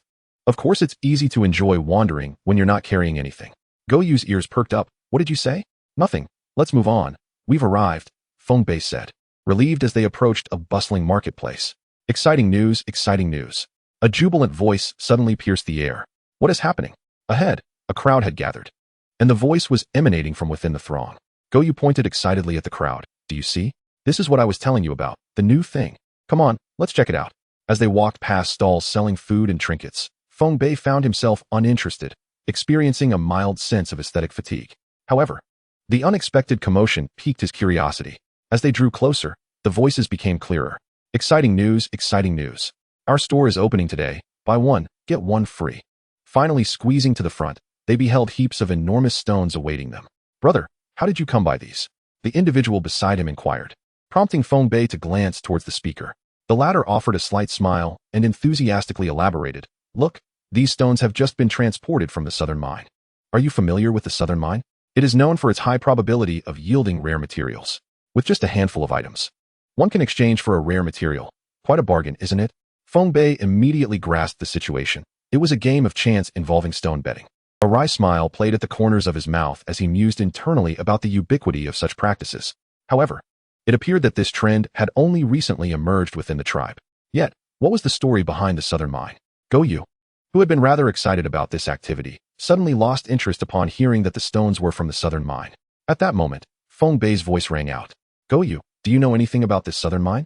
Indeed, she replied swiftly. It is located several hundred miles south of the tribe, and it contains a mixture of ores and rare materials. However, that mine was depleted over 2.5 years ago, so these stones should be devoid of valuable contents. Her words were rapid, imparting all she knew about the southern mine, and though her voice was low, it reached the ears of those around them. The man who had shouted was about to mock when he recognized Goyu's familiar figure. Upon closer inspection, his eyes widened in recognition, and he ingratiatingly exclaimed, "Isn't this the third miss? I heard you returned recently, and I've been eagerly awaiting your visit to our humble establishment." Stop, stop, stop. No more of that. Goyu, incensed at the mention of herself, pointed accusatorily at the pile of stones. I know all about the southern mine. It has long been emptied. Where did you acquire these stones? Speak the truth, or face the consequences. She inquired with a seriousness that momentarily embodied the persona of the tribe's esteemed third Mississippi. My lady, you are mistaken. You see, a small area was recently discovered to the west of the southern mine, where materials can still be found, albeit in limited quantities. That is what we have here, the vendor hastily explained, nodding emphatically. Goyu furrowed her brow, placing her hands on her hips. Is that so? The vendor nodded vigorously, affirming his claim. Casting a glance at the stone pile, Goyu clenched her fist, threateningly declaring, I shall inquire with my father upon my return. If I find out that you deceived me, I will remember your face. At that moment, she turned to see Feng Bei lost in thought, staring intently at the stones. She nudged him, pulling him back to reality. What are you doing? Feng Bei, slightly startled, replied, What? Goyu shot him an annoyed glance. You were just staring at that pile of stones. Are you considering trying your luck? Perhaps, Feng Bei replied with a nod. Just then, the rare movement of the Bagua mirror caught his attention, and a surge of energy extended towards the pile of stones. Vendor, are all these stones priced the same? Feng Bei inquired. The vendor's face broke into a broad smile. Certainly, young master. A single herb can be exchanged for one stone, and as it's our grand opening, I'll even throw in an extra one for you. The vendor, unafraid of inquiries, only feared a lack of interest. Do you truly wish to purchase? Goyu remarked. Glancing at Feng Bei, the chances of finding something valuable in these are quite slim. You might regret it. Hearing her well-meaning warning, Feng Bei simply replied with a thank you, producing a herb from his possession, one he had gathered plentifully on his journey to the Kanglan tribe. Following the guidance of the Bagua mirror, he selected a stone about the size of 2 fists, casually grabbing another one nearby. Vendor, may your business flourish. He wished as he turned to leave, pulling the huffy Goyu along with him. Young master, would you like to try your luck at breaking the stones here? The vendor called after them. No need. I shall handle it myself at home. Feng Bei replied without looking back. As they walked a short distance, they heard the vendor's voice behind them. Look, the third Mrs. Friend has come to buy. What are you all waiting for? Witnessing this, the onlookers surged forward eagerly. Give me 2. And I. All of us. The vendor's face lit up with glee. Goyu, incensed, stamped her foot in frustration. This man dares to use my name to peddle his wares. She was about to confront the vendor when Feng Bei quickly interjected. Let him be. There may indeed be good items among those stones. Goyu, momentarily calmed by Feng Bei's grasp, pondered. How do you know? The secrets of fate are not to be revealed, he stated calmly, cradling the stones as he walked ahead, leaving Goyu in a state of confusion. What fate? The fate of a chicken? Is it tasty? Feng Bei continued on, leaving Goyu to jog after him. Were you even listening to me? Of course, he replied earnestly. Goyu felt a wave of exhaustion wash over her. Could you be any more dismissive? Feng Bei nodded, resolutely stating, I dare not. Goyu's expression fell. I should never have left the house today. Don't be upset. Look over there. Feng Bei pointed towards a small stall selling trinkets, where a young girl was diligently mending her wares. She was dressed neatly, her skin a sun-kissed hue reminiscent of their first encounter with Goyu. He led Goyu to the stall, peering down at the assortment of jewelry, all of commendable quality and craftsmanship. Are you considering buying something? Indeed, Feng Bei replied, engrossed in his examination. Is this for me? Goyu asked uncertainly. Feng Bei chose to ignore her, his gaze fixed on the stall's offerings. Suddenly, his attention was captured by a delicately crafted wooden hairpin, adorned with a few inconsequential gemstones. How much for this hairpin? He inquired. The stall owner, momentarily taken aback by the handsome young man's question, stammered, Oh, just offer what you think it's worth. Herbs and such are acceptable. Feng Bei nodded. producing a hemostatic herb to hand over. The stall owner quickly interjected, "You need not offer so much. These trinkets are of little value.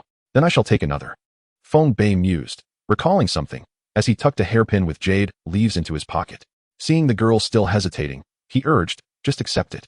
Commerce is a mutual agreement, and as a buyer, I am not quibbling over costs. Why should you, as a seller, be anxious?" The young woman, bowing deeply, expressed her gratitude. "Thank you, young sir." Observing Feng Bei's interaction with the girl, Goyu silently watched from the side. Feng Bei, oblivious to her presence, handed a flower to Goyu. "Here, this is for you, a token of gratitude for accompanying me on this outing." Goyu snatched the hairpin and affixed it to her hair, declaring, "Who said this was a thank you?" "Humph." Feng Bei chuckled. "Let us go? We should head back soon." The young girl continued to watch them until they vanished from view at the end of the street. Chapter 65. The news of the competition. Feng Bei, you mentioned you hail from a grand mountain. What is its name? Goyu asked. Her mood lifted as the gemstones on her hairpin sparkled in the light.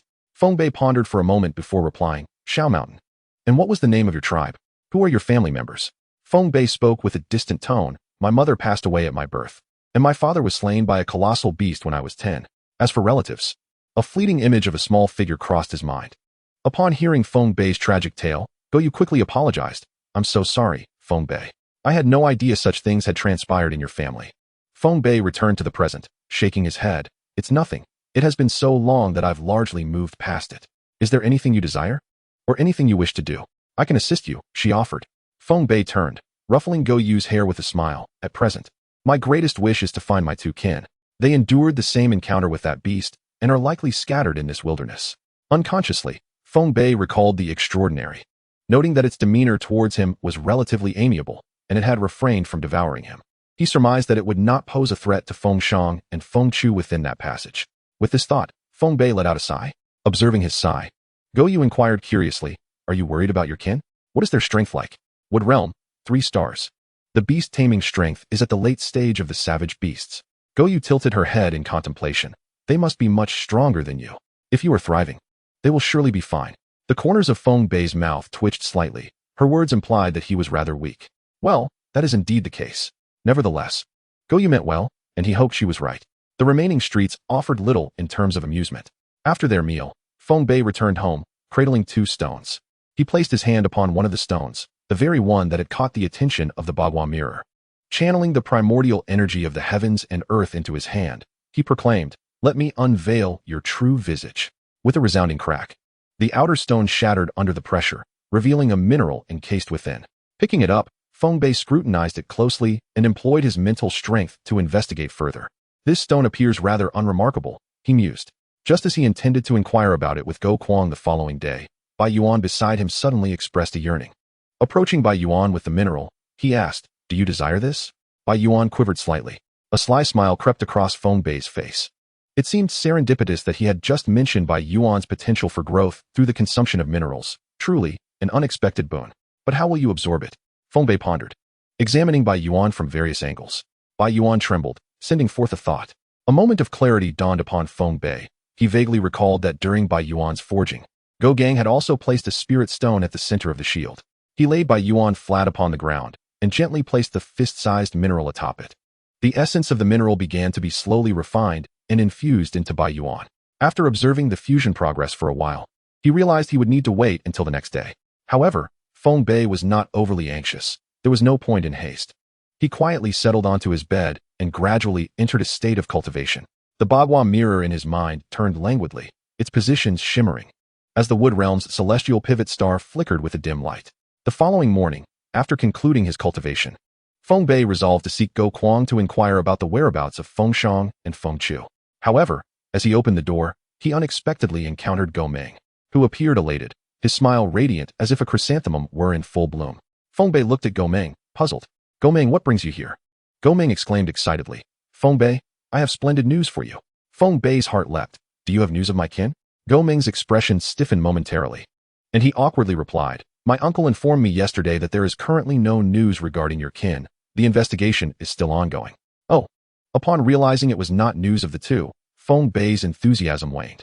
Noticing Feng Bei's diminished interest, Go Meng quickly added, However, our tribe is organizing a beast taming competition. All tribe members under the age of 20 are eligible to participate, and the winner will secure a chance to journey to Qianling. Qianling? What sort of place is that?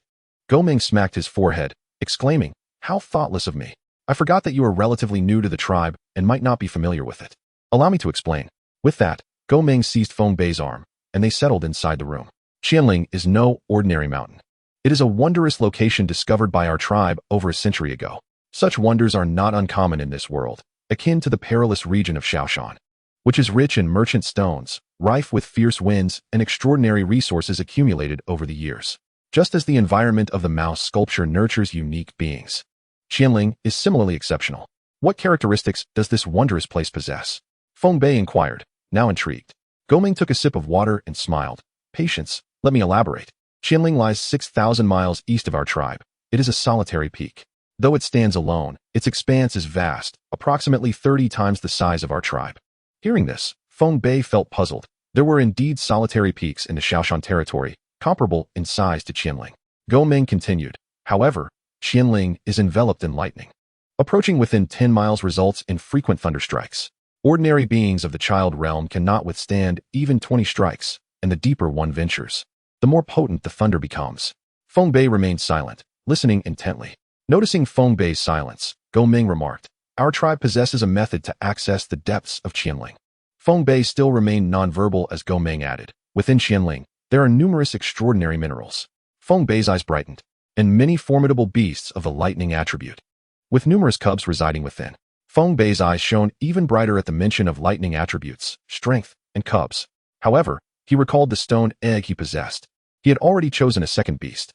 Otherwise, he would have considered exploring a lightning-rich environment. The egg had not yet hatched. It seemed it needed some stimulation. By the way, Feng Bei interrupted Goming's flow. "Can I participate in this competition?" Goming chuckled. "Since I am here seeking you, of course, you can." Feng Bei felt a twinge of doubt. "I am an outsider. Will there be any objections?" Goming grinned widely, placing his hand on Feng Bei's shoulder, and gazed into his eyes, saying, "With my father's endorsement, you need not worry about others. Just bring forth your utmost strength in the contest, and seize the championship. The competition will take place in a month. Focus on your cultivation, and I will return to find you when the time comes. You need not worry about registration. I will handle that for you." Feng Bei beamed, responding with a gentle smile. "Thank you, Goming. We are all family here, no need for thanks." Goming finished his drink in one gulp, waved his hand, and took his leave. "Safe travels, Goming." Just as Goming stepped outside, he halted, turning back to say, "In this competition, the Wood Realm will only compete against the Wood Realm. Each participant may summon one beast, and there will be those at the late stage of the savage beasts, so be cautious. I'm off now, no need to see me out." Feng Bei silently watched Goming depart. Chapter 66, The Desire to Depart. After bidding Goming farewell, Feng Bei returned to his dwelling. Goming's visit had interrupted his thoughts, and the stillness of the stone egg in the corner and the bagua mirror flickering in his mind made it clear that he had to participate in this competition. Whether to enhance his strength or to invigorate the stone egg, he was compelled to take part. Resting his chin on his hand, Feng Bei sank into deep contemplation. Currently, his resources were limited to 2 spirit beast blood essences, one from Bai Chu's mother and another of an unknown lightning attribute. Additionally, he had 3 fragments of the Xianfeng jade plate, more than sufficient for Bai Chu to comprehend the power of the wind attribute. Yet, Feng Bei furrowed his brow. Since entering the Wood Realm, his cultivation had become increasingly sluggish. The previous night's practice had yielded only half the progress of the Seed Realm. At this rate, it would take him 2 months to advance to the 2 stars of the Wood Realm. If this continued, when would he officially enter the Forest Realm? His physique had also been lagging, remaining stagnant at the early stage of the Ugly Realm. After much deliberation, Feng Bei's gaze settled upon Bai Chu. The space in the dwelling was cramped, unable to accommodate Bai Chu's towering height of over 1.5 meters. He gently called out, "Bai Chu, are you awake?" "Roar." Feng Bei smiled slightly. "That's good to hear. I have something to discuss with you. Since arriving at this Azure Blue tribe a month ago, I have been in seclusion, and I haven't had the chance to bring you out properly. How about we go hunting today? After all, having stayed in the tribe without contributing anything, it was time to lend a hand." "Roar." "All right then, let's find Go Kwang. We shall set off tomorrow." Listening to the excited roar of Baiju, Feng Bei couldn't help but chuckle. It seemed this fellow had been pinned up for quite some time. "Baiju, you heard what Goming just said, didn't you? We must put in the effort." "Roar? What do you mean by competition?" "The competition entails battling other colossal beasts. But without delivering a fatal blow, we must spare their lives." "Roar. Then we must prepare ourselves, lest we find ourselves overwhelmed by others during the contest.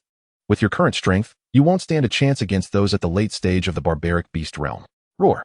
Feng Bei laughed and patted the tiger head tattoo on his chest, exclaiming, "Excellent. I'm full of vigor." At Gokwang's residence, the sound of his voice filled the room. "Are you saying you intend to venture out at this time to court death?"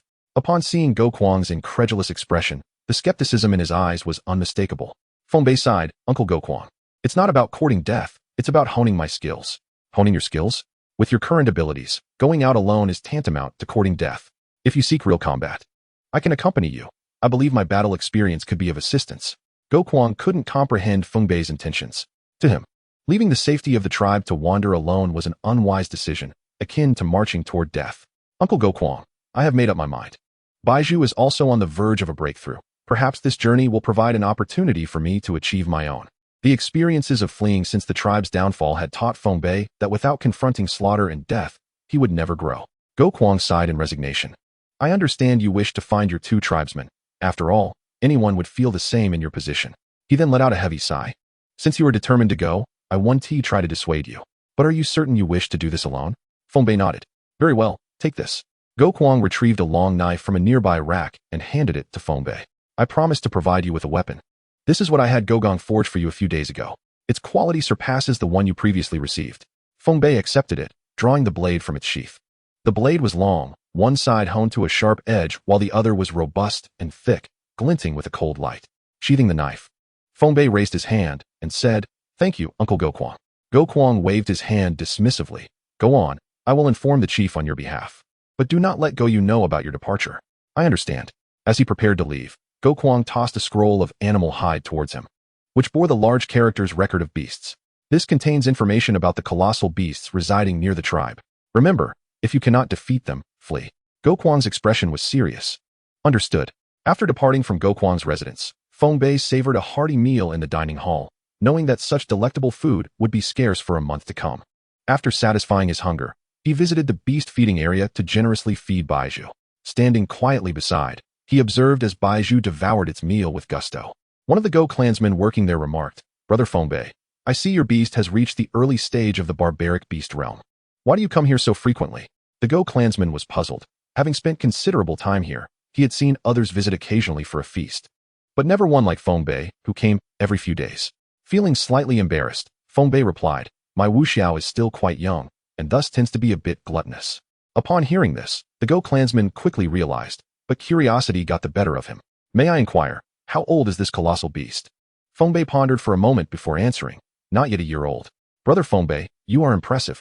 This beast possesses the strength of the early barbaric beast realm at such a tender age. It will surely progress to the spiritual beast realm in the future." Receiving the compliment, Feng Bei's expression remained stoic, conveying that it was no great feat, yet he added, "It has yet to reach the spiritual beast realm. I must continue to strive."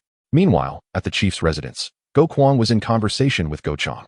Gokwang frowned, "Brother, are you truly not going to assign someone to keep an eye on Feng Bei?" Gochang shook his head, "Little brother, if Feng Bei has achieved his current level of cultivation in this land rife with colossal beasts, it must be destiny at play. You need not fret excessively." However, seeing that Gokwang still wished to voice his concerns, Gochang interrupted, "There is no need for such worry. Storms may approach, but only through the crucible of bloodshed can one truly grow. Whether it be youthful bravado or genuine confidence, it matters not. Let him be." Gokwang had a plethora of thoughts swirling within him, but ultimately relented, reaching for the water jug on the table and taking a long drink. "Have there been any news of Feng Bei's tribesmen?" "None." Gochang lowered his gaze to the large map sprawled across the table, shaking his head. "It seems the odds are against us. I have dispatched people to search far and wide, yet no traces have been found. There are simply too few of us and too vast a territory." With a sigh, he concluded, "So be it. We shall continue to search. We shall do our utmost and leave the rest to fate. Whether or not we find Feng Bei's tribesmen is contingent upon their luck." After a long silence, Gokwang asked, "Brother, do you think our father is still alive?" After his meeting with Feng Bei, Gokwang had shared everything he knew with Gochang. Gochang remained silent, and upon seeing his brother's demeanor, Gokwang could only take his leave. As Gokwang departed, Gochang gazed thoughtfully out the window. Dark clouds loomed ominously overhead, and soon a torrential downpour began. Chapter 67. On the road. Rushing back to his quarters, he was met with the relentless downpour. Thankfully, he had returned just in time. Otherwise, he would have been drenched. He reached for the water jug and poured himself a glass to soothe his throat. "Baizhu, We should limit our visits to the beast feeding area from now on. Remembering the looks from the Go clansmen, even Feng Bei's thick skin began to feel the heat of embarrassment. Roar. Hearing Baiju's call, Feng Bei smiled with satisfaction. Then it settled. I shall take you out for a grand feast this time, aiming for a breakthrough to the mid-barbaric beast realm. The next day, after the rain had cleared, Feng Bei found himself outside the city, a small vial secured at his waist, a gift from Go Shangwu for his duty that day. As for Go Yu, Feng Bei had penned a letter for Goming to deliver. Go Yu read, "To my dear sister, by the time you read this letter, I will have departed the tribe. This time, I am not bringing you along. We shall embark on a journey together once you reach the wood realm. Strive hard in your training. Baizhu and I will return in a month." Feng Bei, Baizhu leave. Feng Bei. Go Yu was incensed, her teeth grinding upon reading the letter. Goming wore a rueful expression, regretting his promise to Feng Bei to deliver this letter. Go Yu seethed, that detestable Feng Bei. Going off on his own and leaving me behind. You err. Feng Bei is leaving in preparation for the tribe's competition a month from now. This is not a leisurely jaunt, but a journey for growth. He looks down on me. That's why he didn't take me along. Goming scoffed. Who would want to bring a burden along? Yet he smiled reassuringly. Focus on your training, secure the first place in the seed realm, and show him your true strength. Go Yu's eyes lit up, her previously furious expression shifting to one of scorn, indifference, and anger, with a hint of excitement. With a determined fist pump, she declared, "All right. I'll show Feng Bei the consequences of underestimating me." Goming breathed a sigh of relief, grateful to have averted further conflict. However, just then, a voice sent a chill down his spine. "Second brother, did you already know Feng Bei was leaving and only told me today? Why didn't you inform me sooner?" "How could that be? The heavens bear witness. Had I known yesterday, I would have." Goming stammered, his words trailing off. Go Yu's eyes glinted with suspicion. "Oh, second brother, how could you keep this from me? Look at me scratching you." Stop. "My apologies, you don't, it's too ticklish." After a while, Go Yu ceased her playful assault and remarked, "In the future, such matters should be communicated to me sooner. I shall let you off this time. Come, be my sparring partner." With a sullen expression, Goming silently lamented, "Brother Feng Bei, you have truly put me through torment." To the south of the tribe, amidst the desolate wilderness, Feng Bei sneezed several times, questioning who was speaking of him. Mounted on Baizhu, he retrieved a meticulously prepared map, scrutinizing it closely to confirm his route. This time, Feng Bei intended to venture towards the southern mines, confident that with the Bagua mirror in hand, he might unearth numerous treasures. The thought of scouring a newly discovered mining area made his mouth water. Before setting out, Feng Bei had inquired about the region, learning that it was currently unclaimed land, open for anyone to mine. After exploring the area, he planned to continue southward to hunt some colossal beasts. The expanse was indeed vast, despite walking for quite some time. The mountains remained elusive. This region was a flat plain, devoid of any trees to obstruct the view, only an endless sea of grass swaying in the wind. Feng Bei patted Baizhu, urging, "Run faster. Apart from this bottle of water, we have no other supplies, and we shall go hungry by nightfall." With a low growl, Baizhu complied, enveloping them in a whirlwind. In an instant, their speed surged, and the scenery blurred past them. Additionally, Baizhu thoughtfully created a wind barrier, shielding Feng Bei from the onslaught of the gales. "Well done, Baizhu. Your recent absorption of Xianfeng Jade has proven fruitful," Feng Bei praised, to which Baizhu responded with a proud roar. Casting a sidelong glance at him, "You rascal," Feng Bei chuckled fondly. Despite Baiju's childish temperament, Feng Bei was thoroughly impressed with its abilities, which rivaled even the spirit beast realm of Elder Fengsan's rat sculpture in terms of control. The wind barrier surrounding them was solid, with gusts swirling gracefully, allowing an unobstructed view from within. Indeed, a magnificent feat for a beast adept at wielding the wind. Baizhu was truly fortunate, as was Feng Bei. How could an ordinary hunting tiger lineage evolve into such a child of the wind? The winds intensified, and Baiju's speed escalated, leaping several yards with each bound, covering thousands of meters in mere moments. "What a treasure!" Feng Bei exclaimed, exhilarated. Although Baiju's physique had not significantly improved in recent days, it had certainly put in considerable effort in mastering the art of wind manipulation. Observing the absence of both beasts and humans, Feng Bei rose, unleashing a hearty shout. As he bellowed, he felt an immense weight lift from his heart, a sense of boundless elation. At that moment, the Bagua mirror also shone brightly, a beam of light flashing from the Sun position, releasing a surge of green energy that flowed into Baizhu. "What is this?" This green energy was unmistakably the essence extracted from the fluorite, unexpectedly utilized by the Bagua mirror on Baizhu. At this juncture, Feng Bei began to understand one of the mirror's capabilities, to absorb special energies for beast evolution. as evidenced by its transformation of the giant python into a flood dragon, along with a degree of consciousness that enabled communication to assist in treasure-seeking. Gazing at Baiju's ethereal blue and white fur, Feng Bei felt a swell of anticipation. Time passed gradually, and with Baiju's incredible speed, they barely had the chance to admire the scenery. After an hour, they finally arrived at the foot of a mountain, where a small stream meandered. Baiju. Let us pause here for a moment. Gently patting the tiger's head, Feng Bei noted that Baiju showed no signs of fatigue from their rapid descent, almost as if it were merely warming up. What enviable stamina, Feng Bei mused, though his own endurance was commendable as well. While not on par with a colossal beast, he could run several hundred kilometers without pause. The mountain range before him appeared ambiguous, resembling a brush stand, lush and verdant, with a 5-meter-wide stream flowing forth. On the left side of the mountains, a well-trodden path indicated frequent human passage. It seems this is the route to the mines, he concluded. With a gentle stride, Baiju crossed the stream. In the forest, the birds and insects continued their melodies, undeterred by their presence, their chirps still crisp and melodious. Observing this, Feng Bei felt a surge of joy. It seemed he had not strayed from his path. Years of mining and the presence of colossal beasts had accustomed these small creatures to the existence of humans and giants alike. As twilight deepened, the duo finally approached the mining site. What a spectacle! The excavated mountain loomed in the night like a wounded giant sprawled upon the earth. With a flickering flame at its tail, is someone there? Feng Bei squinted. This was the domain of the Kanglan tribe, friends rather than foes. Before the bonfire, 5 figures danced in the firelight. The blaze crackled brightly, and the aroma of roasting meat wafted through the air, tantalizing a nearby burly man who drooled incessantly. Big brother, when will it be ready? I can hardly wait. The burly man with a thick beard looked eagerly at a poised young man beside him. Before the youth could respond, a middle-aged woman interjected. Dahu, be patient. It will be ready soon. The woman smiled warmly, her gaze toward Dahu filled with tenderness. Mother, I'm so hungry. I haven't had a proper meal all day. Donning a pout, Dahu displayed a childlike demeanor, making it difficult for anyone to resist his charm. A sight the others had grown accustomed to. Here, Dahu, have some of this. Go Dahu's older brother, Go Biao, handed him a piece of the well-roasted meat with a knife. Thank you, big brother. Dahu accepted it, then turned to the woman. Mother, you eat first. I am not hungry. You eat. The woman ruffled Dahu's hair, her eyes filled with concern as she noticed him drooling over the roasted meat. Very well, then I'll eat, she consented. Go ahead. You 3, Biaoer, Delang, and your father, eat as well. The middle-aged man seated by the bonfire remained silent, fixated on Dahu, occasionally glancing toward the nearby mine. He touched the hilt of his blade, and Go Jifeng said, Don't just sit there. Eat something. Dahu's situation has been ongoing for quite some time.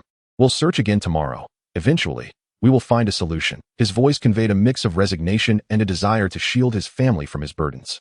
The 5 individuals before him were ordinary members of the Kanglan tribe. Go Jifeng had 3 sons. The eldest, Go Biao, the second, Go Delang, and the youngest, Go Dahu. Unfortunately, an accident had left the youngest with a head injury, resulting in his mental capacity being that of an 8-year-old child. Their current expedition was prompted by rumors of a potential treatment at the southern mines. Despite the slim chances, Go Jifeng felt he could not abandon hope. Suddenly, a soft whimpering sound alerted the group, and Go Biao brandished his knife, declaring, Someone is approaching.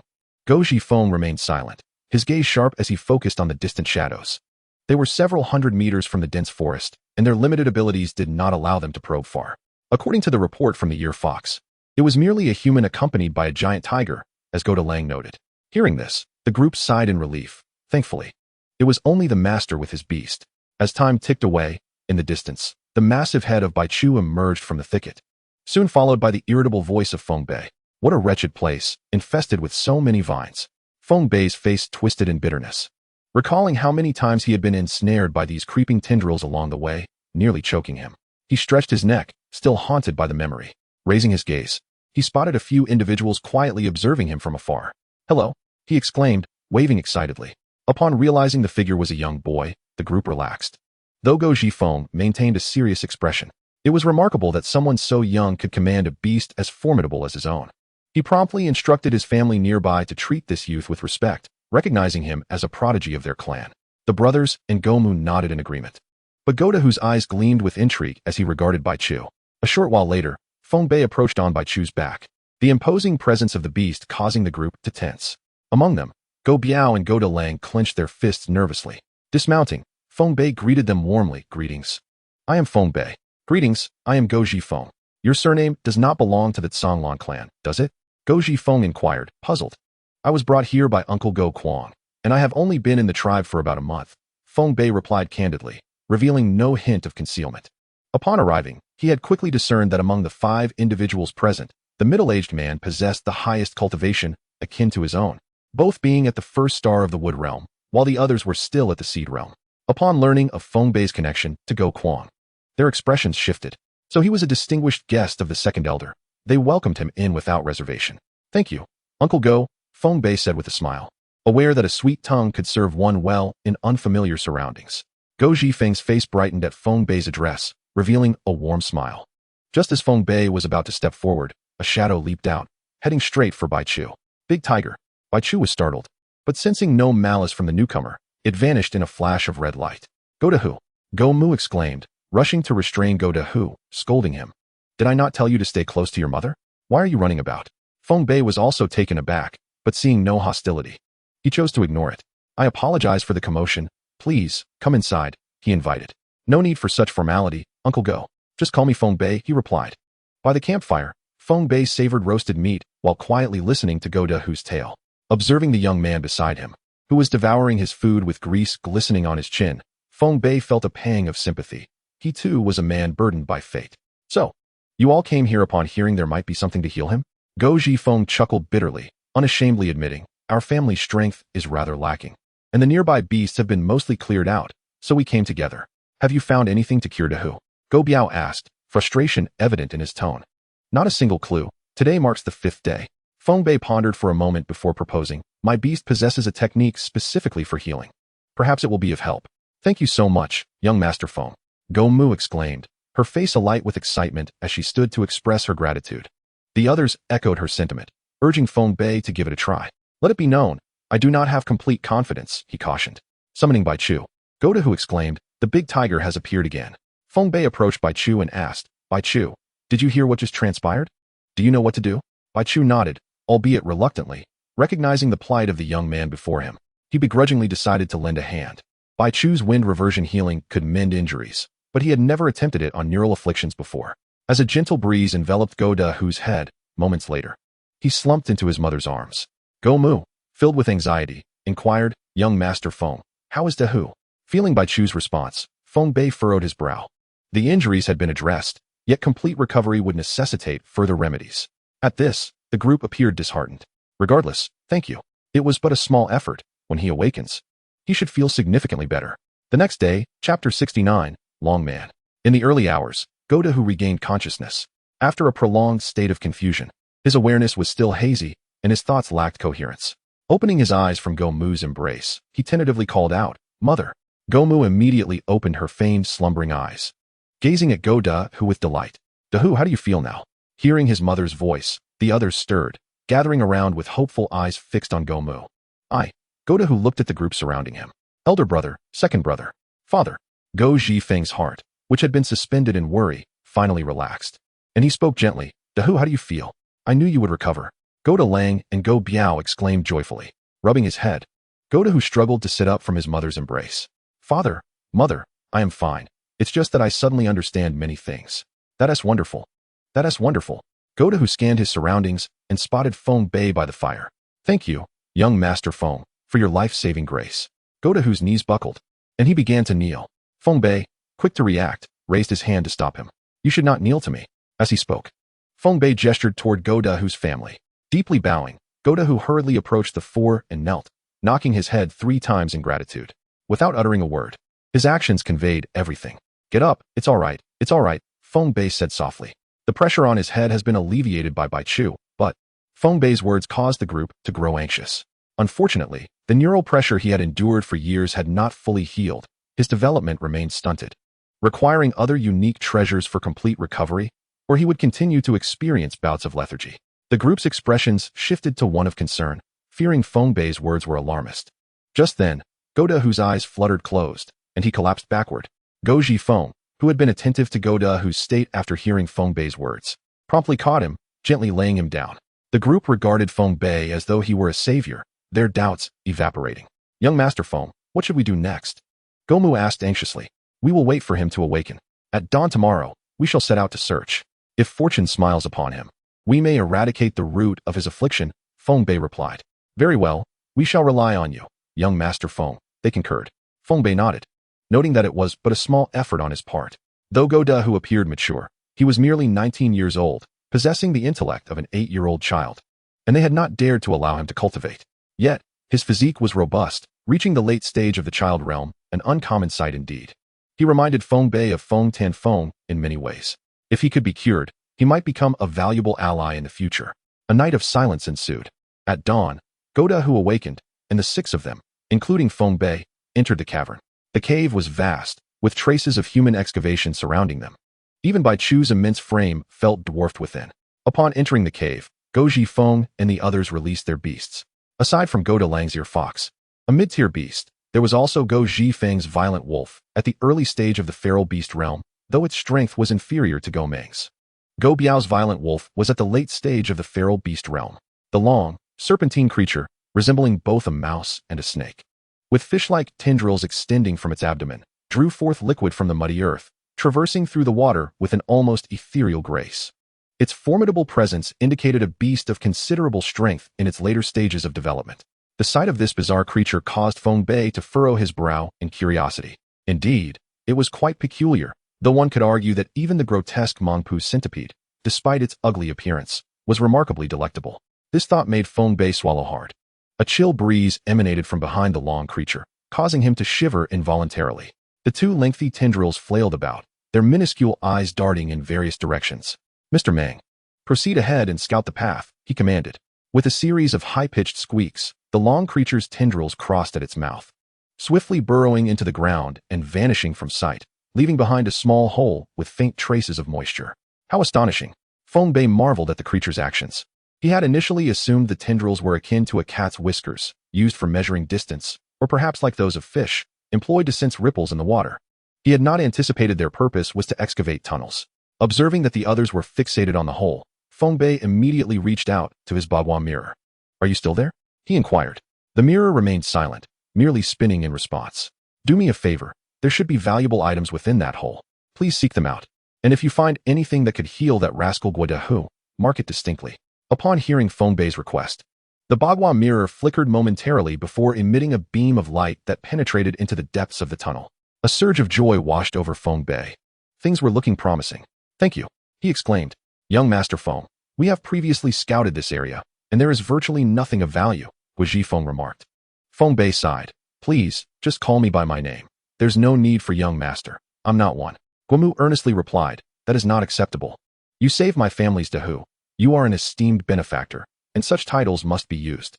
Recognizing the stubbornness of this family, Feng Bei chose not to argue further. Very well, Uncle Gua, let's proceed ahead. Understood. He turned to instruct, Delang, keep a vigilant watch with the ear fox. Notify us immediately if you sense anything unusual. Cradling the small ear fox, Gua Delang nodded firmly. Leave it to me. Thanks to the unique environment, possibly due to the previously abundant minerals, Feng Bei found that his mental energy could not penetrate the cave walls beyond 3 zhang. He had attempted to extend his mental reach, but any effort beyond that distance yielded no results, necessitating constant vigilance against lurking beasts. However, the likelihood of encountering a wild beast was almost negligible, at most. They might face a late-stage Mang beast, which would be no match for their current group. Having gone too long without a culinary delight, Feng Bei eagerly anticipated the arrival of more creatures for a feast. Thus, they continued along the mine, eventually arriving at the location indicated by the Bagua mirror. Uncle Gua, let us pause for a moment, Feng Bei suggested. Is there a situation? The group immediately grew alert, encircling Feng Bei and Guodahu protectively. Feng Bei felt warmth in his heart at their concern. It's nothing alarming. My intuition simply suggests there may be something of interest here. The others were puzzled. Intuition? Such a notion seemed impractical when facing a giant beast, let alone when searching for treasures. Disregarding their confusion, Feng Bei approached the cave wall. Enkwa, may I borrow your beast taming abilities once more? Of course. Shortly thereafter, the long creature emerged, revealing a tiny mouse head with a single eye peeking from the ground. Feng Bei suppressed the impulse to smash it with a hammer and instructed, Enkwa, enter through here and proceed about 4 zhang inward. Guomu's eyes glimmered as the long creature burrowed into the earth. Silently, it re-emerged, one of its tendrils coiling around a stone the size of a fist. The group stared in astonishment. They had indeed found something, which deepened their respect for Feng Bei. He held the stone in his hands as the essence of heaven and earth coalesced, causing fragments to cascade down. Chapter 70. The Harmonious Resolution. The object encased within the stone was soon revealed to be a piece of jade, its surface a vibrant green. Do you know what this is? Feng Bei inquired. For he was unfamiliar with the stone, a consequence of his lack of education. The others exchanged glances, shaking their heads in response. Without further ado, Feng Bei stowed the jade away, planning to consult Guoquang upon their return. Let us continue. The Bagua mirror emitted another pulse of energy, guiding them further into the depths. Positioned centrally within the group, Feng Bei felt a surge of satisfaction, having made a discovery so soon upon entering. He anticipated that traversing this vast expanse would yield abundant rewards. As they delved deeper, the cavern expanded, soaring over 10 zhang high, with no visible supports. The sight alone instilled a sense of trepidation in Feng Bei, fearing an imminent collapse. Observing his companion stroll leisurely beside him, he questioned, "Uncle Gua, have you ventured through this section before?" Gua Zhifeng replied, "Just a few days ago, we searched this very tunnel, yet found no trace of worth." Guo Lang interjected, "Had we possessed your formidable abilities, young Master Feng, we wouldn't have spent such an extended period here." He expressed a sense of frustration. Their sole effective means of locating treasures relied on Aunt Gua's beast. "Originally, we intended to delve deeper, as there may be greater prospects within. However, we had not considered your exceptional capabilities, young Master Feng, hence our gradual approach." Noticing Feng Bei in contemplation, Gua Zhifeng fell silent. "Uncle Gua, I've heard that a new mining area has been discovered on the west side of the southern mountains." Gua Zhifeng frowned slightly and said, "That mining area was already depleted by the tribesmen. We observed several individuals returning to the tribe with numerous stones." He sighed, "We have yet to explore it. We cannot ascertain how much remains." Heaving a sigh, Gua Zhifeng lamented their missed opportunity. Had they been aware of the new mining area sooner, perhaps they could have uncovered something to aid Guodahu. Sensing Gua Zhifeng's distress, Feng Bei reassured him, "Do not worry, now that I have encountered you, I shall not remain idle." Gua Zhifeng's spirits lifted. Feng Bei's presence instilled hope for his son's recovery. The cavern was enveloped in an eerie silence as they had walked for quite some time. The energy line extended infinitely into the depths. After traversing for the better part of a day, Feng Bei finally comprehended why the caves were so expansive. An entire vein of, or had been entirely excavated. The jade he had previously discovered was indeed a stroke of luck. Suddenly, the ear fox emitted a warning, and the sound of thunderous footsteps echoed from afar, causing fragments of rock to tumble from the ceiling. It appeared a formidable creature was approaching. The group braced themselves, with the strongest among them, Feng Bei and Gua Zhifeng, scanning the area intently. As the footfalls grew louder, the previously rumbling sounds intensified. At last, the image of the colossal beast formed in their minds, causing their expressions to shift. Feng Bei's heart raced as a swarm of gigantic rats surged forth, a veritable tide of fur and teeth. "Run quickly," he shouted, mounting his steed and dashing toward the exit. Yet, they had scarcely covered a few hundred meters when a massive wave of giant rats surged in from outside, a relentless sea of fur that obscured the horizon. Surrounded by the onslaught of these monstrous rodents, Feng Bei cursed vehemently. Where did all these giant rats come from? What do they even eat to grow so large? He turned urgently to Gua Zhifeng. "We need to find a new direction to break through." Without the slightest hesitation, the current onslaught of mice was evidently well prepared. Gau's Haifeng, navigating through the western side of the Finger Cave, headed westward, where a passage led directly to the western mining area, an escape route. Good. They changed direction. 6 individuals fleeing forth. Behind them, the tide of mice followed closely, and soon a smaller cave appeared before them. The once dispersed swarm of mice had congregated, likely taken aback by their prey's unexpected retreat into the depths rather than fleeing in the anticipated direction. As they entered the cave, a wave of dampness enveloped them, the ground beneath their feet turning sodden. The swarm halted shortly after entering, emitting a series of hisses before reluctantly retreating. Yet, this sight did not afford Feng Bei any sense of relief. Rather, it heightened his anxiety. The retreat of the rodent horde signified the presence of something within that instilled fear in them. Realizing this, Feng Bei immediately instructed Bai Chu to stop. Gau's Haifeng, who had been following closely, inquired, "Young Master Feng Bei, why have you suddenly halted? We cannot proceed any further. There is likely a more perilous entity within." Feng Bei replied. The expressions of the others soured, and they questioned, "What shall we do now? We cannot go back, and the front is fraught with unknown dangers." Dismounting, Feng Bei felt the increasingly moist earth beneath him transform into a treacherous mire. As he surveyed the cave, he noted that this condition persisted throughout, with the humidity intensifying deeper within. where a thick white mist obscured vision and obstructed mental probing. Feng Bei's countenance darkened. In a world where mental prowess was supposed to be omnipotent, why were there continual barriers to such exploration, consistently hindering his judgment? From the underground realm to the luminescent stones, the bizarre caverns, and now this white mist, Feng Bei forced himself to remain composed. In such times, panic was tantamount to courting death. He then unfurled the animal hide scroll he had brought along, which meticulously documented various known colossal beasts. A breakthrough. After a thorough search, he found the entry on the black-furred giant rat they had just encountered. The description read, Pingjio, a creature with a rat's body and a serpent's tail, social in nature, typically moving in large numbers, creating chaos wherever they appeared. There was a mix of good news and bad news.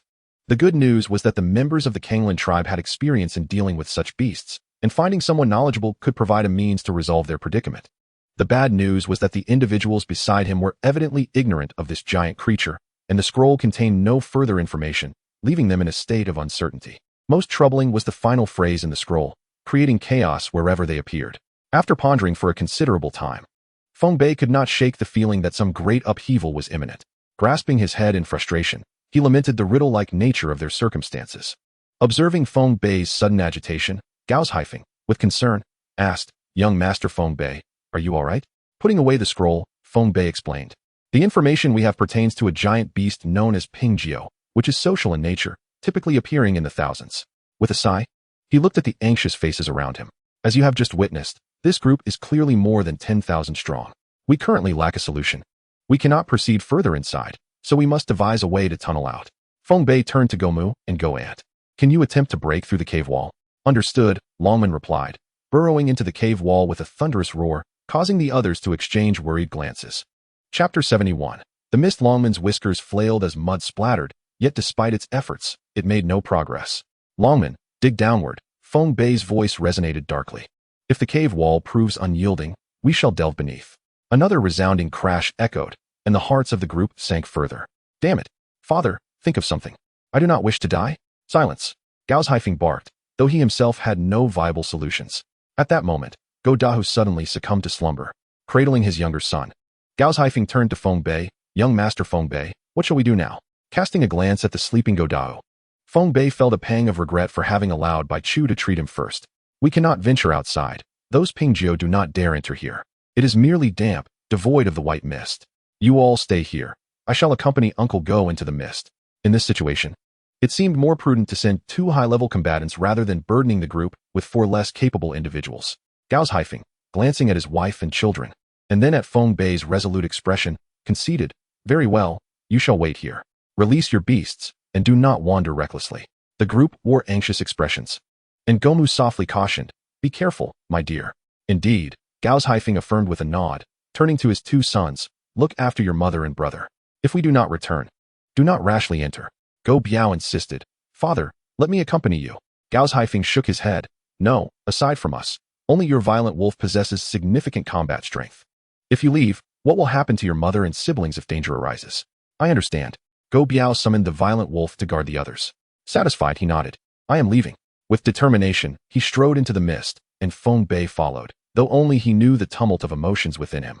The white mist obscured their sight and mental probing, yet it did not hinder their sense of smell or hearing. Before entering the mist, Feng Bei spoke while extending a corner of his sleeve into it. Moments later, he withdrew it, finding it thoroughly soaked, yet no other anomalies presented themselves. A touch confirmed it was merely water. Exchanging glances, they stepped forward, only to be enveloped by an infinite expanse of white mist, visibility reduced to mere half a meter. The ground remaining treacherously muddy. Uncle Go, stay close. It's too easy to lose one's way in here. Blinded by the mist, they could only proceed cautiously. Step by step. Before long, the white mist began to shift in hue, a faint red gradually emerging. Feng Bei quickly covered his mouth and nose, while Gao's tore a piece from his robe to shield his face. As the red deepened, Feng Bei's breathing grew labored, and visions of the Dao tribe flickered before him. Sensing something amiss, Feng Bei realized that this red mist was affecting his psyche, igniting within him an urge for carnage. Beside him, Gao's eyes reddened. The mist's influence bringing forth the specter of his 3 sons' assailant from 9 years prior.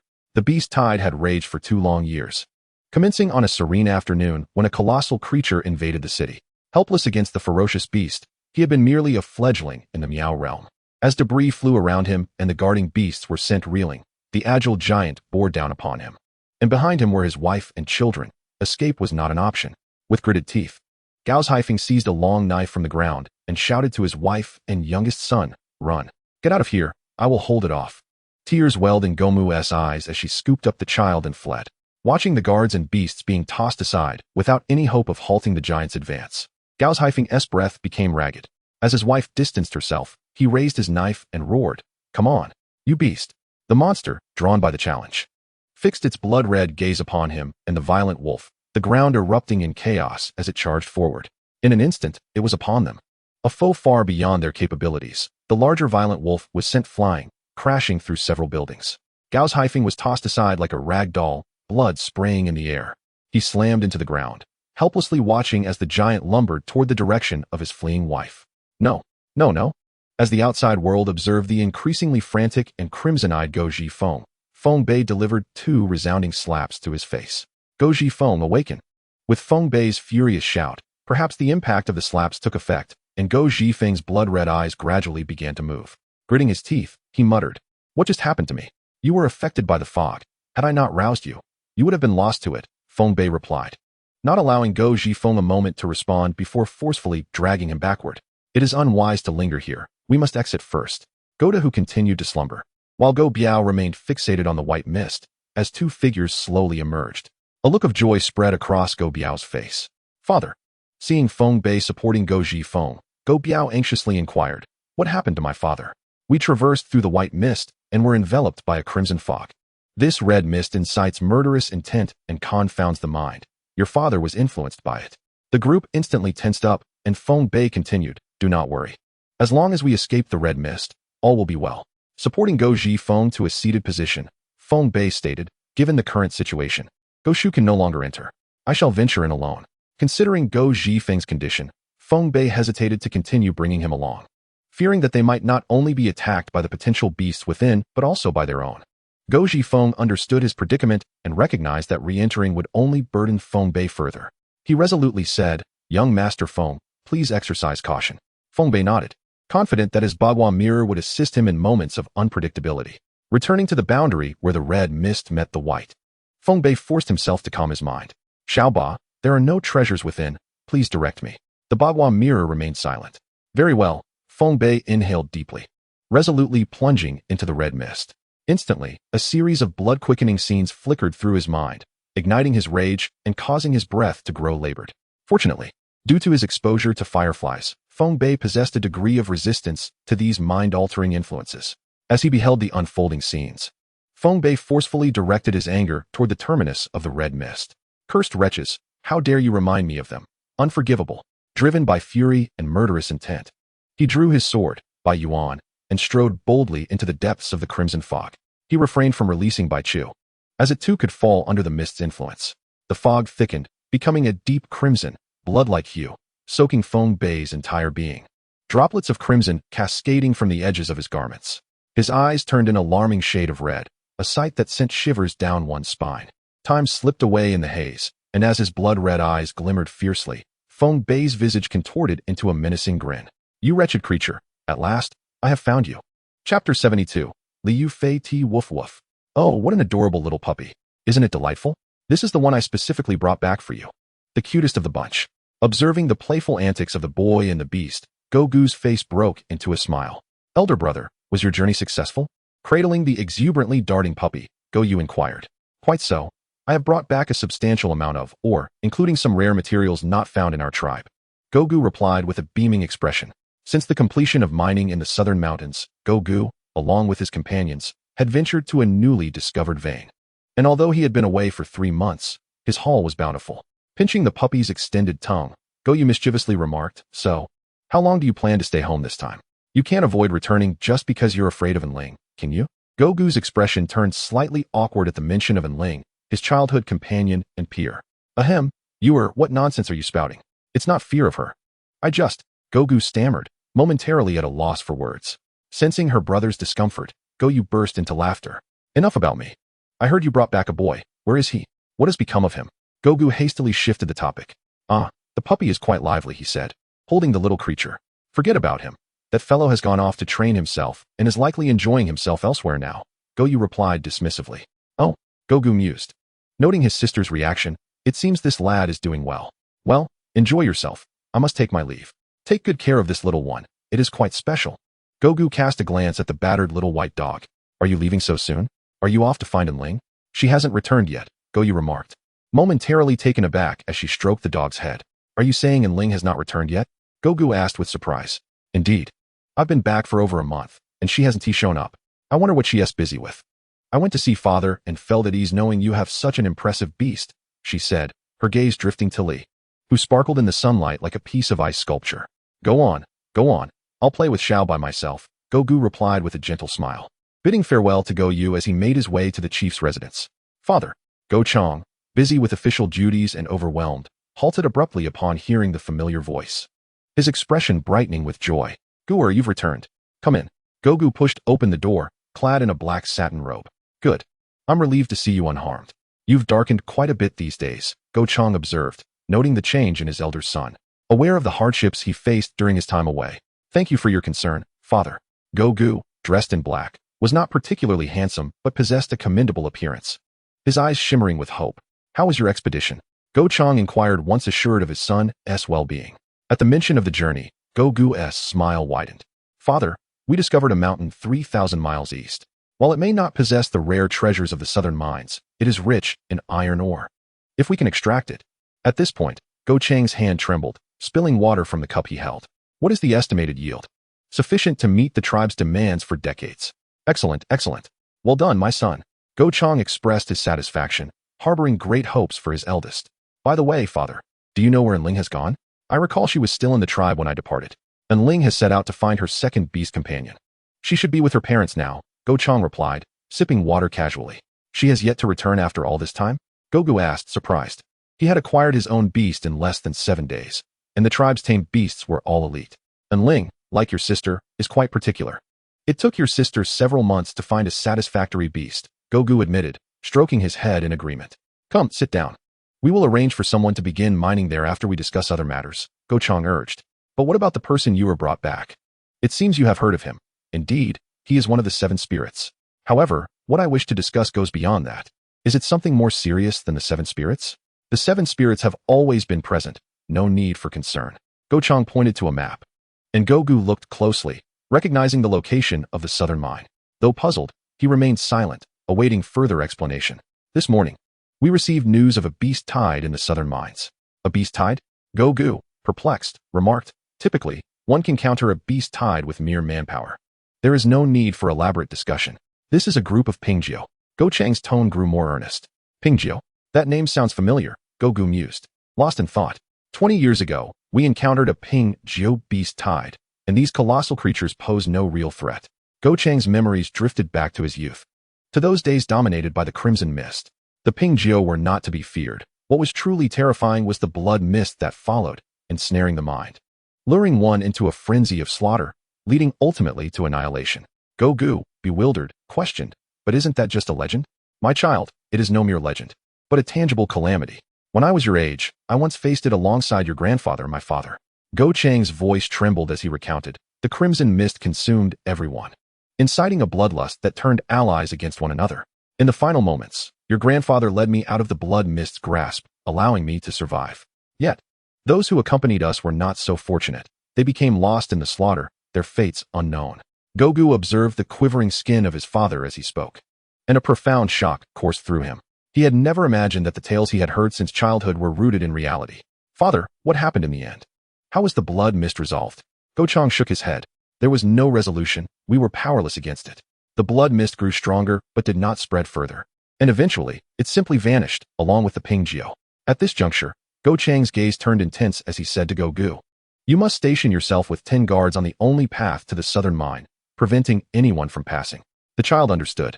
As Gogu departed, Go Chong murmured to himself, we cannot afford another incident like last time. Gogu gathered 10 guards, urgency compelling him to disregard protocol. Follow me. Raising his hand, he summoned the late-stage beast, Liu Fei, which soared into the air, its vibrant plumage glimmering, ready to assist. Let us go, he called. And with a powerful flap of its wings, they ascended. Boom. Chapter 73, the arrival of chaos. The crimson mist thickened ominously, within which a shadow of blood darted past, sending Feng Bei hurtling backward. Thud! He crashed heavily to the ground, grasping his weapon, breathing heavily. Through the agony, a flicker of clarity crossed his eyes. Damn it! I was careless. It's a savage beast. The blood mist had clouded his judgment, inciting a frenzy that led him to engage the enemy without comprehending its strength. Before him stood the source of the blood mist, a monstrous centipede-like creature with scarlet eyes, its hue uncertain if natural or stained by the mist. Its 5-zhang-long body bristled with countless limbs, its gaping maw adorned with a pair of scorpion claws, and a 3-zhang-long scorpion tail coiled behind. The blood mist surged relentlessly from the hollows of its exoskeleton. Chaos has arrived. The 1,000-legged heavenly dragon, the blood venom fog, scorpion tail complemented by dual claws, the manifestation of bondage. Feng Bei realized that facing this formidable foe alone would be futile. With a roar, he summoned Bai Chu. As he emerged, a violent wind erupted. Feng Bei reached into his pocket, producing a Xianfeng jade, which he cast toward Bai Chu. The jade, when consumed, unleashed an endless stream of pure energy into Bai Chu. As the winds howled, a whirlwind formed, sweeping away the surrounding blood mist. Realizing the dire situation, the creature, Lai Fun, desperately activated its abilities. Deep crimson blood mist coalesced within it, spilling forth in torrents. Yet it was all in vain. No amount of blood mist could withstand the might of the azure whirlwind. Lai Fun ceased its production of blood mist, its once crimson carapace turning obsidian. The azure whirlwind transformed into a blood-red tempest, engulfing the mist as it receded into the distance. With renewed vigor from the energy infusion, Bai Chu radiated vitality, while Lai Fun appeared somewhat diminished. Its aura weakened to that of a late-stage savage beast.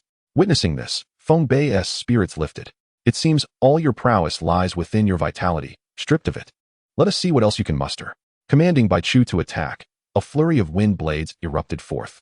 Caught off guard, Lai Fun was struck, crashing against the unyielding cave wall, enduring dozens of wind blades.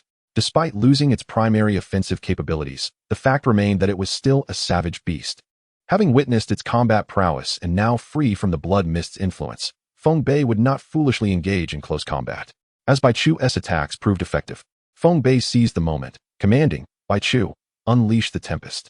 An overwhelming power converged, and as Lai Fun staggered from Bai Chu's assault, a column of wind surged forward, accompanied by slicing wind blades.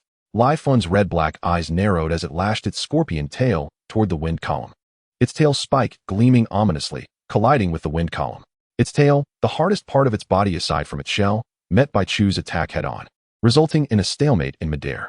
But this was no one-on-one duel. As the ground erupted in mud, Feng Bei raised his shield, channeling the might of a colossal tiger. The sharp intent of a giant mantis and the charging spirit of a massive bull coalesced into his weapon, the Bai Yuan. The shield, originally 1.5 feet in diameter, expanded to a full 10 feet. Energized by the natural essence, Feng Bei felt exhilarated. Take this, you brute. He charged toward Lai Fun, who was unable to defend in time, and struck its tail, causing it to rupture, black blood spilling forth. A piercing, eerie wail invaded Feng Bei's ears, momentarily stunning him. With a swift retraction of its tail, Lai Fun aimed for Feng Bei.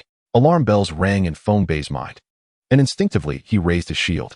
The moment the tail spike collided with the Bai Yuan, sparks erupted as a tremendous force sent Feng Bei hurtling toward the cave wall. Sensing the wetness behind him, Feng Bei detached himself from the wall, grateful for the Bai Yuan's dampening ability, which spared him injury, albeit leaving him somewhat unsettled. Feeling the back of his shield, Feng Bei sighed in relief. Thankfully, the Xianfeng Jade board remained intact. His ambush had been remarkably successful, although Lai Fun retaliated.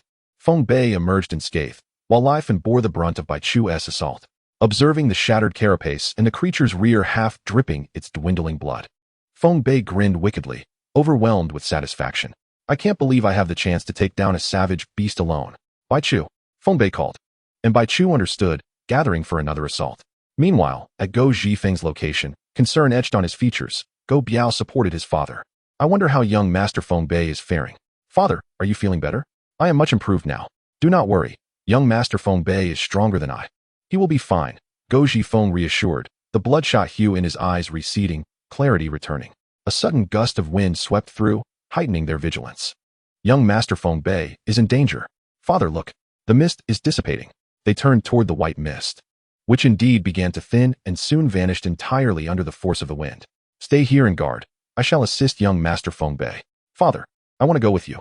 Remain here to protect your mother and younger siblings. Go Biao, reluctant yet powerless, could only watch as his father departed. As the formidable beast once again gathered its strength for an attack, the agile figure of life and swiftly moved, a faint mist of blood enveloping its form. Vanishing in the blink of an eye, the immense creature dissipated from view, prompting Feng Bei to scan the surroundings with heightened mental acuity. Time trickled by, yet there was no sign of life fun. Bai Chu leapt to Feng Bei's side, shielding him protectively. What could be happening? Feng Bei stamped the ground with force, splattering mud, but it remained as unyielding as iron. How peculiar, he mused, furrowing his brow. The atmosphere was thick with mystery, and the issue was far from resolved. In the distance, the tunnel leading to the western mine stretched endlessly, devoid of any mist. Suddenly, a series of footsteps echoed from the passage, and Feng Bei squinted into the dim light, spotting the figures of Go Zhifeng and the violent wolf at the cave's entrance. With a mere glance, Go Zhifeng spotted Feng Bei and Bai Chu and was instantly filled with relief upon seeing them unharmed. Young Master Feng Bei, are you all right? I'm fine. Have you completely lost control? Go Zhifeng's expression turned sheepish as he regained his composure. What transpired here? Bloodstains marred the ground, and the area was a muddy quagmire. We encountered a colossal beast and engaged in battle, Feng Bei replied. Go Zhifeng's face brightened momentarily. Did we win? Yet. He was puzzled by the absence of any corpses. Feng Bei gritted his teeth, lamenting, it escaped, but it was not unscathed. Young Master Feng Bei, what level of strength did that beast possess? An early-stage savage beast. Go Zhifeng was momentarily speechless. He had anticipated a late-stage brute, but never imagined it to be an ancient beast. Can we leave now? Feng Bei shook his head. It is not that simple. With a subtle gesture, he indicated the ground. Underfoot, the surface remained intact. Go Zhifeng's countenance darkened instantly. Chapter 74, The Water and Wood Scriptures. What is going on? Why is the ground still so hard after the beast was driven away? Go Zhifeng exclaimed in disbelief, drawing his blade and striking the ground frantically. The solid earth remained unmoved, and his complexion paled. Feng Bei murmured, this beast merely served as the source of the blood mist. It is not the true instigator of this chaos, which lies deeper still. He pointed towards the tunnel leading to the western mine. Life unlikely emerged from that direction. What should we do now? Go Zhifeng's expression softened. Behind them was a group of people trapped outside. Had he been alone, he would have fought the beast horde to the death or ventured deeper into the cave for answers. Feng Bei studied him with a sidelong glance, discerning his inner turmoil. With a gentle smile, he said, I will seek the way out. You stay here and protect your family. He cast off his battle armor and sheathed his shield. Upon hearing this, Go Zhifeng's eyes widened in disbelief, mouth agape, yet he ultimately found no words. Watching Feng Bei's retreating figure, he sighed, Young Master Feng Bei, please take care. Mounted upon Bai Chu, Feng Bei ventured forth, and the surroundings grew increasingly damp. Soon, several centimeters of water pooled beneath them. Taking a deep breath, he calmed the restless Bai Chu. Puzzled, Feng Bei pondered how this mine could be so inundated. Surely, they hadn't struck an underground water source that flooded the area. The cave walls were still solid, and the path ahead seemed interminable. The duo wandered aimlessly, time slipping by without a hint of an end. Not even a single fork in the road appeared. This felt exceedingly amiss. Feng Bei's mood darkened. He rubbed his head, sensing he had overlooked something significant. A glance at Bai Chu confirmed its familiar presence. He reached behind, feeling the familiar sensation of Bai Yuan still intact. What could possibly be amiss? Noticing the cave illuminated as if in daylight, a realization struck Feng Bei. What have I overlooked? This is a mine, yet there are no luminescent substances. How can it be so bright? Cursing under his breath, he lamented the time wasted in ignorance. Bai Chu, unleash your full power with the Feng Wind Slash and strike fiercely. A resounding pop echoed, akin to a bubble bursting, as the surrounding light and shadow dissipated, revealing the cave's true nature as a mere illusion. Darkness swallowed Feng Bei, plunging him into an abyss of inky blackness. Suddenly, he found himself in a bizarre black domain. Visibility nearly non-existent. Instinctively alert, Feng Bei sensed the strangeness of this place. Just as he prepared for the unknown, an inexplicable force pulled at him, and before he could brace himself, he was thrust into a wondrous realm. Fear not, young one, an ancient voice resonated from behind him. Feng Bei swiftly turned to see a figure standing not far away, radiating a soft white glow, its features obscured. Greetings, esteemed elder. May I inquire as to your identity? Feng Bei spoke with utmost respect, recognizing the other as a being of immense power. Do not be anxious. My identity is of little consequence to you. What matters is that I brought you here. Do you recall the colossal beast you encountered earlier? The one known as Life Fun? Feng Bei furrowed his brow. Are you referring to the blood-colored centipede beast? Indeed, the specter affirmed, stroking its chin. Since you have engaged with this creature, you are undoubtedly aware of its capabilities. That blood mist capable of influencing the minds of both man and beast?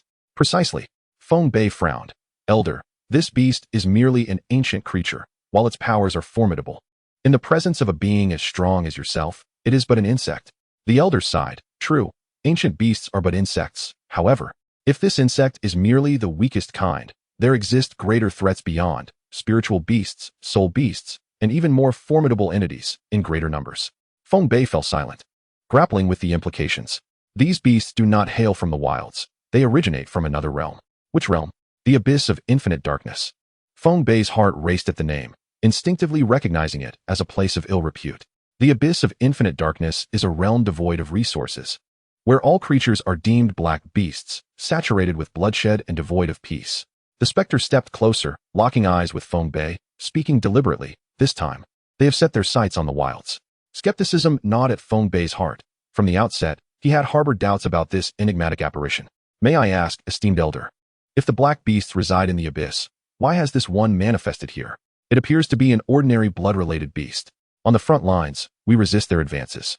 Yet some manage to slip through the cracks. Special fissures exist throughout the battlefield, occasionally allowing black beasts to materialize in the wilds. They bear a striking resemblance to common blood beasts, yet they are far more avaricious, vicious, and combative. The specter continued, facing Feng Bei directly. What you must do now is diligently cultivate your strength while seeking out these black beasts in the wilds to eliminate them.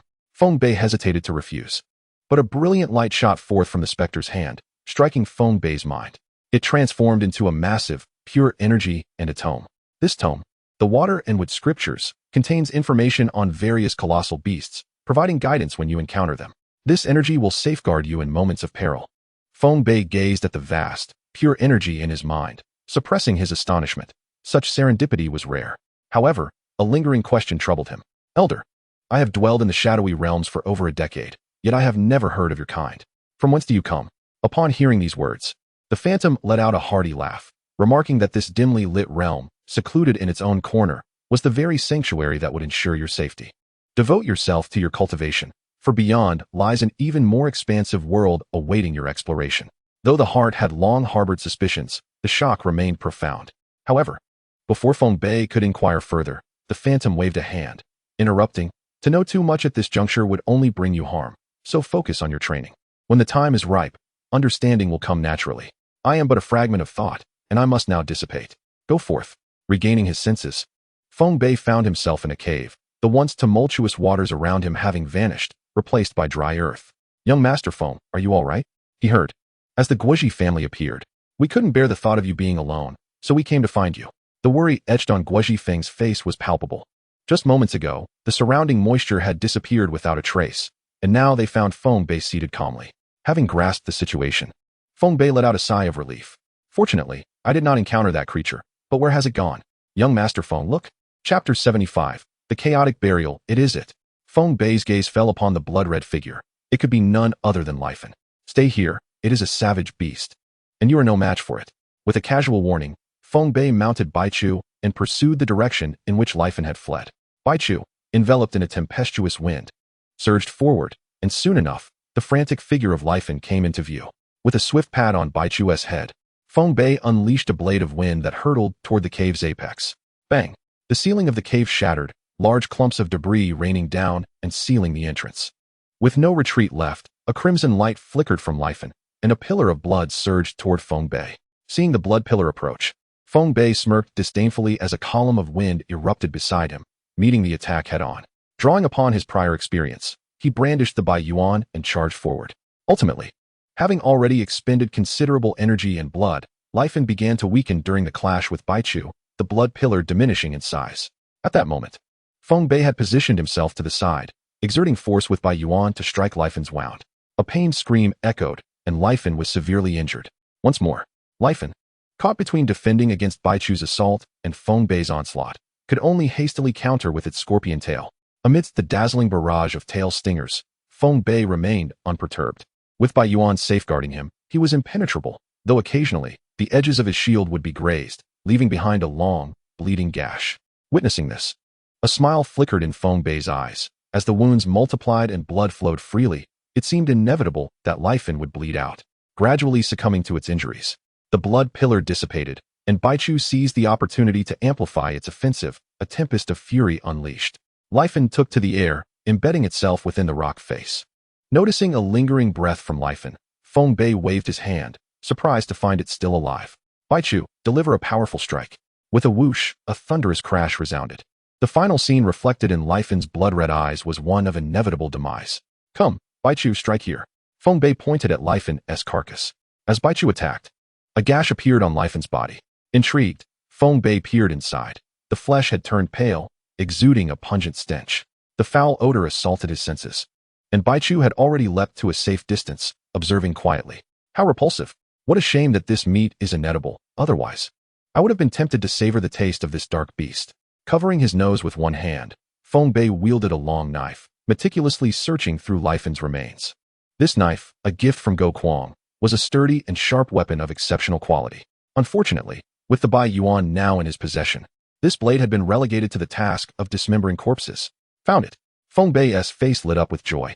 After rummaging through the mangled flesh and entrails for some time, he unearthed a blood-red orb, distinct from the usual energy crystals found within savage beasts.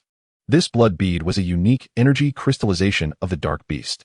With a swift motion of his knife, the blood bead soared into the air, landing in Feng Bei's hand. Smooth and exquisitely textured, it exuded no energy. Feng Bei marveled at it, pondering its nature. Unlike ordinary energy crystals, this one contained far less energy. As he probed with his mental force, a wave of murderous intent surged into his mind. Quickly retracting his mental probe, he felt a lingering dread. Should someone with insufficient strength or willpower attempt to investigate, they might instantaneously succumb to bloodlust. Feeling somewhat fortunate, he thought. At least I am not particularly frightened by such things. Nevertheless, Feng Bei felt a twinge of frustration. In a realm dedicated to cultivating the spirit, one ought to be impervious to such beguiling illusions or blood mists. After much contemplation, he could only attribute this phenomenon to the power of the world's laws. Glancing at the remaining carcass, Feng Bei scratched his head. It was far too large for him to carry, and the blood and flesh presented complications. Suddenly, a cacophony of footsteps erupted from the cave they had entered. Young Master Feng, we must flee. The newcomers were none other than the Guoji family, followed closely by a swarm of Pingjiu.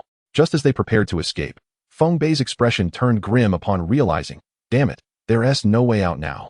Earlier, in an effort to block Lifin, the cave's ceiling had collapsed, leaving him with no means of retreat. Everyone, hide behind me. The group braced themselves, but to their astonishment, the Pingjiu swarm entirely disregarded them, rushing straight for Lifin's remains. Like a horde of locusts, the Pingjiu voraciously feasted, burrowing into the carcass in an instant. The onlookers held their breath, fearing to make a sound. Guoji Mu shut her eyes tightly, but the incessant gnawing noises penetrated her ears. The Feng Biao brothers turned pale. Having already stowed their beasts, fearful of attracting the Pingjiu's attention, Feng Bei observed from the sidelines. Though the beast horde was frenzied, they showed no hostility toward the group, a stark contrast to their initial reaction upon encountering them. Just as Feng Bei was lost in thought, a page from a book appeared before him, adorned with large black letters and an image of the Pingjiu, vividly detailed. Pingjiu, black-furred, red-eyed, and serpentine-tailed. They are gregarious and cooperative, known as the chaotic burial Pingjiu. So that's it. They are not allies of Lifin, but rather come to eradicate the source of this crisis. With this realization, Feng Bei understood that the Pingjiu had previously blocked their path to drive them toward Lifin. As he contemplated, the Pingjiu had already stripped Lifin's carcass bare, encircling Feng Bei and his companions. The faces of those beside him were ashen, hands trembling, barely able to grip their weapons, while Feng Bei stood composed, entirely unfazed by the impending danger. Out of the corner of his eye, he noticed Guoji Biao admiring him even more. Indeed, he was a man capable of confronting savage beasts, exuding an unparalleled confidence. The beast horde remained still, and with a resounding crash, they turned their attention to the spot where Lifin had once lay. As Lifin's shell crumbled, several Pingjiu scurried across it, gnawing persistently. Before long, a few Pingjiu approached the front of the horde, laying before Feng Bei and his companions the remains of Lifin's shell, tail stinger, and two large pincers, neatly arranged. A colossal creature emerged from the herd, a magnificent beast nearly twice the size of its companions. It called out a few times towards the group, its gaze indicating the pile of materials before them. Without waiting for a response, it led the other beasts away. The onlookers, still in a state of astonishment and confusion regarding the unfolding events, found themselves at a loss. However, Feng Bei grasped the underlying circumstances. He chose to remain silent, merely observing the retreating figure of the creature, and remarked softly, "That is the buried chaos of the beasts." Chapter 76, Restoration. Feng Bei approached the pile of materials, noting that the flesh on the shells had been thoroughly devoured.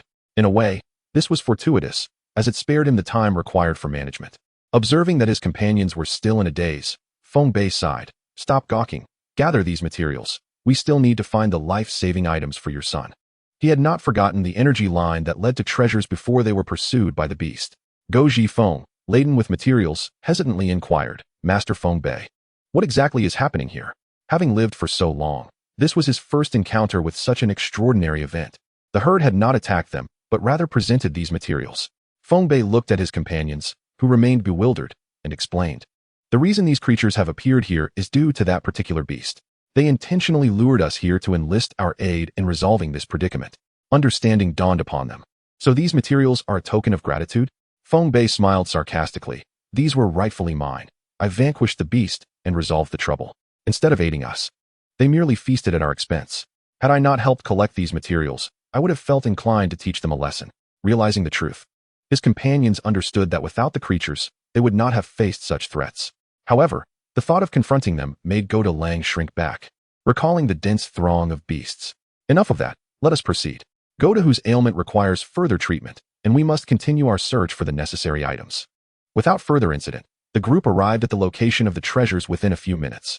It appeared the western vein had been entirely mined out. Feng Bei had lingered here for quite some time, but the Bagua mirror showed no response. His inquiries yielded no results, and only the previous energy line remained. The mineral containing the treasure was not embedded in the cave's walls, but lay deep underground. After waiting for a minute, Chong Man emerged with a stone the size of a dining table. Its surface was rough, indistinguishable from ordinary stones. To think this would be so large. "Go Shu, lend me a hand." Of course. Together, they swiftly cleared the shattered stones from the surface, revealing what lay within. Encased within the sizable stone was merely a 1-foot-long jade box, its surface adorned with golden patterns, exuding a sense of opulence akin to gold inlaid with jade. Indeed, this box alone is worth a fortune. As Feng Bei reached to grasp the box, a powerful pressure emanated from it, striking him like a hammer on the head, rendering him momentarily dazed. After gently tapping his forehead to regain composure, he was filled with excitement. The contents within the box were undoubtedly extraordinary. With a strong resolve, he resisted the oppressive force and lifted the box. As it left the ground, the pressure dissipated entirely, leaving Feng Bei with a sense of relief. It almost seemed as if the prior sensations were mere illusions, but the astonished expressions of his companions confirmed the reality of the situation. Cradling the box, Feng Bei communicated with the Bagua mirror. "Little 8, there should be something here capable of treating Goda Hu. Guide me to it." The mirror hummed, revealing a thread visible only to Feng Bei. He took the lead, turning to beckon his companions, "Hurry along." The mine was vast, and after a quarter of an hour, they reached its deepest recesses, where darkness prevailed and the air felt heavy. Feng Bei addressed Go Mu, "From here, we descend for about 5 zhang." Having become familiar with the process, Chong Man soon unearthed a long strip of rock. Feng Bei grasped it with one hand, and as fragments of dirt fell away, a withered plant appeared in his palm. Examining the inconspicuous, desiccated grass, Feng Bei mused, "Indeed, one must not judge by appearances. The ocean cannot be measured by a mere cup, and all matters should not be judged superficially." He approached Goda Hu, placing the small grass before him. "Consume this, and you shall recover." Upon hearing this, Goda Hu trembled as he accepted the offering, opening his mouth to swallow it whole, careful not to waste a single morsel. After ingesting the grass, he collapsed, caught by Go Mu, while the others watched with a sense of familiarity. Once he digests the herb, his body will heal. Exchanging glances, the group approached Feng Bei, bowing deeply in gratitude. "Thank you, Master Feng Bei, for saving our son. Let us leave this place. It is too cold and damp. We can wait for him to awaken outside by the fire." When they emerged, a day and night had passed, and the dawn light began to break. "I can't believe so much time has gone by." Setting up a bonfire outside, Go Biao volunteered to procure a grand hunt for Feng Bei, while the others engaged in light-hearted conversation. As the meat neared readiness, Goda Hu stirred awake. His eyes immediately fell upon Feng Bei by the fire, and he rushed over in 3 strides. Seeing him awaken with a beaming smile, Feng Bei had no chance to react before Goda Hu knelt before him. "Please rise," Feng Bei urged, helping him to his feet. Goda Hu, bowing his head to express gratitude, declared, "I am indebted to Master Feng Bei for granting me a second chance at life. This bow is for you."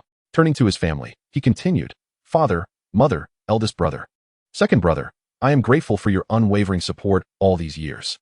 With that, he bowed deeply 3 times. Get up, get up," Go Fu exclaimed, lifting Go to Hu.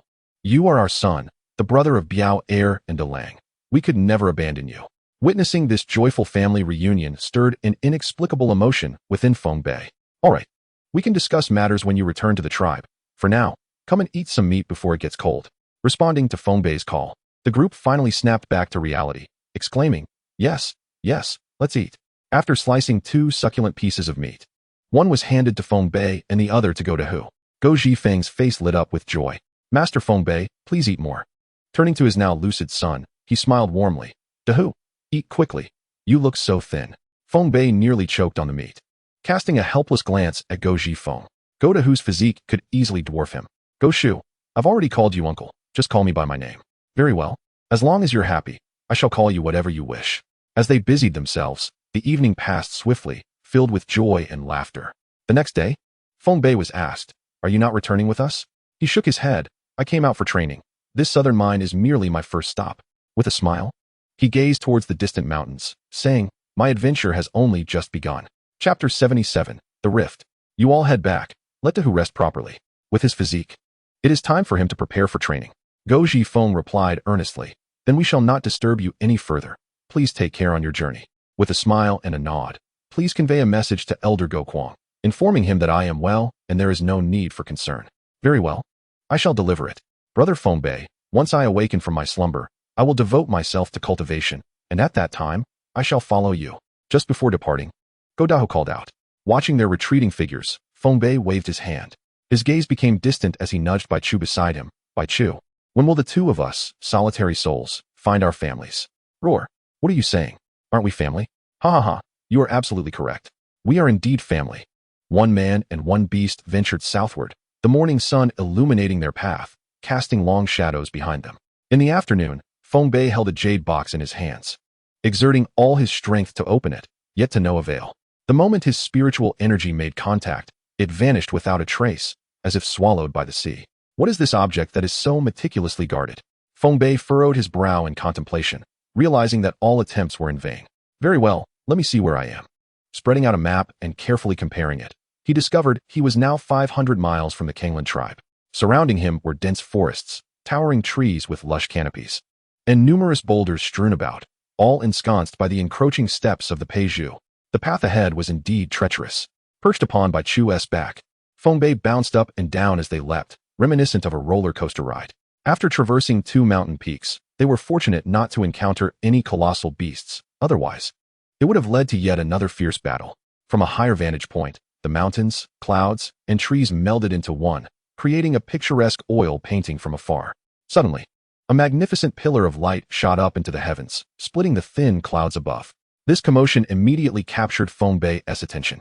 With his current wood realm cultivation, his physical prowess had grown, and his senses heightened.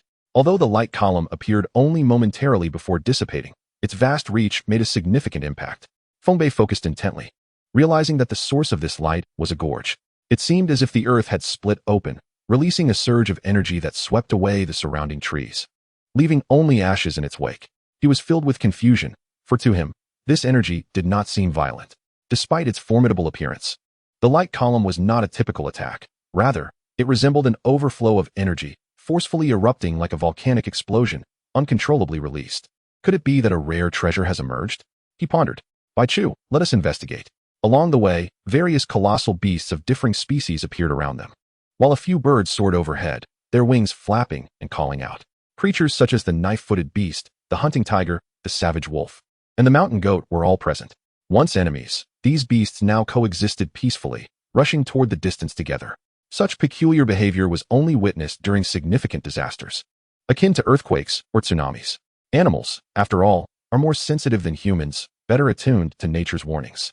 However, as Feng Bei observed the bizarre and massive beings around him, he realized they were in a wild and untamed land, likely indicative of a rare treasure's emergence. Gradually, more and more colossal beasts joined this gathering, and he could see they were becoming encircled. Bai Chu leapt a few steps, bypassing several goat-like giants, whose towering forms dwarfed Bai Chu, whose height barely reached their knees. The mountain goat, as large as a mountain, was covered in a yellowish hue, its curled hair resembling a coiled serpent, its roar thunderous as a bull. Upon reaching a high ridge, Feng Bei surveyed the scene, noting the swarms of giants. His brow furrowed. Could it be that the beasts from a radius of several thousand miles had converged here? Following the current of beasts, Feng Bei pressed onward. As they ventured deeper, the beasts grew increasingly powerful, transitioning from mere house cats to formidable early-stage savage beasts in what felt like no time at all. Feng Bei glanced back, comparing their path. They had traversed less than a third of the journey. The throng of beasts ahead became denser. Goodness, if I plunge into that horde, will I find a way out? Feng Bei mused, observing that several smaller giants had already been trampled into mere pulp.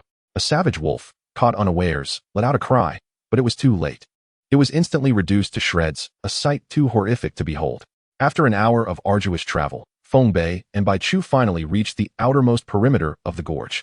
What was once a lush environment had been trampled into a wasteland, and at the center, giants surrounded the fissure in layers. At the heart of it all stood 5 spiritual beasts, with the remaining savage beasts forming a protective barrier behind them. Feng Bei now found himself among a throng of wild beasts, concealed within Bai Chu's flowing mane. The surrounding giants regarded him as just another colossal creature, showing no signs of recognition.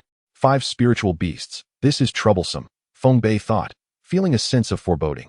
In this situation, he would struggle to find favor. His gaze fixated on a distant avian giant, and the pages of the ancient texts flickered in his mind. The white crow, with its sharp beak and pristine feathers, appeared immaculate, yet it was aflame with the essence of vitality, a creature of the early spiritual beast realm.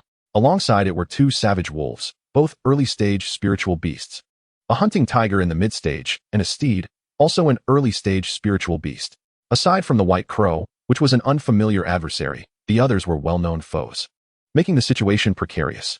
Feng Bei observed quietly, initially focusing on the white crow due to its striking presence amidst the colossal beasts, its white plumage reflecting the sunlight.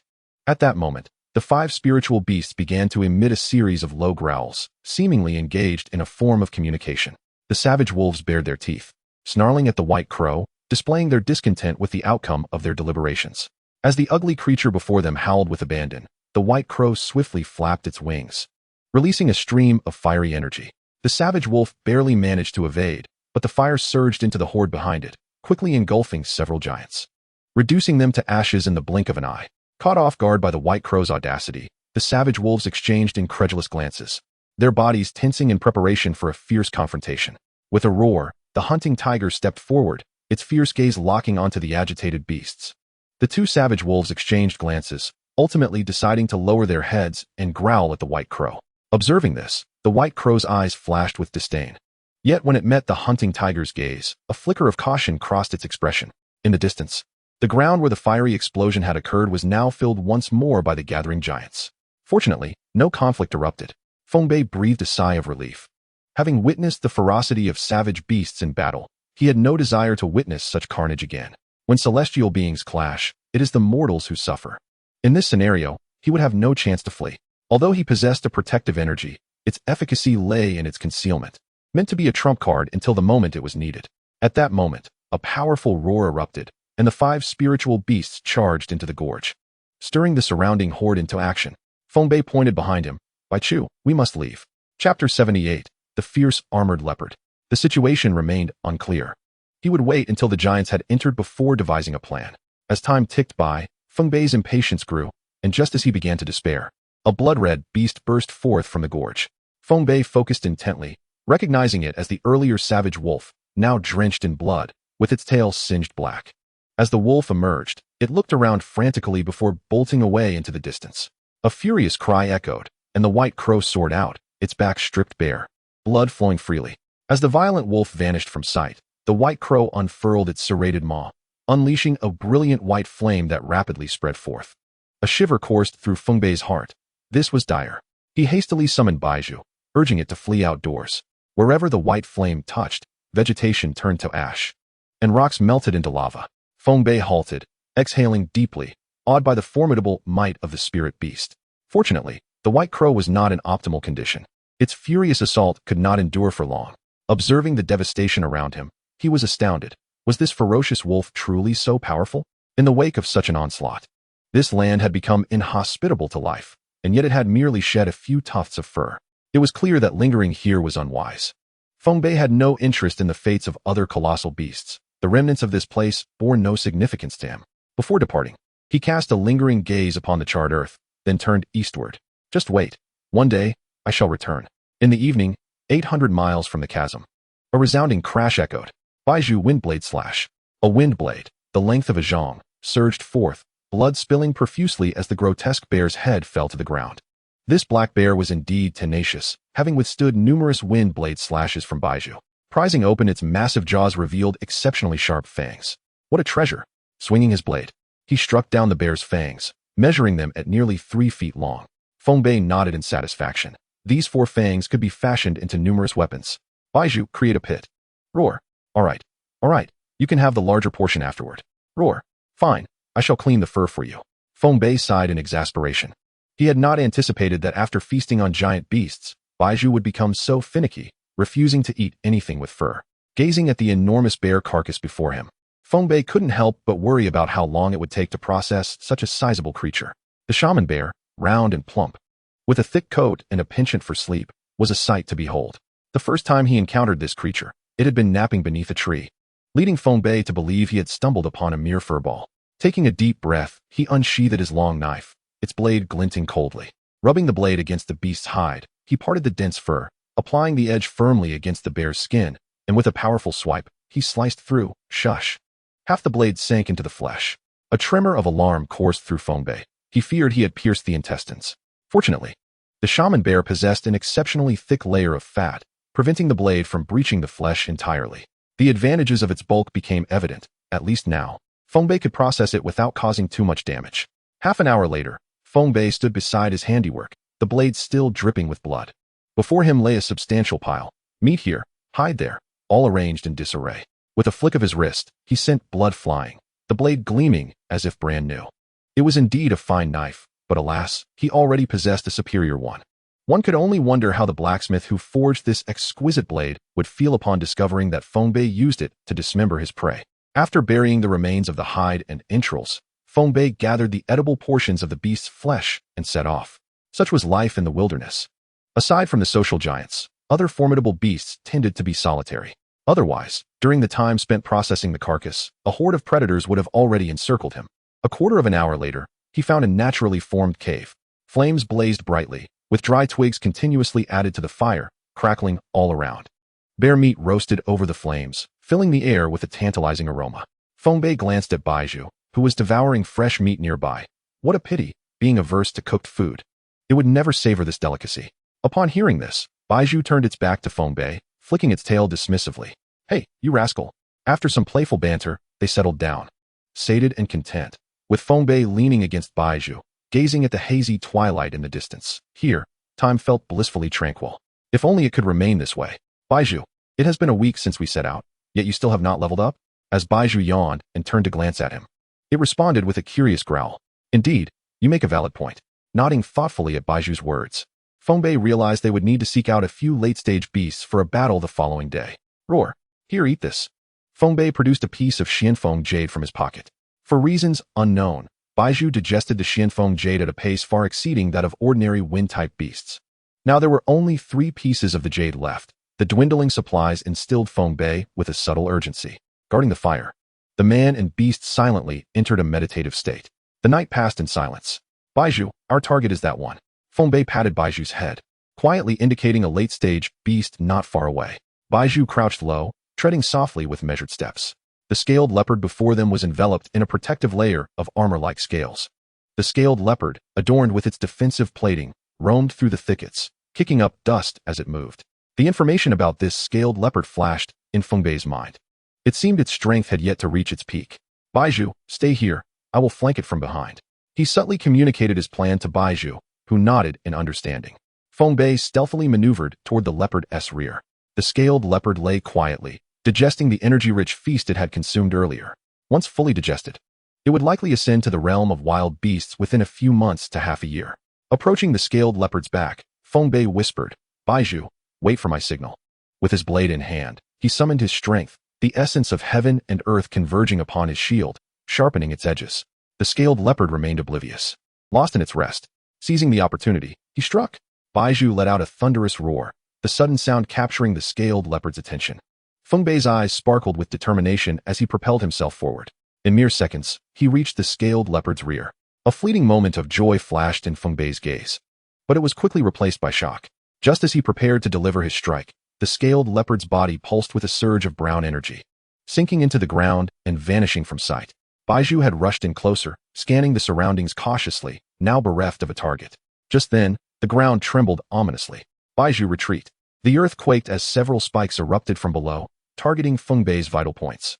He dodged swiftly, but the sheer number of spikes proved overwhelming. Just as he narrowly evaded one, another massive spike shot up, aimed directly at him. Keeping a vigilant eye on his rear, Feng Bei felt a tightening sensation as he saw the impending danger. With no time to ponder, he swiftly severed the spike before him, raising his shield in defense. Without fail, Feng Bei was sent soaring into the air. In mid-flight, he scanned for a safe landing spot, but the ground was littered with spikes. Baizhu, help me! Baizhu, pursued by the spikes, deftly dodged around, and upon hearing Feng Bei's call, unleashed a wind blade that obliterated the spikes in its path. Safely landing, Feng Bei remained on edge until he stood alongside Baizhu. This leopard was indeed cunning, targeting the softest parts of its prey. The duo had escaped the immediate area, and the spikes ceased to emerge, remaining alert to their surroundings. Feng Bei pondered their next course of action. Before he could relax, the ground trembled once more, and the spikes surged forward again. As he dodged, Feng Bei found himself muttering curses in frustration. The accursed armored leopard had persistently concealed itself underground, relentlessly assaulting with spikes from below, refusing to confront Feng Bei directly. Despite its robust armored scales, it remained hidden, and such tactics were unsustainable. Feng Bei, tormented by the incessant emergence of spikes, felt a surge of determination. He would not cower. Baichu, in perfect synchrony with Feng Bei's resolve, let out a thunderous roar, unleashing a torrent of razor-sharp wind blades. The cerulean blades collided with the spikes, sending shockwaves through the ground and enveloping the air in a cloud of dust, which was swiftly whisked away by a refreshing breeze. Seizing the moment, Feng Bei brandished his shield, holding his breath and channeling his focus. Veins bulged as he summoned the spirits of the mighty tiger, the formidable bull, the fierce mantis, and the colossal turtle, imbuing him with immense strength. With his entire being charged with power, he thrust upward against the ground. The ground trembled beneath the force of his assault, as the spirit of the mantis and the bull surged forth into the earth, spiraling out in a frenzy. Moments later, the earth split open, and the armored leopard leaped forth, its surroundings in utter disarray, strewn with debris. At last, it had emerged. Feng Bei grinned, having endured a tumultuous chase, his heart ablaze with pent-up fury. However, as he surveyed the broken terrain, he realized it favored the leopard, placing him at a disadvantage. Baichu unleashed the howling wind slash. Gathering his strength, Feng Bei propelled himself upward, shield in hand. As the claws met the shield, Feng Bei pivoted, using the momentum to evade. The leopard, having sustained minor internal injuries from Feng Bei's earlier assault, now comprehended the threat posed by its adversary. A howl echoed through the air, causing the leopard's pupils to constrict. There was no time to react as the wind blades descended, enveloping the area in a haze of dust. Feng Bei observed from a distance, a smirk creeping onto his lips. You wish to impale me with spikes? Baichu unleashed the tempest of 1,000 miles. The winds coalesced, gradually dispersing the dust to reveal the leopard's fierce visage. The winds intensified as Baichu compressed its energy to the utmost, finally unleashing a powerful column of wind that tore through the haze. The leopard, with a flash of brown light in its black eyes, stomped the ground, summoning an earthen wall that rose to meet the oncoming wind column. With a resounding crash, the wall absorbed the impact with only a slight tremor. Feng Bei's expression shifted. This foe was more formidable than he had anticipated. Previously, he had easily bested late-stage beasts, but the leopard's rapid and potent assaults suggested it had coalesced a blood amber within itself. This realization was troubling. The leopard was the most unreasonable beast Feng Bei had encountered, possessing overwhelming attribute control and exceptional defense, rendering it nearly impervious to harm. Yet, the greater the challenge, the sweeter the victory, Feng Bei mused. Baichu, maintain relentless pressure, leave no openings. With a roar, a barrage of wind blades erupted, deftly maneuvering around the earthen wall to strike at the leopard's core. Feng Bei's eyes lit up. Baichu had indeed surpassed its previous limits. Combat was indeed the finest catalyst for growth. As the two great beasts clashed, Feng Bei silently gathered his strength. The armored leopard, beleaguered by the onslaught, remained unaware of Feng Bei's stealthy approach until it was too late. Feng Bei crouched low, his gaze fixed on a vulnerable spot beneath the leopard's tail, and struck with all his might. The sharp blades sliced through the air, embedding itself deep. The leopard's pupils dilated in shock as a torrential wave of wind blades descended upon it, mercilessly crashing down. The leopard collapsed, each movement resulting in a spillage of crimson blood, as the elemental energy and beastly intent that had converged upon his blade wreaked havoc on its insides. Keeping his distance, Feng Bei remained vigilant, watching the suffering creature. Bai Chu unleashed the maximum power of the howling wind slash. Let us bring this to an end. The wind blade sliced through the air, and the armored leopard offered no resistance, forever closing its eyes. After dispatching the leopard, Feng Bei withdrew the blade, taking time to carefully strip away its most resilient scales, along with its heart and a brown cylindrical blood amber. Shortly thereafter, he received a message from Bai Chu. Are you about to break through? Feng Bei's heart leaped with joy. Within the cavern, Bai Chu's immense form coiled, energy coursing through its being, waves of pressure emanating from it. Feng Bei watched in silence. Moments ago, the Bagua mirror had transmitted a surge of green energy to Bai Chu, derived from the luminous energy of the underground world. Albeit only a trace, Feng Bei offered all 3 pieces of the Xianfeng jade slabs, along with the blood amber from Bai Chu's mother. This blood amber had lingered with him for quite some time. Now it finally found its purpose.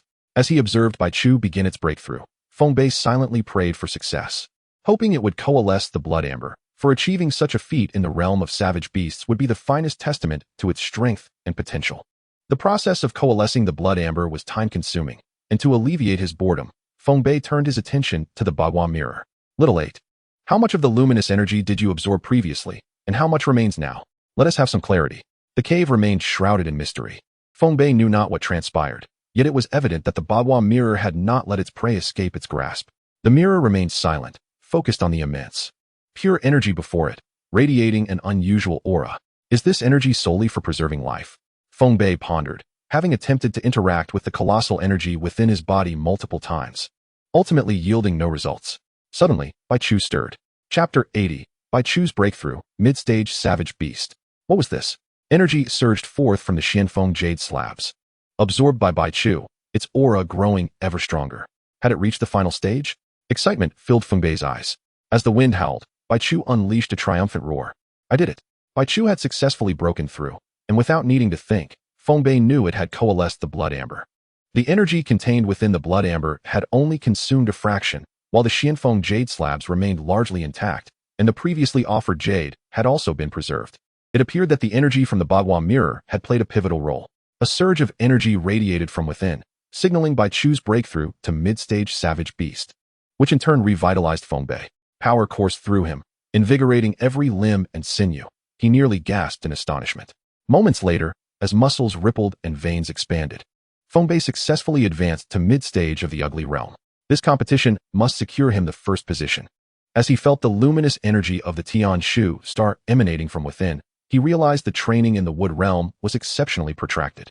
It would take 2 months to progress just 1 star, and a leap to the forest realm would necessitate at least another year. His physique was now adequately robust to support a rise to 5 stars in the wood realm, yet his current level remained a conundrum. Why are there no artifacts directly enhancing the soul realm here? It would be so much simpler to consume herbs and ascend. With that thought, Feng Bei dutifully commenced a day of training. Thus, Feng Bei spent his days battling colossal beasts to hone his combat skills, and his nights were devoted to cultivating alongside Bai Chu.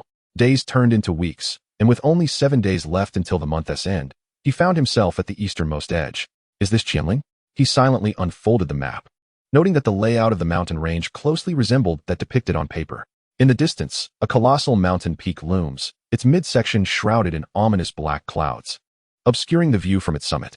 Gazing at the dense flashes of lightning dancing within the tempestuous clouds, Feng Bei shivered. Bai Chu, look quickly, he exclaimed, giving Bai Chu a gentle pat on the back. Once we return victorious with the first prize, I'll come here to find you a little brother. With a playful growl, Bai Chu responded, indeed, that's how it should be. As the elder brother, you must ensure harmonious relations. Hearing Bai Chu's words, Feng Bei smiled, stroking his flowing fur. How could you think so? You are my first beast companion, my dearest family. To me, you are all equal. Is that so? Bai Chu inquired, intrigued. Indeed. We are one entity. How could I ever show favoritism? With a hearty laugh, Feng Bei added, all right, let's go feast on some meat. He chuckled at the unexpected jealousy of his little companion. Moments later, another savage beast fell before Bai Chu's feet. After weeks of relentless battles, Bai Chu was now radiating a formidable aura, which remained dormant until he engaged in combat. Bai Chu, it is time for us to return. The competition is about to commence, Feng Bei remarked, savoring the roasted meat as time seemed to fly by. I wonder how the Kanglan tribe is preparing. Stop right there. What is going on here? A voice demanded. We just came from the southern mine, Feng Bei replied. Upon exiting the mountain pass, Feng Bei and his companions were confronted by 5 individuals. Guogu, noticing their demeanor, stepped forward and inquired, how long ago did you pass this road? Has anything happened at the southern mine? The 5 exchanged glances, and one of them said, Young master, we encountered Feng Bei at the southern mine. He claimed to be with the leader and asked me to convey a message. Guogu's eyes lit up. This was the very person his father had instructed him to keep an eye on. He turned to the others and commanded, You stay here and guard this spot. Yes, sir, he acknowledged, then addressed the 5. Follow me. I will take you to meet the leader. Without delay, they boarded the elegant feathered bird, and in no time, they arrived at the leader's residence. Dismissed. Go rest well. As for this child, take this to Elder San and have him assist you. The leader instructed after sending the 5 away. The room fell silent, with Guochang seated quietly. After a moment, he exhaled deeply, reflecting on the unexpected prowess displayed by the youth amidst the blood-soaked chaos. Father, if what Guo Feng said is true, then Feng Bei is now unparalleled among the savage beasts. Guochang paused, pondering. Indeed, Feng Bei has been gone for less than 5 days. I wonder how he will fare upon his return in a month's time. What about the mountain pass? Guochang inquired. No need to worry about that. Just bring him back. Additionally, inform the tribe that if anyone sees the red mist while outside, they must not enter and should immediately report back to the tribe. Understood. Father. As Guogu departed, Guochang's fingers lightly tapped the map before him, particularly on the marshy region of Zhouza, hoping to avert the impending beast tide. Finally, he had returned. The figure approaching was none other than Feng Bei, who had journeyed tirelessly for 3 days. At the distant gate, shadows flitted about, and the streets bustled with an unusual liveliness, even more so than usual. Gently patting Bai Chu, Feng Bei entered the city, which remained as vibrant as ever, with discussions abounding regarding the upcoming tribal competition. Have you heard?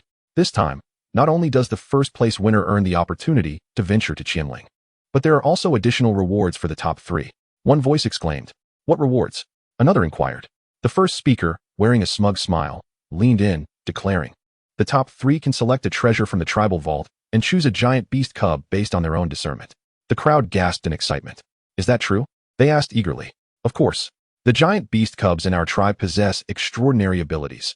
Even the likes of the ferocious wolf and hunting tiger are merely average among them. Don't get agitated. We believe you, came a response. Feng Bei, trailing behind, absorbed every word of their conversation. It seemed that the Kanglan tribe was indeed going all out for this competition. The enticing rewards served as a motivation for the tribe's talented individuals. Passing by a shop selling giant beast cubs, Feng Bei noticed the proprietor, still beaming with joy, holding a vibrant avian cub. Scanning the surroundings, he observed that the mischievous little wolf cub he had encountered over 2 months ago was no longer there. With a slight smile, he realized it must have been sold. Young man, come take a look at our shop's giant beast cubs. Just look at how lively and spirited they are. The shopkeeper called out, mistaking his lingering presence for an interest in purchasing a cub. Feng Bei politely shook his head, replying, I'm just browsing. May your business thrive. With that, he turned to leave. Do come in and take a look. The shopkeeper urged, but Feng Bei did not turn back. Such a pity. This young man doesn't seem ordinary. Otherwise, I could have sold another cub, she sighed, lamenting the lost opportunity. At the leader's residence, Feng Bei was greeted with surprise. Feng Bei, when did you return? Guoming exclaimed, having just emerged from a taxing session with Guoyu. Come. You must be famished after your journey. Let me take you to the dining hall, Guoming said excitedly. With a smile, Feng Bei gladly accepted. As Guoming grabbed Feng Bei's arm to lead him out, he suddenly remembered something. Ah Wei, go inform Yuer that Feng Bei has returned and ask her to join us in the dining hall. Yes, second young master, came the prompt reply. Guoming turned back, his expression tinged with longing as he cast a glance at Feng Bei. Feeling a bit uneasy under his gaze, Feng Bei asked, What is wrong? Do you not know what is wrong with me?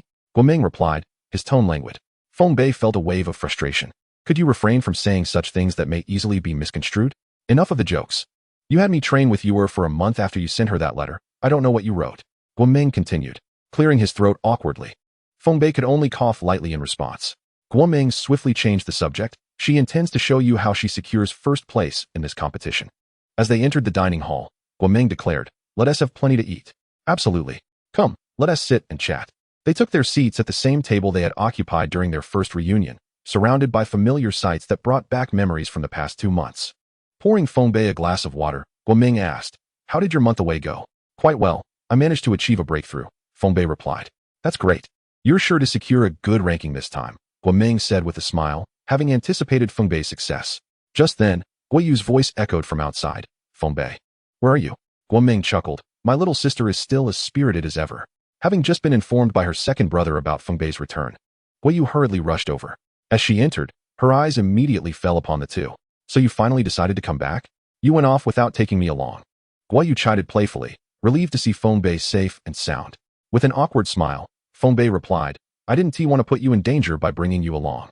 Downing her glass of water, Guoyu retorted, You're just embarrassed to have me lagging behind because of my lower strength, aren't you? Not at all. You're incredibly strong. Have you managed to break through again? Feng Bei quickly deflected the conversation. A few days ago, I achieved a breakthrough. It has been 3 months since I formed a contract with Li, and the time for my advancement has finally arrived. Guoyu idly fiddled with the cup on the table, occasionally expressing genuine envy towards you. Feng Bei raised an eyebrow, but remained silent. Your innate talent allows you to cultivate at a pace far superior to ours. However, in the days to come, the time required for training will only increase, and the enhancement of strength will inevitably slow down. There is no need for envy. One must simply tread their own path, for many others lack the talents we possess. Understanding the virtue of contentment leads to enduring happiness, a sentiment that Guoming is acutely aware of. Observing her sister's unbalanced mindset, she felt compelled to clarify. Guoyu waved her hand dismissively. I know all that. But I fear the distance between Feng Bei and me will only grow. Quietly watching Feng Bei, she struggled to comprehend her own feelings towards him. Was it mere infatuation? At that moment, a platter of delectable dishes was brought forth by Jiayao, the enticing aroma wafting through the air. Feng Bei swallowed hard. He had endured a month of monotonous barbecue fare, and the discomfort was palpable. Come, eat up and share your experiences from these past days, Guoming urged. Thus, the sumptuous feast and captivating tale seized everyone's attention, drawing them into the moment. Periodic exclamations of awe further captivated the crowd, but upon recognizing the young mistress, they merely smiled and returned to their conversations. After the meal, Guoyu, with a slight bulge in her belly, remarked, I didn't expect your recent adventures to be so thrilling. I somewhat regret my lack of strength that prevented me from joining you. On the other hand, Guoming discerned the dangers Feng Bei had faced during his trials and expressed admiration. Feng Bei, you truly are favored by fate. It's astounding that you survived such perilous circumstances.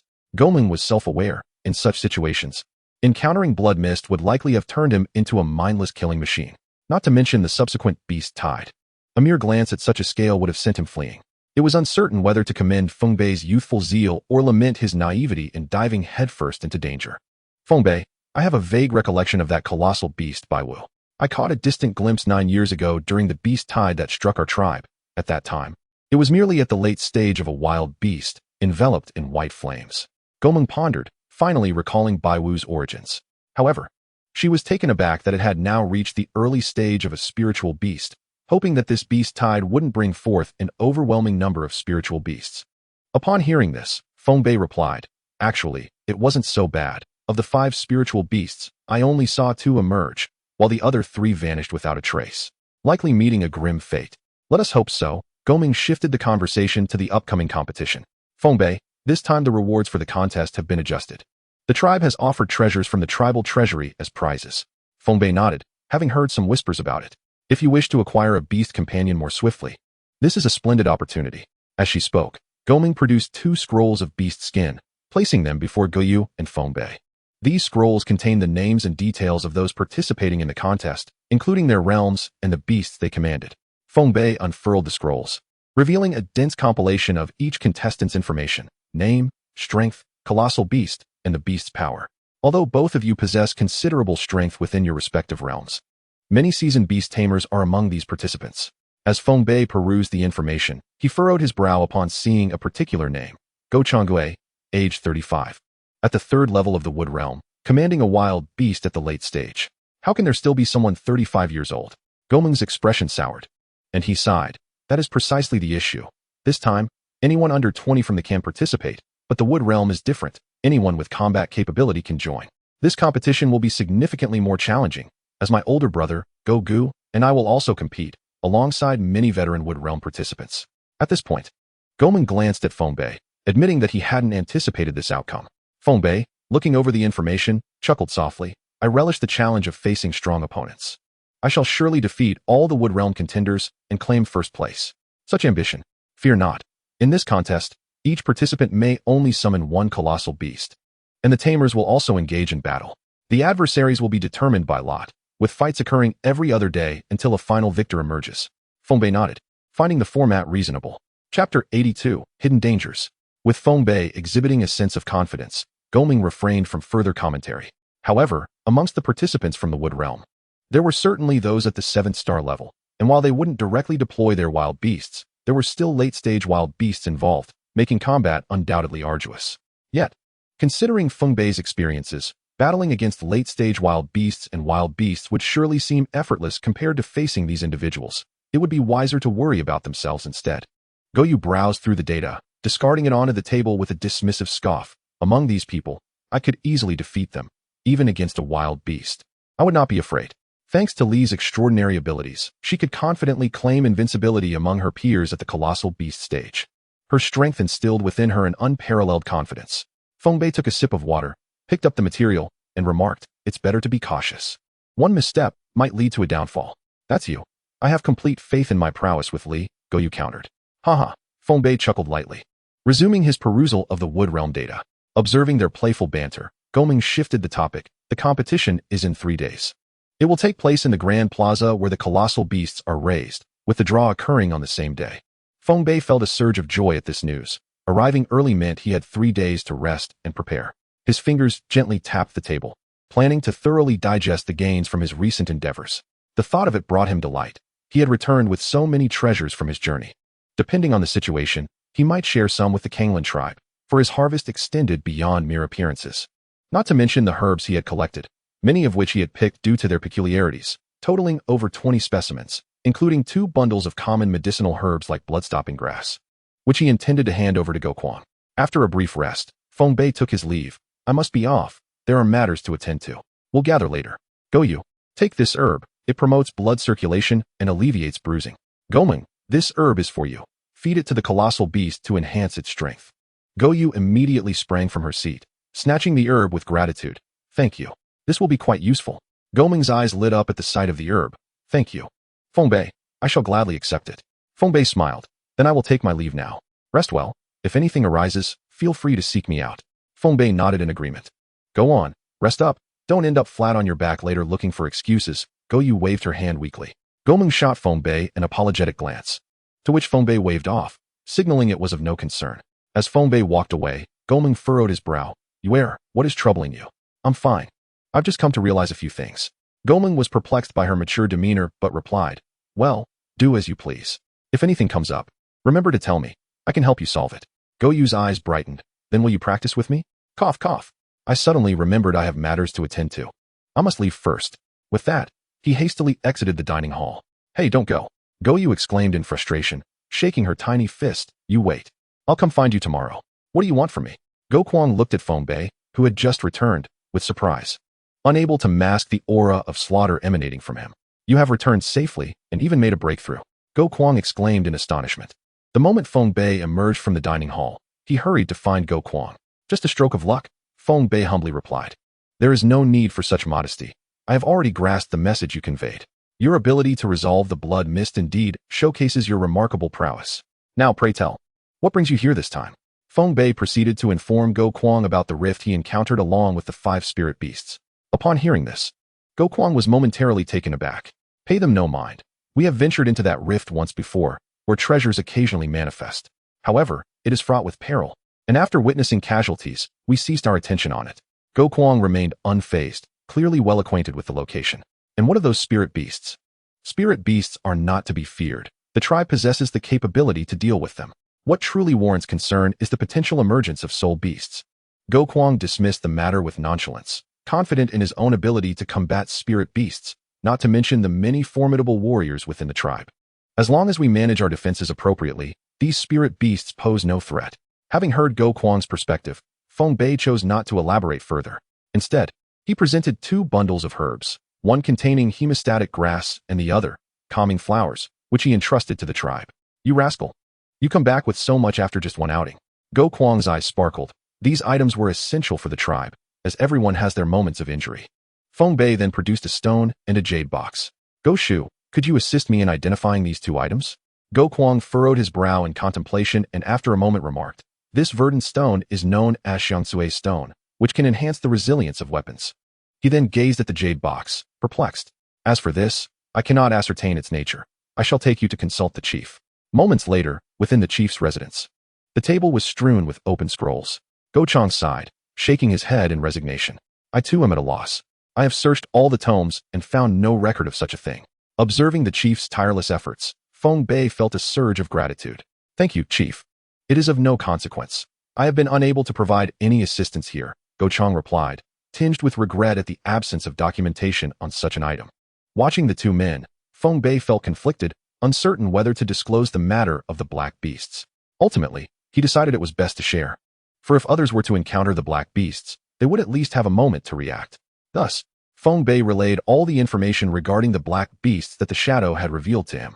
Clearly, this was the first time the two had learned of the black beasts, leaving them stunned into silence. Go Chang furrowed his brow in contemplation.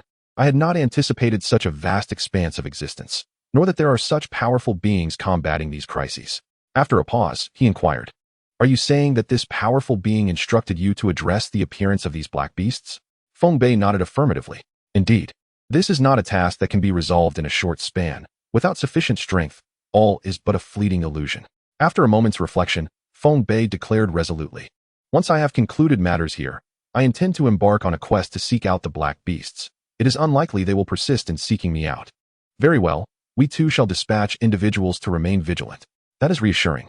Chief, may I inquire as to why there has been a sudden decision to alter the rules for this upcoming trial? Feng Bei asked, perplexed. The beast tide is set to arrive soon. We from the forest realm and the woodland realm must be at the forefront of the battle against it. However, we cannot manage the rear guard simultaneously. This time, we aim to ascertain whether there are capable individuals from the wood realm to shoulder this heavy responsibility, ready to assist my two sons in leading the tribe to safety. A beast tide?